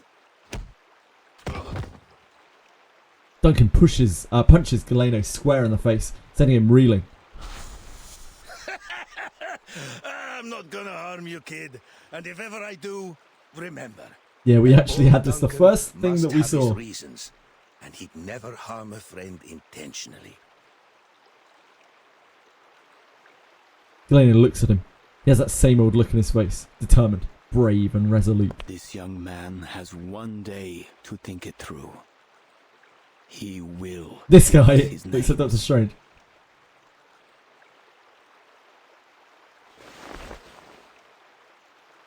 He sheathes his knife and hands Galeno over to his new companion. Or he will give us his eyes and tongue as offerings. Oh, this guy looks like Dr. Strange? Really? Let this task be set on you. Prove yourself. I don't see it. Trust. I don't see it. You guys must be seeing something I don't. It will be my honor, your reverence. Marcando, you'll stay with them. Don't forget what I told you earlier. The right one. Yeah, the right one is what Heptimus was saying. I thought left one had the same facial features, like obviously not the same ethnicity, but the same facial features as Doctor Strange and the whole like flowing cloak and stance thing. Yeah, I don't see it. This place was once known for its inexhaustible mines, the riches of its rainforests, and its brave and passionate people.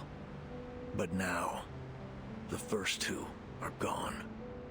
Chaos and power struggles loom over the younger generation, while the rich and well-connected sit atop their piles of corpses and rubble. I think he looks like Carson. Not that much, to be honest, Sir Van Stein. With silver spoons. Nowhere near as much as I thought he would, considering Sotheby's reaction. But that gold has lost its shine, and their silver spoons have tarnished. Everyone can see them for what they really are. So, what now? Either the people save themselves, or turn their fate over to the hands of the so-called savior. What would you do, if it were you? I'd save myself first, obviously. I couldn't save myself from anything. Choice. Now that the carnival's if anything, I'm a danger to have myself. deal with more than just their hangovers. They must figure out how to save their own skins. Most, though, will just run around like chickens with their heads cut off, begging for their pain to be taken away. But all they'll get is another morphine shot. Nothing close to a real solution. Fear spreads like a disease, until an entire generation is out on the streets, hoping to find anything that will lift them out of their misery. Are we gonna be alright? No need to start panicking just yet. Things are still under control. Your lady friend has stepped up to solve this mess, and the veteran knows what he's doing. This city is unlike any you've seen before. You must learn its secrets to survive. Remember which street kids are from which alley, and what intel they can be relied on for. Learn the dates when the dealers bring their medicine into port, and figure out which water tanks hide the key to the local gang's safe house. Don't look at me for answers. It's none of my business.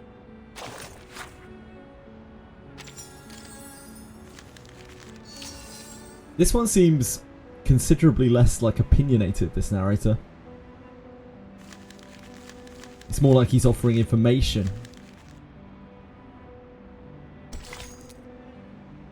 In the midst of such prolonged suffering, happiness feels as far away as the sun in the sky.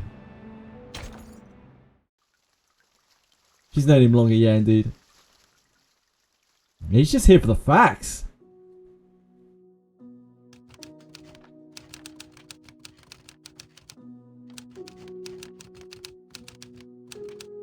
Life and death from Sao Paulo.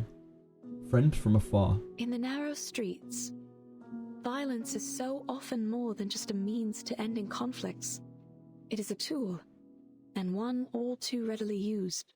The ship incident, yeah. I must note, however, with some relief that segregation so commonly observed in other regions is absent here. The arcanists of Sao Paulo live alongside humans. Yeah, Savannah's talking about Sotheby, the way that Carson looks. Arcanist neighbors. Passionate, if a bit And touchy. Mr. Duncan look, how they look, whether they look similar or not. Life here is incomparable to the comfort, security, and freedom of New England. Hardship, violence, and oppression are the fundamentals of life. As constant as the sun, and as heavy as the rain. country is renowned for its coffee and sugar. It is a land of beauty and bounty. Treasures too often extorted, whether by the princes of Europe and their donatarios, or now by the bankers and corporations. Despite all the centuries of treasures extracted from the land, desperation remains everywhere you look. It is a place where insurmountable wealth and the deepest deprivations are neighbors. Sometimes they lie only a street across from one another. The multinationals have cut open the country's throat, and now they drink it dry, leaving the people struggling with poverty and chaos. Kid 14, thanks for following. Appreciate it. Hope you're having a good day. Dear readers, I share this with you so the story of these people might be heard.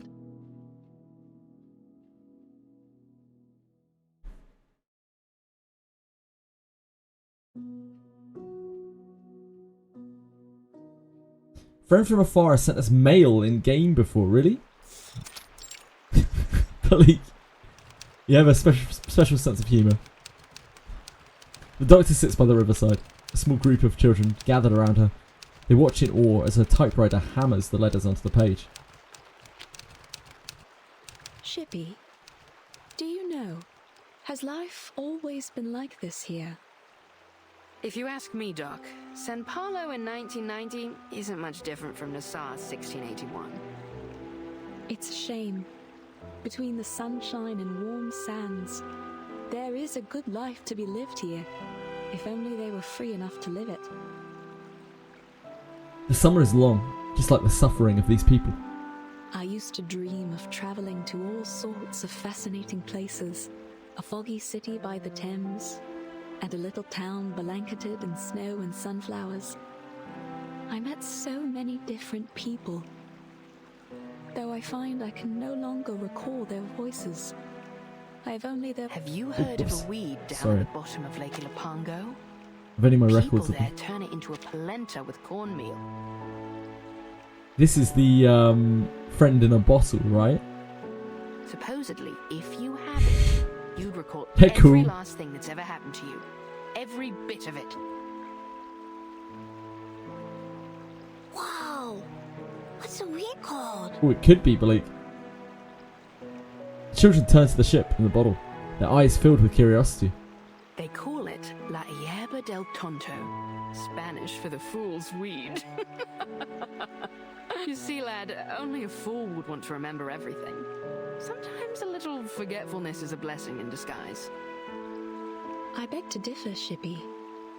To forget the past, its lessons in pain and joy alike, that isn't a blessing. It's oblivion. But let's not argue over some mythical weed. For all the claims, no one has ever seen it. Just another myth, like the succubus or the minotaur.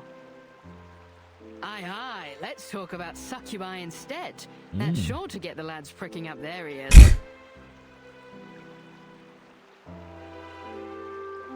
You're not wrong, White Roan.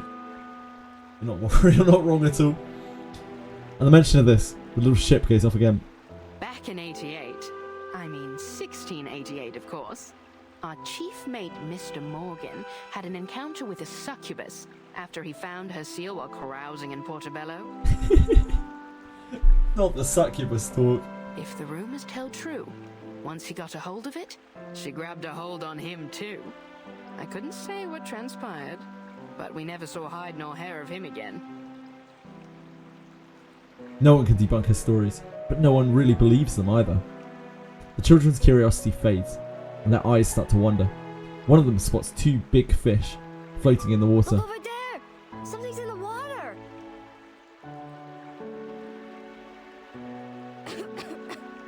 Two figures float among the trash in the river, spluttering and choking. Hey! One is clinging onto the other as they struggle to swim to shore. What the devil is all that commotion?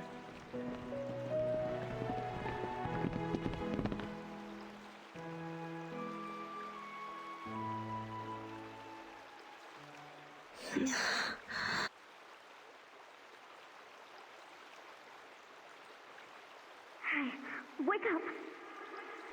Hey, stay with me! Can you hear me? Hello?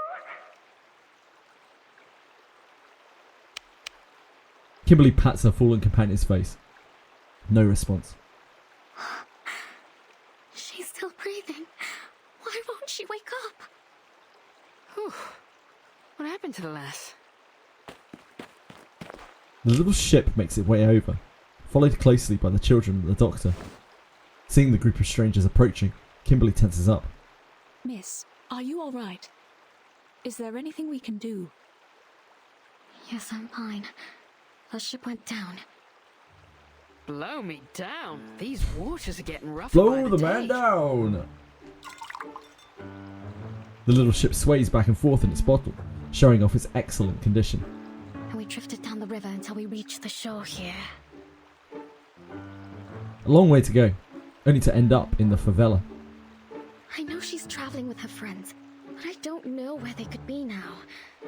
Everything happened so fast. Shippy, what's going on? Are there people that need care? What's their condition? Just one. Ships in bottles have always been really interesting to me. Breathing, but she looks like she's been keelholed for a bit too long. They are hellish to construct.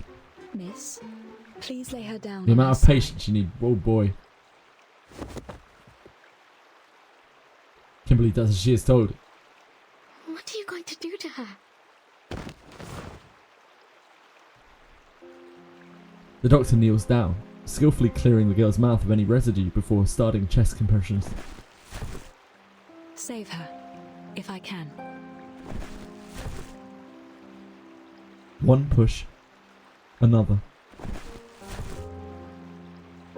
It's a professional instinct, the duty of a doctor. An unexplainable impulse drives her to revive this drowning girl.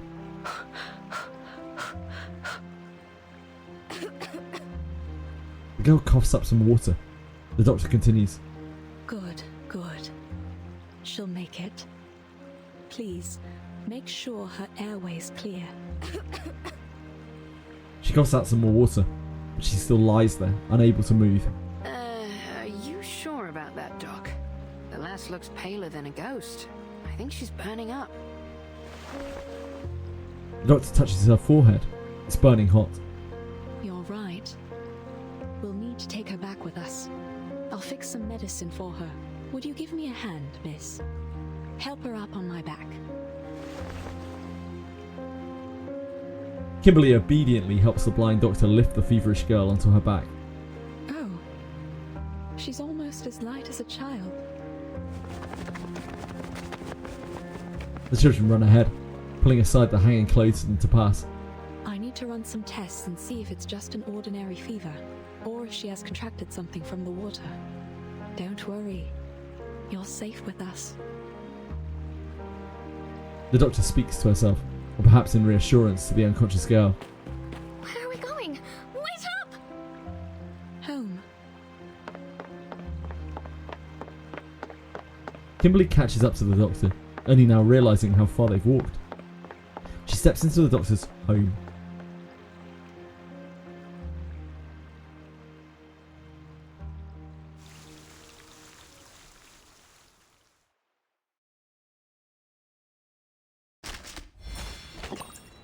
Viewing Dr. Doraz's path.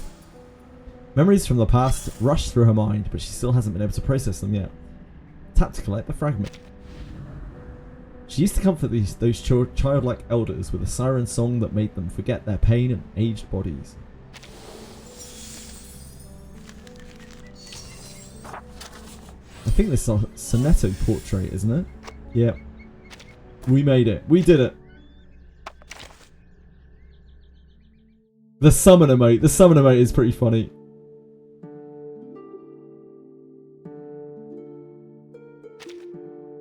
Greetings. Today your shirt matches the color of your eyes very well. She adjusts her glasses. That's cool. In that skin.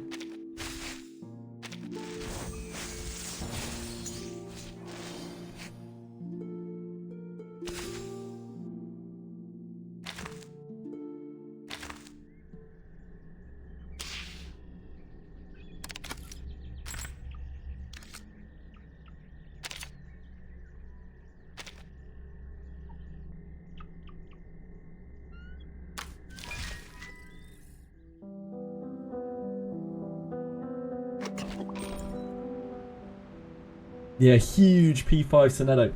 I'll be right back just a second, guys. Sorry. I need to check on the cats again. Be right back. Sorry.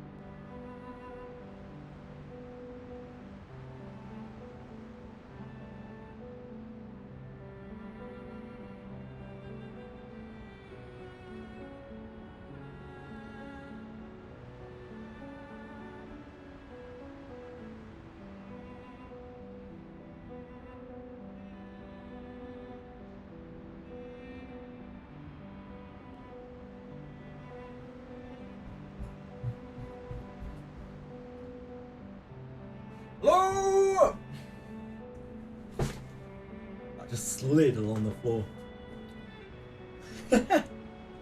My pyramid!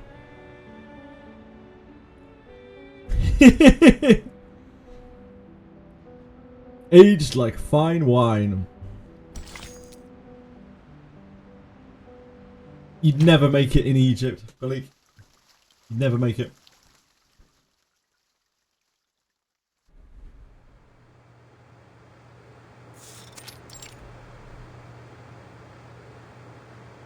The fan whirs loudly. Yet the room is just as hot as outside.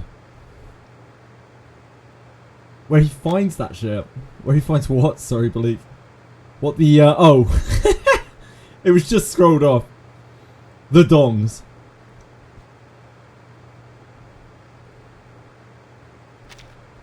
I didn't see it when I first came out. The doctor gently lays the unconscious girl down, resting her head on her lap. The dongs. The twin dongs. She lightly strokes her flushed face. So you weren't even travelling together. And still you brought her all the way here. You have a good heart, Miss Kimberly. You flatter me, Doctor. It was only that the current pushed her to my side when we all fell into the water. And I just couldn't forgive myself if I were to let her drown. An accident, or perhaps fate? In fact, she and I had met briefly before, in Texas. We didn't part on the best terms. Sometimes we find ourselves in quarrels, even among friends. No, we aren't. Shh. We should let her get some rest. Kimberly falls silent. She squats down, watching her the way a cat peers at a sleeping baby. May I touch her? Fever is one of the biggest dangers here, though it's still better than diarrhea and vomiting. I'll take her to the veterans' residence for further treatment once her condition stabilizes. It almost looks like she's only sleeping. Are you two really not friends? Seems to me that you care for her very much. She helped me. She was kind to me on the ship. The bloody ship. I don't know what happened. Shh. Hush, please. The doctor presses a finger against her lips, a gentle smile on her face. My apologies. She has the face of a guilty child. As I said, it was only twice that we'd met. And somehow, both times turned out quite terrible for me. The doctor strokes the feverish patient's hair. It's beautiful, almost the same colour as hers. Her hair is so silky. It's smooth and soft, like fine rain in my hands. The doctor gently combs the hair with her fingers, slowly untangling the matted strands. First it was Tuesday's motel. Things there turned into a right mess, and I didn't find what I'd lost. Then, in that manner, just as I was about to enjoy a bit of dinner, that wild girl burst in. They caught me, threw me into a tower and locked me up. I'm guessing that's something that I don't know anything about. I was stuck there. It's probably Golden City. Like Golden City stuff. To be slaughtered. But you've made it through. You're safe with us. No one is going to hurt you here. Thank you, Doctor. Kimberly gently takes the feverish girl's hand into her own. It's limp and slightly rough to the touch. The blurred memory of her sister comes to mind, as well as the wrinkled, warm faces of her old friends cheering her on. Goodbye.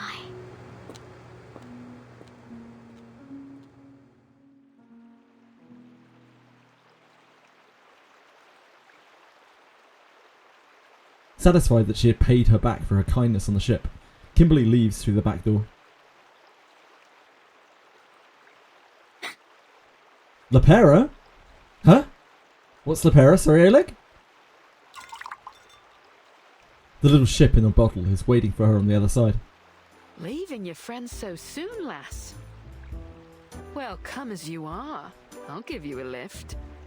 Perhaps we might have a bit Steady on there, White Rum. along the way. After all, it's rare indeed to see one of your kind out and about these days. A lift? Pardon me, madam, but I'm not sure you could bring me anywhere. You're a little too small and a little too stuck in that bottle. A galleon, born from the 16th century's dreams of exploration, she awakened and slumbered once again until now, a time in which there are no more uncharted lands to uncover. Climb aboard, matey. So where's our heading? Oh right, yeah, I haven't played Golden City, which I assume that is in.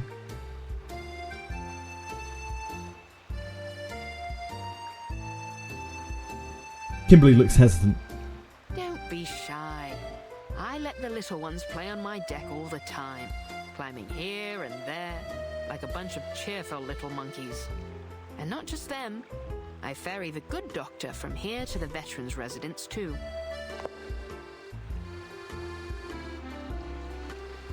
You'll have to wait till we reach the sea to see me at my full size. Once the water opens up, that's when I'm really free. Sailboat slowly drifts away from the doctor's hut. Now, I ask again. Where are we going, mate? Can't just let the wind decide our course. Why not? I should like to go somewhere nobody will ever find me. Confusion, chaos, escape. Perhaps tomorrow will be like all those yesterdays. I'm afraid there's precious few places like that anymore, lass. I've spied the globes they've got nowadays. Seems like every last step has covered the four corners and back. Oh, okay. Haunted Highway is after Golden City, not before. I see. But aren't you a strange sight, lass? You know, I've seen your kind before. Beautiful to look at, aye. But there's a darkness in you that lies beneath the surface, isn't there? But you're not like the rest of them, you'd say.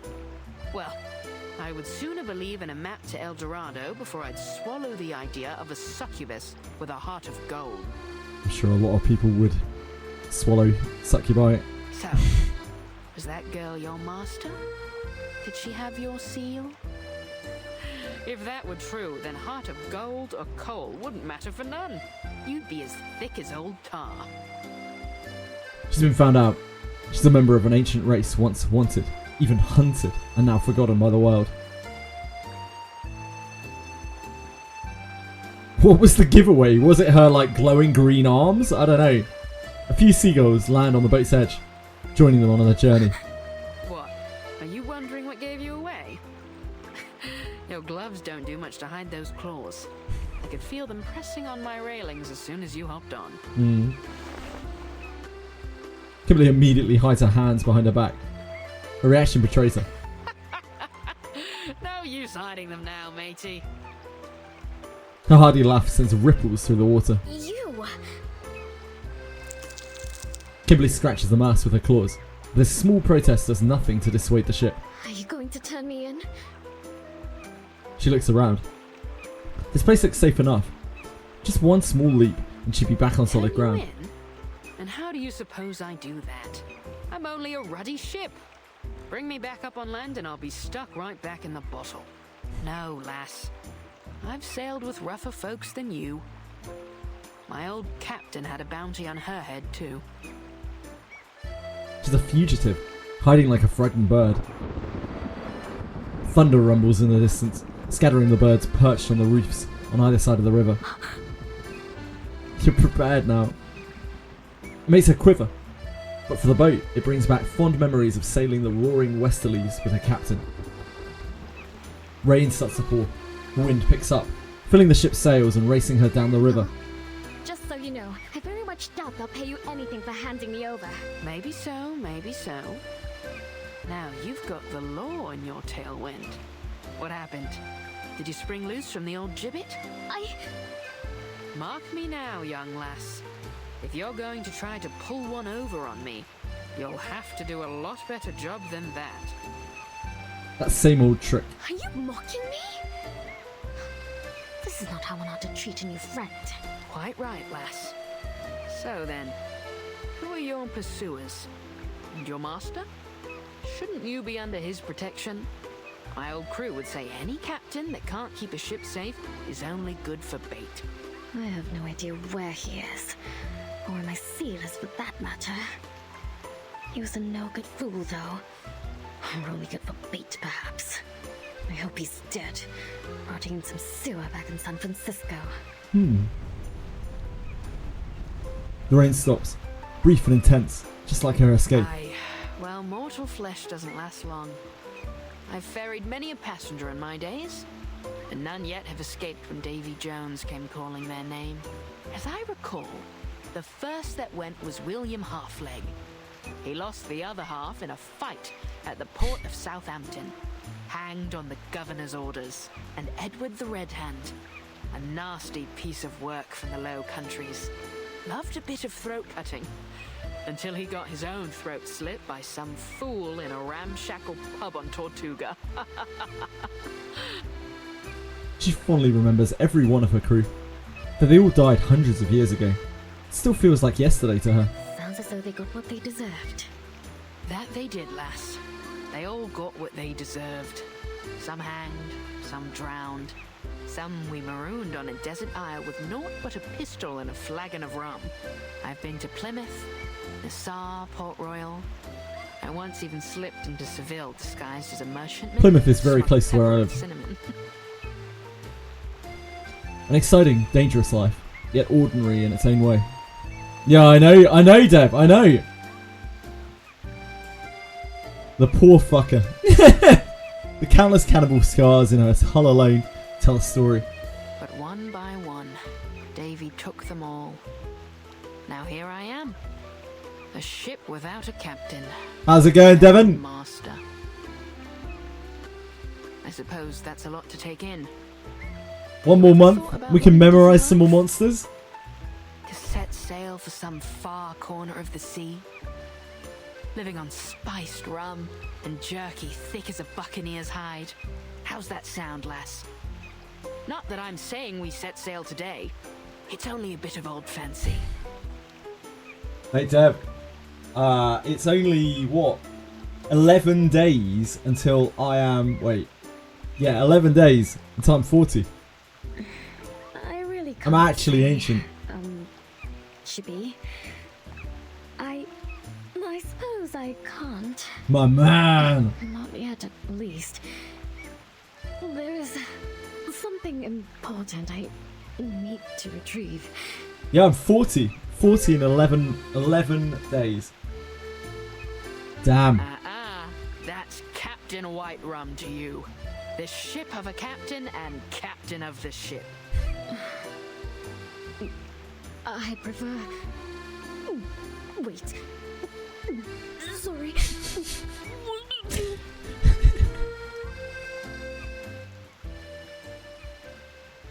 She acted out the vomiting. I respect that.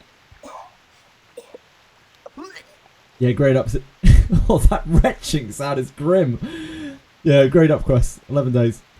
As the ship docks, she leaps back ashore, doubles over in an alleyway, and retches. The same day Blue Protocol comes out. I hadn't thought your kind capable of it. I didn't expect this either. The can rolls over, gently hitting her foot. Annoyed, she kicks it away. Not far away, a few boys have been practicing their soccer skills with it. One mischievous boy kicks the can back toward Kimberly. What now? This time, she picks up the can and angrily throws it at the boy's head. Caramba! I like this girl, she's feisty. Caramba! He straightens himself up as he slowly makes his way towards her, a cocky grin on his face. You apologize, now we might just let you go. Don't you know that Lord Santos is back? This little goon. Rougher for you if you like. Oh dear. Careful, me lads. I wouldn't pull those knives.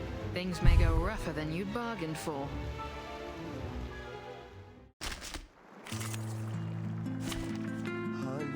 You're gonna get bitten by a dog and blasted by some fairy fluid.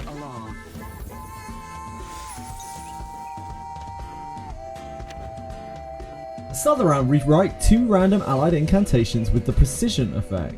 When a precision incantation is played from the rightmost of the spell dock, the attack gains critical percent. Wow, critical rate 100%, penetration rate 100%, and ignores dodge. Precision incantations feature a highlighted border and a dedicated precision slot marked by the four orange corners. Typically appears in the rightmost position on the spell dock. Okay.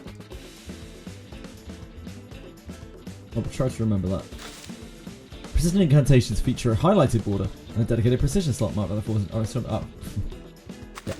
Hello, sweetie. What's going on? Come on. You jerk. Oh yeah, we're the jerk. Jesus. My mom can throw plates better than you can throw that garbage. Was that the best you've got? These slippery buggers are going to be hard to catch. I know. I'll catch them one way or the other. I don't know 100% crit is going to help that much on his ability.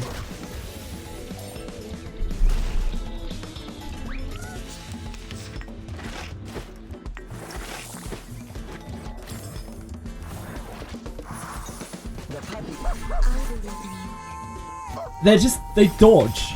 It's just a dodge ability. Like, they're slippery, you know? What are you up to, Chili? Just as I deciphered, or prophesized if you prefer. Come on. Come on. The boys are no match for her. Not so tough now, are you, boys? Try this again, and I'll make a mince out of what's left of you. Oh, luck! You waited until the last second as well. Jesus. She angrily kicks the can into the river.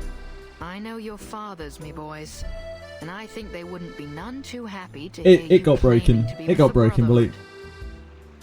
It's a tough life. Let go. We're wasting our time here. The boys scurry off, muttering under their breaths. Bilge rats, the lot of them. Not even fit for the apostles. Brotherhood always lets their knives do the talking. If there'd been any doubt of what you are, lass, that fight sure cleared it up.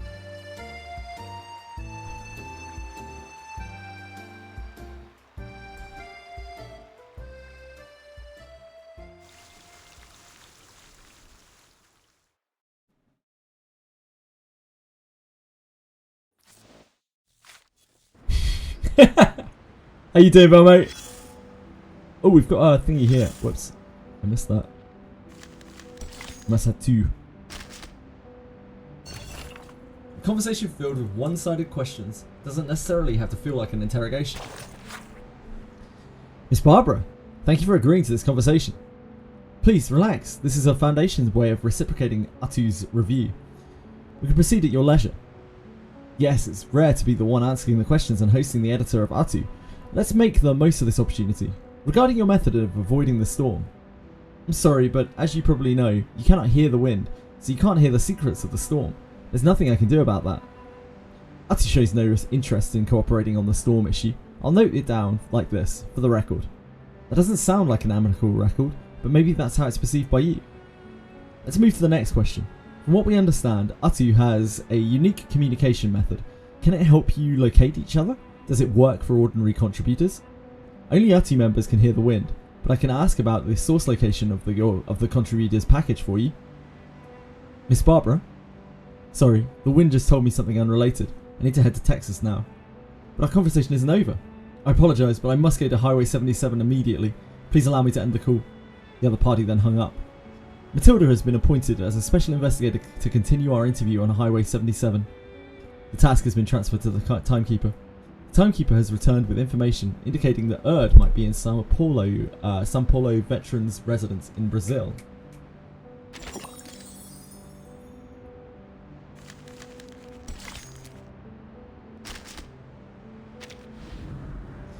A roll of bandages, fighting back death's descent upon her patients and extinguishing the world's light from the eyes of the doctor. As a memory. One of these bad boys. Oh, we've had two from her. Whoops. Doctor's medical kit, containing her compassion and regrets from past journeys. The root of the people's illness lies not in their bodies, but in a future they perceive it as a dead end. No medicine can cure that future. Once you get used to the darkness, you'll find it kind compared to the fate that took my sight.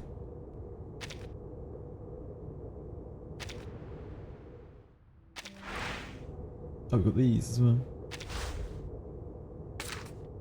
She used to comfort those childlike elders with a siren song that made them forget their pain and aged bodies.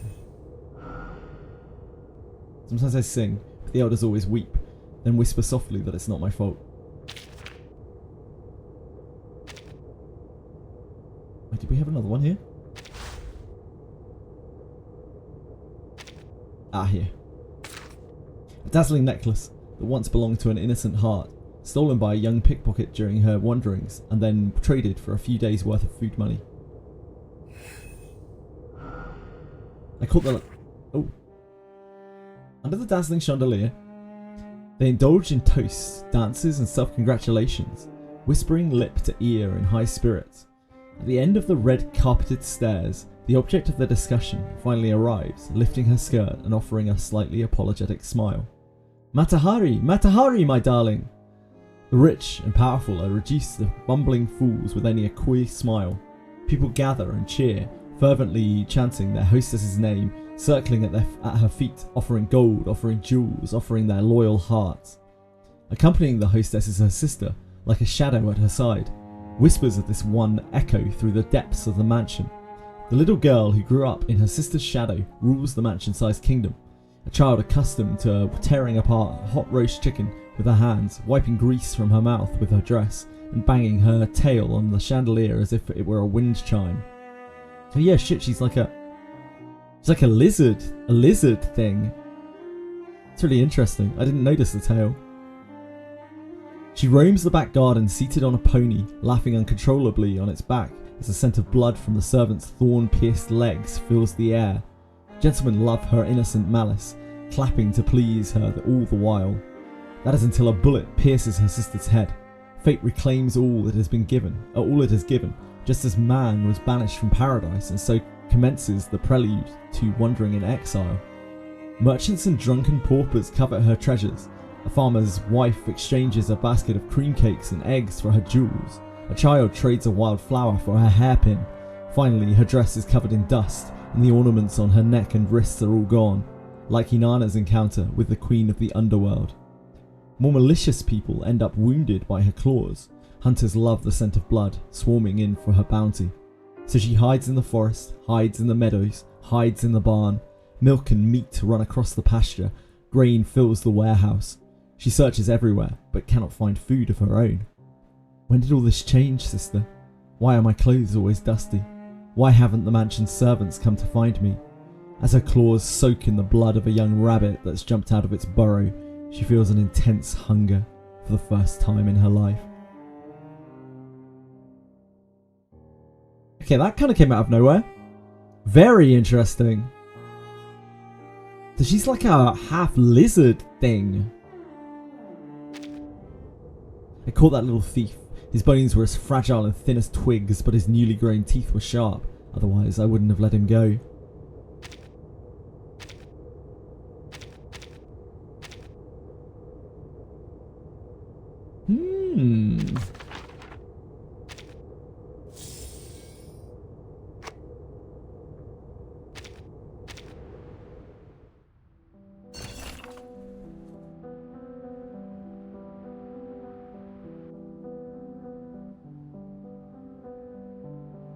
Vanish update command has been updated. It now also times you out for 5 seconds.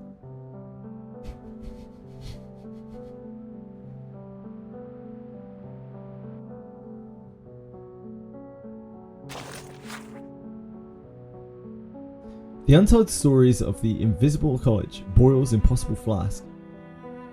Perhaps you are familiar with the Royal Society. Maybe you're even able to name its every president. But do you know its predecessor? The mysterious scholars' assembly, known as the Invisible College. Today we will introduce the central figure of the Invisible College, Robert Boyle, the famous alchemist, natural philosopher, and founder of modern chemistry, along with his mystical stories. When discussing Boyle, one must mention Boyle's law, which states that at a constant temperature, the pressure of a gas is inversely proportional to its volume.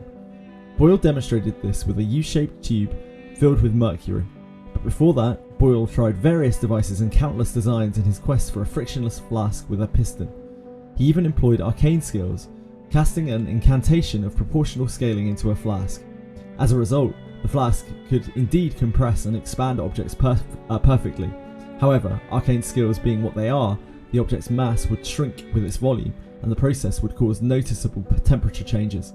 A very successful arcane skill, but a failed experimental apparatus. These flasks were eventually donated to the Royal Society, but it's said some ended up in private hands. So, keep an eye on the ordinary flasks around you. One of them might just be a highly convenient, impossible flask.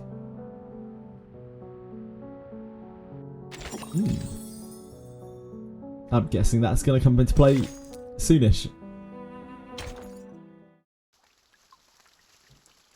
Aboarding the White Ship. Ooh, Monster Memories video? Oh, one moment please, one moment. Monster Memories news? Listen up. We're the Apostles' Brotherhood, not some worthless Update on beta timing. Hold on, hold up, hold up, hold up, hold up, hold up. Give me 1 second. Don't open into there.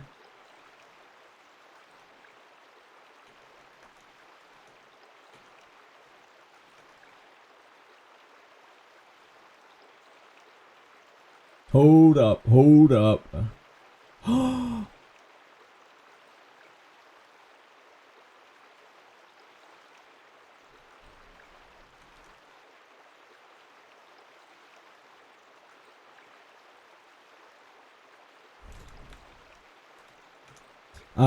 High level roadmap. 2025. Yep. Yeah, they're still going for it. Open beta, early access launch in quarter one 2026. So first 3 months, 2026. Flight testing, closed beta. Oh, they're gonna have closed beta as well. Closed beta in quarter 3, quarter 4. That's see, they're keeping things on track. So we start off nice and easy. And if the dog doesn't play along, well, then we make her play along. Claro? I was expecting it to get delayed or something. But no, they're just keeping track. Keeping on track.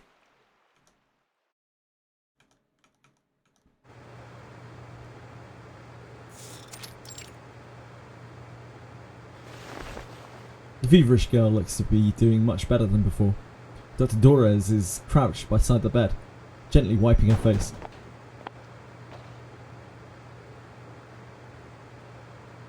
A few invited guests burst in. Hola. How can I help you, gentlemen? Hey, is she really blind? I'm afraid yes. But please don't worry.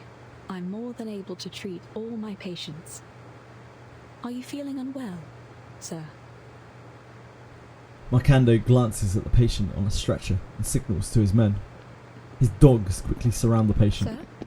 We heard that you're a good doctor. We got someone who needs your help. You're Dr. Doris from the Veterans Residence, right? Yes. And may I know who you are? I won't turn away a patient, but I'll also need some assurance that you can be trusted, sir. So, is she coming with us or not? He kicks over a cabinet, causing the test tubes within to smash in a small explosion on the floor. Did you hear that? Sounds like some kind of explosion near the clinic. Should we go back? It could be an accident, but she's got away with her equipment. Doubtful she's the cause of this. Steady on then. Let's hurry back and see for ourselves. It's not how you ask a lady out, it's certainly not. You just rush into a lady's house, Doctor, lads. demand her assistance, and blow up a test tube. Thugs instinctively draw their knives, a habit developed in their line of work. Lord Santos would like to have a word with the doctor. That's all. You're not taking her anywhere. Don't you see she's taking care of this girl? She bares her claws, digging her heels into the ground. Yeah, I'm not asking for permission, sweetheart. Mechanic snaps his fingers. Grab the doctor. Ice the rest of them. We don't want to be iced. But what if we don't want to be iced? The puppy wishes to come along. Calculus simulates. The puppy agreed with your decision. How they oscillate. An accurate reading.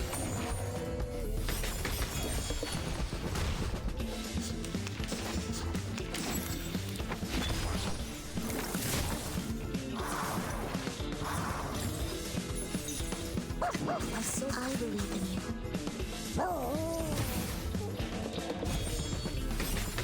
Se fregarono su quest'ermo gole. Warning, warning. The puppy is Fleeing the scene at its maximum speed. Kimberly clasps the head of the thug in her claws, poised to crush it, but she hesitates, glancing back at the doctor. Stop. Enough. I won't have you fighting in my clinic. Excuse you. Trying to save you here. Kimberly releases her grip. Doctor? But they've got the girl, Doctor. The feverish girl's unconscious body has been thrown over the shoulder of one of the thugs.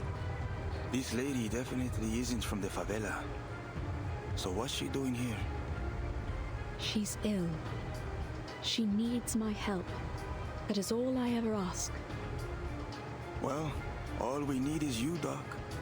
So how's about we make a deal? You come with us, we let the rest of your friends go. Understood? So be it. She doesn't hesitate to accept. Please, Doctor, stand aside. I'll happily take care of these rats. I have no doubt about that, miss. However, once violence starts and blood is spilled, there will be no end to it. For now, I would be happy to meet with this Senor Santos and seek out a peaceful resolution. I'll come with you. See? We can all be friends. The thug pushes the feverish girl towards Kimberly. Martin. Kimberly catches her, holding her tightly in her arms. If she doesn't wake up tonight, take her to the veteran's residence first thing in the morning. All right, get the doctor straight to his reverence.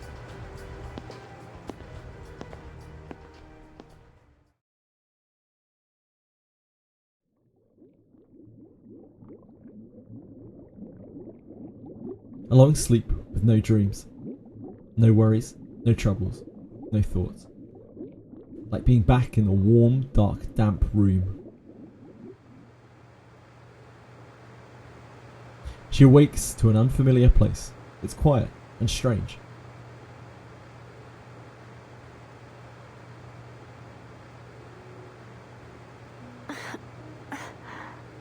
Have a good rest, did you, Sleeping Beauty?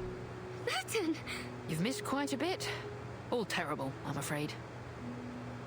A talking ship inside a bottle. A tiny floating fortress on the water.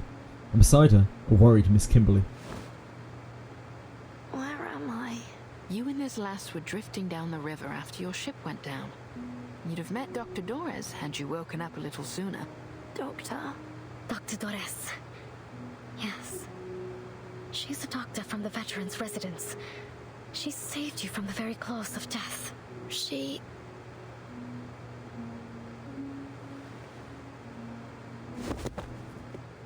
She can't walk. Her body is still too heavy. Aye, you were burning up, lass. But the good doctor pulled you through. She was right there by your bedside the whole time. The good news is, we think she's still alive. Still alive?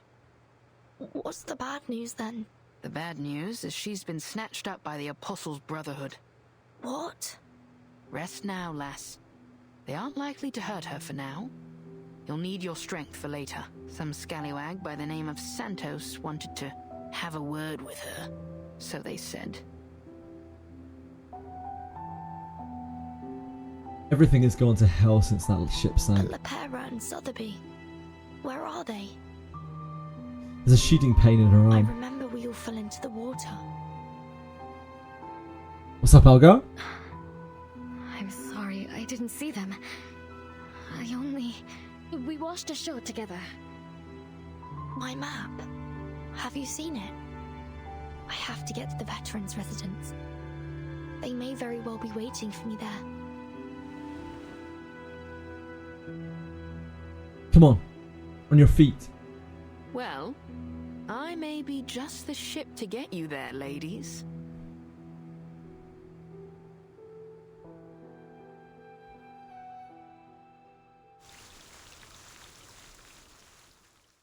How convenient.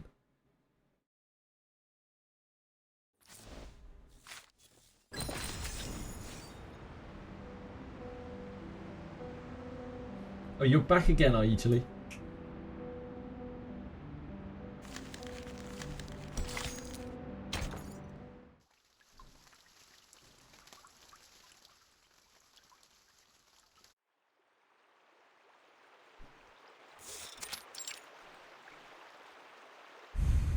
After instructing her as men to take Dr. Dora's to their chapel hideout, Macando walks over to Duncan, who is watching over a group of hostages. You're a clever one, viejo. I like working with your type. The hostages, Galeno among them, are lined up on their knees, their hands tied behind their backs. Macando has ordered them that they be taken to the manor. Much appreciated. I've tried to pick up a thing or two over the years. You've had plenty of time to learn, a man of your age. By the way, what about that girl? Where'd she go? Sotheby is missing. Dunno. Maybe got scared away. You know how little rich girls are. I'm certain she's found her way back to her daddy's bodyguards. She'll be no cause for concern. Fine, fine. No need to worry about this spoiled little girl. Now this bastard, on the other hand. Luck doesn't even know what being trolled is. Macando kicks Galeno hard in the stomach. Leave the boy be. He's not got much time left if he doesn't give up those names. His eyes dart around, keenly scanning his surroundings. Macando had left with about a dozen men, but he's only come back with 9. Hot enough out here? Luckily, I've got a bit of vino left. You a fan of wine, Senor Marcando? I'll fetch some for us. And all the brothers and sisters here. Let's drink to the Brotherhood and the opportunities that lie ahead. You old fox, I see your game. But why not? We could all use a drink. You, over there! Keep a watch on this guy. Don't let him get away. He gives Galeno a kick in the backside as he leaves.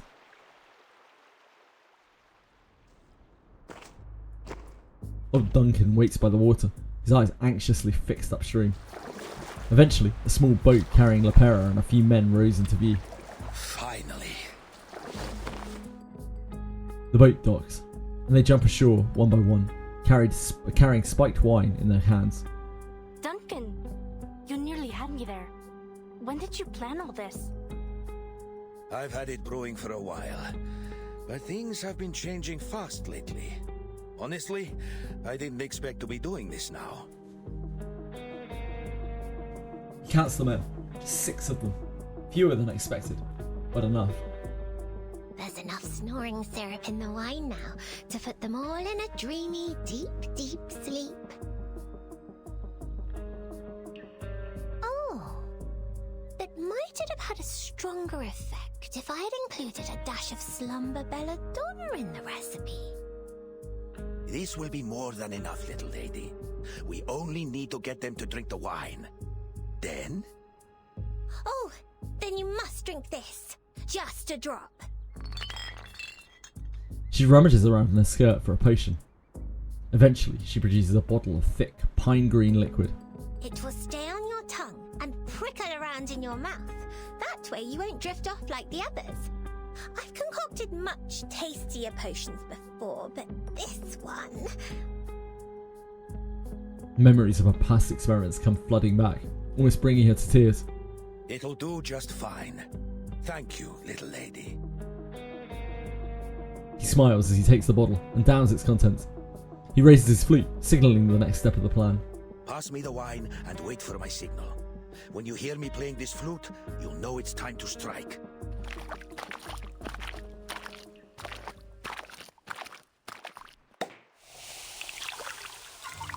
The wine's here, courtesy of an old friend from Mexico. Take a glass, everyone. Here's to His Reverence's good health. To His Reverence's health. To Marcando. To the Invincible Brotherhood. To Marcando! The flattery and alcohol have successfully lowered Marcando's guard. Duncan, is that your flute? Give it over. Marcando snatches Duncan's flute and looks it over. This is a fine flute. Duncan, did you said that you got a friend in Mexico? Huh? You know that old Mexican song, La Llorona? Can't play the flute just yet. A few men are still awake. That I do! I learned it from the best! In the cactus back in Tulum. From a fine young lady with silky hair and gentle eyes as dark as coffee. An improvised lie, but there's truth to it. The cactus bar in Tulum is real, at least. Claro. So, how fine was this? He is a man after many of my good friends in chat's heart. Seems beautiful ladies are much more interesting than music to him. Don't let me start spinning that yarn. It'll be no fun for you to watch an old man bursting into tears. Lies and fake tears. Duncan's acting wouldn't fool the sober, but with his audience under the influence of alcohol and potions, he might get away with it. I'll only say I was heartbroken by the time I left. Actually based. That love of mine. Anyway, enough about the old flames of yesterday. Let's raise a glass to a better tomorrow. To poor old Duncan. To poor old Duncan. Duncan adeptly retrieves his flute before pouring out more drinks.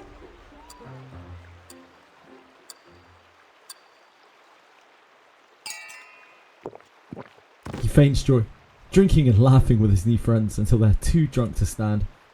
Every one of them is utterly inebriated.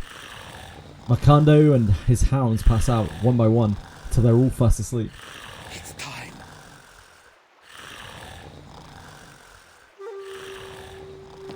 He plays the flute, and his companions jump into action. Good music. Who are you?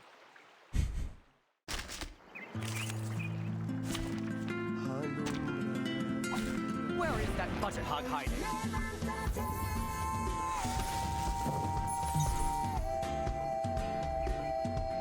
Calculate simulate. An adequate sample. An accurate reading.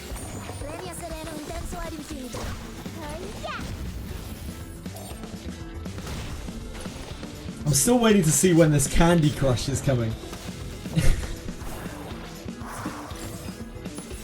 I've been warned of the dangers of Reverse 99 Candy Crush. The song has arrived indeed.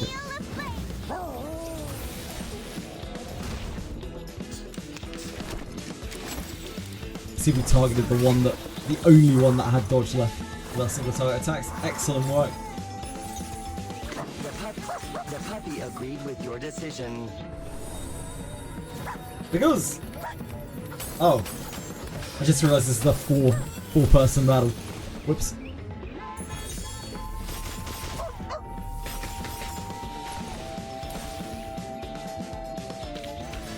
Now, I've been told that Candy Crush is in this chapter.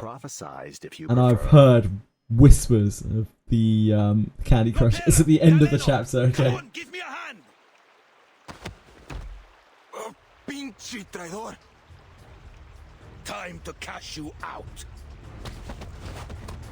He pins the struggling Marcando to the You'll ground. be begging for Lord Santos' mercy. Be reasonable, kid. The Brotherhood is finished. Your time's up. He pulls the knife from Galena's waist and finishes Marcando off the Sao Paulo way. Don't let them slip away. Mr. Carson, but you... She swallows her words. No, her butler would never do something like this. This is the raw, fierce power of a man who has lived on the streets of the favela. Meanwhile, La Pera catches up to a fleeing thug and cracks him over the head with the butt of a gun. Let me. He picks up a metal bat and stands over the fallen thug in front of La Pera. Think you can handle this? Yeah, I've got it. He swallows hard and aims at the spot where the gun butt has struck. For the favela, the Brotherhood must go! Oof.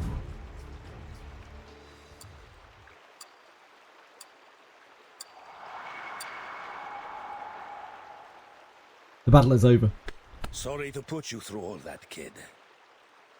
Yeah, he just killed him on screen. Just absolutely did him in. Don't mention it.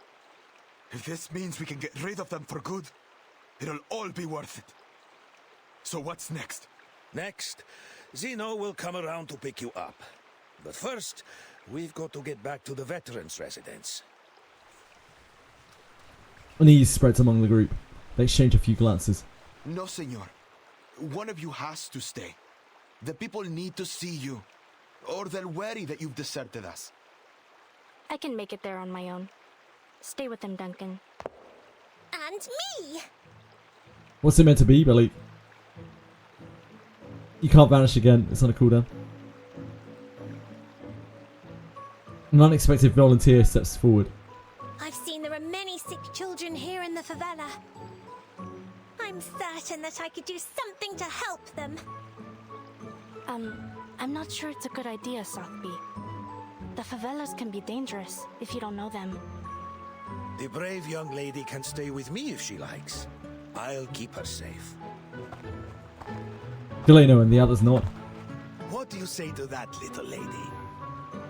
Miss Sotheby is never afraid. It's decided then. Lopera, head for the veterans' residence. Tell them what happened and contact Admiral Igor from there.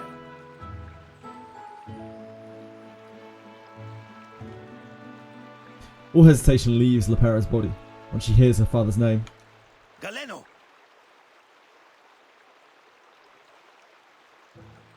You've done us proud, kid. If I were king, I'd have made you a knight. Who knows? Maybe the little lady could do that for us. But first, young Galeno, we'll seek another deed worthy of knighthood. It's time we fight for our people.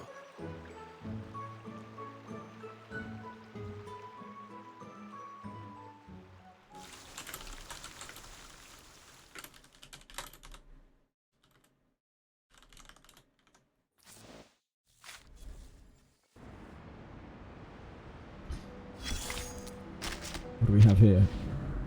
An ordinary looking wrench, bursting with stories and the marks of time, just like the old craftsman it belongs to.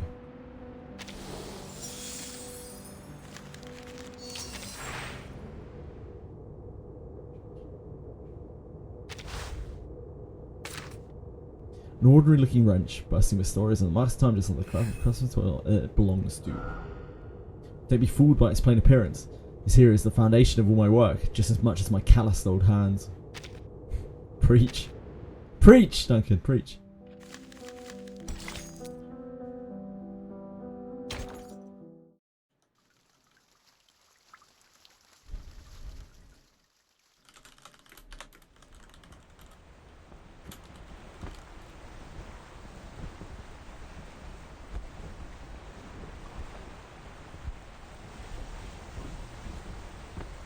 The route from the favela to the veterans' residence is quite familiar to White Rum.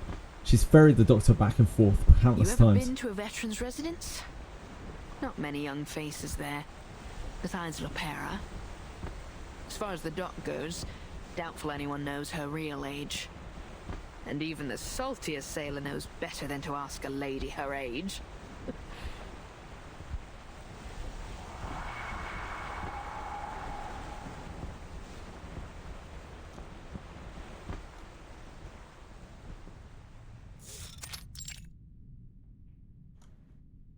Ooh, I see that joke missed the bow, so to speak.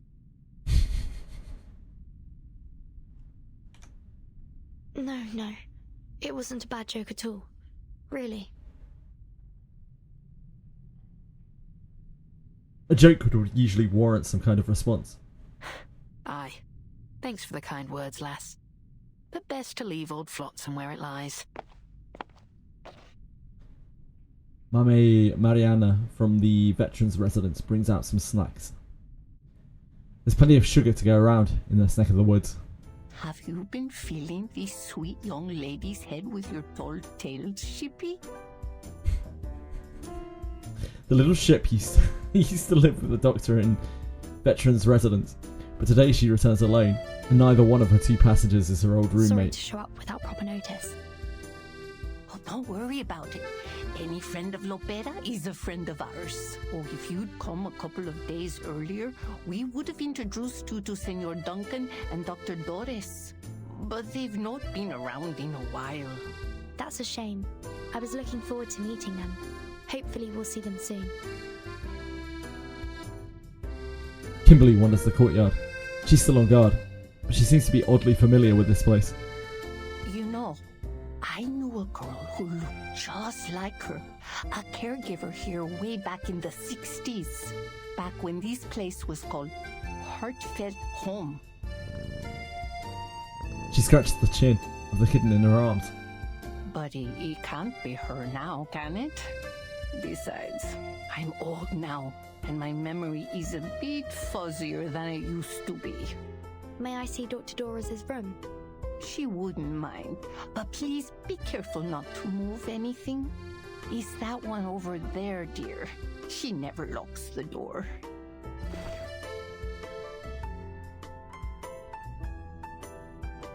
The place looks no different from the other rooms in the courtyard. The door is slightly ajar. Green vines hang from the roof, and the weathered walls bear the passage of time. It's a simple little home. Kimberly stands by the door, a stray cat in her arms. She scratches its belly. How dare you scratch me! The cat leaps out of Kimberly's arms, grabs hold of one of the vines, clambers over the wall of the veterans' residence. Get back here, you fluffy rapscallion! I'll have your tail, you hear me? She's not as agile as she looks. Or perhaps the kitten has made her soft. She fails to catch it, instead stumbling into the door, throwing it wide open and hitting the floor with a thud. Do be careful, Miss Kimberly. How did that happen? And how long have you been standing there? Oh, Jesus Christ, not that again, Blake. Just a little while. It's only a little bit lizardy. Funny. I've never thought to open a door like that before. I wonder where her tail Let's is. take a peek inside. Is it hidden away? Is it like disguised with magic or something? With Numa? It's a rather ordinary guest room. Except there's a peculiar white marble chair sitting by the window. There's a red button on the armrest. The marble feels familiar, but no memories come to mind. Odd how they both have some kind of familiarity with this place. What's this red button on the chair? The button seems totally out of place, as if daring someone to press it. Kimberly takes a seat and curiously presses the button.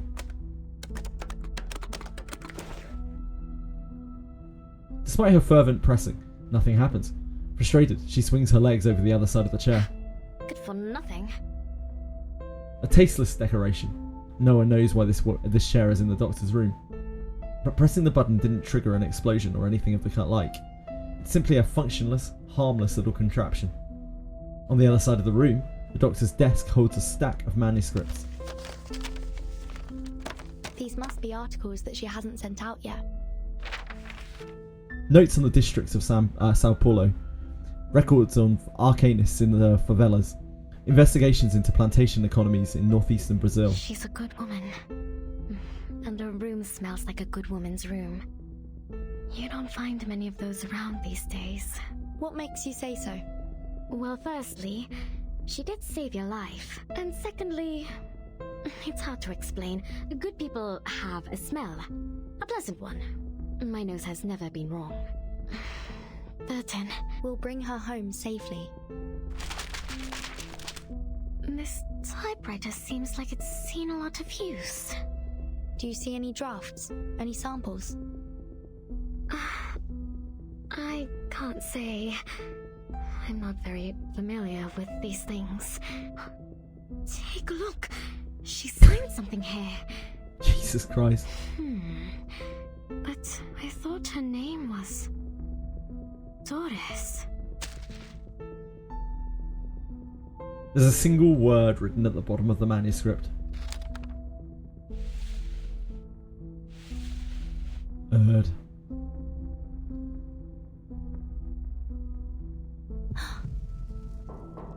Mariana! A familiar voice echoes from outside.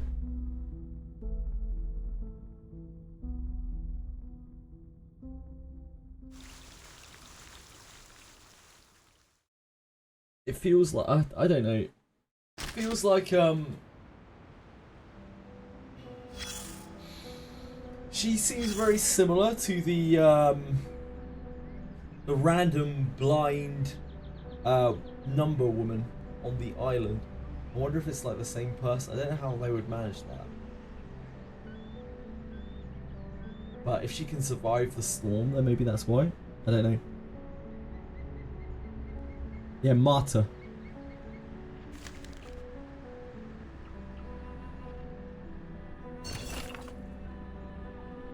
There's a secret group in the world that does good deeds in silence. Let's list all its members on this wall. Dear anonymous gentlemen, veterans residents deeply appreciate your generosity. Your donations have been a great help during these difficult times. We've taken to calling you Mr. Marble after the donation of that fine marble chair. I assume marble holds some special significance to you. If you happen to see this letter, we hope that you will one day soon come through the door and accept our thanks and hospitality.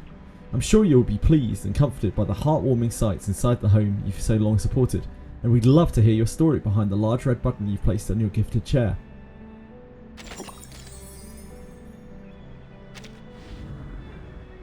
His pristine wings, however, could never ever fly across the riverbank.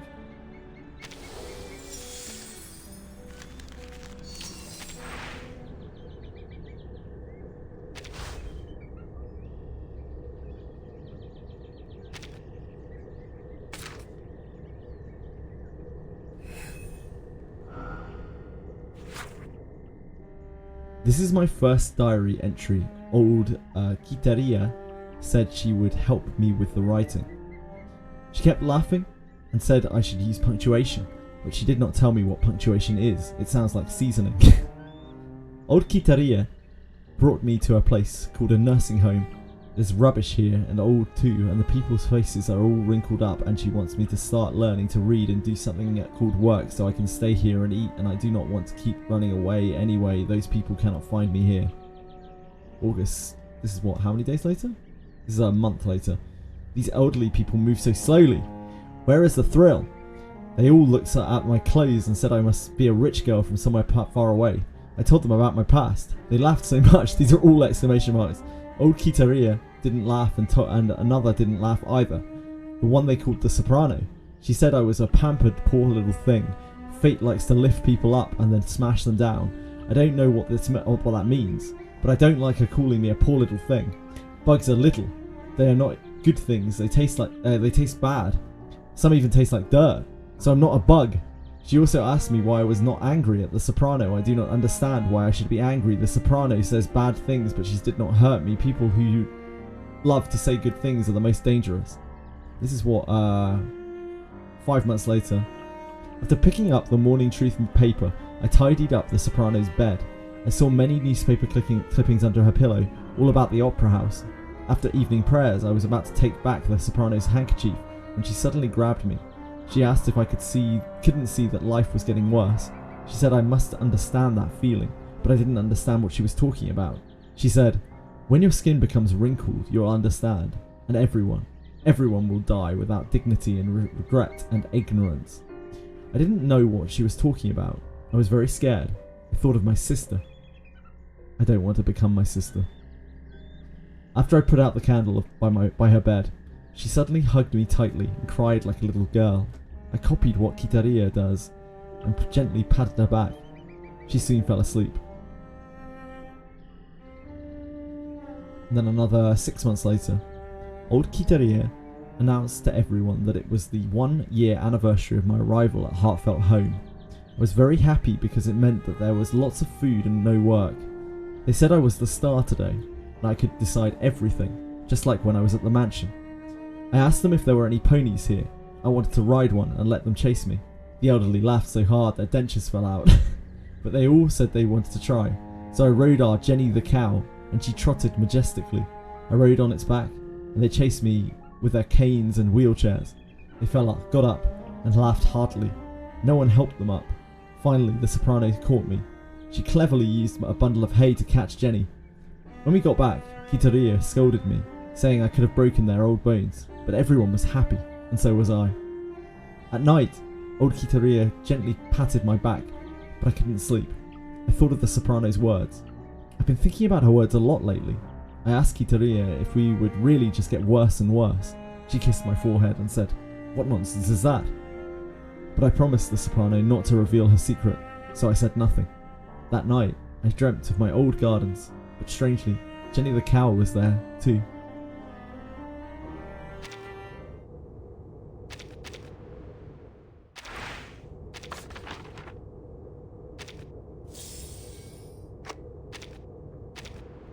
She seems to have a very sad story as well. Heard Marta, I wonder why.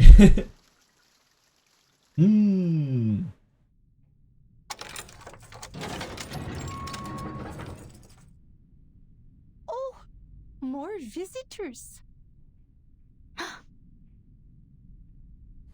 It's Lepera. She's safe. Where's Sotheby? Thank goodness. You survived too. What about Sotheby? Oh, something happened in the favela earlier, so she decided to stay there. Don't worry, Duncan's with her. We've got bad news. Dr. Doras has been abducted by the Brotherhood. What? Idiotas! What's wrong with them? Ugh, guess I'll call the base. Mi viejo will figure something out. Sink me, Lepera! I thought you'd been sent to Davy Jones' locker. White Rum soars through the air and lands squarely in Lepera's arms. The ferocity of the embrace is enough to knock a grown man to the ground. Why did you think that? I'm tougher than the stubble on the chins of the old geezers here. I'm like you, a ship that'll never sink. Timekeeper? Who's that over there? Kimberly is peeking out through the doorway, only a sliver of her face showing through the gap. Kimberly? Did mi viejo let you go? She's been released? Oh, Timekeeper, let me explain. When we were routing out the deserters, we found Kimberly hanging out with the Manus thugs. Pa took her off somewhere, and he always has a plan, so I didn't bother asking where she ended up. Hey, come over here and say hi. When did Pa let you go? Or did you sneak out somehow? Kimberly's eyes shift. Her claws tensed, as if she's ready to spring into action at any moment. Miss Kimberly, didn't you pull me out of the water? How did you know? Shortly after my fever subsided, I started to remember what happened just before I lost consciousness. There was a voice ringing in my head. It was you calling out to me. The Vertin, I can't have you dying here. You mustn't give up. What? I did not say that. I just took you to the doctor and left. Her protestation is almost a scream. Aye, 'tis true what Vertin says. Though Kimberly denies it, she chose to save her. Even when she had plenty of chances to blow the lass down. She's a good lass at heart. Not an enemy, Lepera.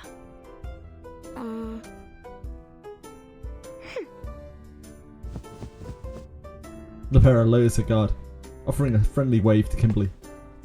Kimberly cautiously steps out of the doorway, but maintains some distance between the two of them. Lepera looks at her new friend. Her attire has given her a totally different appearance. After a brief pause, Lepera smiles at her. You have to understand, it's pretty hard not to suspect someone who hangs around with the Manus. Anyway, I guess there must have been some kind of misunderstanding. Back then, I didn't have time to... In any case, I'm sorry, Kimberly. Lepera extends a hand in a gesture of peace, but Kimberly hesitates, the claws tensing once again. It's fine, but don't think I'll forgive you so easily. Speaking of the Manus and the Brotherhood, I never quite understood what they were trying to do. I don't blame you. I still don't really get it either. So you're really not in the same boat as them? A sudden, yet perfectly reasonable question. Of course not! I don't have a boat! No, I mean, I'm not in any boat with anyone! If only I'd found my... She looks around as if she's forgotten something, but finds nothing. Listen, I don't know who it is you're looking for, but it's not me. I've already told you everything I know. If I'm not welcome here, I'll get out of your way. Just... please... Boatless behaviour. To the place. I don't want to see that thing ever again. She refuses to look at the weapons around Lepera's waist, perhaps in a strange sense of rejection or fear, or hope something hidden deep within her heart. All right, girls. If you want to have a chat, at least take a seat first. It simply won't do to have you all standing around the entrance like this.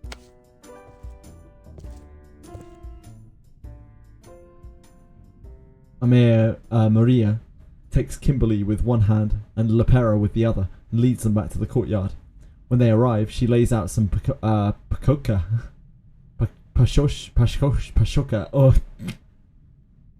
for them to snack on. Eating candy is bad for your teeth, Bobo. Oh, I'm much too old to worry about that. When you reach my age and just waking up each day is a blessing, you'll eat whatever you want, too. Mamai Mariana, could I have a word with you, please? I That's have some Mamai. questions about Mr. The Duncan. A lengthens the A, I see. The accent. Oh, Duncan. What kind of trouble? I know, has Mariana this has no done eyes. I'm quite aware she's a named character with no Why eyes. don't we head inside and give those The two weirdest combination of things.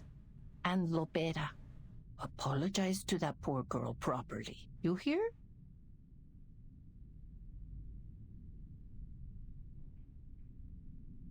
Every lost friend is worth remembering. Mi Viejo released you, which means you can't be trusted. And you saved Vertin's life too. I guess I shouldn't have been so hostile towards you. Here, have a drink. As a token of my apology. She hands her a warm cup of something dark. It has a rich smell. Salvadoran coffee. Great if you need to pull an all-nighter. Kimberly raises the cup to her mouth with both hands. Curiously sticks her tongue into the liquid. So bitter! Yep, bitter like the old days. Lepera falls silent for a while.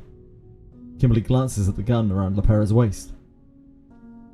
You know, back in Colombia, my father did horrible things to his plantation workers. Well, my biological father. Not Igor. Lepera looks off into the sky and laughs resignedly. It's as if she just spoke of a stranger rather than her flesh and blood. He said, "No, that's not the sound of gunfire outside. The workers are setting off fireworks. They're celebrating, but they weren't fireworks. He betrayed his workers, his compatriots. It wasn't a celebration. It was a massacre." After that, I ran away from home. One day, the Admiral and Molly found me. That's how I joined Xeno. Betrayal's as common as dirt here. Comrades, friends, family, anyone could sell you out. And for cheap, too. I hope you can find your boat soon. You know, a place where people have your back. Can I not drink this? Of course. Don't force yourself. I know the taste isn't for everyone. She clinks cups with her new friend. Carlota Lopez Rivera. That's my full name. Bit of a mouthful, huh? Lepera stretches out her arm, closes one eye, and lines up the moon between her fingers. She closes her fist, but catches nothing in the air.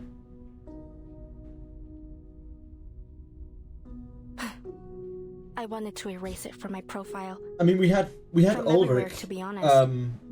But mi viejo disapproved. not referred to by name in the text, or you know, on his title for the whole of that chapter, even though he was a major character in it. So yeah, it's really weird. It's like, I don't know whether it's on purpose. I have no idea. She fiddles with her fingers, her eyes lingering on that unattainable celestial body. Molly agreed with him. She said, "You mustn't forget your past, Beta." So I let it go. But Lopera sounds so much nicer, so I preferred to go by that.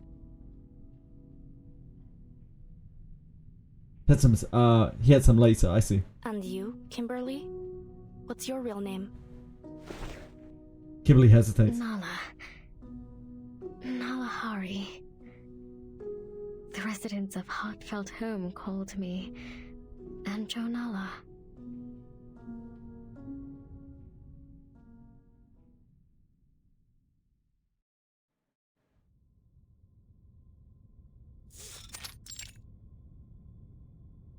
How long ago did Mr. Duncan move here? Do you remember? It must have been 5, maybe 6 years ago. I'm not entirely sure. 5 or 6 years ago. Nowhere near the 20s. I figured Anjo is Angel. What's going on? Do you have any photos of him? Mariana nods and pulls a photograph up from the storage room. We do have one, but he's been gathering dust for years. Let me see. Here. This is him.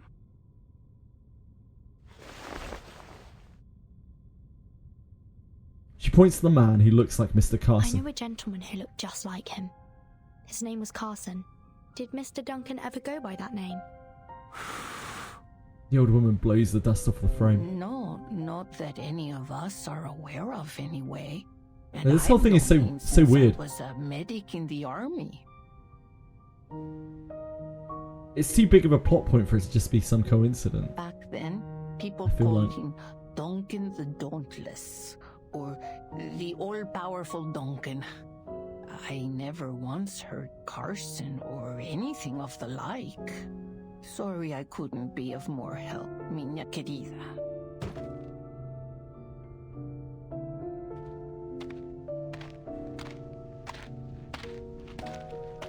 It seems an in-person meeting with Mr. Duncan is in order. As they head outside, black flashes across their vision as a crow swoops down from above. It releases the letter clutched in its claws. A crow? The crow perches nearby as the letter flutters down and lands at their feet. The old woman picks it up and breaks the seal. Oh dear, this looks like bad news.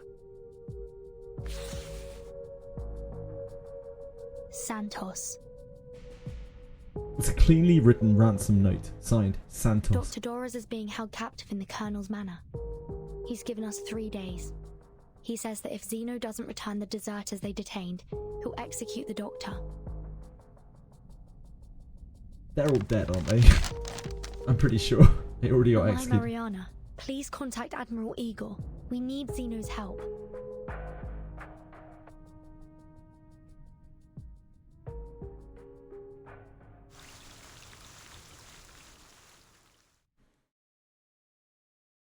I'm sure it's fine.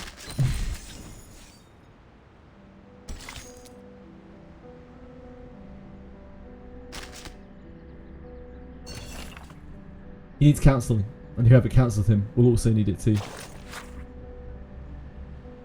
Below is a recording of an interrogation of a member of the Order of Enlightenment that occurred in San Francisco.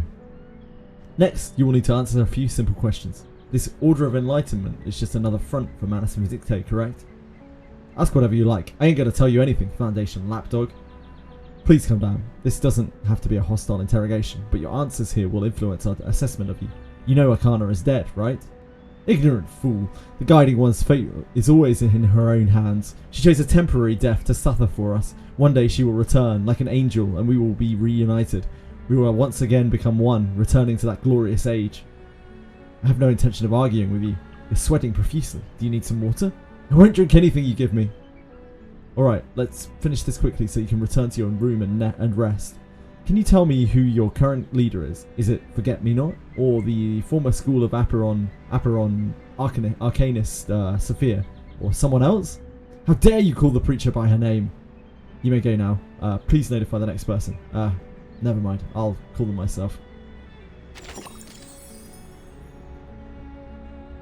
The priestess.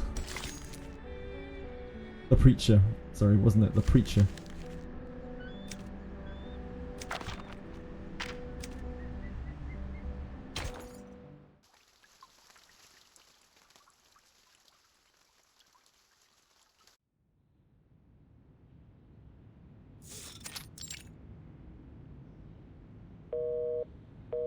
Admiral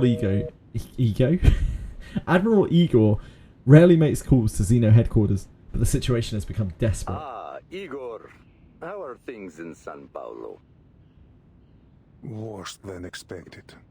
I have a small number of troops with me, but not enough to deal with the situation. Things have gotten out of Ego, hand. yeah. At least one of the Apostles' Brotherhood leaders has pledged allegiance to the Manus. Brotherhood. These new gangs just keep popping up, don't they? It's like cutting down sugarcane. Before you know it, another one's grown in its place. Carlos has been murdered by his own subordinates. Even now, some of the deserters are with the Brotherhood. This news is met with a prolonged silence. Did you catch them? Some have already been executed. The rest will be transferred to headquarters for interrogation. Good. What assistance do you require, comrade? An army. A reliable one. An army? I'm afraid that's not possible. We simply don't have the men to spare. It doesn't need to be large. Just dispatch my Sentinel unit from Buenos Aires to São Paulo. A loyal army, led by the children he raised himself, composed of orphans of war born into Xeno's cause. Or, at the very least, Semprimi. Ptolemy? Ah, one of your orphan children. That seems like a feasible solution. Yes. His parents died fighting for Xeno. All my children are loyal to a fault. Officer Carlos was shot in the head by one of his own men in this very office. I need soldiers I can trust. Ah, so the fearless Igor is afraid of death after all. An officer was killed by his own soldiers at his own base. This is an immense stain on Xeno's honor. How little honor they have left. Igor clings to it like a leaf to a tree in winter. Indeed. If everything goes according to plan, you'll see your unit shortly. Now it's just a matter of time.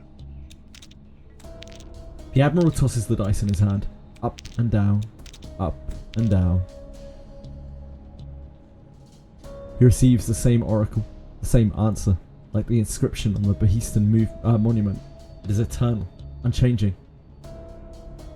His heart is a hanging lyre. A hanging lyre. Gently plucked. An ancient verse rises in the old Admiral's memory. Dark omens. Ill prophecies. It is all whispered from the lips. From his lips.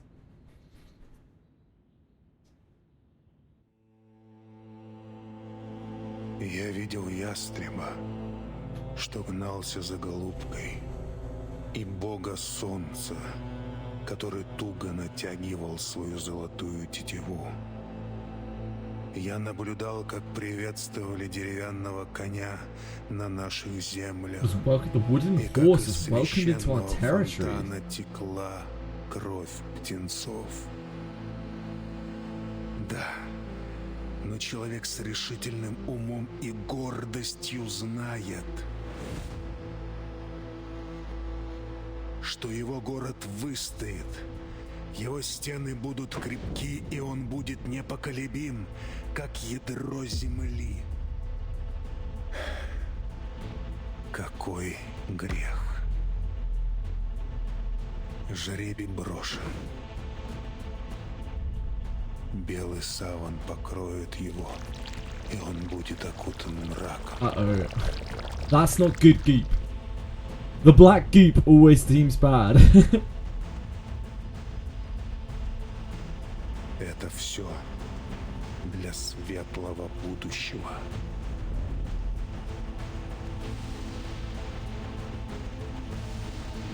Лучшее будущее для всех. Well, Lacho Man, thank you. That's very kind of you to follow. I appreciate that a lot. I asked you earlier, but you never answered. I hope you're having a good day. I hope everything's going well for you. What's rain-soaked night? This is the only answer. Admiral. Lucy makes you goop. Mm-hmm. Well done, Crapple Captains. Thank you for sharing. Come in. No, it's absolutely fine. Don't worry about it. Don't worry about it. Yeah, I just worried. I worried that you hadn't heard me. I just said hi and, you know, how are you doing? Yesterday, we received word from the Timekeeper that Dr. Torres has been abducted by the Apostles. Crapple Cabinets, you're having a day. To set up a rescue operation as we speak. We need to spray you with a water bottle. This is Reverse 1999. This is a episodic sort of visual novel style gacha game, which has really cool characters in it and a very long, like, arcing story.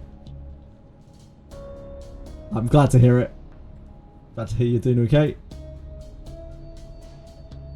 It's about a disaster that happens to the world in 1999, where rather than taking over to the new millennium, a disaster kind of strikes and the world starts traveling backwards in time through these eras, and it's about primarily the two different factions who are trying to stop it or exploit it to their whims. She breathes a sigh of relief. The Doctor may have been abducted, but at least the Timekeeper is safe. It's also very historically based, with some fantasy stuff going on, like intermingled into the history. Also, that girl who escaped, Kimberly, is with the Timekeeper. She claims that she was released. Anyway, the story about Reverse 99 is that you wake up in a dungeon and you can't remember exactly what happened. All your memories are gone, and then you run into this woman in a blue dress who flips in from above. There's a skip button in Reverse 99. That's all the game has. The game does have a skip button. There is a skip button. There is a skip button. You're good. You're good. Look, it's right up there. You could skip everything in this if you want to.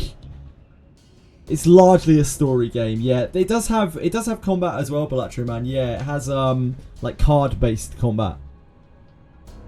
There's quite a lot of it as well. It's just that I'm playing through the story because I've never played it before. I've only played it for about a month,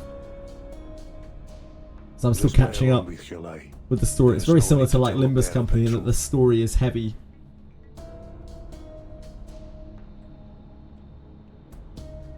The Brotherhood has demanded that we exchange the detained deserters for the doctor. Forgive me for issuing instructions without your consent. The Reverse 99 plot is straight up bussin' with that time travel cap. No Ohio vibes here. So in this wild world, magic's called Arcanum and Arcanus, sorry, like wizard peeps, get straight ghosted by normies. Then boom, New Year's Eve 1999 hits different and the storm drops like a viral TikTok glitch, yeeting time backward. Well, anyone who was interested in Reverse 1999 definitely isn't now. Thanks for that, Crappenel Cabinets. Much appreciated. They'll execute the doctor.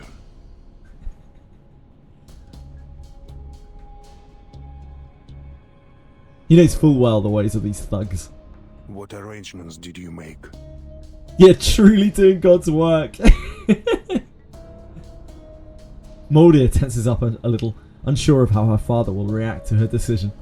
I told the timekeeper that Xeno reinforcements would meet her at the veteran's residence. Since Lopera is familiar with the place, I also asked her to scout out the rendezvous location. And yes, I played along with Kimberly's lie. I assumed you would have done the same, Father. Very good. Anybody, have you ditched any of your gachas yet? You still octo-wielding? While the Admiral refused to talk to anyone last night, the daughter had been modelling her actions after him. Your squad will soon arrive. Salute you, sir. Take them to Lopera at the rendezvous point and bring the doctor back. Yeah, it's a very... This game is very chilled. Like it has some really like gut-wrenching moments in it in the story, but like because it's all voiced and you can literally just kind of sit back and kind of listen. It's a very relaxing, it's a very chilled game. The combat is quite chilled as well.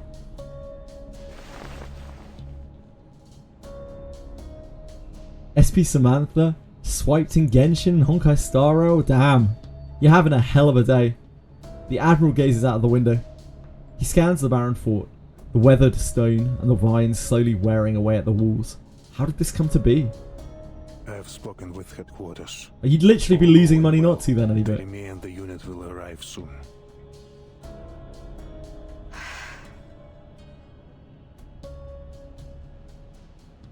Is the new raid up in another Eden? Cool. Moldia's body relaxes a little, and a smile grows on her face. I see. I can hardly remember the last time we were all together. The name of that game. Her smile turns bittersweet. Your father died in Abadan. In a war he had no obligation to fight in. It's far more glorious to die in the throes of battle than to wither away on a sick bed. He made an honorable sacrifice. How shameful that we would tarnish his honor.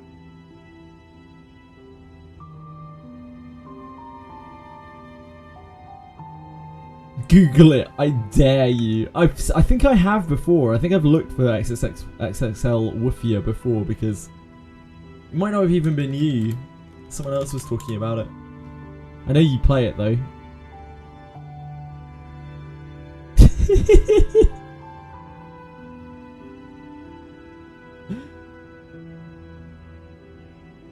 One second, I'm double checking if I put this on screen.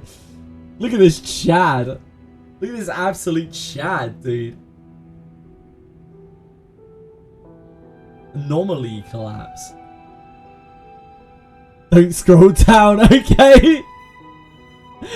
Hold on.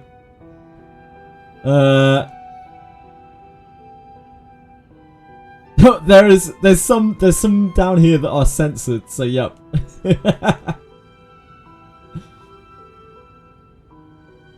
There's Born. Anomaly collapse.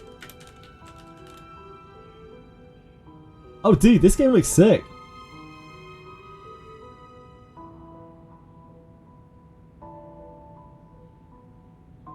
Wait, does this have porn?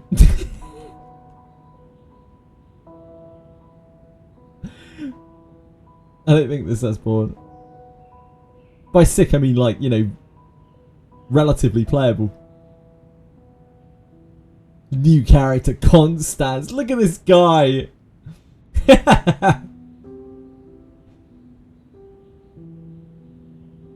Yeah, they had to take most of it off, right? Honor is a thing easily stained. Let's begin with that young pilot, Lilia. Tell me, what do you think of her? She's well trained, experienced, a straight shooter, similar to Lopera in many ways. She's a true Slav, just like my brothers and sisters back home. Stubborn, loyal, brave, and as unshakable as the frozen Siberian earth. I suppose she's luckier than Lopera, not destined to become a traitor like her. Lopera is still a child, really. The Admiral closes his eyes and as he remembers those who fought beside him. So many lives have been lost. In wars. In the storm. They've all become enshrined in the Hall of Merit at headquarters. What do you think Lopera will do? She's your child, just like me. I think she will stand with us. He smokes. You think? Do you? Anyway, she's not important. Here, take a look at this. An invitation. I will not wear it, nor will you. I promise you, not one of It's a us Manus mask, will isn't it? wear this thing. The preacher has given us a gift and shared with us an oracle. We will bring her something in return. Fire and brimstone rained down from heaven. Yet among the ruins were covered the remnants of a miracle that is living, breathing, and growing. I can sense their life force. I can hear their whispers from within these ashes. A lucid dream, a living death, a perished immortality. Oh dear. They are invincible. You got it. You got it, Sebastian. Pyramids. Rather than endlessly throwing young soldiers' lives Illuminati. to the white stone house, I choose to stand with the true future.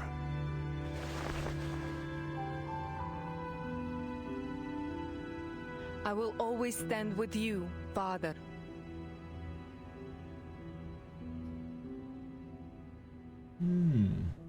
So it seems like they're actually kind of working for Manus, and that would explain why when the soldier was like, there's static or something, there's something going on with Arcana when she was like blown to bits, and he passed the headset to Igor. Igor took a while and then was like, no, there's nothing. The gambling game's been set up in a place unfamiliar to you. Yeah, defecting. Soon, you'll be invited to join the table as well. Give me more details. Huh. You seem to have grown quite assertive. But remember this.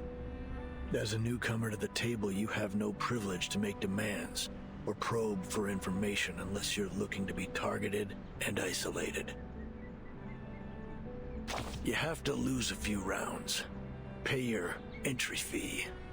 Only then can you start to learn the secrets of those at the table. The players' backgrounds, the dealers' habits, and the truth behind the highest stakes gambler. It's baffling to me.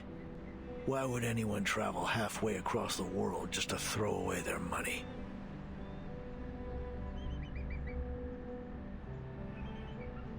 Seeking salvation. Disappointing indeed. To think you're entangled in such empty words. Some are so captivated by these grandiose phrases that they feel empowered when using them. Despite their vapidity, it makes them feel important. Hypocritical. Delusional even. I think Senna's playing Hades 2 right now. How did you find it? Oh, quite the opposite. The Couldn't get odds into are it. rarely Oh. equal. Your opponents could have any number of advantages stuffed up their sleeves. A larger stack of chips, easier winning conditions. Gatch has ruined your brain. Any bit? The rules. See any explanation? Want a fair game? You gotta fight for it. By any means necessary. Too old for roguelites. Ah. The white suits always play it safe, carefully hedging their bets, while the black robes plot to overturn the table. Clever countermeasures. Clever? More like cretinous and atrocious. Once the table's flipped, there'll be nothing but chaos. Who would bother to set it right again? No one.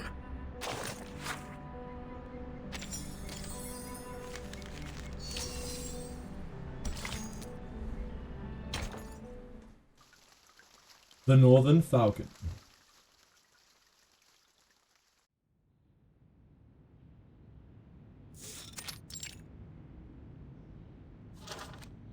The old admiral picks up the file beside him and flips through the young pilot's records. Arcanist. Abuses alcohol and loves to fight. Messenger. Call Lieutenant Lilia. Tell her to meet me at the training ground. He rises from his chair and heads to the training ground, where the blood of the traders still stains the grass.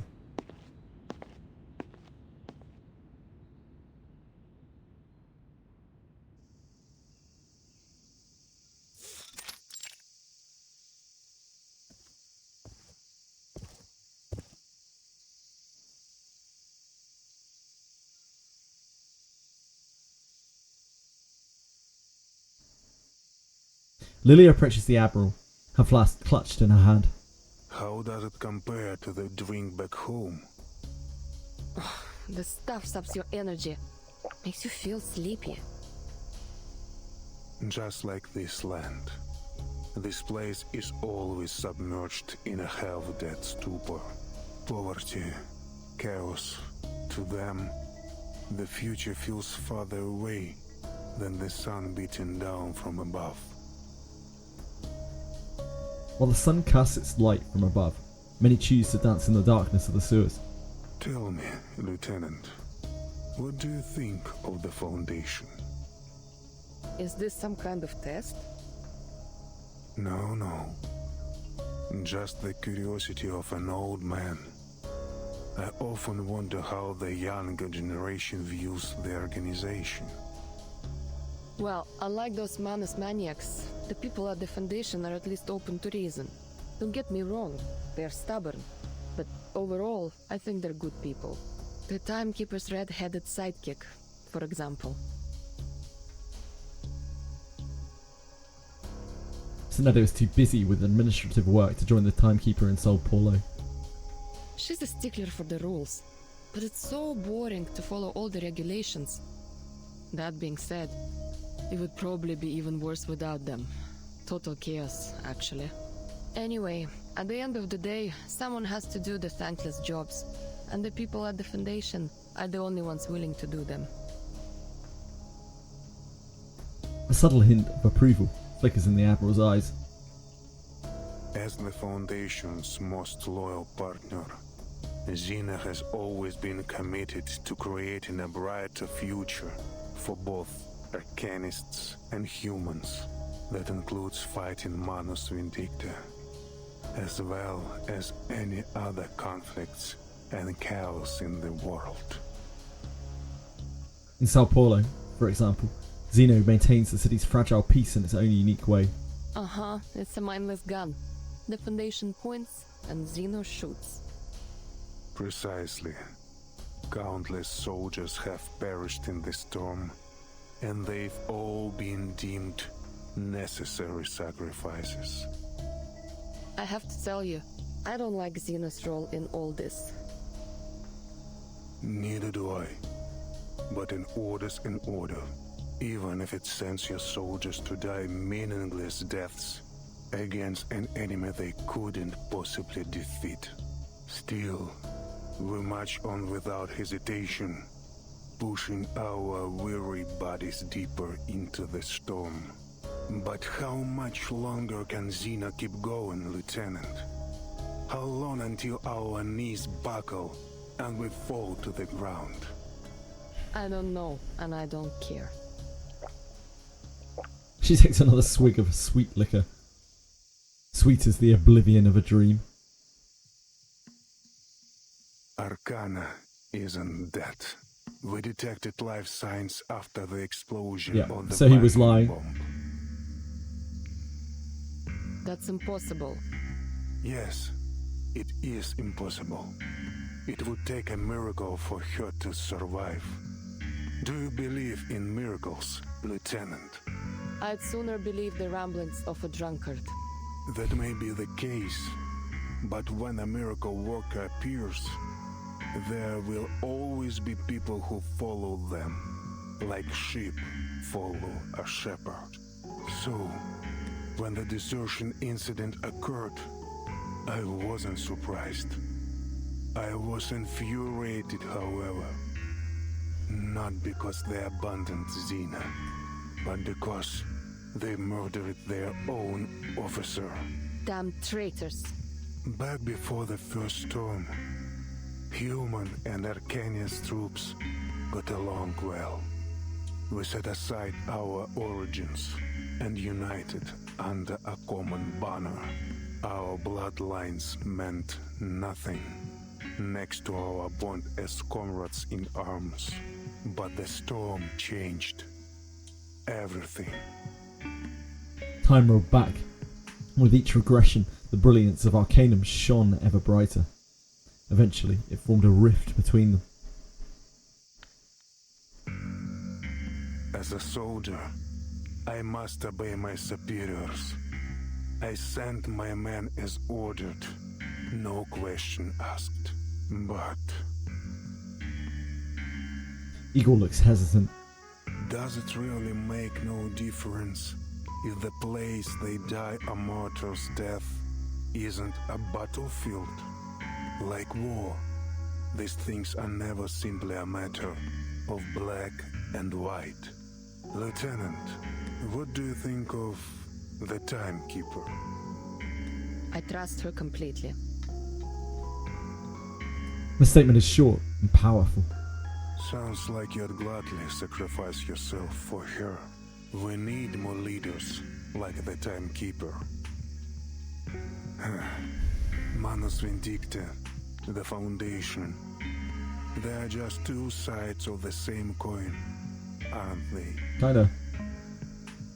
He sighs again, and he extends Lilia an invitation.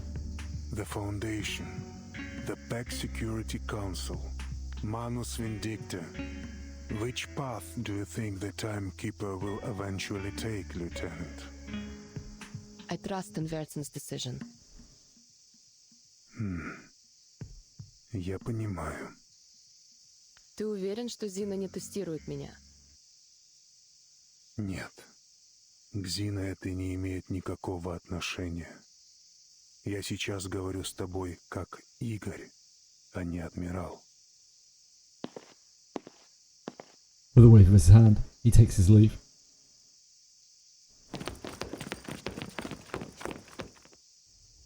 As he vanishes under the shadow of the colonnade, soldiers rush into the training ground. They surround Lilia, their guns pointed firmly at her. What's going on? Lieutenant Lilia, you are under arrest for the assault on Admiral Igor. A lie that makes Moldier's ears turn red with shame. Assault? A crime for which no evidence need be provided. Oh, I get it. She grips her trusty red 38. After what happened in Texas, it hasn't left her side. Stand down and surrender, Lieutenant. Lilia downs the contents of her flask. Even the booze here taste lame. Come on then. You're not taking me down without a fight. Soldiers, fire!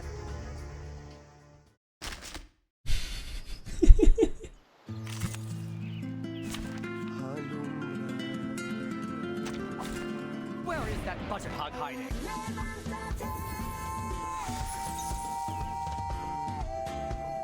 Huh. Bring it on. Show me what you got. You traitorous rats. I never intended things to turn out this way. Surrender now, Lieutenant, or I'll be forced to hurt you. Me? Surrender to you? You'll be the one who's surrendering. If I even give you the chance.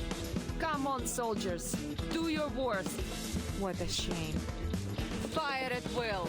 Simply calculating the Arabic parts. An adequate sample. Decrypt the cosmos. These guys don't even have dodge. The kids were more dangerous than these dudes.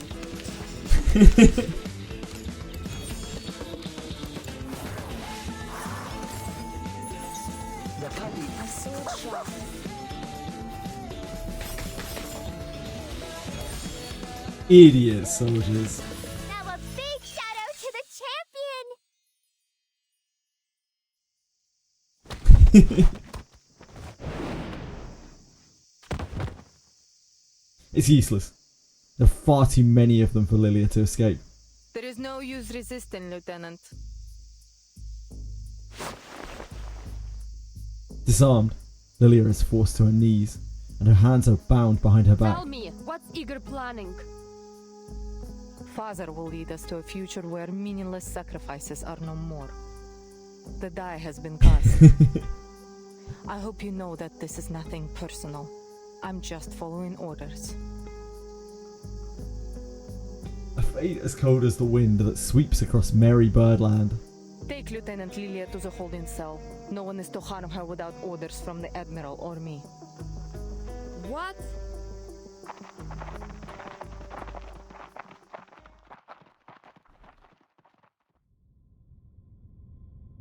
Wait, this place looks familiar.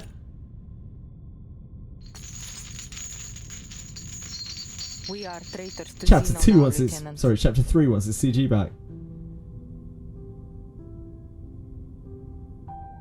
If these words disgust her, she forces them I'm out. loyal only to my father. It's a pity, really. I would have liked to work with you in the future. The shackled pilot stares furiously at Moldia's dark silhouette. How long has he been planning this? Ever since the preacher gave father a gift and the path to a brighter future. Live or die, Lieutenant.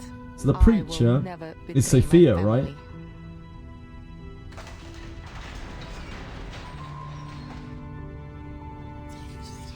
The door closes, leaving Lilia alone in the darkness of the cell. Moldia issues a few instructions to the guard before handing him the key. It will soon be time to welcome her brothers and sisters. For there is no turning back from the path her father has chosen. Trucks led by young officers loyal to Admiral Igor roll into the base, carrying elite Xeno troops from across the country. Yeah, same jail CG, indeed. To annihilate Manus Vindicto, to destroy the Apostles' Brotherhood, and for the future chosen by the Admiral. In a world of lies, the traitor's blade has been raised. Don't worry, young comrade. Yeah, Sophia. Just hang in a little longer. Huh? Who's this handsome prison guard?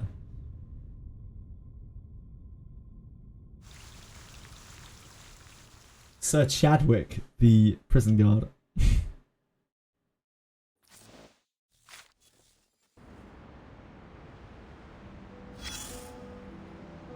All it takes is one lie to set off a chain reaction, and I'm afraid the butterfly effect has reached you. I have bad news. You've been betrayed. But there's good news, too. A certain flight lieutenant appears to be more loyal to you than the organization she swore to serve. Who's the traitor? You know him. The Admiral who was pitted against an enemy he couldn't possibly defeat. This conflict has left an incurable ulcer in his once lofty heart. Yet, as a leader, He must remain unyielding in both body and mind. Despite his continued victories on the front lines, he made a decision so counterintuitive that even his loyal adjutant found it questionable. The top brass always sees things differently, I suppose. Things never end well for traitors. Hopefully he knows what he's doing. Don't get your hopes up. He's more like a desperate patient than anything. Weary from the pain of his ulcer and frantically searching for a way out. In his desperation, he has clutched at an opportunity presented by none other than the preacher herself. Deep down, he knows he's backed himself into a corner. I'm done hearing bad news. Great. I'm done reading reports anyway. I look forward to your wise decisions. We need some good news for a change.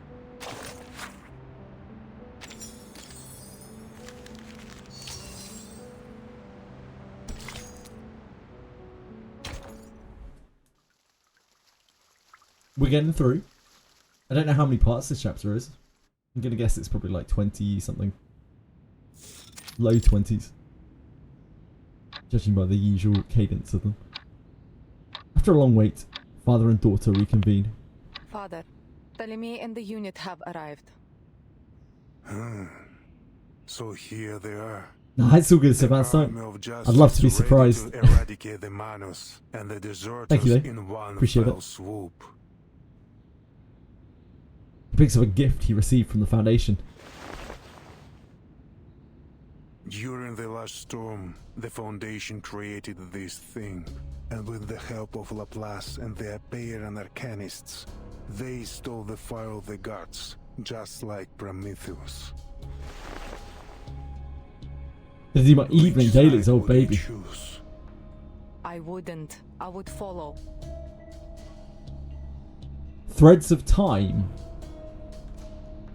I think I may have heard of that before. Threads of Time. I think I've seen this before, Threads of Time. Yeah, I've seen this before. It looks kind of cool. But yeah, it looks very Chrono Trigger-y, which I obviously enjoy. The Chrono Trigger games are very... The Chrono Trigger like remake, spiritual successor games are all very hit or miss. There's about 1 million of them. And like, some of them are good, some of them are not so good. I'll give it a go. But it's still a long way off, I think, isn't it? Threads of Time. Follow you wherever you lead. 24. That's what I would figure. They're usually 24 on the first of the arc. Oh, that's Threads of Time playing in the background. I apologise. Her loyalty is like a shield to protect herself from her inner doubt. Send someone to bring Stefan's belongings here.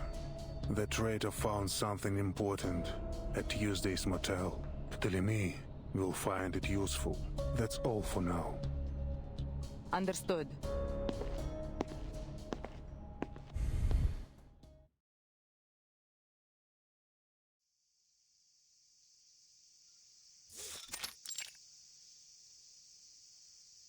Muldir, long time no see.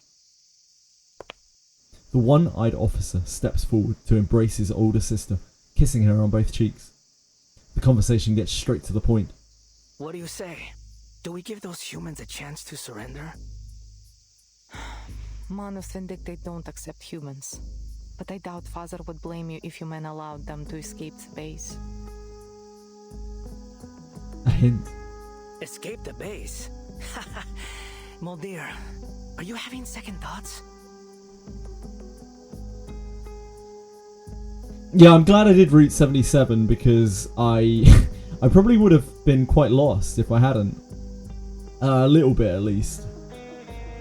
I don't know how much of Golden City leads up to this, but I haven't felt like I've missed too much from Golden City, but I feel like I would have missed a lot if I hadn't done Route 77 because it was a big tie with Miss Kimberly a huge tie with Miss Kimberly. Either follow this path to the very end, He sneers at or his show sister's mercy and get kindness. father and the two of us executed. He shouts a few orders to his officers, instructing them to return to their respective units and await the Admiral's command.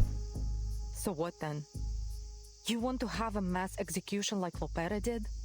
On what charges? For refusing to join the rebellion? Disobeying orders? Oh no, there will be no trials. He leans in close and whispers a few words in his sister's ear. Moldir's eyes widen. All my men know about this plan. We're just waiting for father's orders. They all know? Well, those who are still alive. Only blood and dirt can bury secrets. The Manus have provided us with a miracle that allows us to survive the storm. How could anyone refuse such a sacred gift? And they have such little downside as well, those masks. Even after the total destruction caused by the vacuum bomb, we still detected life signs. No one in history has ever been able to do that. Lady Arcana is invincible. I don't care about Arcana. What worries me is that the soldiers who are unwilling to follow us won't just surrender. Then we shoot them. His delivery is disturbingly casual. There are only two options: follow or die. I don't think that's... The Admiral strides toward them. Oh, father. Where are the others? They went to rally the soldiers. We've been waiting for this day for ages. He seems to have known about the Admiral's plan for quite some time. For ages? How long have you known about this? She looks at Ptolemy, confusion and astonishment in her eyes. I told your siblings some time ago. Then Lopera... She's not part of the plan. Her only responsibility is to bring back Doris. Doris? Who's that? None of your concern. You have other things to worry about. Go issue your orders to your soldiers. Moldir, prepare the aircraft. We're going to Tierra del Fuego. All the way to the southernmost tip of the continent, to a place where he can gaze upon that snow-capped land to the south and feel the icy breeze on his face once again. How many of our soldiers do you think will remain loyal? I'd say about 80%. The Arcanists will follow us. There's no doubt about that. But we still have a lot of human soldiers. Don't worry. I'll be sure to deal with them. A necessary sacrifice. The spilling of blood will only unite us further. Of course, as it so often does. A betrayal of their brotherhood, but there will be no escape once blood is spilled, for those who shed blood and for those who draw it. Take this and go to São Paulo tomorrow.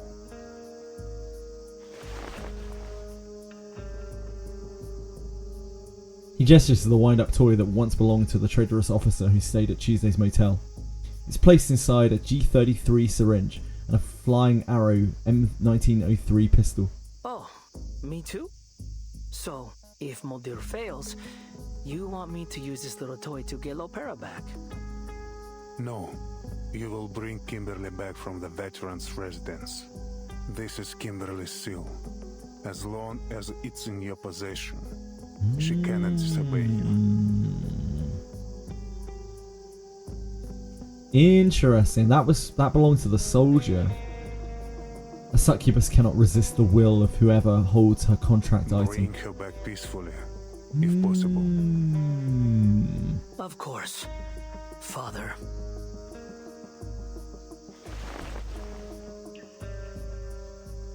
I will do as you wish. Instructions given. The Admiral leaves. Right then, Moldir. Let's get started.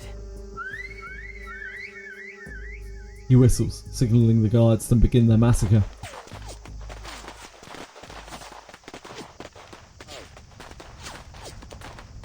The sound of gunshots echoes through the holding cell. What's going on out there? No one answers. The guard has already left, Lilia frowns. The base under attack? By whom? The Manus has no reason to launch a frontal assault. The Apostles' Brotherhood? No, that's even less likely. She immediately dismisses the idea.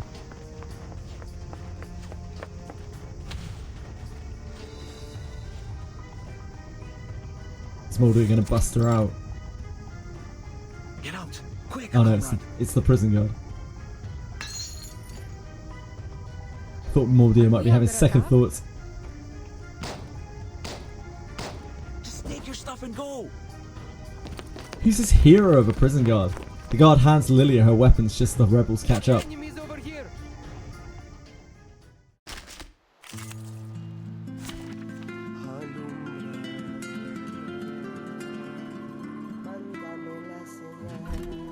Ah, she's fixed. That's not pickles. How are we meant to...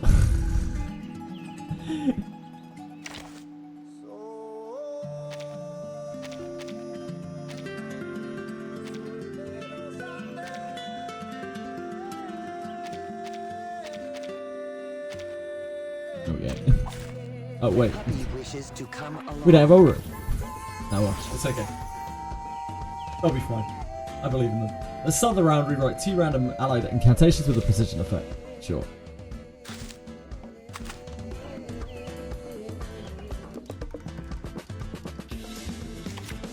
I have not played with Lilia before.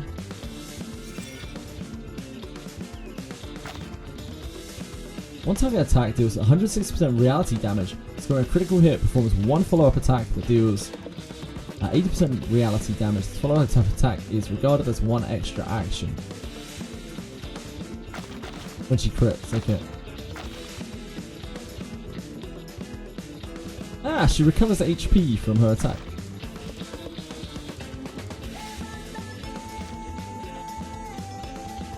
So this always crits.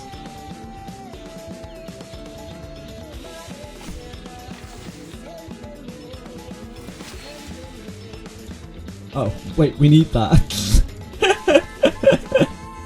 Oh yeah, that's how that works.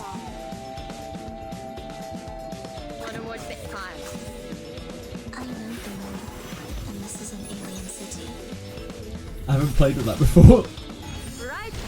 I've got that ETA thing from the side.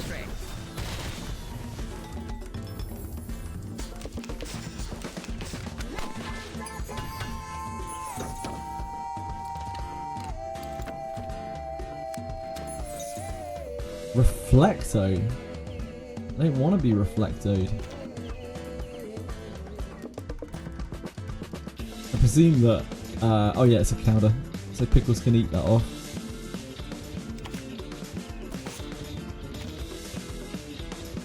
Exposed. I don't want to be exposed.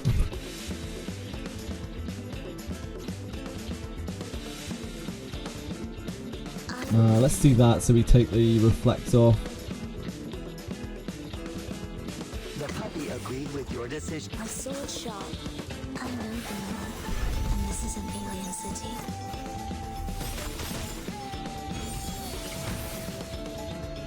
Se beccarono su queste arcole. Ah, sì.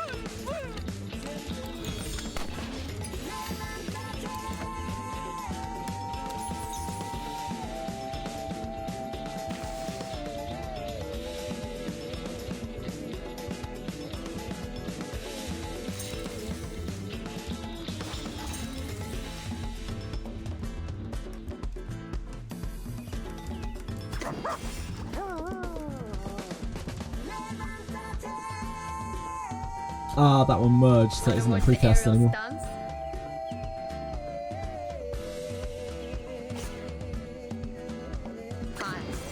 Wait, shouldn't that give me an extra slot because it's precast? Is that the way precast works?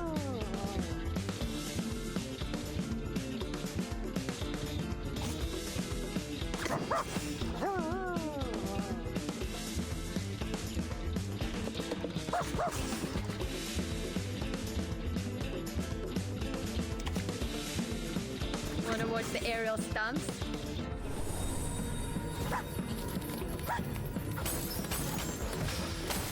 thought precast gave you an extra slot.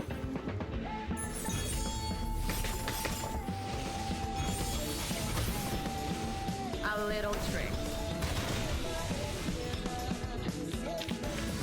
Warning, warning. The puppy is fleeing the scene at its maximum speed.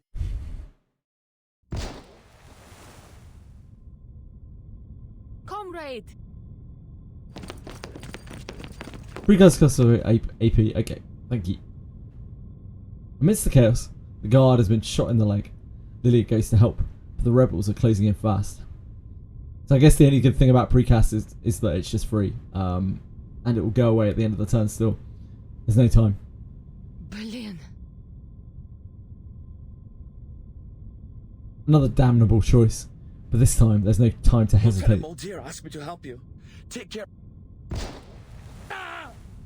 No! Hero prison guard. With a running start, Lilia leaps onto her red 38 and takes off into the air, bursting through the rebels and leaving them with choking leaving them choking on her exhaust. First, the bright light of the outdoors hits her. Second, the stench of gunpowder and death.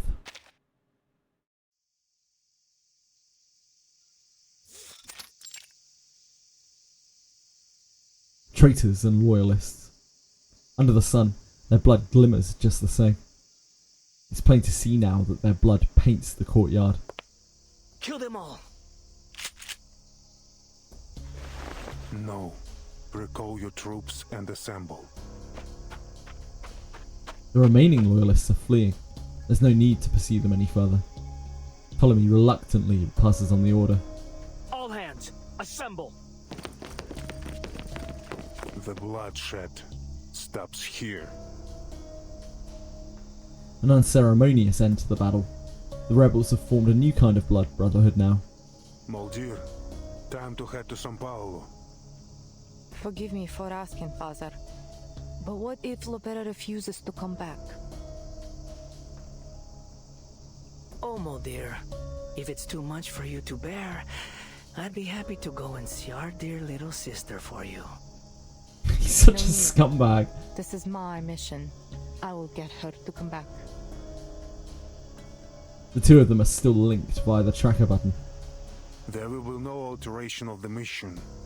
Ptolemy, retrieve Kimberly. The order is non-negotiable. Ptolemy and Moldier board on their boats and head to their respective destinations. Ptolemy sounds like someone. Yeah, I don't know. He sounds like every character that looks like that. I don't know how better to put it.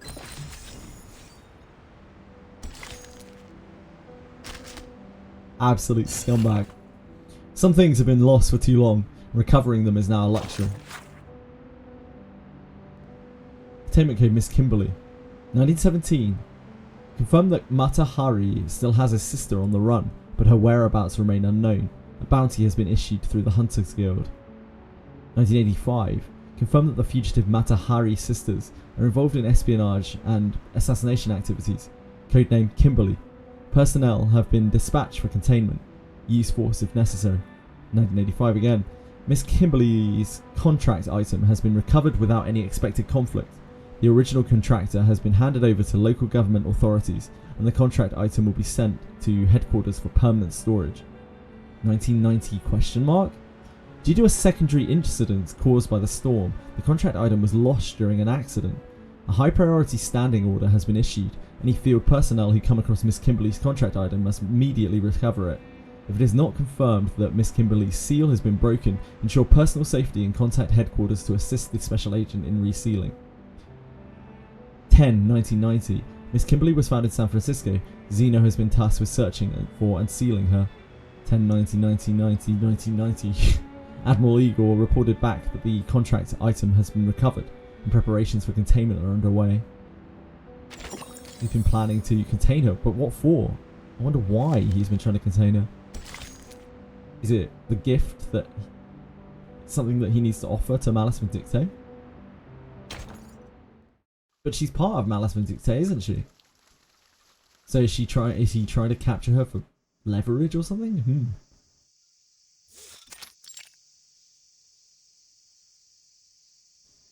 pieces are falling into place. Lepera has gone to the Colonel's manor, as Admiral Igor planned. If Mr. Duncan moves quickly, he might make it to the manor in time to meet her. The early morning sun scorches the courtyard. White rum is still tucked away in her bottle, fast asleep. What are you waiting for?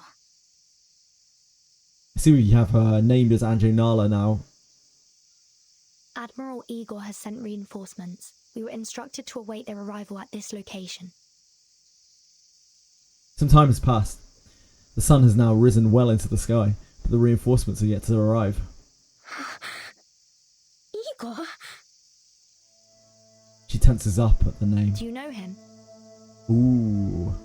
No, I don't. And I don't want to know him either. I want nothing to do with those Xeno madmen. So you do know the name. She knows him.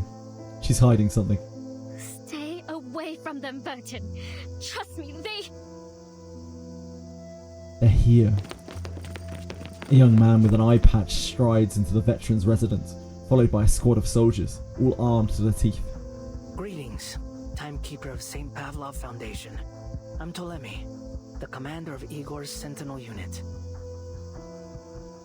Ptolemy? No one at the base has mentioned such a name before. Setting off now, Commander Ptolemy. Setting off? No. It's Lopera's mission to take care of the doctor. My mission, well, it concerns the young lady behind you. Huh? I wasn't informed of this. What does she have to do with Xeno? Is it because of what happened at Tuesday's motel? As far as I'm aware, the Xeno officer at Tuesday's motel committed suicide. Kimberly had nothing to do with it. Oh, Stefan? I couldn't care less about him. If that's the case, then why is he here? The door opened all by itself. What door? The door that she broke out of you know. when she was held at the Kimberly place. somehow escapes the base. And suddenly I find her with the Timekeeper, who I hear took a detour to a certain tower before she left. Now I can see how you've come to that conclusion, but... So, Timekeeper, care to explain why you helped Miss Kimberly? Patrick Pedraza. Manus Vindictae. Wanderer Genshin. Oh, I'm not familiar. Oh, so the captive in that tower was Miss Kimberly. She gives him no answer. Per the Admiral's orders, I will now escort you back to the base, Miss Kimberly. And please, don't make me resort to violence. No, I'm not going back there. She takes a step back, her body trembling all over. She's too frightened to run.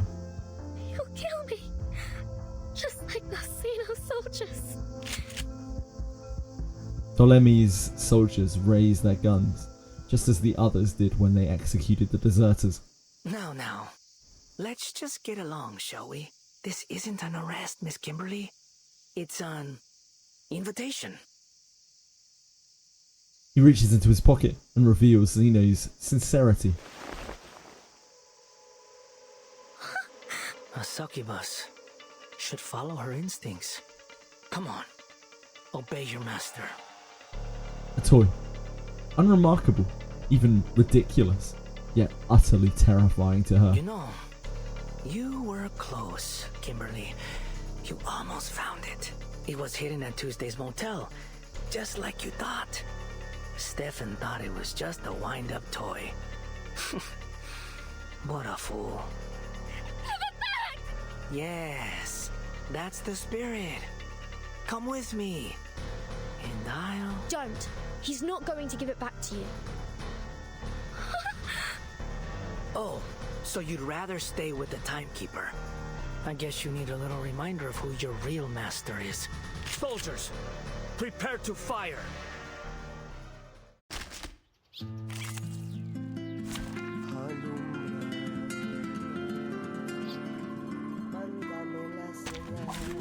The puppy wishes to come along. Simulate calculate. My sword sharp. Who charts the stars' orbits? Decrypt the cosmos. So long lives this, and this gives power to thee.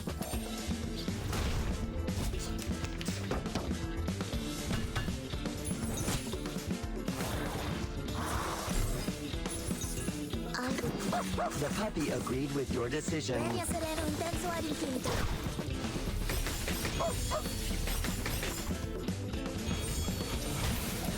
It's really interesting that they tied that in like that. It's a shame. I mean, it's just as well that I played Haunted Highway when I did. But otherwise I would be like so clueless as to what the hell is going on.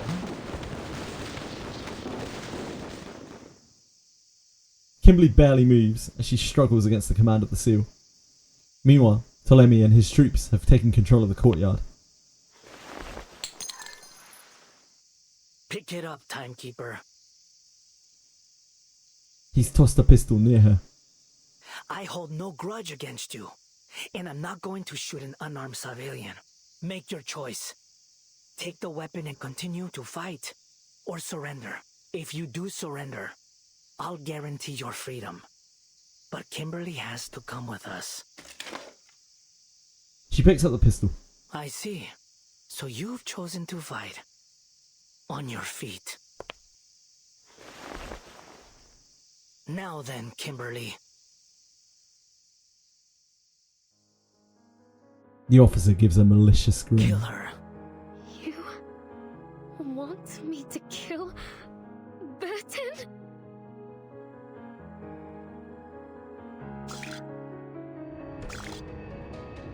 The commander's malicious as the look on his face. She doesn't know what to do. But her bloodline allows her no choice. The seal takes effect, slowly compelling her to obey it. Come on. My patience has its limits. Ptolemy raises the wind-up toy like a lighthouse beacon in a storm. You will obey me.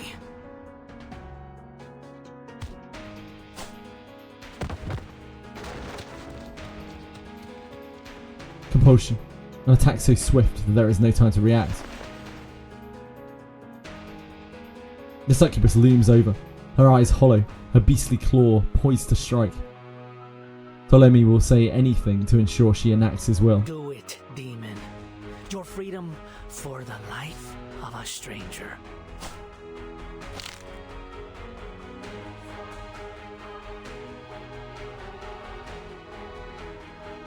Yes, kill her. Prove your loyalty. Then I'll give you back your toy. I promise. Yeah, great run, guys. Great run. A7s. The succubus wraps her claws around her neck. Burton, I can't. The commander's taken hold of her, but still, she's wavering. Meanwhile, Ptolemy, like a sadistic spectator in a coliseum, wills their struggle to go on. Raise your gun, timekeeper. Gun. Yes, I have a gun. Breathing, strength, it's all. Aim at her and pull the trigger. This monster's going to kill you. You'll have to shoot her if you want to live. Ptolemy presses further, eager to get a show.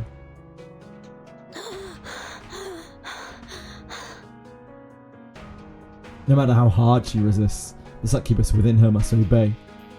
Her claws tighten around her neck. She can hardly breathe. No, I don't. Her struggle is as futile as her tears. Obey your master. Her claws start to sink into her flesh. Yes, give in. Just like that. Look, Kimberly. She picked up the gun.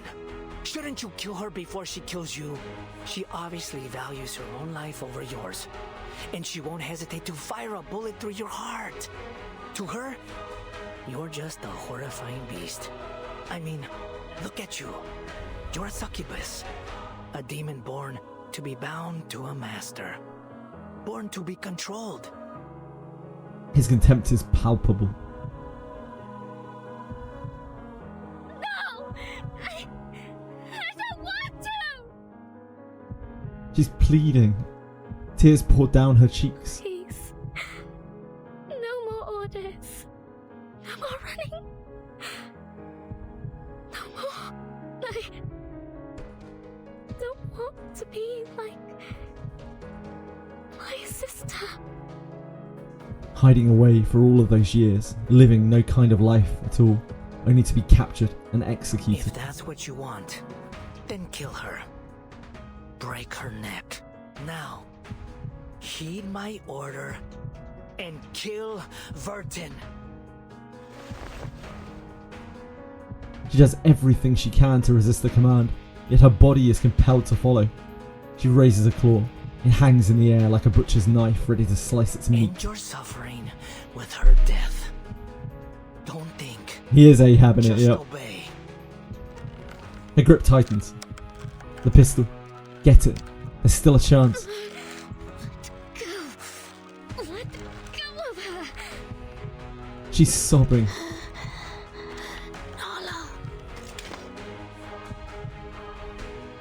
Aim at him.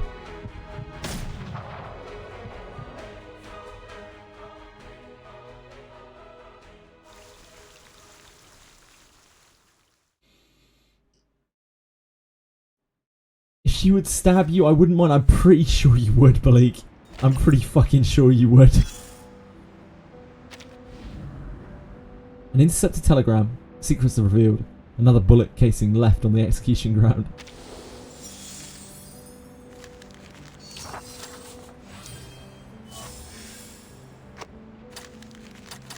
I think there's anything else major to unlock from this now, right? It's just coins and stuff. Oh shit! Never mind. Buddy Fairchild is up here. I didn't realise that. All of his portraits are locked behind the hard modes in here. So we'll have to... I mean, we were going to do all the hard modes anyway, but now we really need to do all the hard modes. They must have just added those. We don't have Mr. Fairchild quite yet, but we will before too long, no doubt. Someone gets it. Yeah, Algar's like, nod. Agreed. The bullet flies from the barrel, trailing a long white streak through the air. Yeah, they were adding this patch. I know when I looked on them the last time there wasn't anything past the end. It pierces the wind-up toy in Ptolemy's hand, the tool of Nala's subjugation. That thing that she had so desperately sought, so desperately run away from, is destroyed. Its power is lost, its controlling force vanquished by the bullet. How dare you!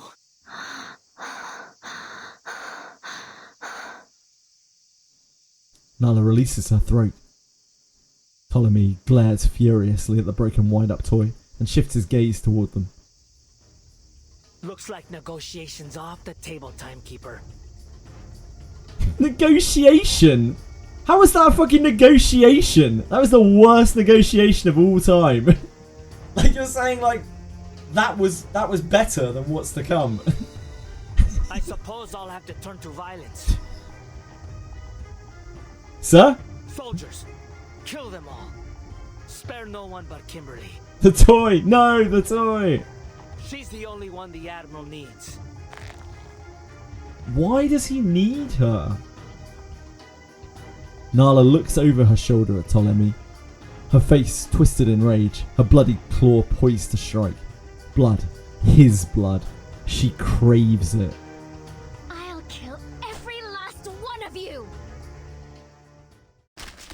She's not fucking around.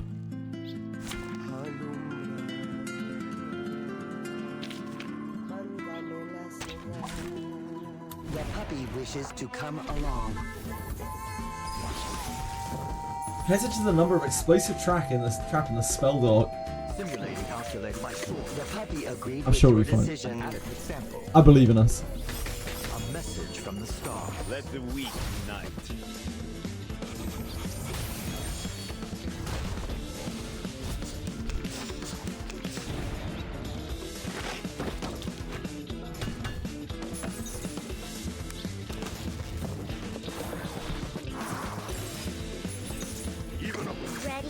My sword is the only guide. They'll die faster that way. Good old Toy Story. I loved those movies as a kid. Get out of my way.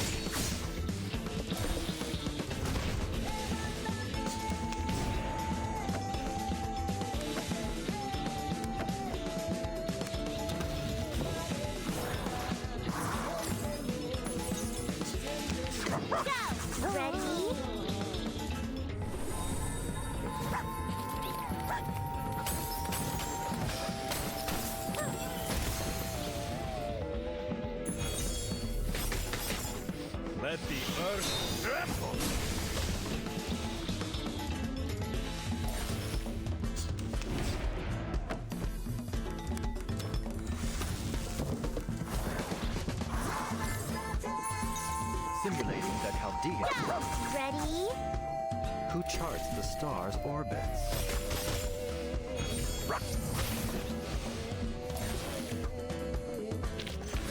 Just as I deciphered. Or...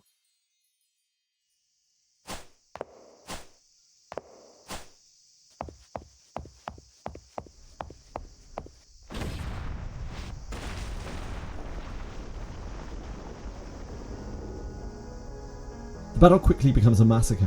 Damn it! What kind of monster is she? Sir! Maintain formation and fall back. Keep firing. Visual novel has its limits, yeah, of course. This game does pretty well as far as visual novels go, but yeah, of course, there's only so much you can really do. Ptolemy's troops are only equipped with standard military gear. No devices to capture Arcanus, no heavy firepower. Go to hell!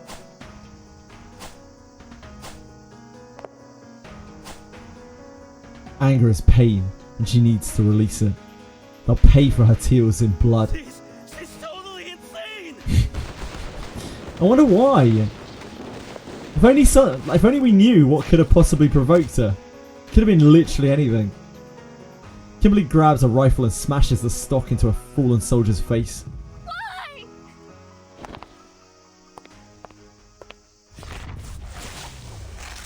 Oh god. First claws, then teeth. Tearing, biting. Slashing stomachs, ripping out throats, like a wildcat pouncing on a sparrow. The Xeno soldiers fought bravely. Had they not been enemies, they might have made excellent allies. Their loyalty to each other outweighed their fear of the enemy. Retreat! A small trickle of blood runs down her cheek. She walks mercilessly through the courtyard of the veteran's residence, avenging all she has suffered. The enemy starts to retreat, or rather flee, with the dignity of a soldier.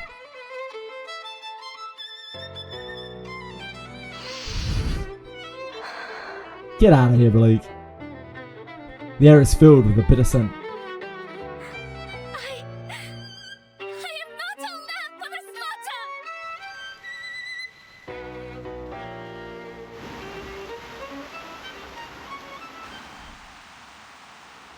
It's okay, it's pouring downwards. The rain comes suddenly, washing away the blood spilled in the courtyard. It's over. They're gone. She collapses.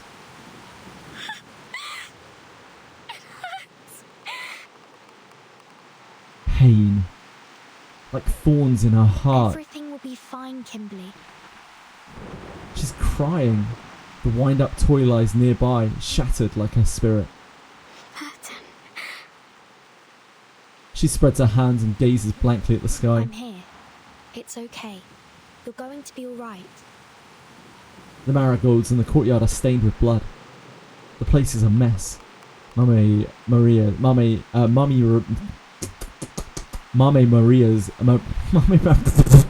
Oh my god, that's too many M's. Mame Mariana's cat. Her cat's den has been blown to pieces. Perhaps she'll make a new one. You're no longer bound by anyone. No contract, no seal. The wind-up toy's been destroyed. It's been shattered into pieces. You're free, Kimberly. You don't have to take orders from anyone anymore. Kimberly doesn't have to take orders. What's Deadlock? Oh, that's that new game, right? The Valve something FPS thing. I don't know anything about that. Wolverine, sure, I'm with you. Nala doesn't have to take orders. She repeats her words as if she's drowning. And they're the only pieces of driftwood to cling to. The rain subsides. And the sun shines again. If you've got nowhere else to go, you can come to the Foundation with me if you like. Nah, Dobby dies in final book. I'll let them know you risked your life to protect me from the Xeno rebels. Anyway, the choice is yours. Nala breathes heavily. I can choose. confusion matches her pain. Yes, whatever you want. No one can control you anymore. You belong to no master, only yourself. Belong to myself. She looks down. She's covered in blood, like a newborn baby. Yeah, it's really convenient, Milky Way. I would have been so lost if I hadn't done Haunted Highway. It really would have lost a lot of its impact, I think. Like when I fled to Sao Paulo during the war. Like the old days. That heartfelt home. Real yet distant memories. To her, it's as if those times that have been rolled in the sweet nectar of happiness. For a moment, she almost forgets why she's been running all this time. Yes. No longer reliant on or under the control of anyone. Just think about who you are, what you want. And enjoy your new life, Nala, starting today. A familiar silhouette streaks across the sky. Lilia descends, bearing bad news.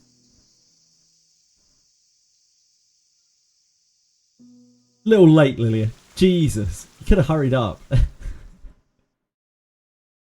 Lazy. That's what we get for employing a drunkard. An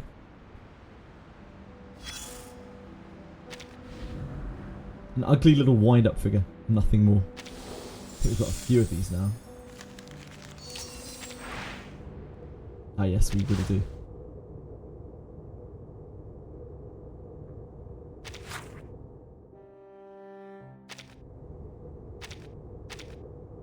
Okay. An intercepted telegram. Secrets revealed. Another bullet casing left in the execution ground. I have nothing to do with any of this. I swear. It has nothing to do with me.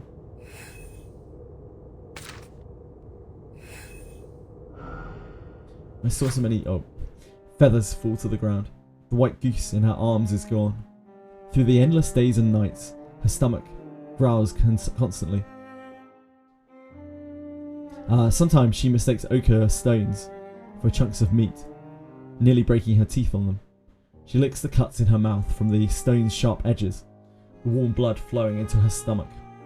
Occasionally, she dreams of the mansion, but that was so long ago that she starts to doubt whether any of it was real or just a long dream. In the dream, she runs and jumps at the sister's banquet, tapping guests on the shoulder. They drink and toast to a bright future, but no one pays any attention to her.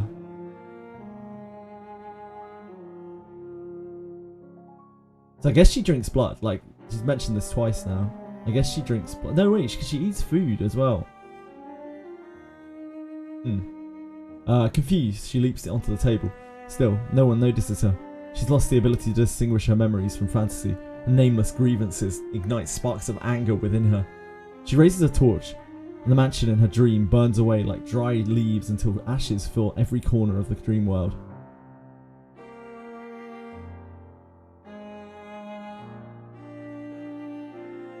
Her memories have become a collapsed ruin, past faces shattered, experiences peeling away like old paint, impossible to piece together. Everything returns to dead silence. When she awakens from the dream, she's in a strange and empty place. It's terribly dull, nowhere near as interesting as the banquet. She once tried to scratch words on the walls with her claws, like writing a diary. Still, she began to prefer life in this place, because her only chance to leave has been to carry out missions. Of course, she hates missions. The blood always sticks to her claws and sullies her clothes. Out of curiosity, she once tasted blood. It was as bitter as lettuce, and she hates lettuce more than anything. Okay, I guess she doesn't drink blood. This is where she learned to sing, a song her sister taught her. She's forgotten too many of the words, and has no idea what dragons and zippers have to do with each other, but still she sings it often. Every time that she does, she pictures wrinkled faces. She doesn't know why she thinks of them, but every time she does, water flows from her eyes. She tasted that water too, and it was even more bitter than lettuce. Her eyes, looking at the goose feathers, are as deep, as empty as a deep well. She's had a bad life. I think it's pretty safe to say.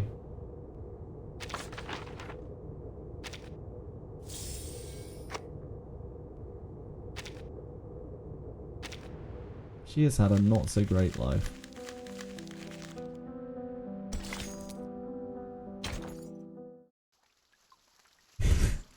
Barely anyone seems to have had a good life in R99 note.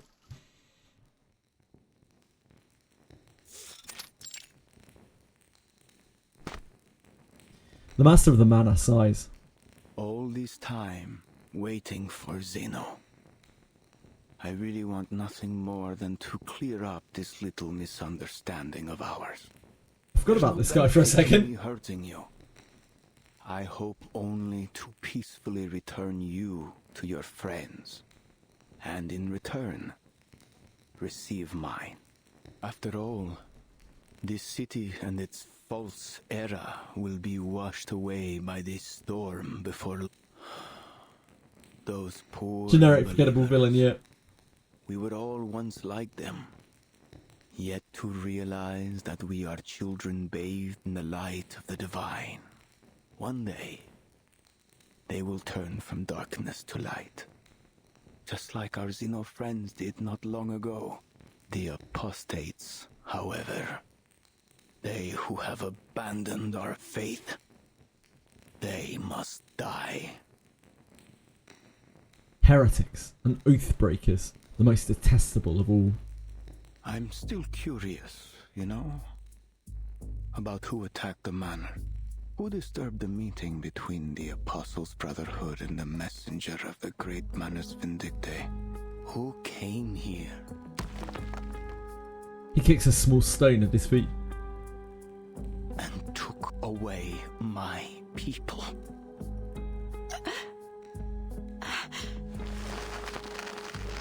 Potion has locked the blind doctor's throat. She cannot speak. I wouldn't be surprised if Marcando's already messed things up in the favela. But he turns his back to the doctor. As long as he continues to recruit the young arcanists, it doesn't matter. People like him are useful. Tools to be used to our benefit until they're lost to this storm. Isn't that also how Zeno uses their soldiers, Doctor? As currency to be spent and lost? A chip may roll away from the gambling table, but it will only find itself another and another. All the words are casino, and all the men and women merely chips. We have no choice but to take our place at the table. He looks at the doctor. At least Manus Vindictae promises these soldiers a future. A future worth looking forward to. The Sufferer will be reborn, and the Apostles' Brotherhood will sail south with me. We will become followers of the Sufferer, undertake their trials, and their grace will be bestowed upon us. He leans close, whispering in her ear. With their blessing, no matter how many times the world is reversed, we will stand firm, for we will be immortal. Yesterday is within our reach, dear lady.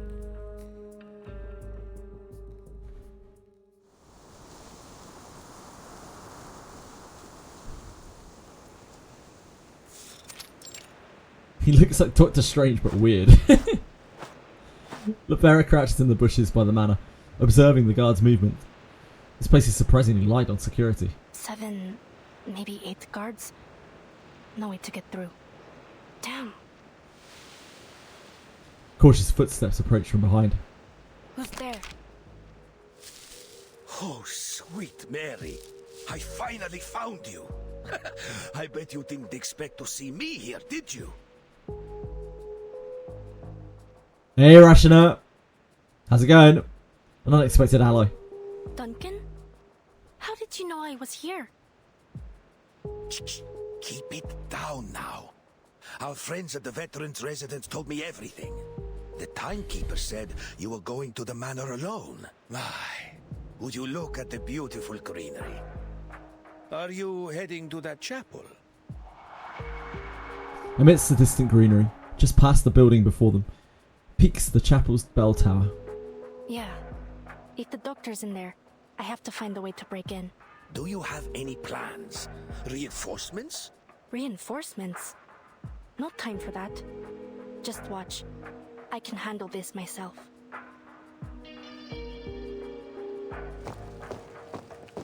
path to the chapel is well within the sights of the patrolling guards. Unless you dare to join me, old-timer.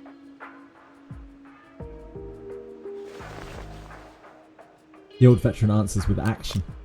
He lowers his sunglasses and lifts his blowpipe. Give me a few darts. Okay, here's the plan. You lure the guards away, and I'll check inside the chapel. She tilts a crucible and, in the flame of an arcane skill, produces a few poisoned darts. She hands them to the old man. All right. When I take my shot, I'll head that way. You stay hidden in the woods and make your way to the other side. He crouches, aiming at an unfortunate guard's neck. The guard drops instantly. Intruder! Over there! Is that how we planned this to go? You're dying waiting for Battlefield 6 to release on October 10th. I saw some video of that earlier, and it looked, good for a Battlefield game. Duncan catches the smoke bomb tossed by Lepera. Let's make this a little more exciting, shall we, boys?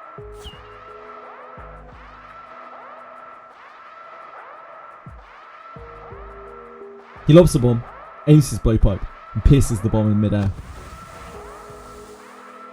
Nice shot. With the guards distracted, Lepera raises her guns and makes her way to the chapel.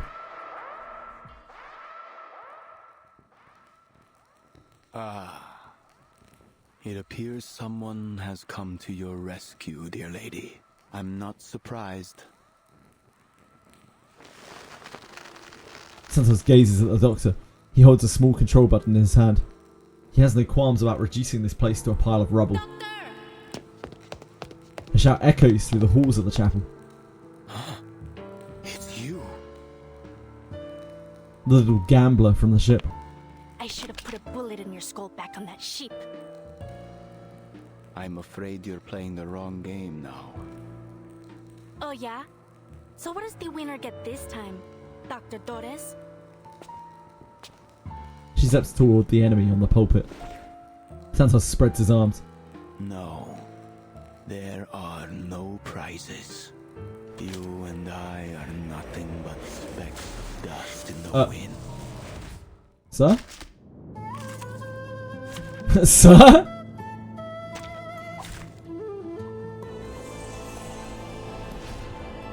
What is going on here? Wasn't it? You came to this sacred place and attacked my people. He looks a little different. Yeah, and I'm ready for round 2. And this time, you won't be leaving with your life. Sir! It brought us together this day, just as it brought you victory in that bet. Fair game.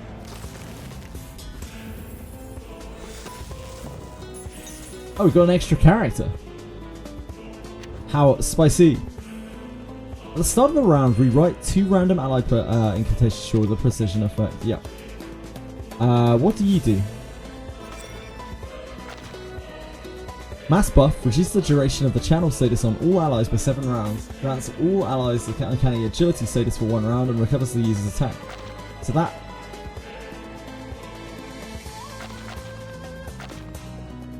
if already in this status, reduces the duration of the channel status on herself by 3 rounds. The ready shoot status. That's 7 rounds. Yeah, that heals. Got you.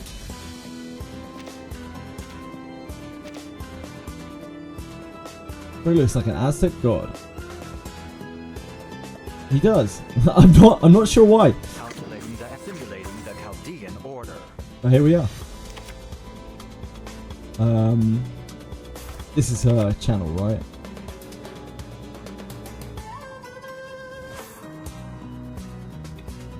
Ready? Aim. Even Apollo bows before me. Decrypt the Cosmo. I don't know if we will need her channel, but we can. See how they We can treat ourselves. Fresh from the crucible. Get out of my way.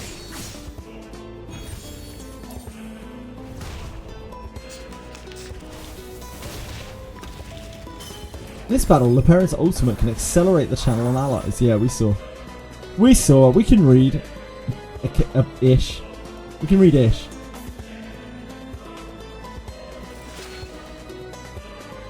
We can read adjacent. It's just the burn.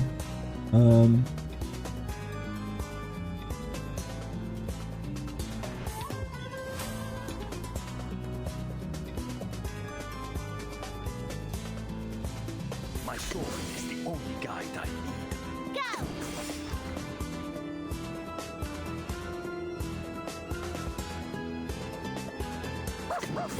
Let's go some trouble brews. Let the weak unite. Oh, her attack card buffs front and back, does it? Oh, this guy's getting cooked up. Hurt longer if I miss.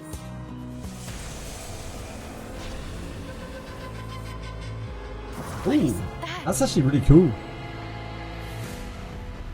Blood can only be paid in blood.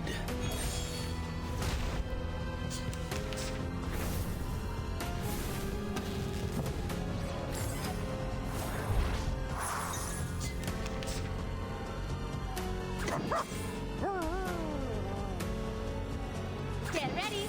This is going to be a crowd pleaser. Once the sword of Damocles is drawn. Calculating the Arabic parts.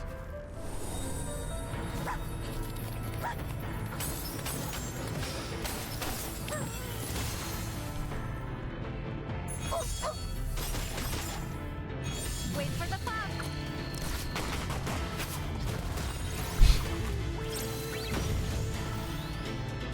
Let me first tremble. And it is blood and gold that stain this land. I'm tired of playing this game of prayers, and I've had quite enough of you, little gambler.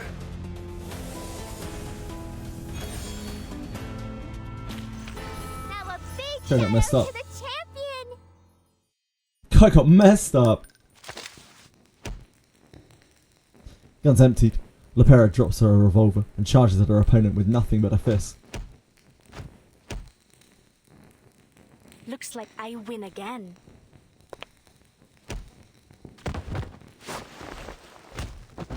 She kicks the weakened Santos to the ground, pinning him by the throat, her fist poised. Yes. Yes. You won this round.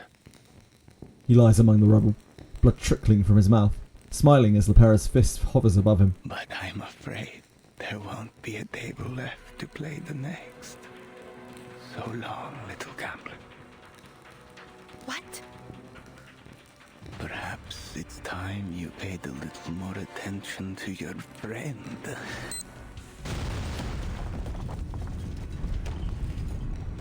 He presses the button in his hand.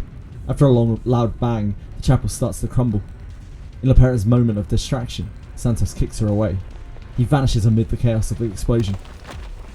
Now there is no one but Lepera, the doctor, and a building that's about to crush them both.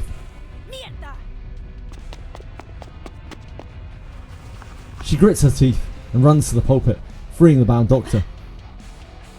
She tries to speak, but the effects of the potion still hold in her throat in a tight grip. Hold her throat in a tight grip. We get out of here. Kinda. She hoists the doctor onto her back, carries her through the falling debris.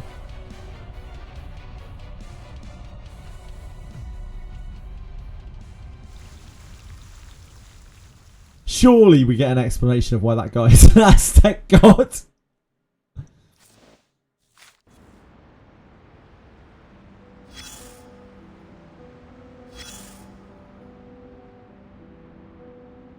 Who's to say, Belcor? Who's to say?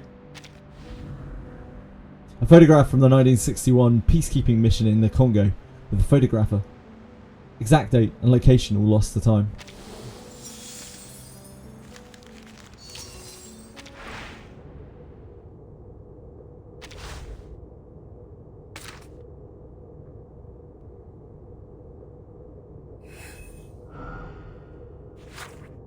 The night at the veterans' residence is alive with laughter, as the farewell party for Mr. Duncan unfolds as planned. Empty wine bottles on the table pile up like fortifications as Galeno spurs the crowd on, urging Mr. Duncan to share some tales from his younger days. Haha, that's a fine idea. Don't worry, old Duncan might have had a few drinks, but he's not about to spin yarns just to fool you all, Mr. Duncan chuckles, rubbing the white stubble on his chin. Whether it's pink dolphins, headless mules, or treasure maps inside giant snakes, it all happened exactly as I told you. A barrage of adventurous stories hits the listeners like a volley of cannonballs until late into the night when Mr. Duncan signals for everyone to settle down. He pauses for a moment, then begins to speak slowly. Next is a story that's not so cheerful, one that I saved for last. I'm sure my oldest friends here remember the 1959 Lufthansa flight incident. Yes, it took my whole family from me. Looking back, it was like a training dummy knocked down in the field, nothing left intact except a pocket full of medals. 2 years later, in the peacekeeping forces in the Congo, I met Don Mariano Martinez. The officers called him Rookie, but he fancied himself the proud lead singer of the military songs we sang. In his language, those two words sounded quite similar. Eventually, everyone just called him Lead Singer Martin. At first, I didn't want to get too close to the Argentine, but I ended up being Lead Singer Martin's roommate. He was born with the gift of the gab.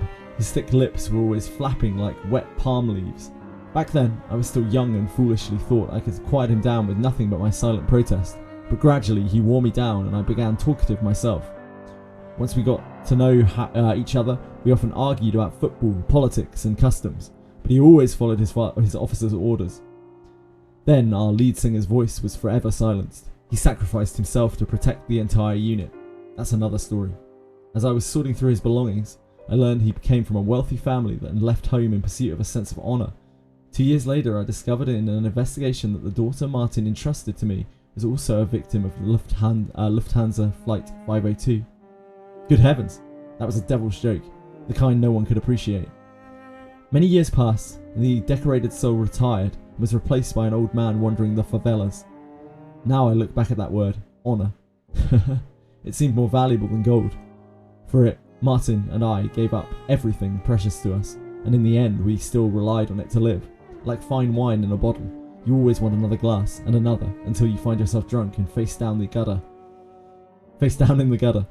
Now your old Duncan may be about to embark on the last journey of his life. Of course, it's no longer than those pretty honours, but to make good on what the kids always say.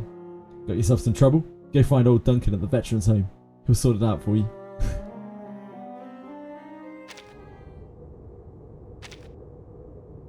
He seems like a good guy, you know, apart from the murder.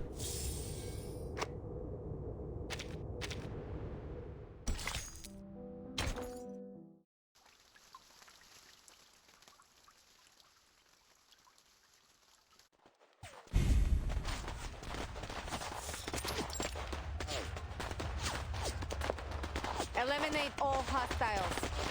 Find Lopera and Dr. Doris. Following the Admiral's orders, Muldeer has followed the tracker button signal to the manor. But she has arrived too late. What remains of the Brotherhood? Have no desire to fight. They scatter, putting a swift end to the gunfire.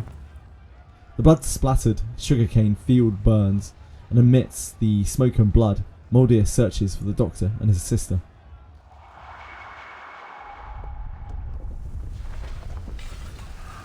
Just as the chapel collapses, Lepera makes it through the front door. Huh? Where have the Brotherhood guards gone? Neither Duncan nor the Brotherhood guards greet her.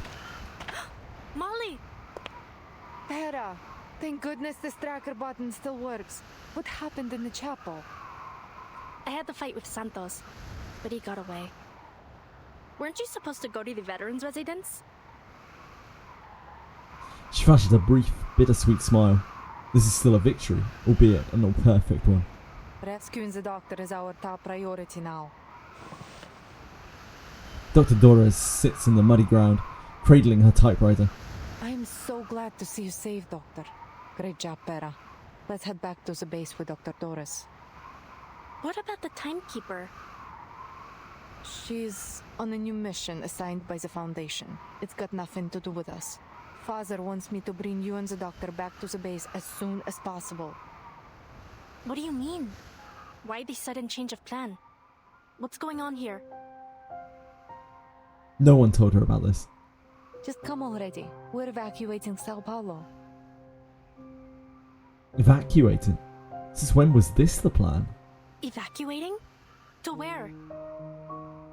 Just follow your orders, Lopera.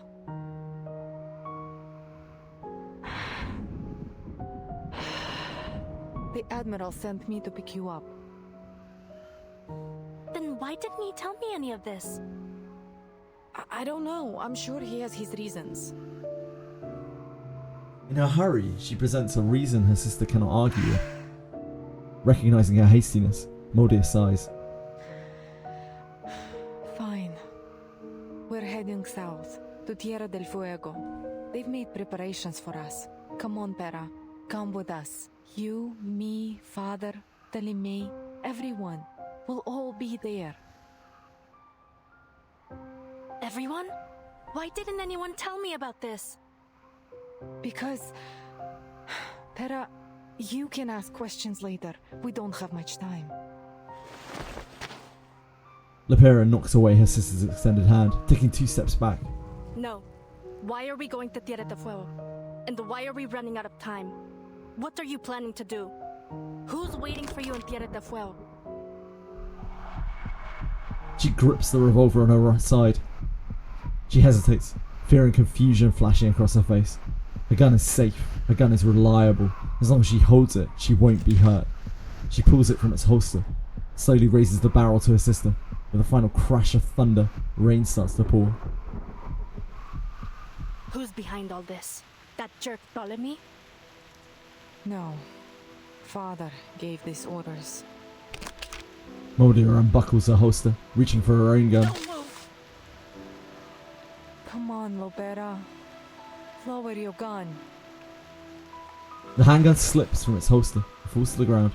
Moldia spreads her hands in a show of friendship, of sisterhood. Father needs the doctor. We need her. Bring her back to the base and come with us to Tierra del Fuego. Why? What are you going to do in Tierra del Fuego? Seize the future. A future for all Arcanists. Father has embraced the preacher's promise. Manus Vindicte. A betrayal she had never imagined. No. My family are not traitors. Not in the past, not now, not ever. A hunter never willingly becomes the prey she once pursued. You don't have to do anything for them if you don't want to. She tries to explain, but she can't even look her sister in the eye. Just come with us. Come home. Home.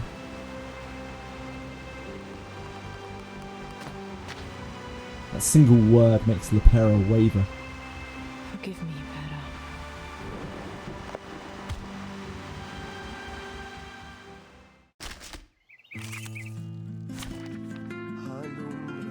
Hot damn.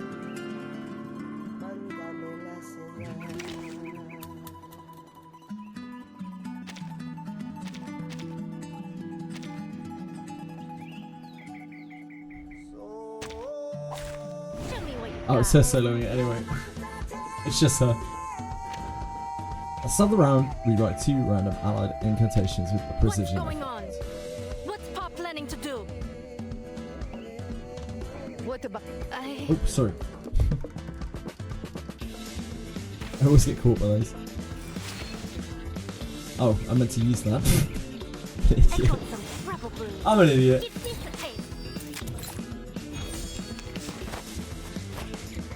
Drop your weapon, Pera. It's time to come home.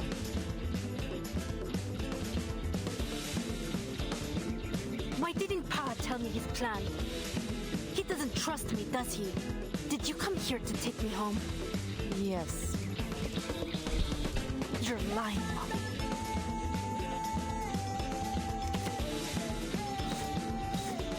She's in a counter-attack stance, right? A plus stance. Source of damage dealing 160% reality damage inflicts disarm the target for 1 round.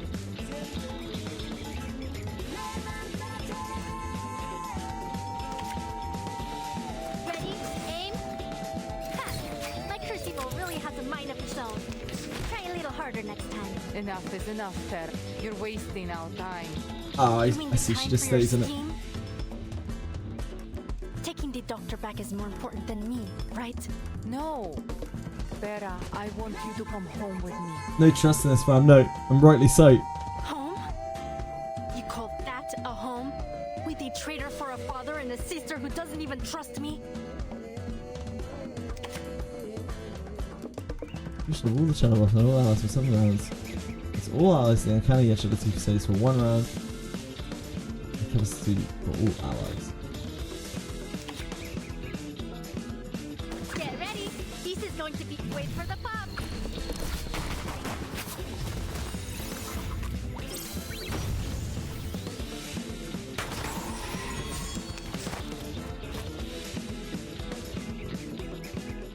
Ready, aim, stay put. This will hurt longer, I mean. Warning, warning. The puppy is fleeing the scene at its maximum speed. Taking advantage of Lepera's moment of hesitation, Moldier launches an attack. As they wrestle, Lepera pulls the trigger, the bullet shooting into the sky and startling a flock of birds. Finally, Moldier wrestles the gun from Lepera's hand and knocks her to the ground. She lies there, winded and in pain. Why is he doing this? The pain is the least of her problems. She simply can't understand how things have ended up this way. For the good of us all, Vera. Consider your mission complete. I'll take over from here. Thank you for your service, Comrade Lopera. Several Xeno soldiers, returning from their sweep of the manor, arrive at the lieutenant's side. What's going on? I'll handle this. Take the blind lady and retreat. Make sure she's safe. The doctor offers no resistance, weakly surrendering to fate as she's taken once again. Moldier looks down on her fallen sister, her gaze cold. I am sorry it has to end this way. She raises her gun, aiming at her cherished sister. Farewell, Vera. Damn!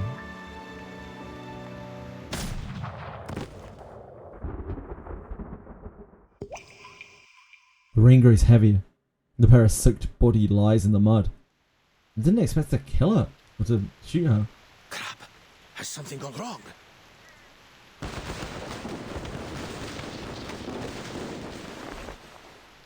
Wait a minute.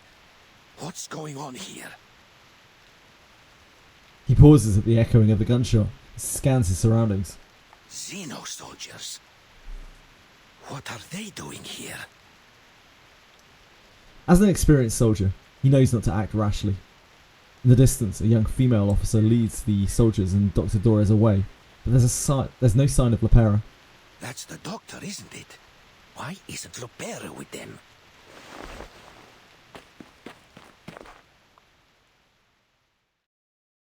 Duncan cautiously makes his way to the chapel to search for her. The rain comes and goes. Tranquilizer bullet. I see.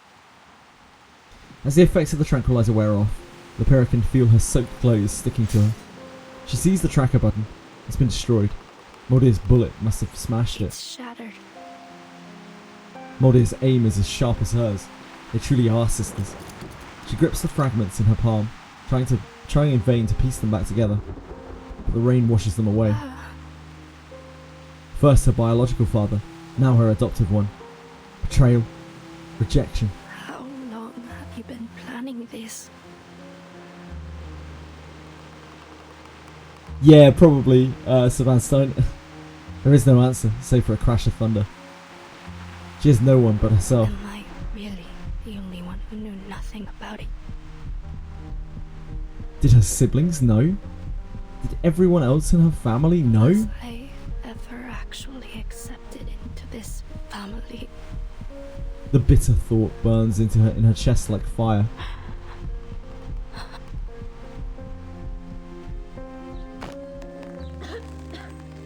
She forces herself up, her arms shaking as she heaves her body upright. Tears, rain, they both become one. I have to tell the timekeeper. Mierda! She pounds the ground, spattering her fist with mud. From the shadows of the trees, a familiar figure emerges. It's Duncan. He's running over to her. Finally, some good news. Duncan, you're okay. We have to hurry. She tries to stand, but her legs give way. She collapses again. What happened? Why did your men leave you here all alone? He supports the weakened Lepera. She gives him a sad smile. Hurry back to the residence. It's Igor. He... She can't bring herself to finish the sentence. The sky clears, and the heat of the blazing sun washes over them once more.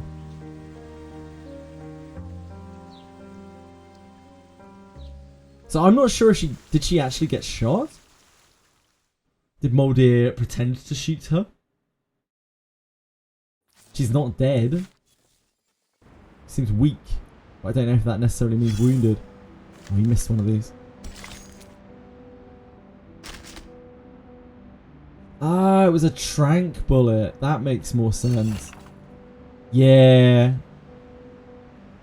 The book isn't a history text, but the change in writing style suggests that there was a change in authors. Lost Codex. They're greedy, they're cruel, they want us to slaughter our own people, so we stand up. 6. We aspire to kindness and mercy, for this we must sit at the round table with kings and cardinals.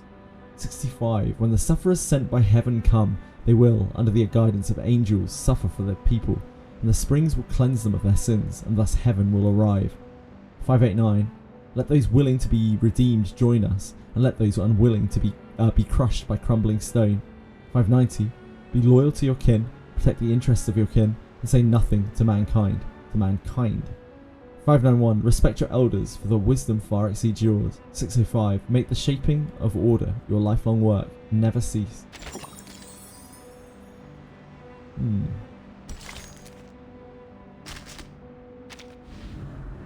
A pair of long-barreled revolvers that once accompanied sisters through countless afternoons at the shooting range. Or rather, former sisters.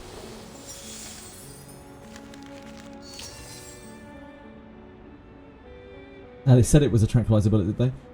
And that's why they said she was a good shooter. I see.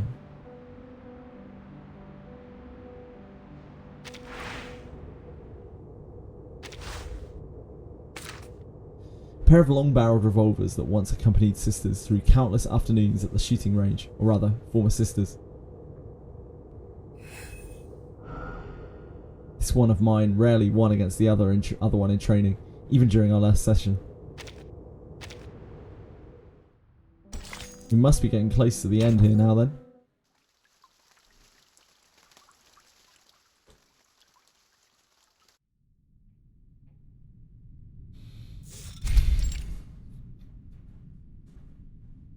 Nala's tears have dried up. Lilia looks around and frowns. I guess you haven't had an easy time either. Rain and blood. I have bad news. Igor's just started a rebellion. Huh? Lilia strides forward. He's got an army. What's the situation at their base? Not good. There was fighting and bloodshed. Lots of it. The rebels must have won.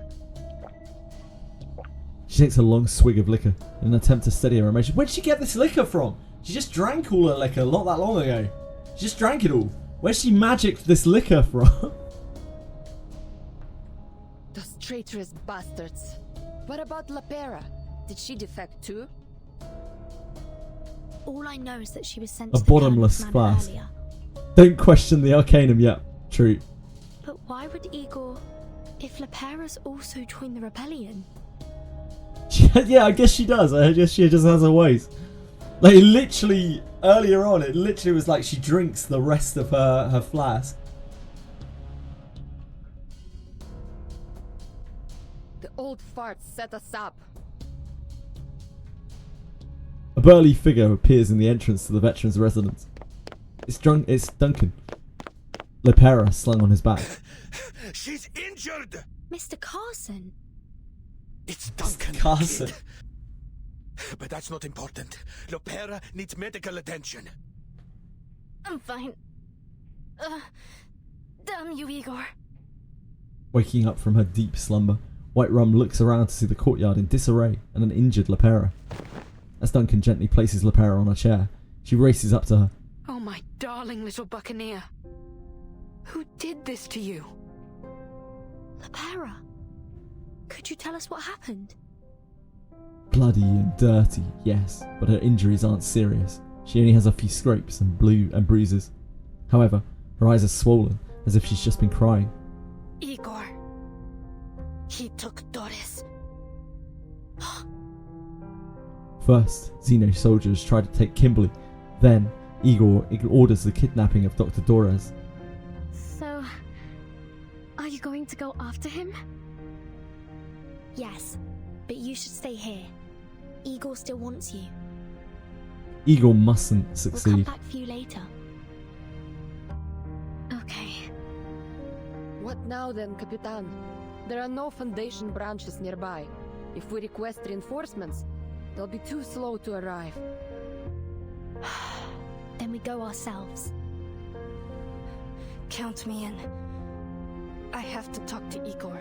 He owes me an answer. Lepera grits her teeth. White Rum, could you take us to the Xeno base? Anything to save the dock. Anchors away, mateys.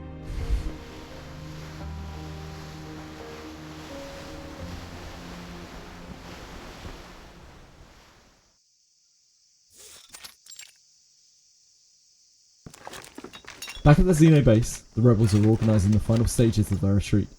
You screwed up. It's just a minor setback. Father isn't happy. Look, I'll deal with her, okay? Next time, His defeat is a consequence of his own arrogance.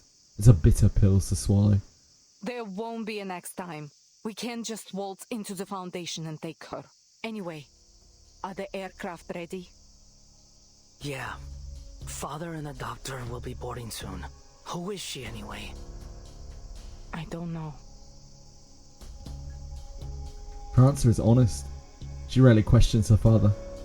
Her duty is to obey and execute, while holding on to a sliver of her own sense of justice. Looks like Father hasn't told you everything either. You should never entrust all the pieces of a puzzle to a single hand. Huh? All this time with Father's made you quite enigmatic. There's a charm in mystery, you know. Around them, soldiers are busy transporting supplies and burning sensitive documents in fires. Are you not coming with us on the helicopter? Someone has to stay behind and organize the retreat. You go ahead with Father. I'll join you later. Sometimes I just don't understand you, my dear. Oftentimes, I don't understand myself either. Perhaps that's why Father always keeps me close. Just get going. I'll take up the rear. The sound of gunfire echoes from outside the courtyard, but she pays it no mind. Whether it's an internal conflict or a counterattack from the Foundation, it doesn't matter. Ma'am, we're under attack! Don't get entangled with the enemy. Focus on the evacuation. How many hostiles are there? 3, and a sailboat. A sailboat? What is this? The age of exploration or something? One of them is flying some kind of aircraft. Oh, she's fast. 2 squads are currently engaged with her in Courtyard A2. So, you're just going to leave me here in San Paulo, huh? 2 rebels break through the defense line and rush over to her. Where's Igor? Her hands are bloody, the muzzle of her gun singed red from the repeated use of her arcane skill. No sign of the Admiral, only the unwelcome sight of her older brother. You've grown taller since we last met, dear little sister. There's a hint of malice in his voice. Whoa, whoa. Don't look at me like that. I don't care what you do. Come home or stay with the timekeeper. I won't stop you. Get out of my face. She raises her rifle. This scene looks all too familiar. Time to execute another traitor. But someone steps in front of her. Molly. Miss Modia, It's unfortunate that we have to meet again under these circumstances. We've simply chosen different paths, Timekeeper. I suppose the next time I see you will be in Antarctica. Telemi, go join Father. I can handle this. Her brother turns and leaves. Molly. Why? The remaining soldiers gather around the lieutenant, their weapons raised. Forgive me. I can't let you pass. Vernon is very what's the word? I don't know. British. That's a good guess. Mulder issues a command to her remaining soldiers. Soldiers, take aim.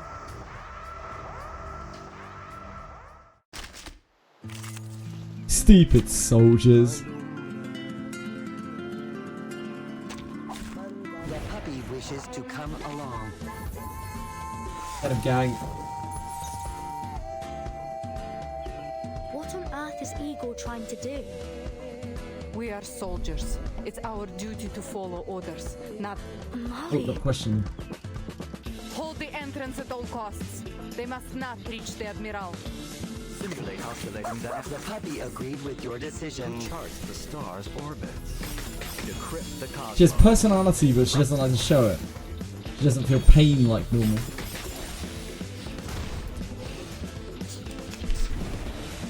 Unemotional.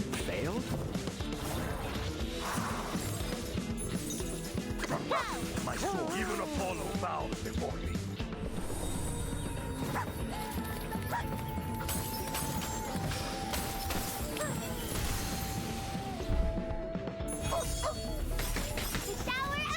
Let the weak unite. Now a big shout out to the champion! Every she shows she's emotional, yeah. Being unemotional doesn't mean that you don't have any emotions, it just means that they don't come out very often. Battle ends. Not one of Moldea's soldiers has survived. She falls against the wall, blood oozing from her forehead and shoulder. Faced with her sister's gun, she cannot, or perhaps doesn't want to move. I've become so numb. There's sorrow in her eyes as her gaze meets her sister's. I don't ever want to see you again. But we will in Antarctica in 2 chapters' time, I'm guessing. As a bullet casing falls to the ground, so too does a tear. We couldn't halt Igor's escape. More rebels came at us following the gunfire, and we were forced to flee the base. We failed.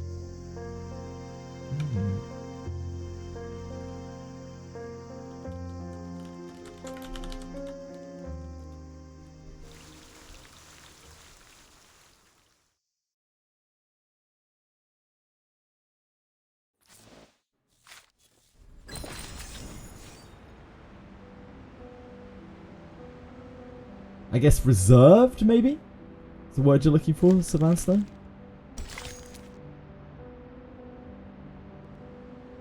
Dude, Mori is a very crushing game.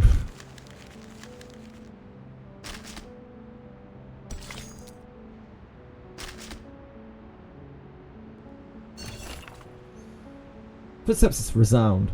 Red lights flash. Everyone is called to the square.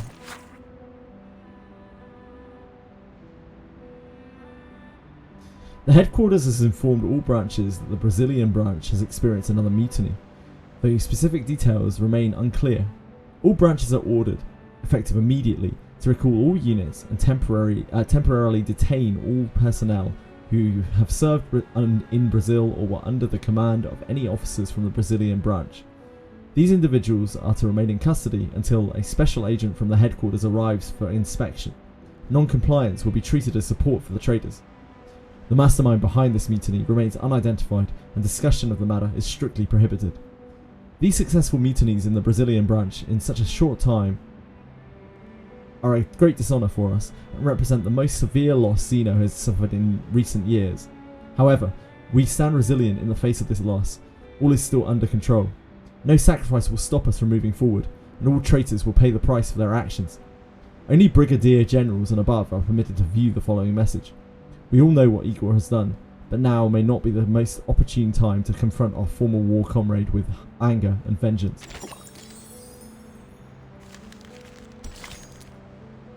So that ends here, the ICC begins.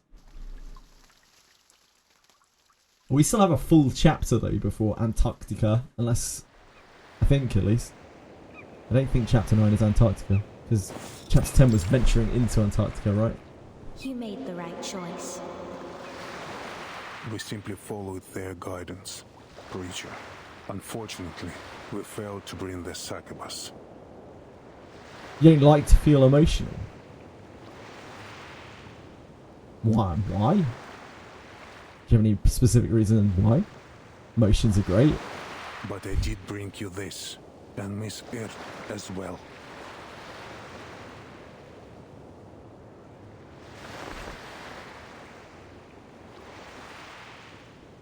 No, Admiral.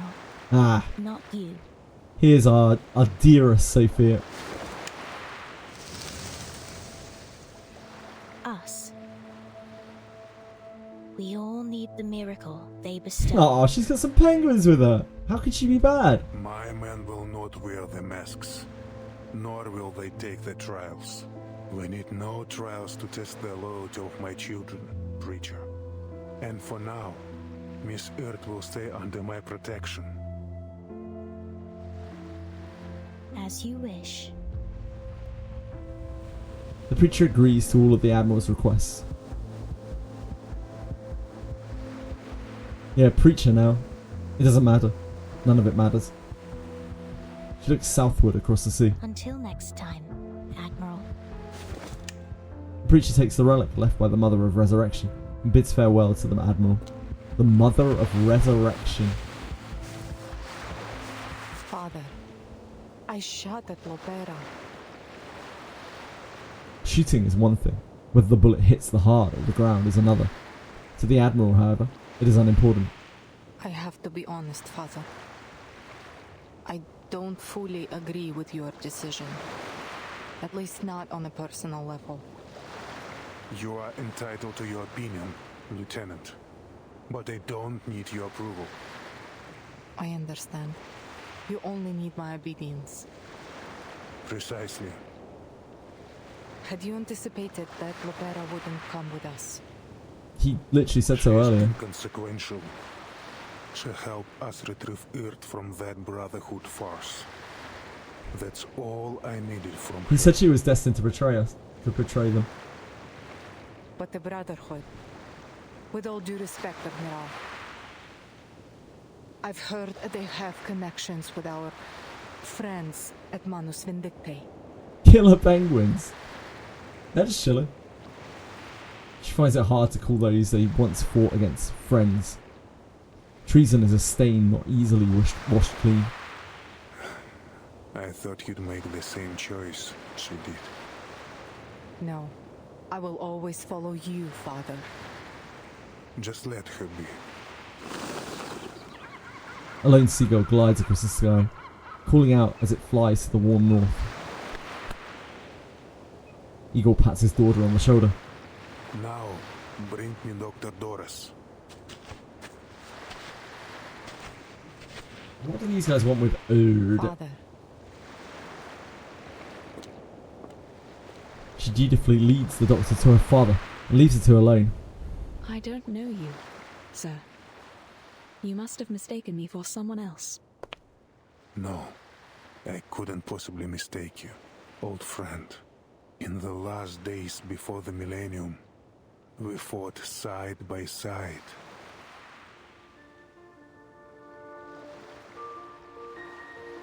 I'm pretty sure this character has jumped across eras, right? This doctor. Memories flood the weathered halls of the old Admiral's mind. In hindsight, that battle may have been a mistake. The storm swept across the world, leaving behind an era of chaos, and we lost our future. The Admiral has never been fearful of sacrifice, especially when it has served the grander goal. But now, Another path lies before us. One that we once fought desperately against. A path paved by Arcana. A path leading to a world free of conflict, my old friend. Sadly, she cannot comprehend even a fragment of these words. She's simply Dr. Doros. Nothing more. That marble chair the Foundation gave you. What's the secret behind it? What happened to you after you pressed that button? Nothing. Do you remember what happened after you walked into that white house? I'm sorry. I don't know anything about that. She's stubborn, but answers honestly. The old Admiral sighs and pulls a stack of Utu magazines from his coat. They were not for his own reading. My dear Miss Earth, your name continues to show up between the occurrences of the storm. I don't know what you've encountered, what you've experienced in all this time, but your very existence is about to change the fate of us all. Yeah, I wonder what her deal is, because we first learned about Erd from the report that was found by Matilda and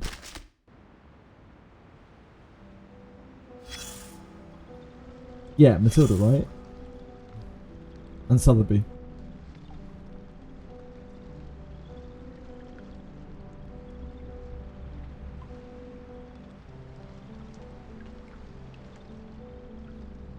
But like the blind woman in chapter 7, like, call me crazy, but like it seems like a very strange coincidence. There are these two blind women who are just like kind of adjacent to the story but not really part of it. She had no real reason to be there in chapter 7.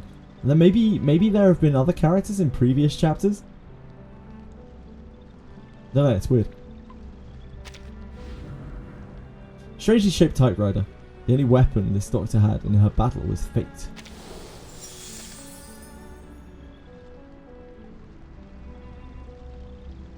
I have some news you'll be happy to hear. Trust me, you'll wish you had more than a minute for this. Oh, Bleak's earning here. A mutual friend of ours, a long-lost acquaintance you've been searching for. Doctor, writer. She goes by many titles. Oh yeah, Limbus just like you and I. Sadly, in her current state, her brain capacity is limited.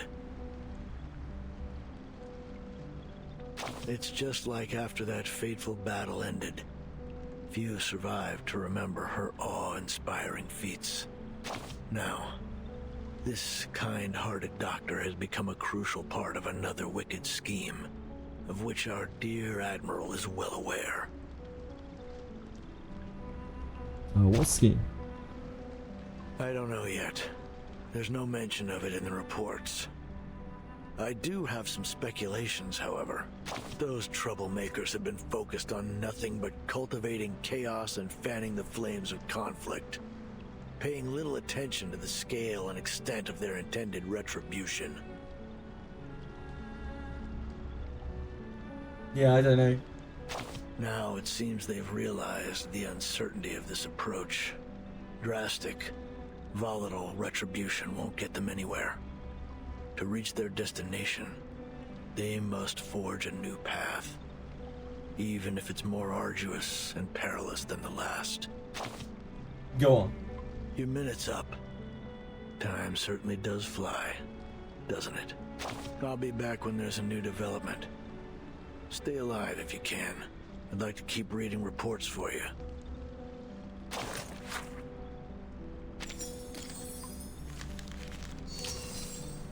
Weekly reset, yeah.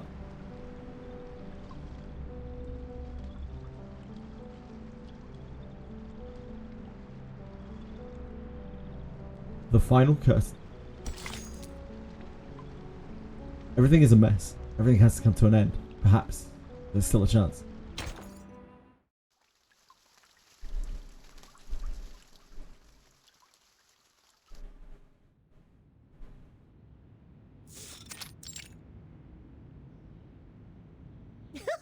Yeah, China's already on Monday. So many people lived on the river. I saw them tie plastic bottles to planks to make a bridge.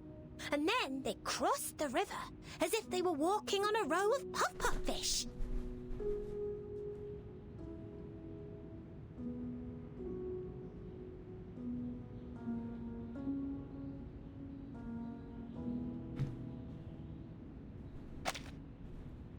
Sotheby's sheltered life has given her few chances to witness the struggles of those on the verge of hunger. But ever since she came to consciousness on the water's edge, that same question has lingered in her heart. Good luck. Good luck, Sebastian. She restrains herself from voicing it. Duncan's well known in the favela, and everyone keeps telling her, yes, that old man is Duncan from the veterans' residence. It's like she's trapped in some kind of dream. I know what you're thinking, little lady. But I am Duncan. My ID card, my military record, my medals. They all prove it. As for your friend, Mr. Carson, listen, I know it's hard, but at some point we have to move on. Thank you for the advice. It's just... Pardon me. The Foundation staff member gently pushes open the door. My apologies for interrupting. Miss Sotheby, I heard about what happened in the favela. Thanks to your efforts, Zeno has been able to recruit a new group of spirited youths. The staff member then turns to Mr. Duncan. Sotheby gives a proud nod. She's more than just a pretty dress. She did her very best to help her friends in the favela while the others were busy in their missions. Mr. Duncan, we need to record your information and cross-reference it with that of Mr. Carson, who was lost during the storm of 1929. It's bewildering, isn't it? How could there be another Mr. Carson? 1929? A fervent era, filled with ambition, dreams, and madness. Please come with me, Mr. Duncan. It won't take long. After that, you'll need to initiate the procedures for your re-enlistment in the Zeno Arms Academy. While the said procedures are underway, the rehab center will take care of the injuries you sustained in Sao Paulo. Welcome back to our cause.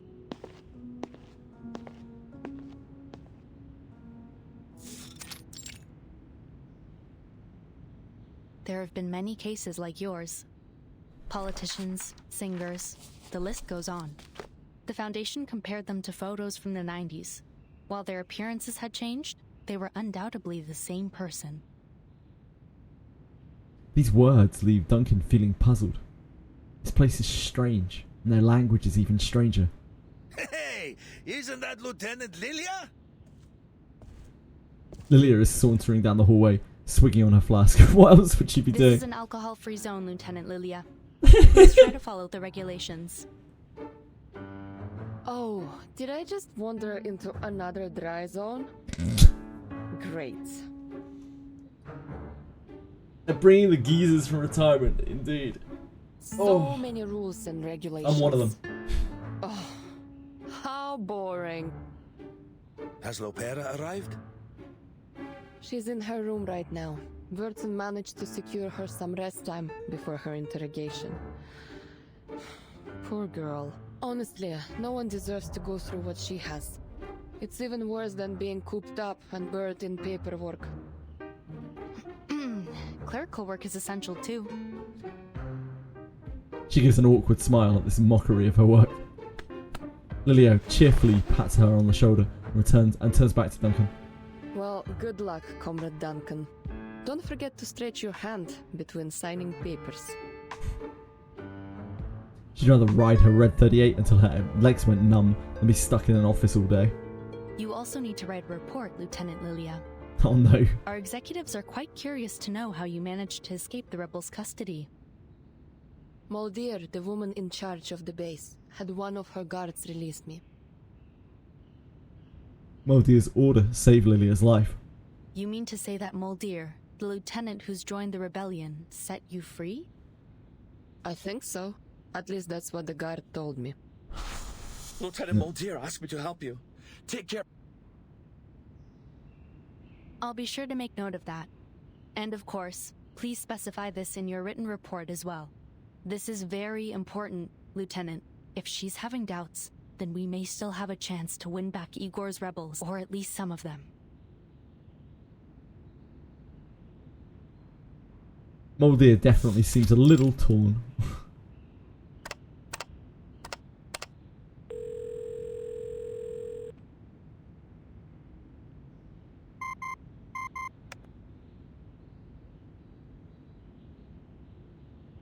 Igor fooled us all with his rebellion. It's been confirmed that the Dr. Doras he took is none other than Ms. Bird. Just a little. The motives behind his actions, however, are still unclear. While only a small number of the Xeno soldiers chose to join his rebellion, I believe it is necessary to urge the Xeno Arms Academy to strengthen the discipline of their members. She removes a white chess piece from the board in front of her. No need to worry about that. Xeno will handle it themselves. If that's your judgment, then I have no objections. On a separate note, Moth, our mole planted within Manus Vindictae, has sent us some new information. The Manus are sending supplies, personnel, and weapons in huge numbers to the south. It appears our suspicions were correct. Manus Vindictae is preparing a ritual to draw forth another storm. The location of Jerry Wilson provided by Miss Lucy confirms that the Manus are moving toward Antarctica. Additionally, it's now clear that some of the arcanist organizations, including the Apostles' Brotherhood, have been assisting the Manus through criminal activities such as smuggling and human trafficking. She advances the black pawn on the chessboard. All very valuable information. How's the timekeeper doing? Ah yes, objection, of course. She's stable. It's worth noting, however, that she brought back a succubus from the Manus. She requested that we revoke the arrest warrant for the succubus and grant her all the rights enjoyed by Team Timekeeper. In accordance with the Storm Reformation Manpower and Discipline Act, I've consented to her request. Excellent. She's the ideal person to keep watch over the succubus. Very good, sir. About Igor. The late Admiral Igor of the Xeno Arms Academy will be duly honored in the headquarters Hall of Merit. His great achievements and remarkable service deserve to be remembered. That's all for now.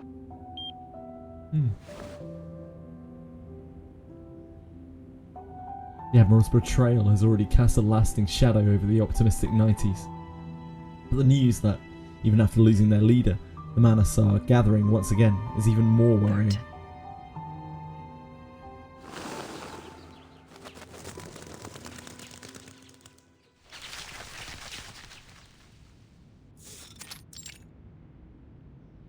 London, Lima, Ushuaia. The Foundation's reports detail many cases like Duncan's. One familiar face after another turned it into someone else. The storm has brought everyone with it to the bright and hopeful 90s. A report from Colombia. The mugshots of Pablo Emilio Escobar Gaviria do not match those archived. Similar anomalies have appeared for other notable figures.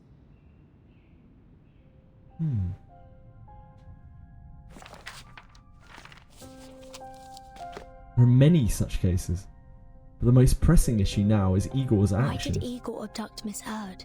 And why does he want Kimberly? That's what I would still like to know.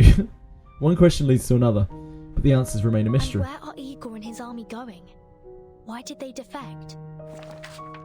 It's a maze of questions and clues, and there is no waxwing to peer over its walls, and no thread to guide the way out. Mr. Carson, who was reversed by the storm of 1929, has somehow reappeared in 1990. If only there were some way to look beyond the towering walls of this maze and see things for what they truly are. Or maybe there's more to it. A person pulled under by the river isn't always swallowed. They often wash up on another shore. Possibilities, more possibilities. Crows gather and drive away the doves, and the dry, decaying fountain, they peck at the rainwater. Could it be that? It's like the storm is taking these people and putting them in eras. Putting them in different eras. It's weird. She makes a bold guess. The storm doesn't kill people. At least, not physically. The tolling of the bell.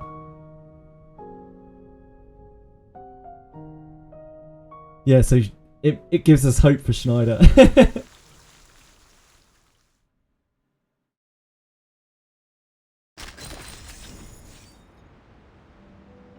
And more importantly, guys, the ring. The ring could still be out there. Don't you worry. A person is the total sum of their past. Never forget the ring. Lepera picks up her gun and loads the bullets one by one. 1, 2, 3. Yeah, the ring is still out there. There are no enemies, no targets, no opponents. Maybe one day we'll find out why it's called the ring. She has never raised her gun so aimlessly before. She's lost, like a hunter in the wilderness, with no place to go and no home to return to. Shots on target.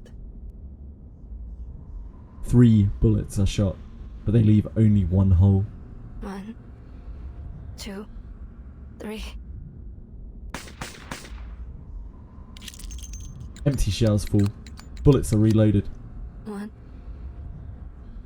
2, 3.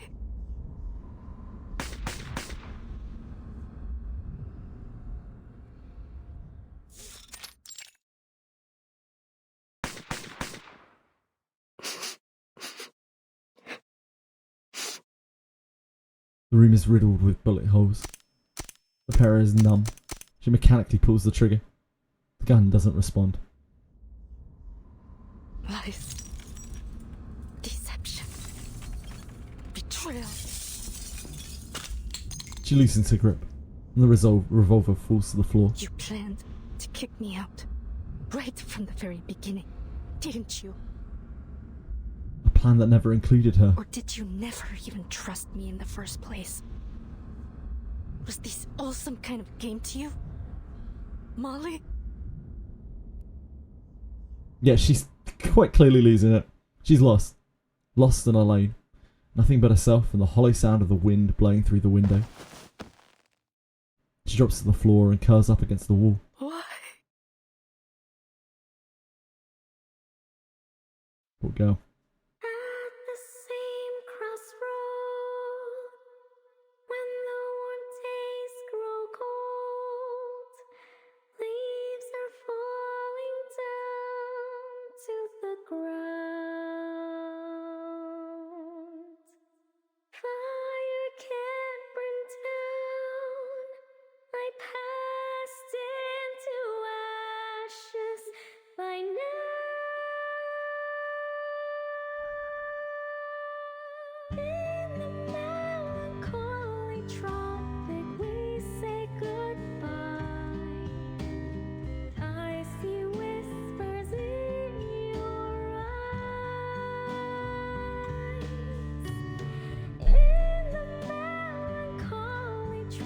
Jonala, my beloved.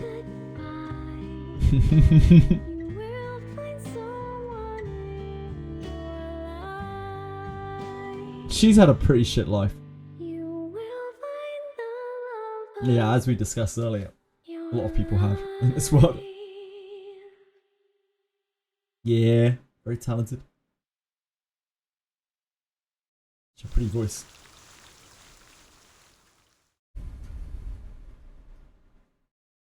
Thoughts on chapter 8? It wasn't as good as chapter 7. But I wouldn't say it was bad. Yeah, like a little bit slow, but it obviously has to introduce a lot of characters. Because it has to introduce a lot of characters, yeah, because it's like it's a whole new arc. So if they don't introduce a whole new cast with it, they've got to introduce it at some point, right? So it has to be in this chapter, really. So I don't think it's really the chapter's fault that it's introducing this whole new cast of things and this whole new line of intrigue. I guess my real complaint for this would be, like, if I hadn't played Haunted Highway, I'd have no fucking clue what was going on for about half of the chapter. Which would be a problem. One of 2 characters I go level 30, insight 3, level 60, resonance 15. You're a beast, El Kabowski. Yeah, like, you shouldn't really be comparing, I guess, in my opinion, you shouldn't really be comparing Chapter 8 and Chapter 7, because Chapter 7 is the pinnacle of an arc, and Chapter 8 is the beginning of a new one. I guess if 10 is the end of this arc, then you should be comparing Chapter 7 and Chapter 10, really. Because I mean, Chapter 5 was pretty good. Chapter 5 was better than Chapter 8, in my opinion. But Chapter 5 was nowhere near as good as Chapter 7.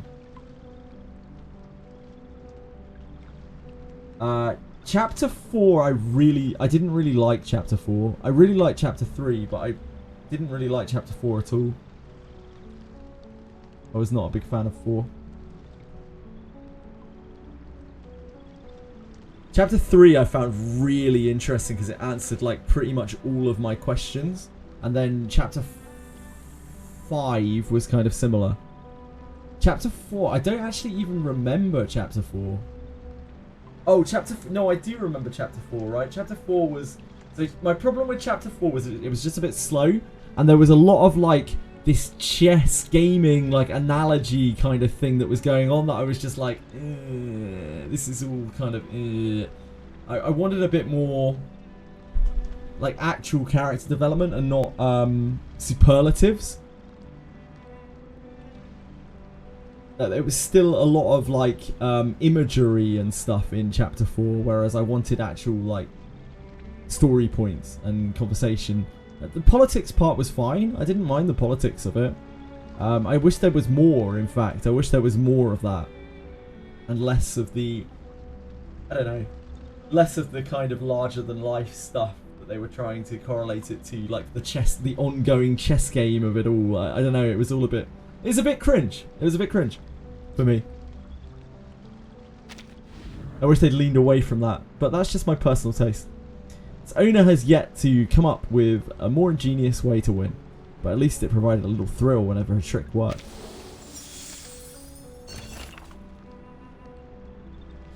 Guys, you've got to see this. This is the discovery of the century. The best way to rally co-workers together.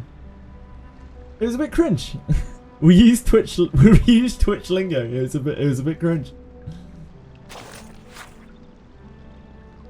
Constantine, yeah, I know, it was ridiculous to me, like, that was the worst part of Chapter 3 for me. I loved Chapter 3, but the whole thing at the end of Chapter 3 about Constantine playing some fucking chess match against Vertin, who's a 12-year-old child who has no idea that she's competing in this chess match of sorts.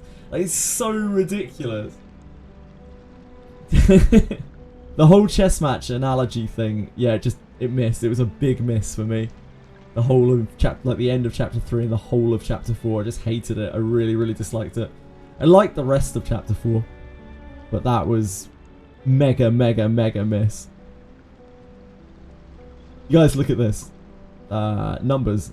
The researcher excitedly waves a scrap of paper like it's a treasure map in a new continent, circling the group and letting the paper flutter in front of each person. What are you talking about? Are these RGB values? So these are the ID numbers of these are the ID numbers, aren't they? Because we saw these in the messages that were shared at the end of Chapter 7. I think. Has John Titor infected you, speaking human language, or they're leaving? The gibberish on these papers might be a treasure map. You have to help me crack it. Where's Ulrich? Maybe they're not. I'm not sure. They look like the same kind of length, but maybe they're not. Probably standing in line to buy a ship ticket to Australia. We won't be back for a while. Where did you get this? There's a box of punch cards outside the computer room. I tossed them all into the decoder. You should stop wasting your time. Those might be Ulrich's discarded scribbles, or we know. Hold on.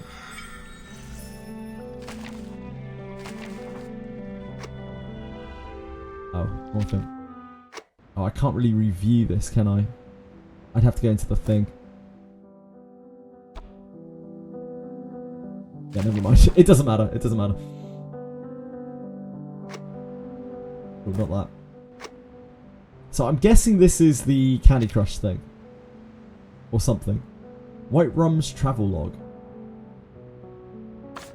This is it. This is her.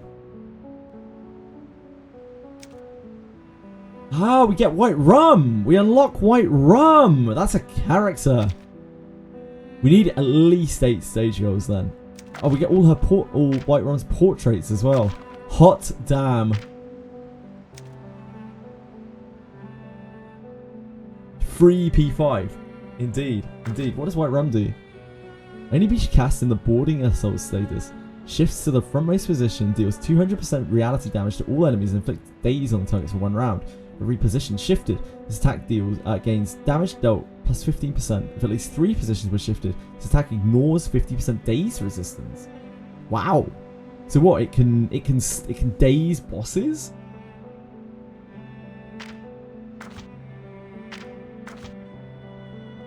And it's a boarding assault status.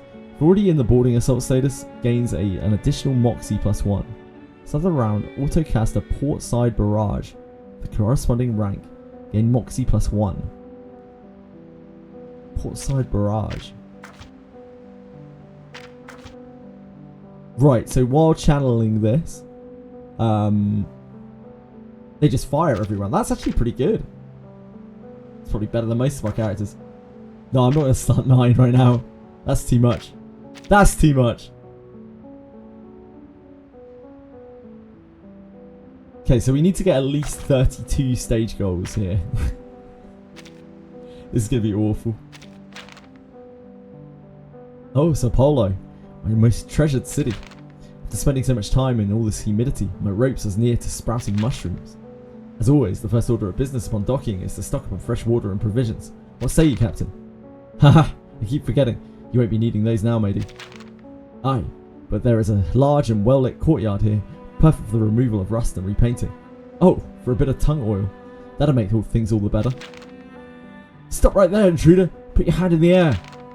Shiver me timbers. I've got to beach myself now. What would all oh my dear God, sorry, I've read so much text today. What would all Anne think of me offering myself up to a military officer? You mean this hand here, eh? She's a friend of mine, and if you want me to raise my hand, you'll be needing to her consent, matey. Whatever you are, identify yourself this instant. No need for haste, matey. I'll tell you this right now. I'll say it. Right. Run! Damnation. Someone needs to be quiet. Needs to quiet that blasted alarm.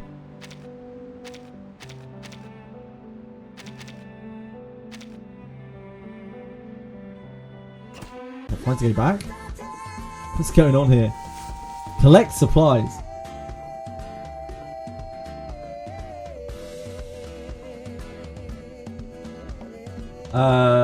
Missing a lot of hard modes. Yeah, we'll get the hard modes. Don't worry, the hard modes are fine. Yeah, we'll crush through. We'll crush through the hard modes. 3 matching moves left. I've never played Candy Crush in my life, by the way. This takes these away, right?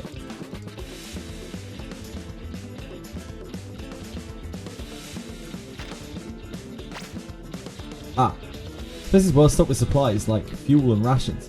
Any savvy pirate will know how to make full use of them. Tap or drag 2 adjacent supplies to swap their positions.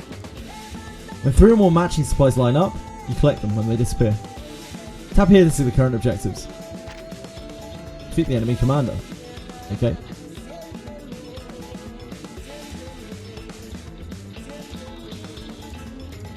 Okay, can this swap here? Okay, that can swap that.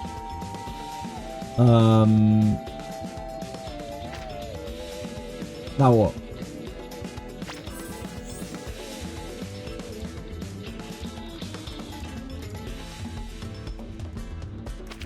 What are we trying to do here? Oh, God. Where have I gone? What am I doing? What is this? No? Return? Oh, there we go.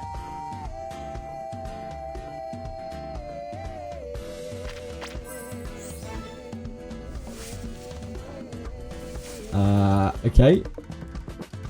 Intruder, sound the alarm. Oh great, we better think of a way to get out of here and fast. The enemy has deployed soldiers to occupy the zone. You should also deploy soldiers to overwhelm them with superior power. During resolution, the side with the higher total power gets to occupy the zone and inflict damage to the enemy commander. You can summon allies to this zone by consuming supplies. Drag allies into the zone to deploy them. Overpower the enemy and help Whiterun escape. Okay.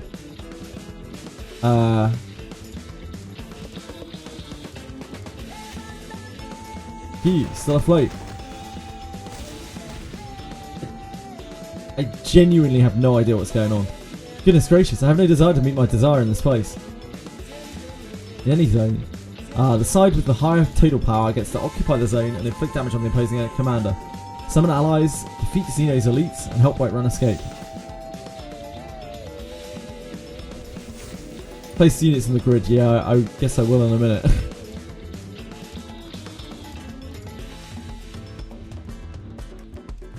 4 matching moves left.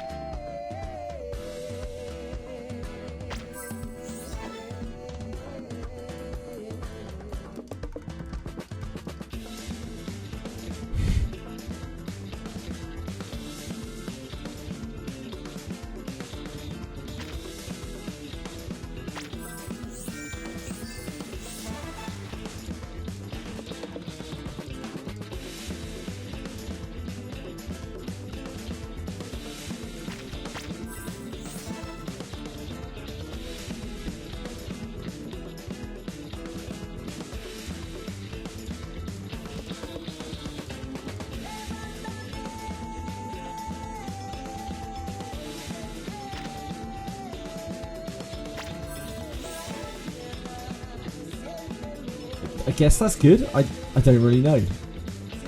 I couldn't tell you.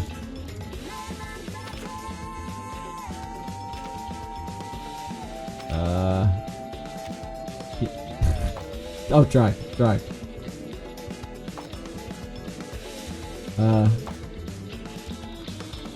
Here.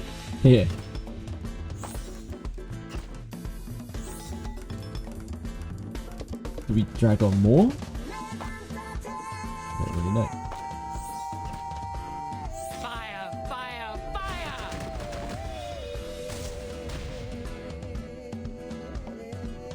The rumoured Candy Crush stage. It seems that way, Heptopus.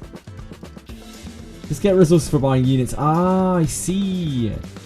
That's all this is for. Right, okay.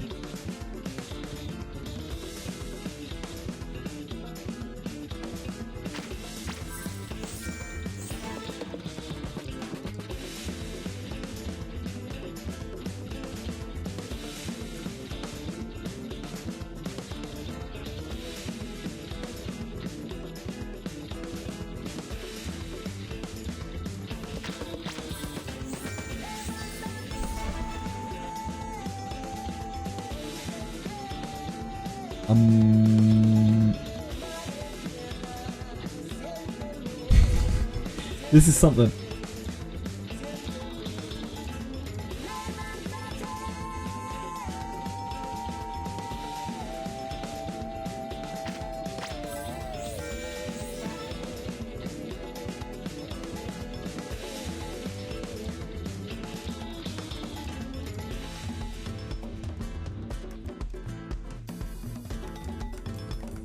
Who wants to do that? Doesn't seem like something we want to do.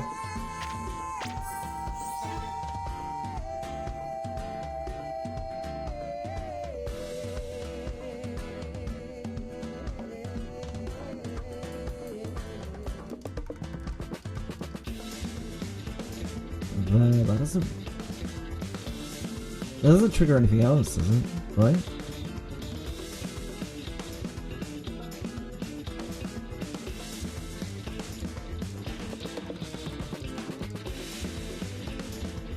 I don't think this does anything else, does it? Oh, it does that. I was like, why? Why though? Yeah, I mean, I guess we just follow its pattern if it's going to tell us, like, what... I don't know if it's telling us what the most successful moves are, but...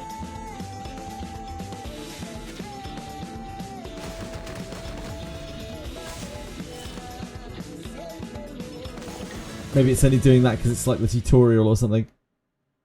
Aim low to get more combos. That's kind of the idea, isn't it? Multiple boards, rules later on, I see.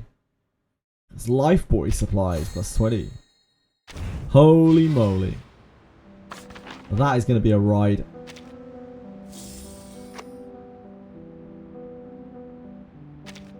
There's only one stage goal? Oh my word. Okay. I need to have a look at Limbo, I think. Fire brings down weeds in the field, and the rain lets the sea... Before we mess around with that.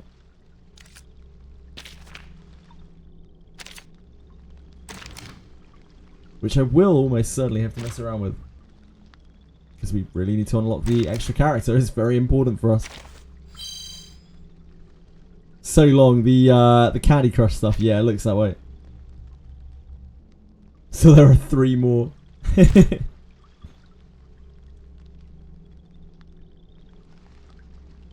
We don't really need to do it past the portrait on the thing, but we probably do need to go that far. It's kind of important.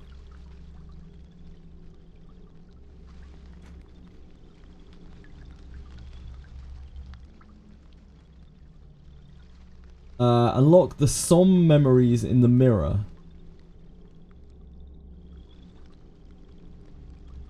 I don't think I know what you're talking about, Aratems. Sorry.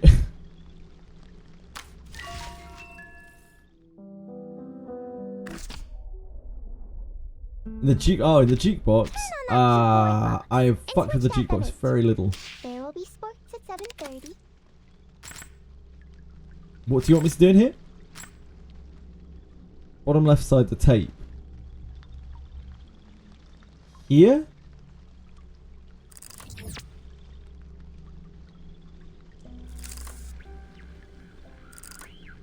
I don't think so. I don't know what you're talking about, so I guess not.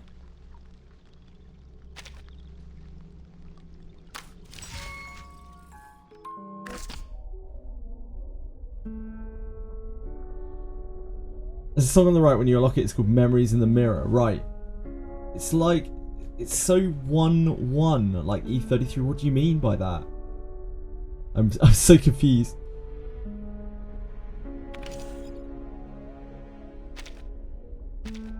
Yeah, I need to try to do this at some point, but I don't know if I'm able to.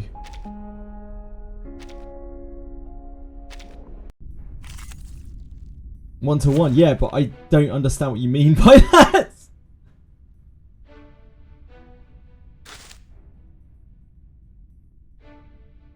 No one has unlimited substitutes. Finish regular Limbo already? No, I don't think so.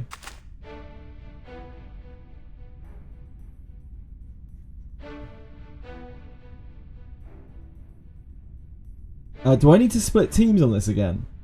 Oh, I see what you mean. The style of music is like the music in Expedition 33. Right, I'm with you.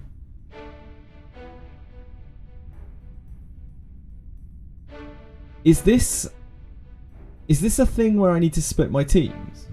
Do I need to split my teams on this? I do need to split my teams. Do I need 2 teams for this? Need 2 teams. Okay, we can do 2 teams. Just about stretch to 2 teams.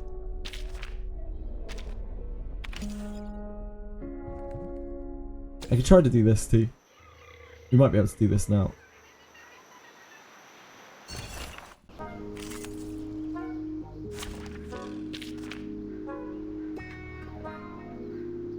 Our Knight and Barbara are not actually outfitted in any way, shape or form.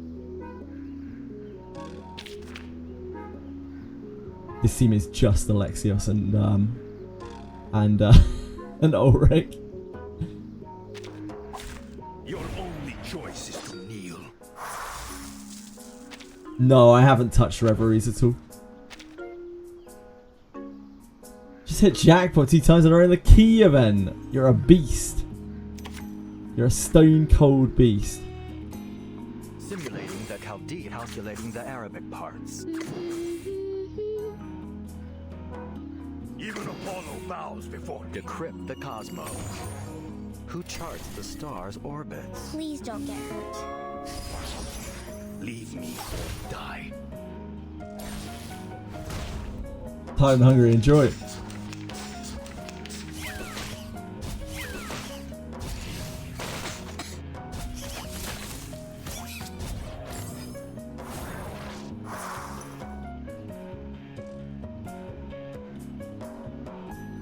My sword is the only guide I need. Even Apollo bows before me. It's an awesome Simulating the Chaldean order. It's probably that, isn't it? Bring the Calculating the Arabic parts. Get out of my way. I shall end your life. An adequate sample. See how We they probably need oscillate. to build more of my units before we can do like 2 full teams for this.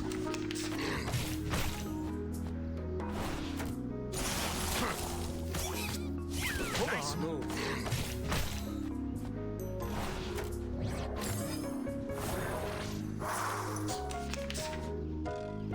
About this world. Once the sword of Damocles is drawn,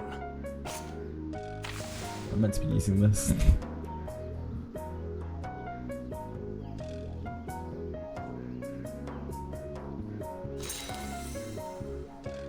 About this world, I've been thinking.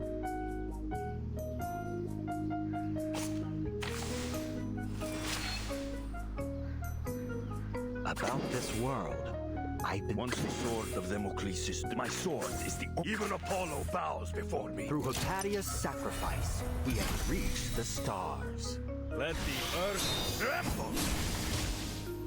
Yeah, I don't think we have quite the damage to do this at the moment. My way. It's a little beefy.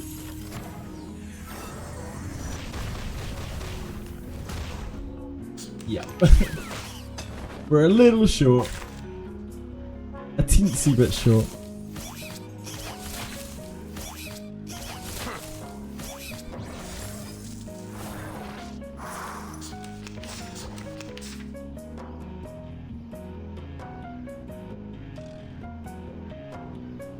My sword is the only guide I need.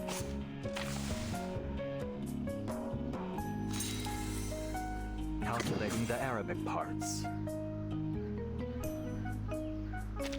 We have frequency analysis. Wait, which one's which? Simulating the Chaldean order.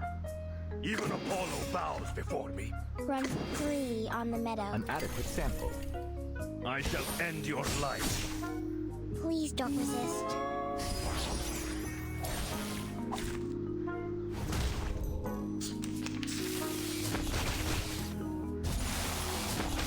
No, don't freeze Ulrich. We need Ulrich. Actually, if you can freeze him, just don't kill him. Like I think we're fucked. Unfortunately. This is still a way away from us. So to build out our other characters.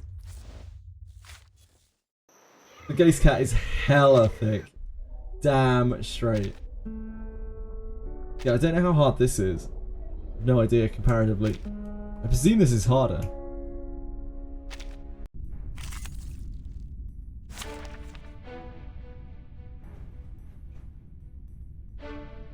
I guess we're going in with these. There's a dream buff equipped. I love dream buffs. It's got a critical hit. Gains lucidness. This attack triggers assassination. Gains the additional lucidness. Triggers up to 1 time per character. Taking extra action gains lucidness. Extra action is a riposte. Okay, it's not that.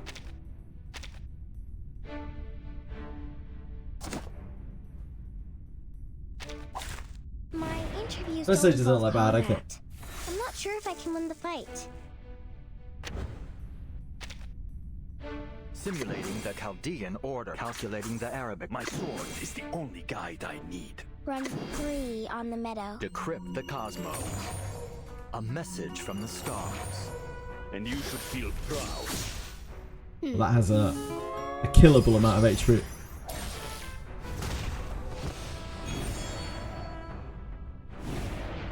You probably use someone instead of a knight. I don't really know who though. Knight still needs so much work done to him to make him anywhere near. Merci. Simulating the Chaldean order. Calculating the Arabic parts. Leave me or die. The sword is drawn. Who charts the stars' orbits? An accurate reading.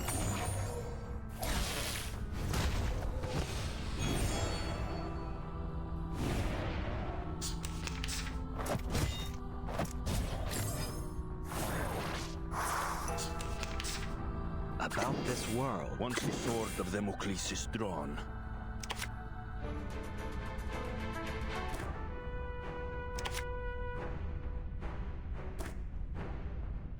my sword is the only. Even Apollo bows before me. Through Hypatia's Just checking to see if that did anything while it was in that form. I don't think it does. Let the earth tremble.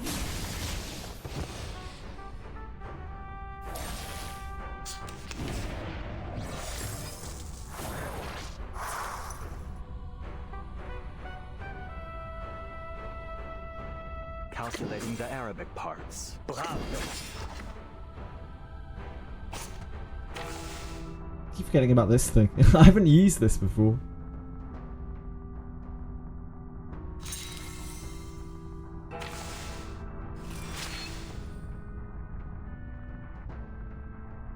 My sword is the only guide. Even Apollo bows before my sword is the only guide I need.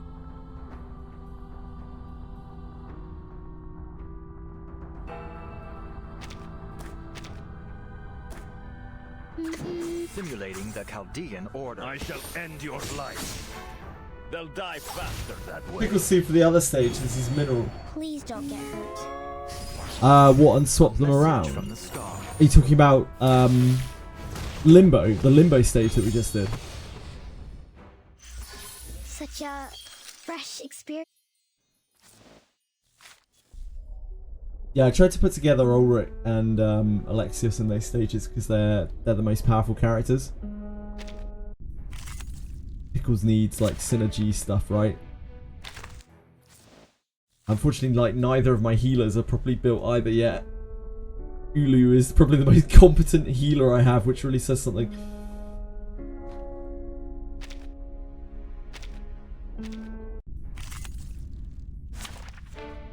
Mineral for the beast stage. Was it a beast stage? I didn't even notice.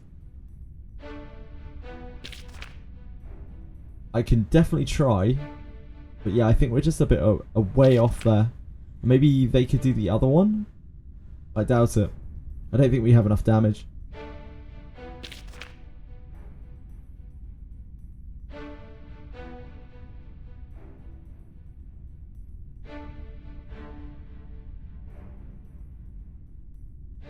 This is... I see, this is a star stage. That's probably not ideal, is it? Don't think this makes any difference. We do not have a riposte on either of these. Oh, I see. We have to use one for each. That's fine. I don't think it makes a difference.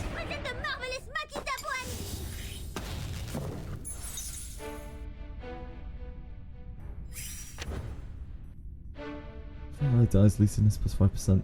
For an ally casts an ultimate, Lucinus plus 15%. In Lucid Domain, allies gain ultimate might. Okay. My sword sharp. Go! Ready? I will lead. Go! I know how to do it!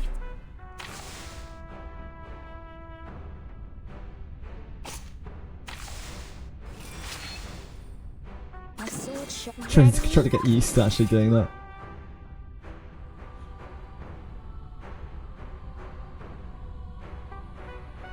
The puppy agreed Yeah, with your decision. Sonetto in her casual clothes. And this is an alien city.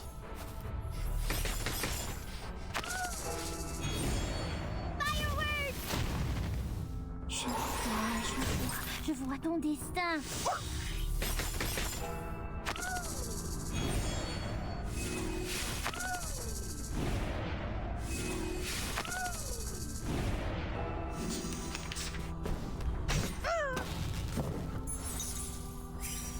We actually have synergy here with Knock on the Door and Ulu's Burn. You actually get to trigger it.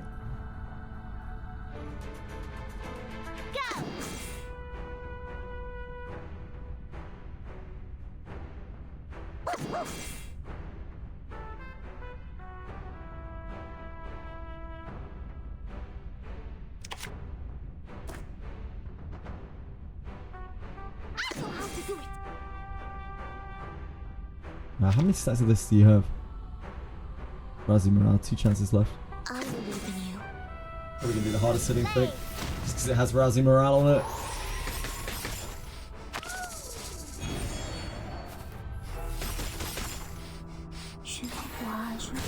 Je vois ton destin. Premio sereno intenso ad infinito.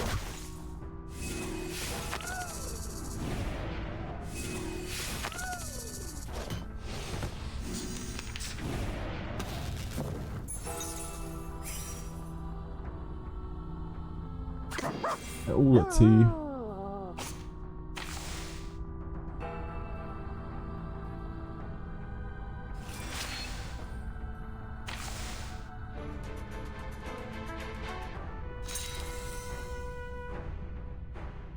A sword shot.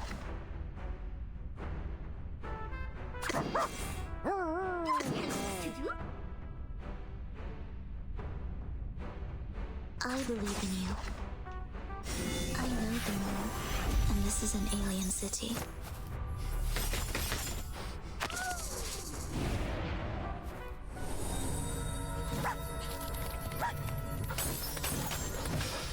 The goals!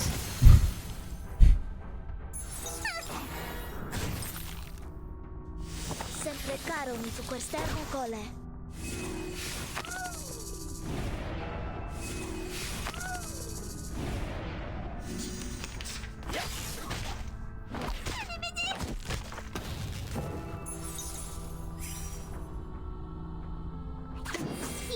I am able to see clearly. I know how to do it. Don't tell me what to do. I know how to do it. Your fate is doomed. That didn't crit. Oh, it might have crit. Actually, I'm not sure.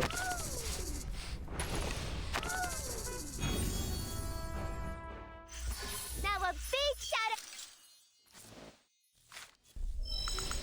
So we can do some of these, just not, probably not anywhere near all of them.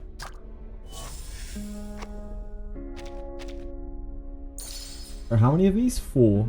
4 lucid escapes. One of the teams is going to just have a really hard time here. This is Beast.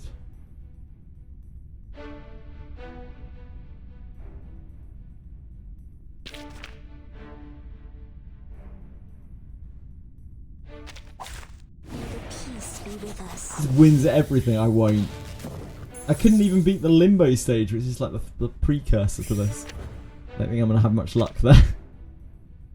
We still got a lot of stuff we need to do. I believe in you. The puppy agreed with your decision. I know how to do it. Don't tell me what to do. I know the moon, and this is an alien city.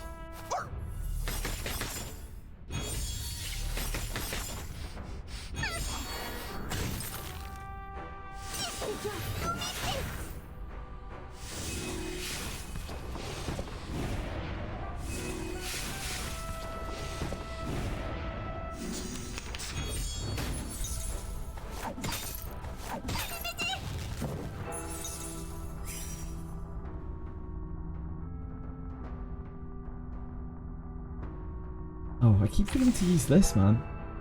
I'm stupid.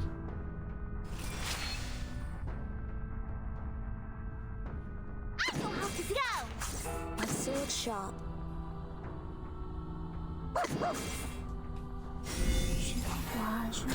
Je vois ton destin. Fireworks!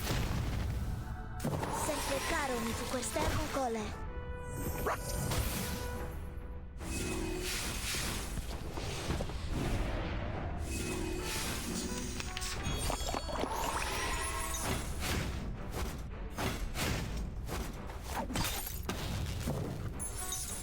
Uli's such a talented healer.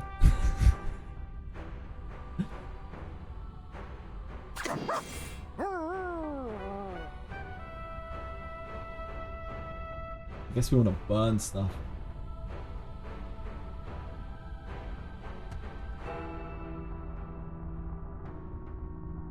Because they're going to reset, aren't they?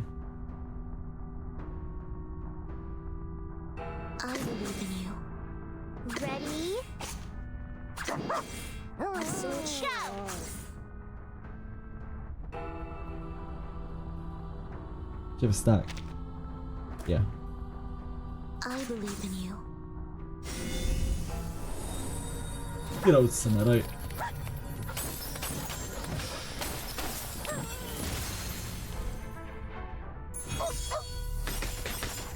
I know them all, and this is an alien city. Yeah!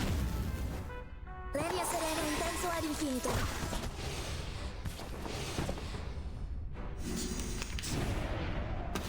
Ooh, spooky. Spooky poison birds.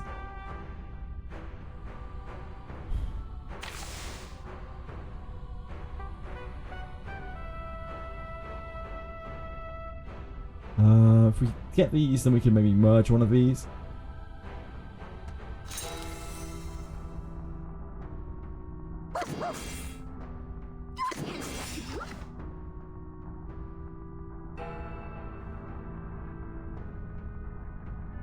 Should probably use this again. Just as Sonetto gets her ultimate.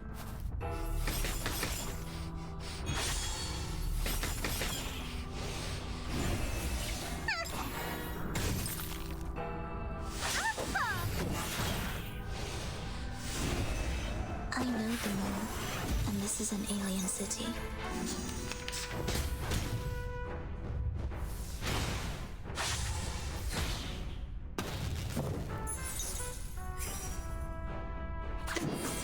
Depict the world I have never seen before. The puppy agreed with your Your fate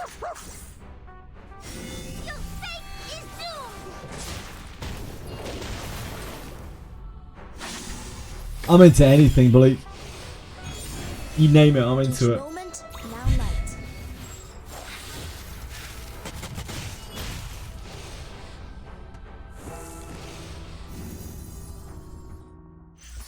I will pray for you. You name it, I'm there for it. As long as it's legal.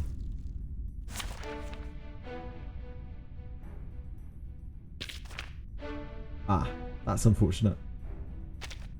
The other one was stuck.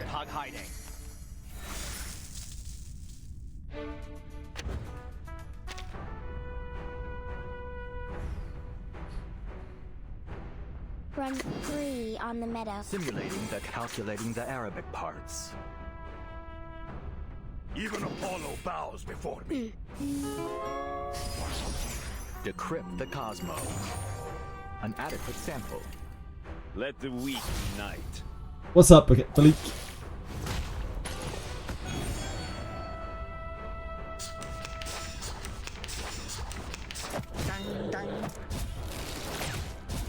Decryption failed?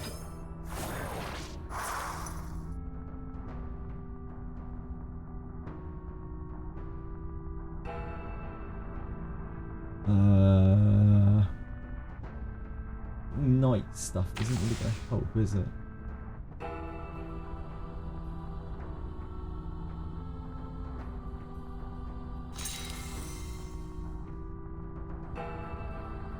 My sword is the only guide I need.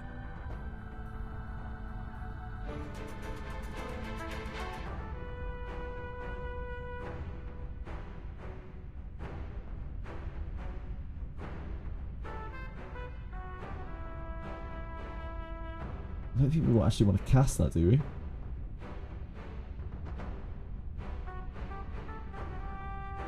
If we cast that, then I guess we can. You displease me. It's just gonna overcap us megally. My sword is the Majorly. only guide I need. Simulating the Chaldean order. I shall end your life. Leave me or die. And you should feel proud. An accurate reading.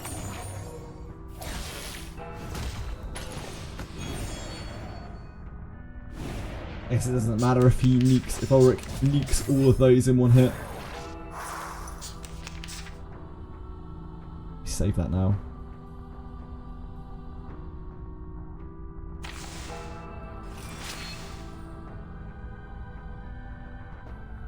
Even Apollo bow. Calculating the Arabic parts. Bravo. Get out of my way. See how they oscillate. Classic.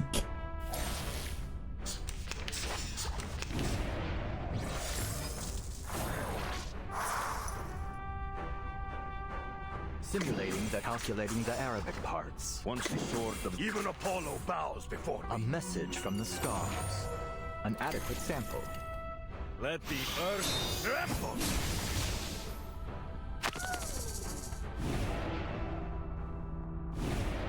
And you should feel proud.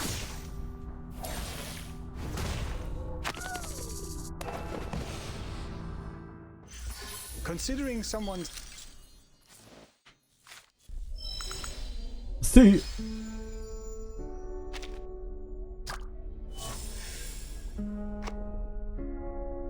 Sure, we'll put that fluid to good use.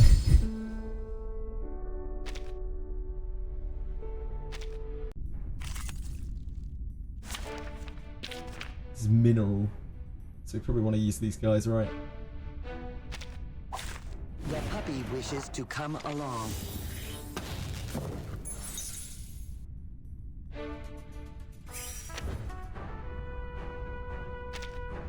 My sword sharp. Ready? I believe in you. These don't wear off, do they? They just stay marked. So we want to keep this in our inventory, probably. I believe in you. The puppy agreed with your decision. My sword sharp.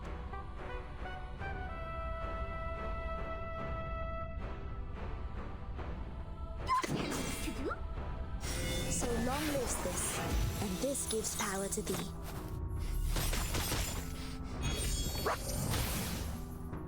Sempre caro mi fu quest'ermo cole.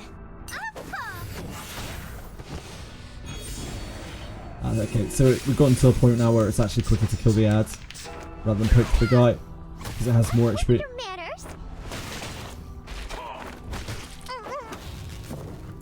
And this is presumably taking a chunk of his HP every time we kill one of them. A percentage rather than a flat chunk.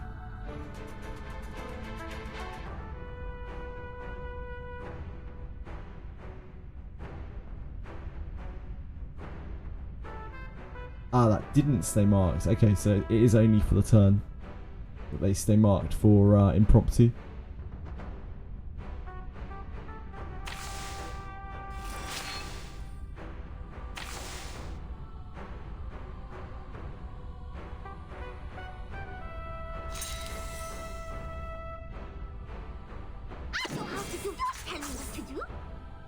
I believe in you. Guess we refresh this? No, we probably don't. We probably cast this. Go! Oh, that's the wrong one. That's the wrong healer ability. That's not the heal.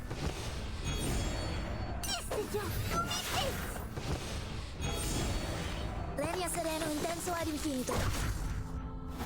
Yeah!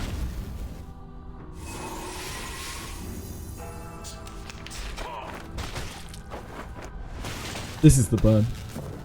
This is what heals us.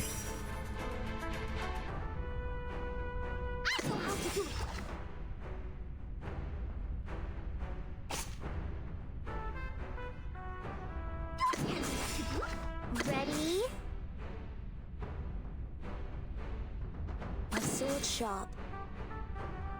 We need one more for her ult. I know how to do it.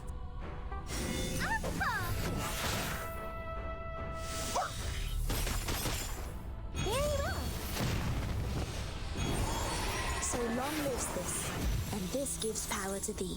Hey, witness me!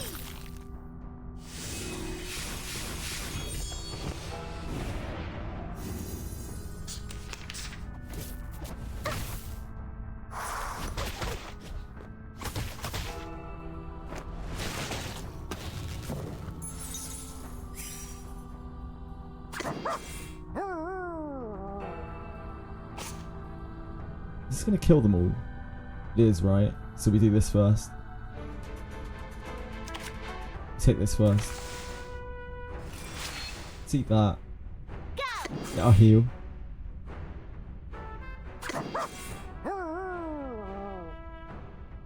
Depict the world I have never seen. I am able to see clearly.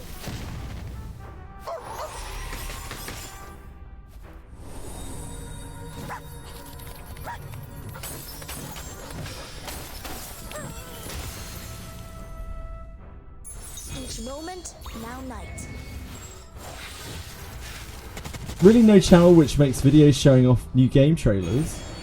No no channel in all of existence? I'm sure there's got to be one somewhere. Please.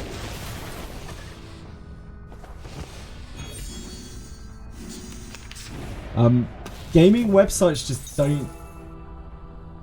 Gaming websites just suck these days.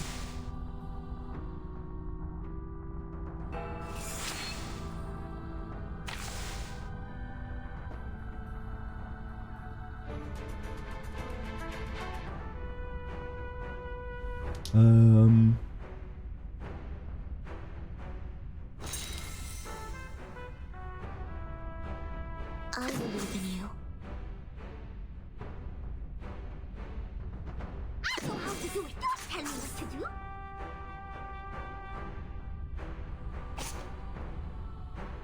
My sword sharp.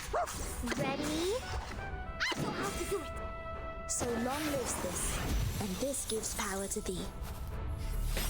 Criticizing games, rating them. I see, I see.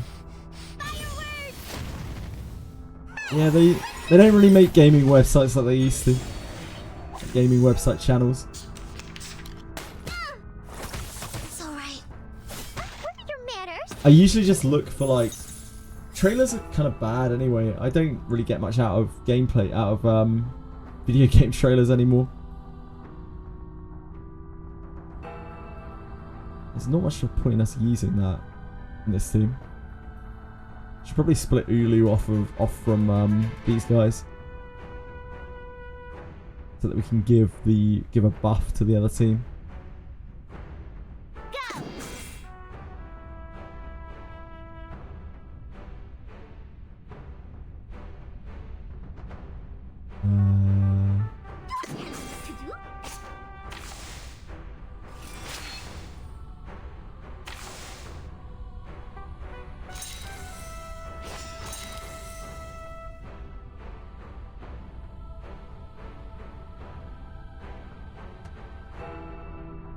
Ready?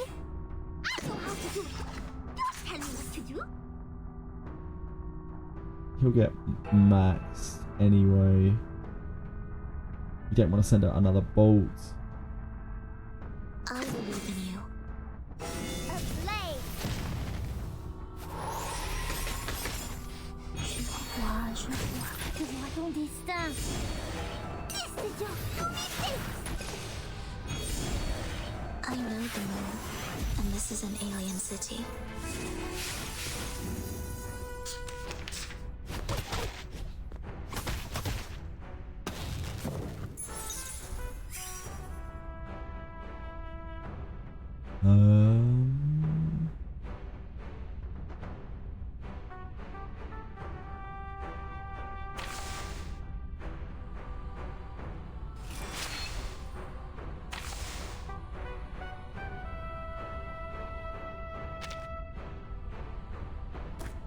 So much for warm-ups.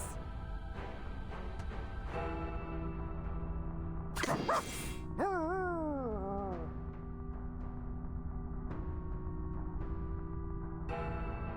much does that actually help us? That's fine. See, I am able to see clearly.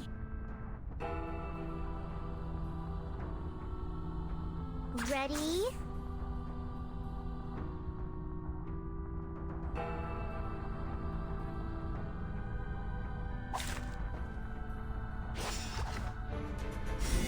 Feel it. Feel the beating of your heart. I like trailers when it showcases the studio's vision, vibe, aesthetics. Yeah, those, I don't know how to put into words, those mass-produced trailers from like major gaming companies like IGN and GameSpot, they're always just dross. Like they're just terrible. They feel so impersonal. I don't know. They don't feel like they're actually summing up the game in any way, shape or form. They're just like, hey, look, this game is here. These are the things that we liked in a very formatted way. It's like they're not actually really giving an opinion. It's like they've taken popular opinion and put that into the video to try to please people. I don't know, it's weird. Don't know how to describe it.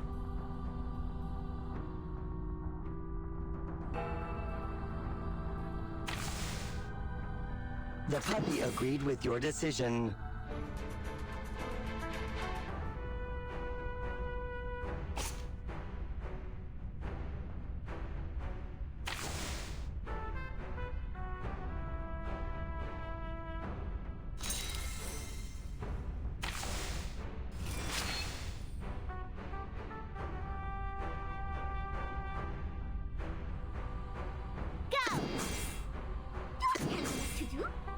Ready?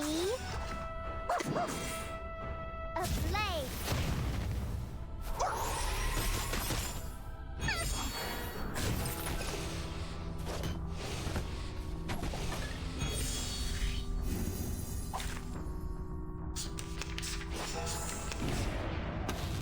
Have it disarm there.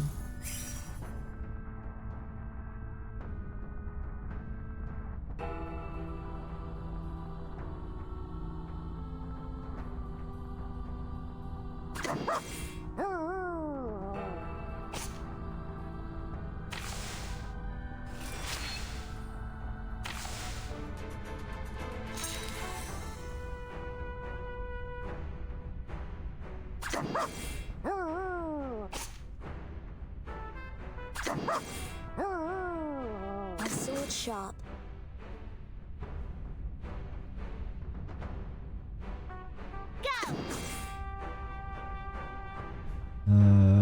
She needs one more. I believe in you.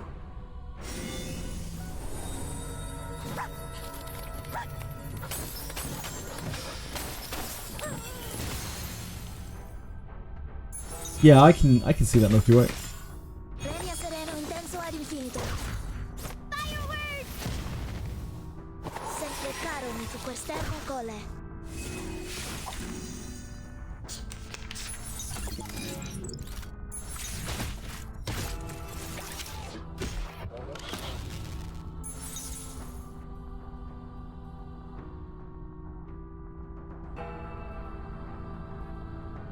So I want to kill this first.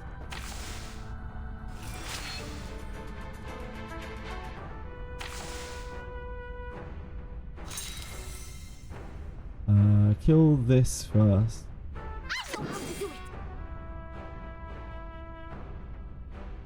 Then this.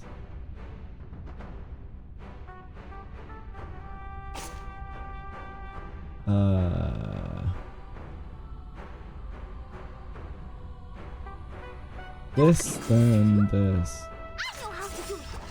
Then this, and this. I have never seen before. No, wait, I should do it the other way around. This. Then this.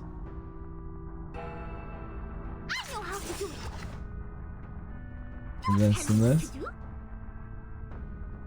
Depict the world I have never seen before.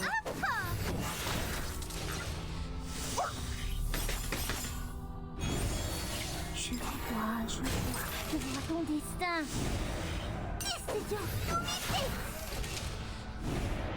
Each moment, now night.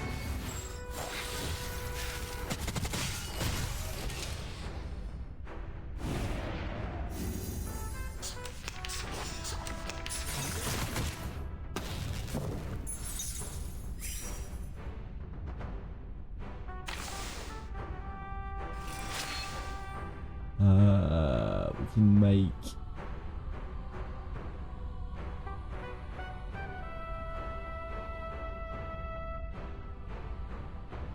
We have a heal. I guess we just make more Matilda stuff. I am able to see.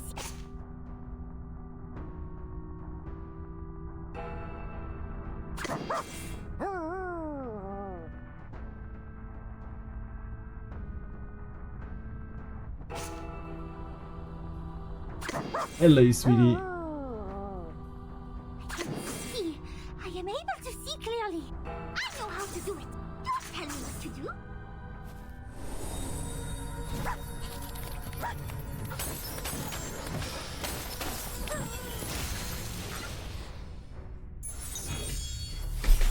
Why are you not using your pay-to-win Vergilius character here? That's the wrong game, Relic. That's the main issue.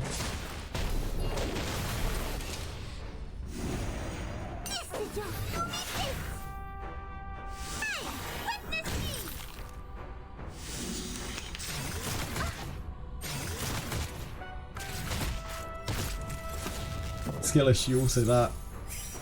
I'm constantly played by that one.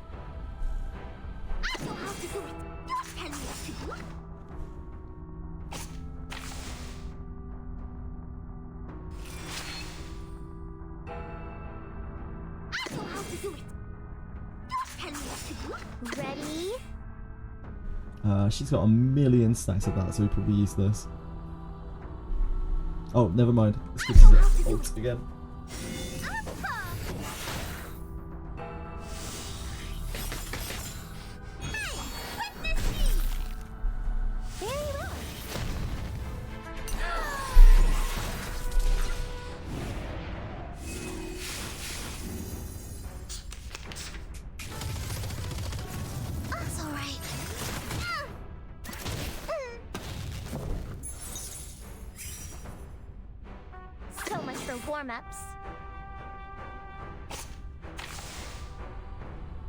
We probably keep that.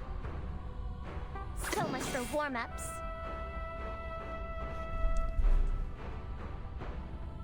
Ready?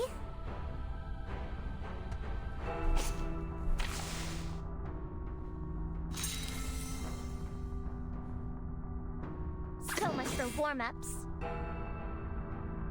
Ready?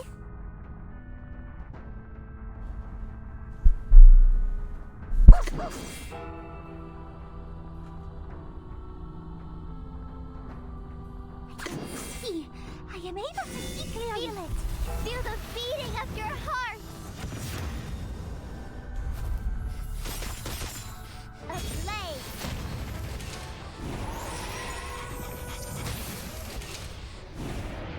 Your fate is doomed.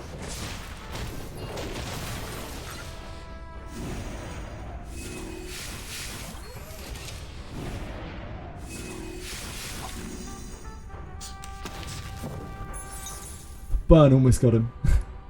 Not really.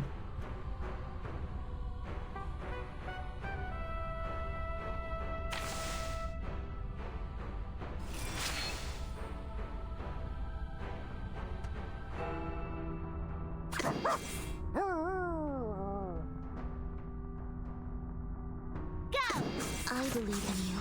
I know how to do it.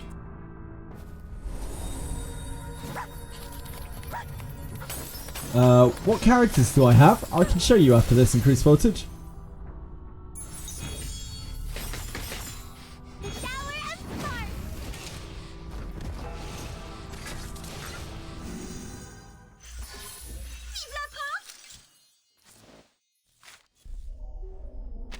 The glorious 12. I think we took too... Did we take too long on this? Yeah, we took too long on this, I think. Took too many turns to 3-star this. What did we miss on? Can we look anywhere? Without going into the stage? No, I guess not. It'll be the same as this one though. And 2 A ratings and clear within 8 rounds. Yeah, I think we were too slow. So we're a bit off on that one. We're getting there. Weeds in the field. We're getting there. These are my characters.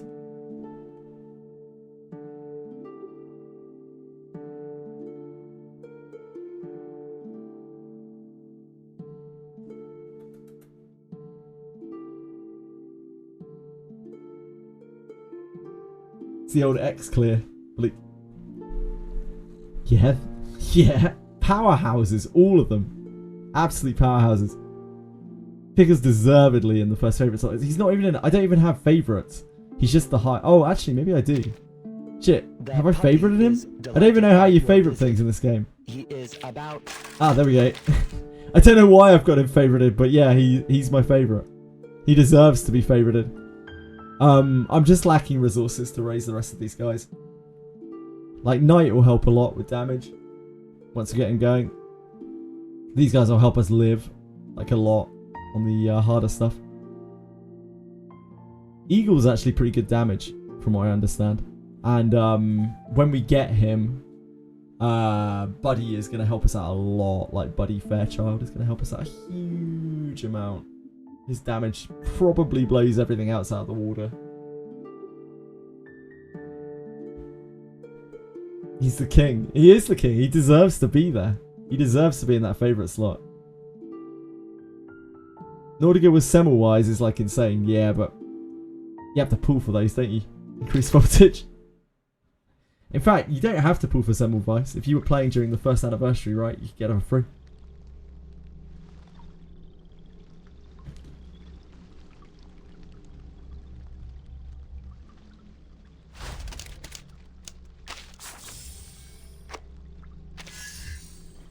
Ooh, it's getting a bit late. I can do some more of that tomorrow, or I can try to. And I'll have to do some. I'll have to do the Candy Crush tomorrow. Get another 5-star in Series of Dust. That's cool. I would love to do that, and I will. But I think I'm gonna do that after we have cleared the story. After we've got the story done,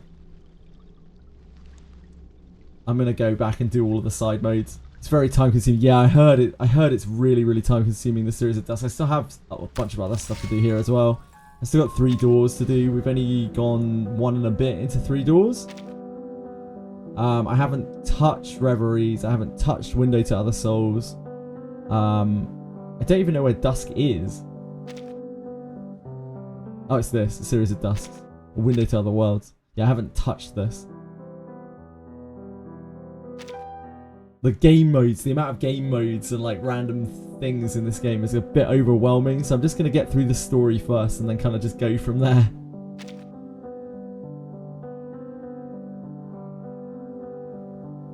We have these unlocked to do as well. Up to here. We have so much left to do. I say keep saving. Oh yeah, I'm not saving. I'm just not pulling.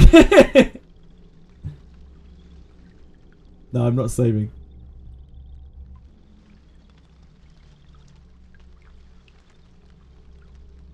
Yeah, we won't be pulling. We won't be pulling.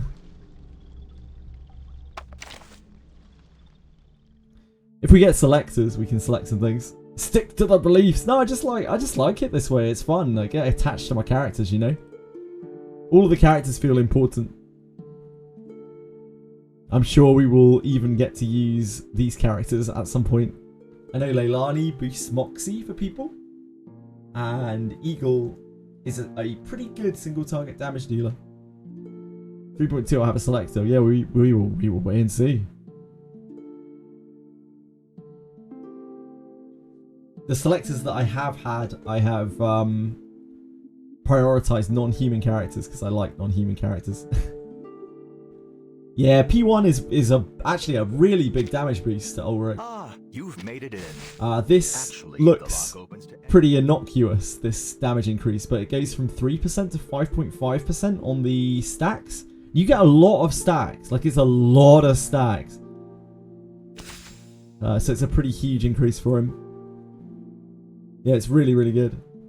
No, I'm not pulling, Narcos. What made you think that? We were just talking about how I'm not pulling.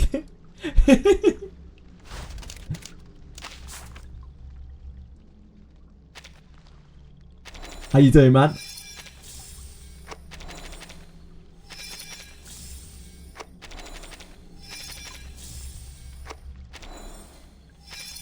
Awaken the gacha degens from their slumber. I love awakening gacha degens. It's one of my favourite things to do. I need to do my Wizardry Weekly in a second. We need to burn through the rest of our stamina on Nima.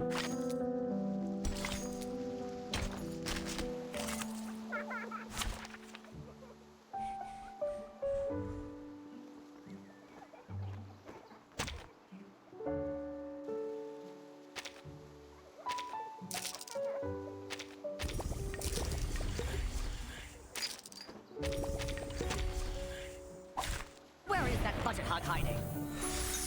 Weakening. Who, me? I would never. I would never. So, yeah, I had an opportunity to pick Necrologist in something, somewhere along the line. But I wanted to go for non-human characters instead. So I think I took Ulu, who's one of the worst characters in the game, but very non-human.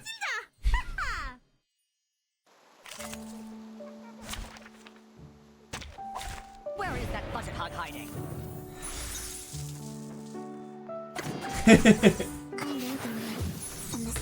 See how they are. A message from the stars. It's a single player game, you know, I don't mind progressing at my own pace. I do the same in Limbus Company as well, increase voltage. And I'll probably do the same in Chaos Zero Nightmare next month.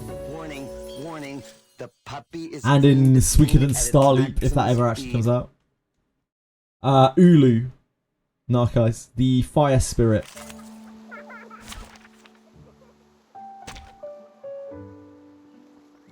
I've made use of her though. She's actually helped me quite a bit on stages where I don't deal enough damage and I can't afford a proper healer. She just gives me enough sustain to get through. Between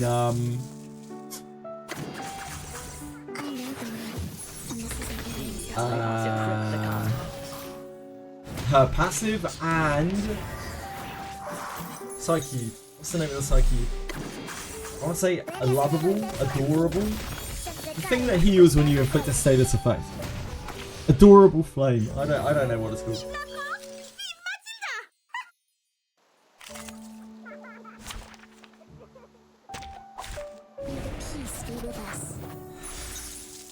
You're gonna do it with Cassius. Cassius is cool, yeah. Cassius is cool. See how they are. An accurate reading.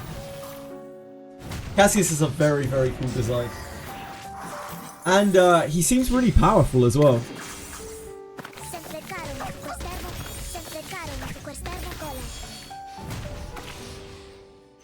See you later, Savanstein. Thank you for all your help. Have a wonderful night. And sleep well.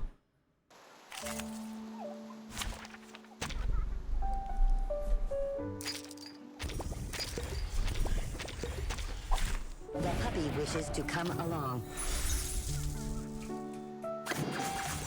So long as this. See how they are. A message from the stars. I think we have enough, whatever these resources are called, to unlock like, multiple cubes at this point. Yeah, Cassius is really cool. I loved Hugo as well. We played with Hugo in the beta. He was really fun. If you prefer. And has ultra cool animations. 3 6-star in a year from the login, indeed, indeed. Only another 335 days to go, or 334 days to go, or something. We're almost there. Any day now.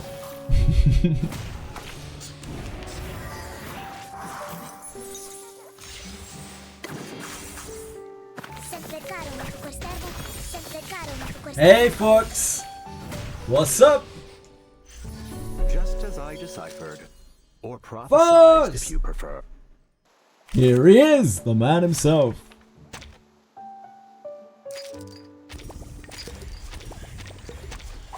The puppy wishes to come along.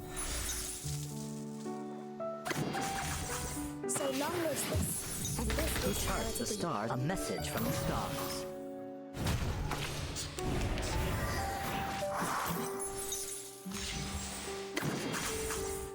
Sempre caro ma quest'erba. Sempre caro ma quest'erba cola.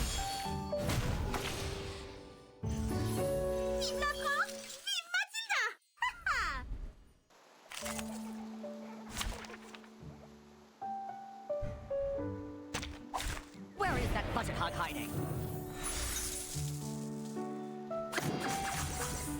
He has switch remotes. Kill him.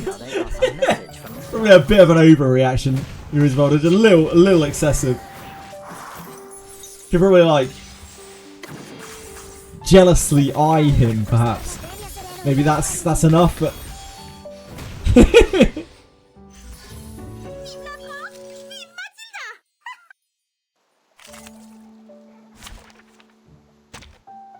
killing him just seems awfully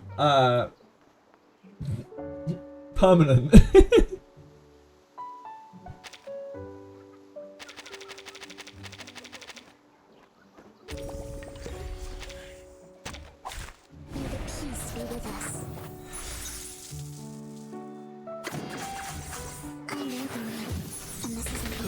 The star decrypt the cosmos.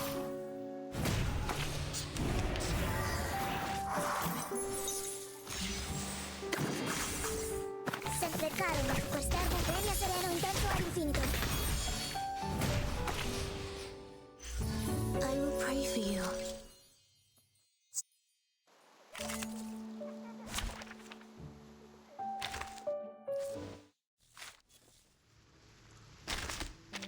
The fire brings down weeds in the field, and the rain lets the seeds germinate.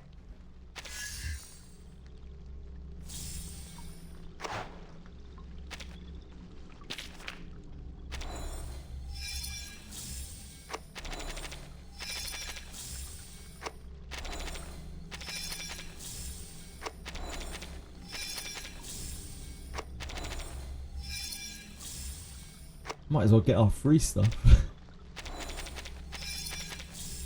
Actually one banged this one. We got through this in one. Pulled an arrow attempt. I have to go back and clear it anyway. We're gonna have so many keys.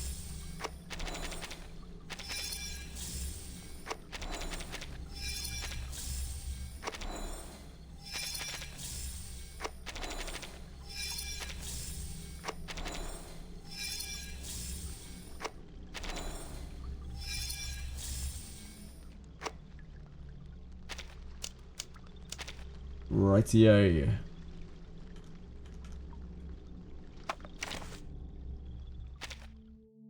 Greetings. Today your shirt matches the color of your eyes very well.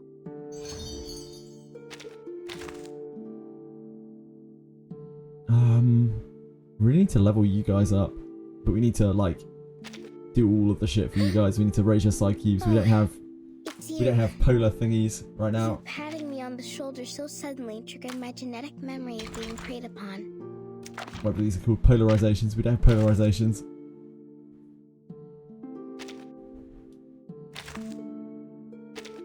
Speak.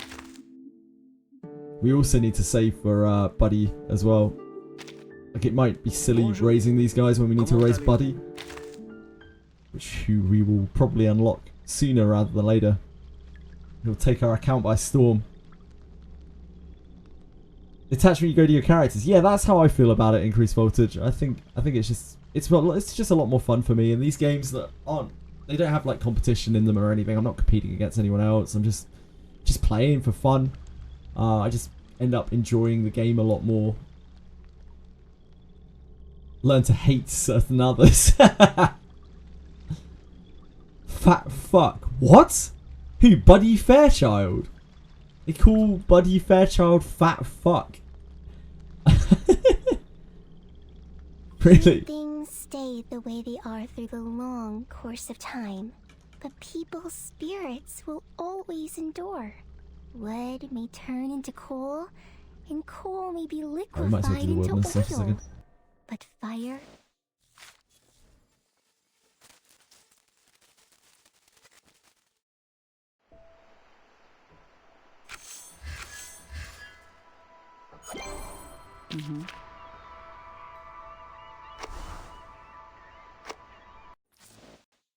Imagine not being able to max out the slots in your wilderness for your characters. And the rain lets the seeds germinate. The circle of life is thus So, completed. right now, increased voltage, I can't even finish this task. This is what Buddy Fairchild does for me, if nothing else. I literally can't finish this task on the beginning of the tale because I don't have 2 plant characters. Buddy Fairchild is gonna save us. He's gonna save us. He seems really strong. From what I've seen of him.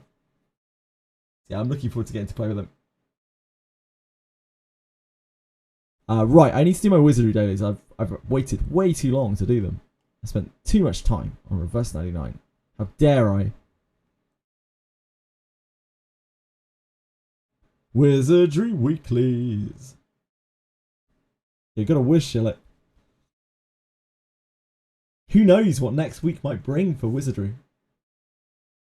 It's not monthlies today, it's monthlies next week for Wizardry.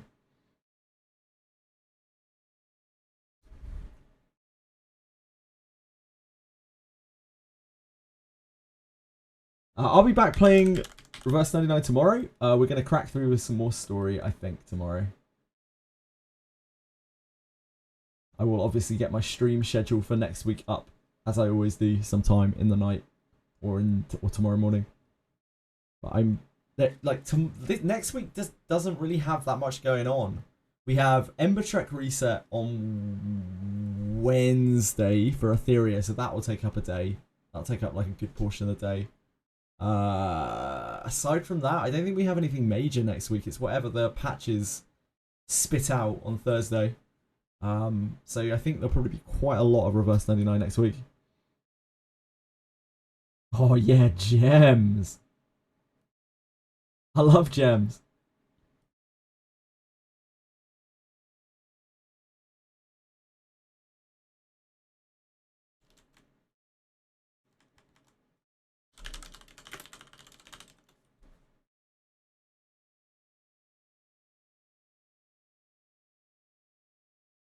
Oh, Daphne's working. Daphne's working.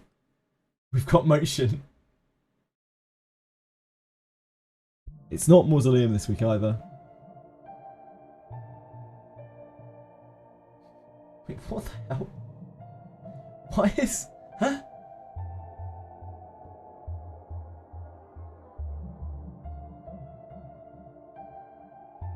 My Limbus Company audio capture is playing my Wizardry variants Daphne audio. I'm sure that's fine. I'm sure that's not a big deal. I just won't worry about it.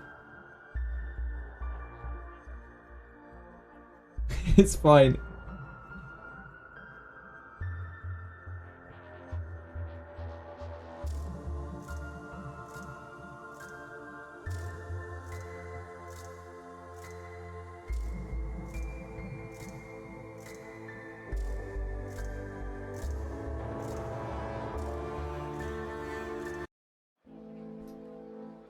Righto. こんにちは、冒険者さん。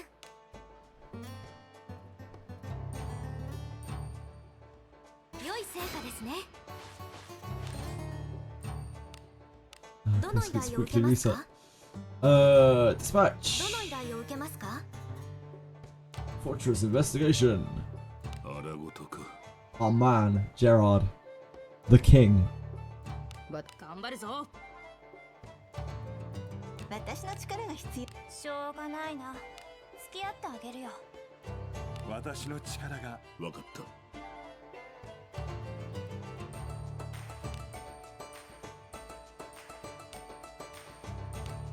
た。As you can see, I've already claimed my Gems of Org. That's how easy it is to get your 50 Gems of Org every week by simply going to the website.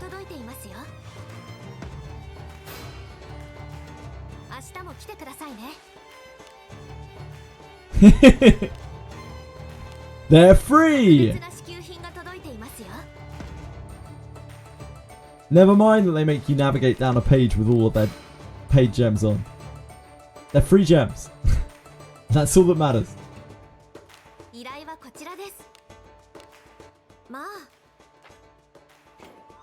Expert. Expertly done.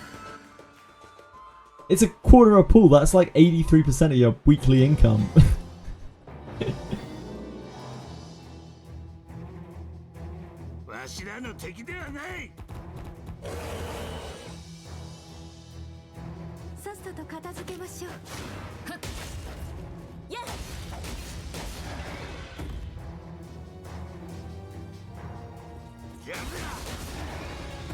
Oh, we're on we're on slow speed. Heavens above.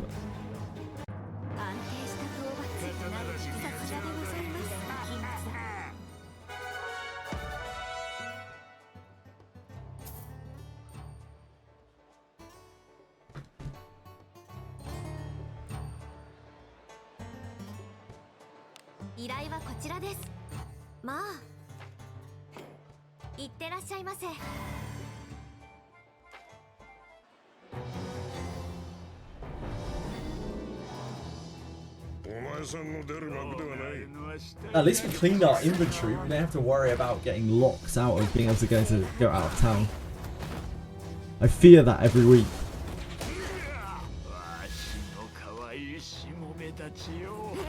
Going and doing my weeklies to reverse 10 items, how to reverse the 10 items, and like having my inventory locked.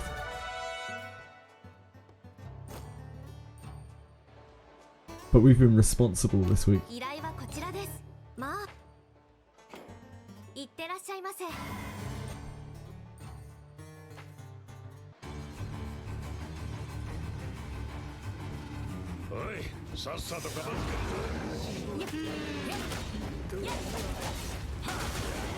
I hope everyone had a wonderful weekend.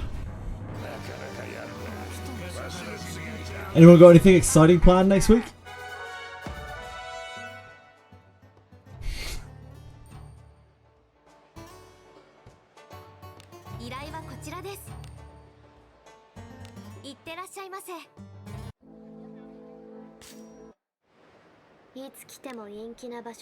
Work. Ugh. Ugh. You don't want to be doing that. You probably do. Right, we need 10 junk.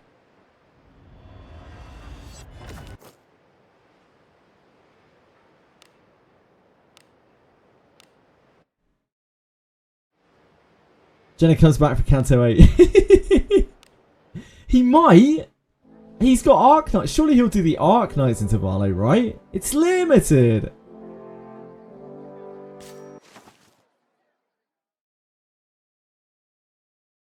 Right, we need to go to the Royal Capital. Surely. We need to blacksmith up an item.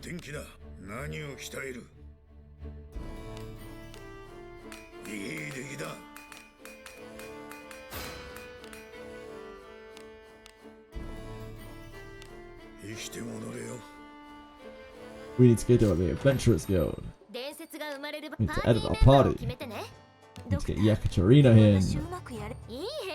We need to force feed her XP books, whether she likes it or not.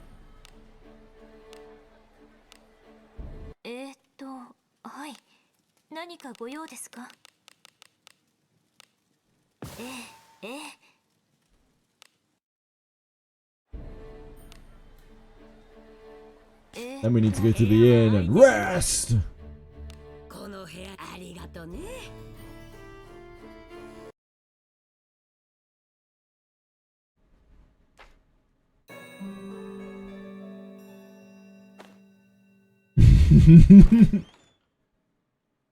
Surely.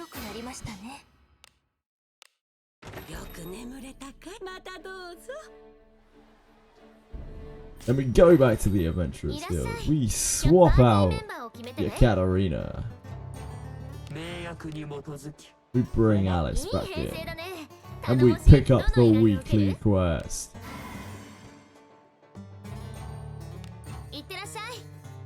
Didn't do your wizardry stuff either. Oof. Then we need to wheel.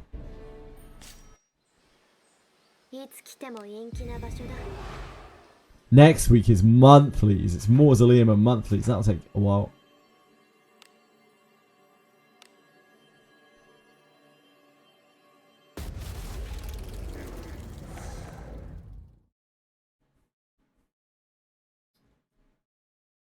I can't interact with you because of the curse. Fix it.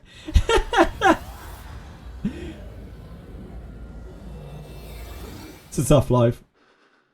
I can't interact with you because of the curse.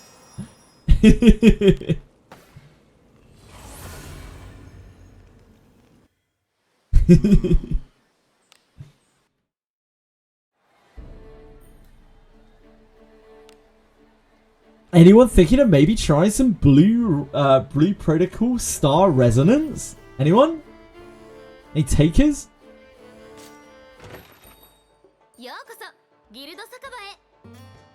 I don't need to be back here. I need to just wheel again.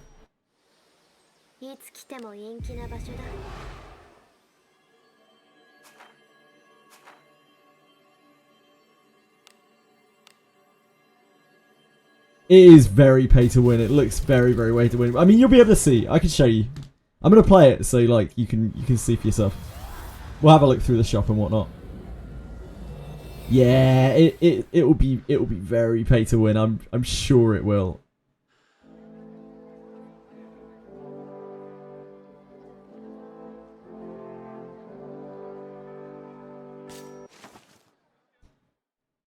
Probably Milky Way. I don't know. I haven't looked into it enough. I just have seen from the content creators that deal with it that it's very pay to win. Yeah, I think it's got daily stamina. Looks very pretty though.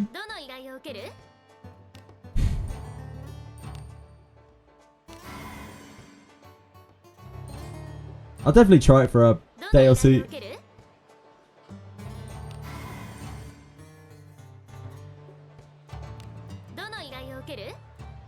A couple of other games that I saw mentioned. I'll look them up in a minute once we're autoing through something. We pick up our 3 weeklies. Then we head off to the dungeons. Get out of my face, Albano. Dickhead. 4-3 first. 4-3 ents.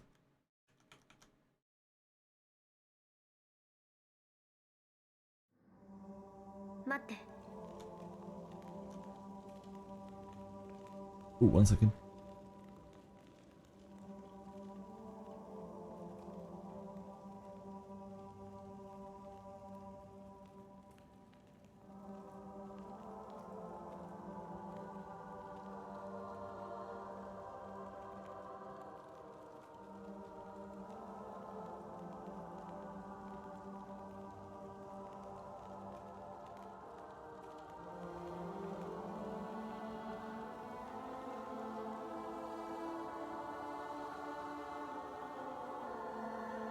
Apologies, just a second.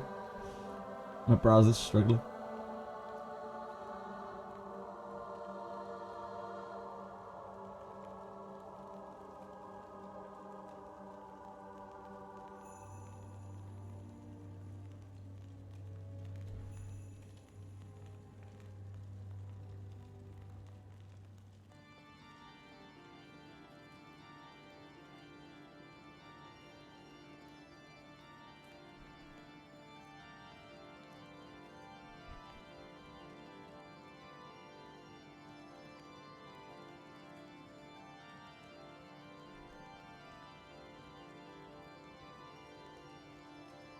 Apologies.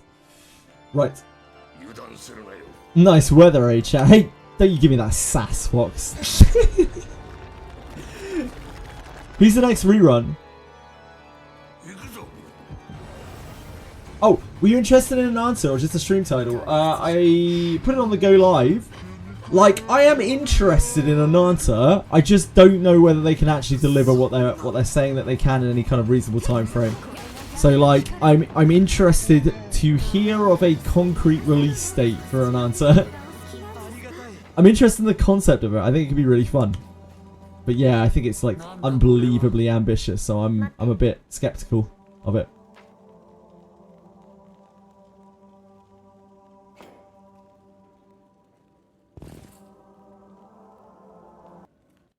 Who's the next rerun in Wizardry? The next rerun is Lavana, right?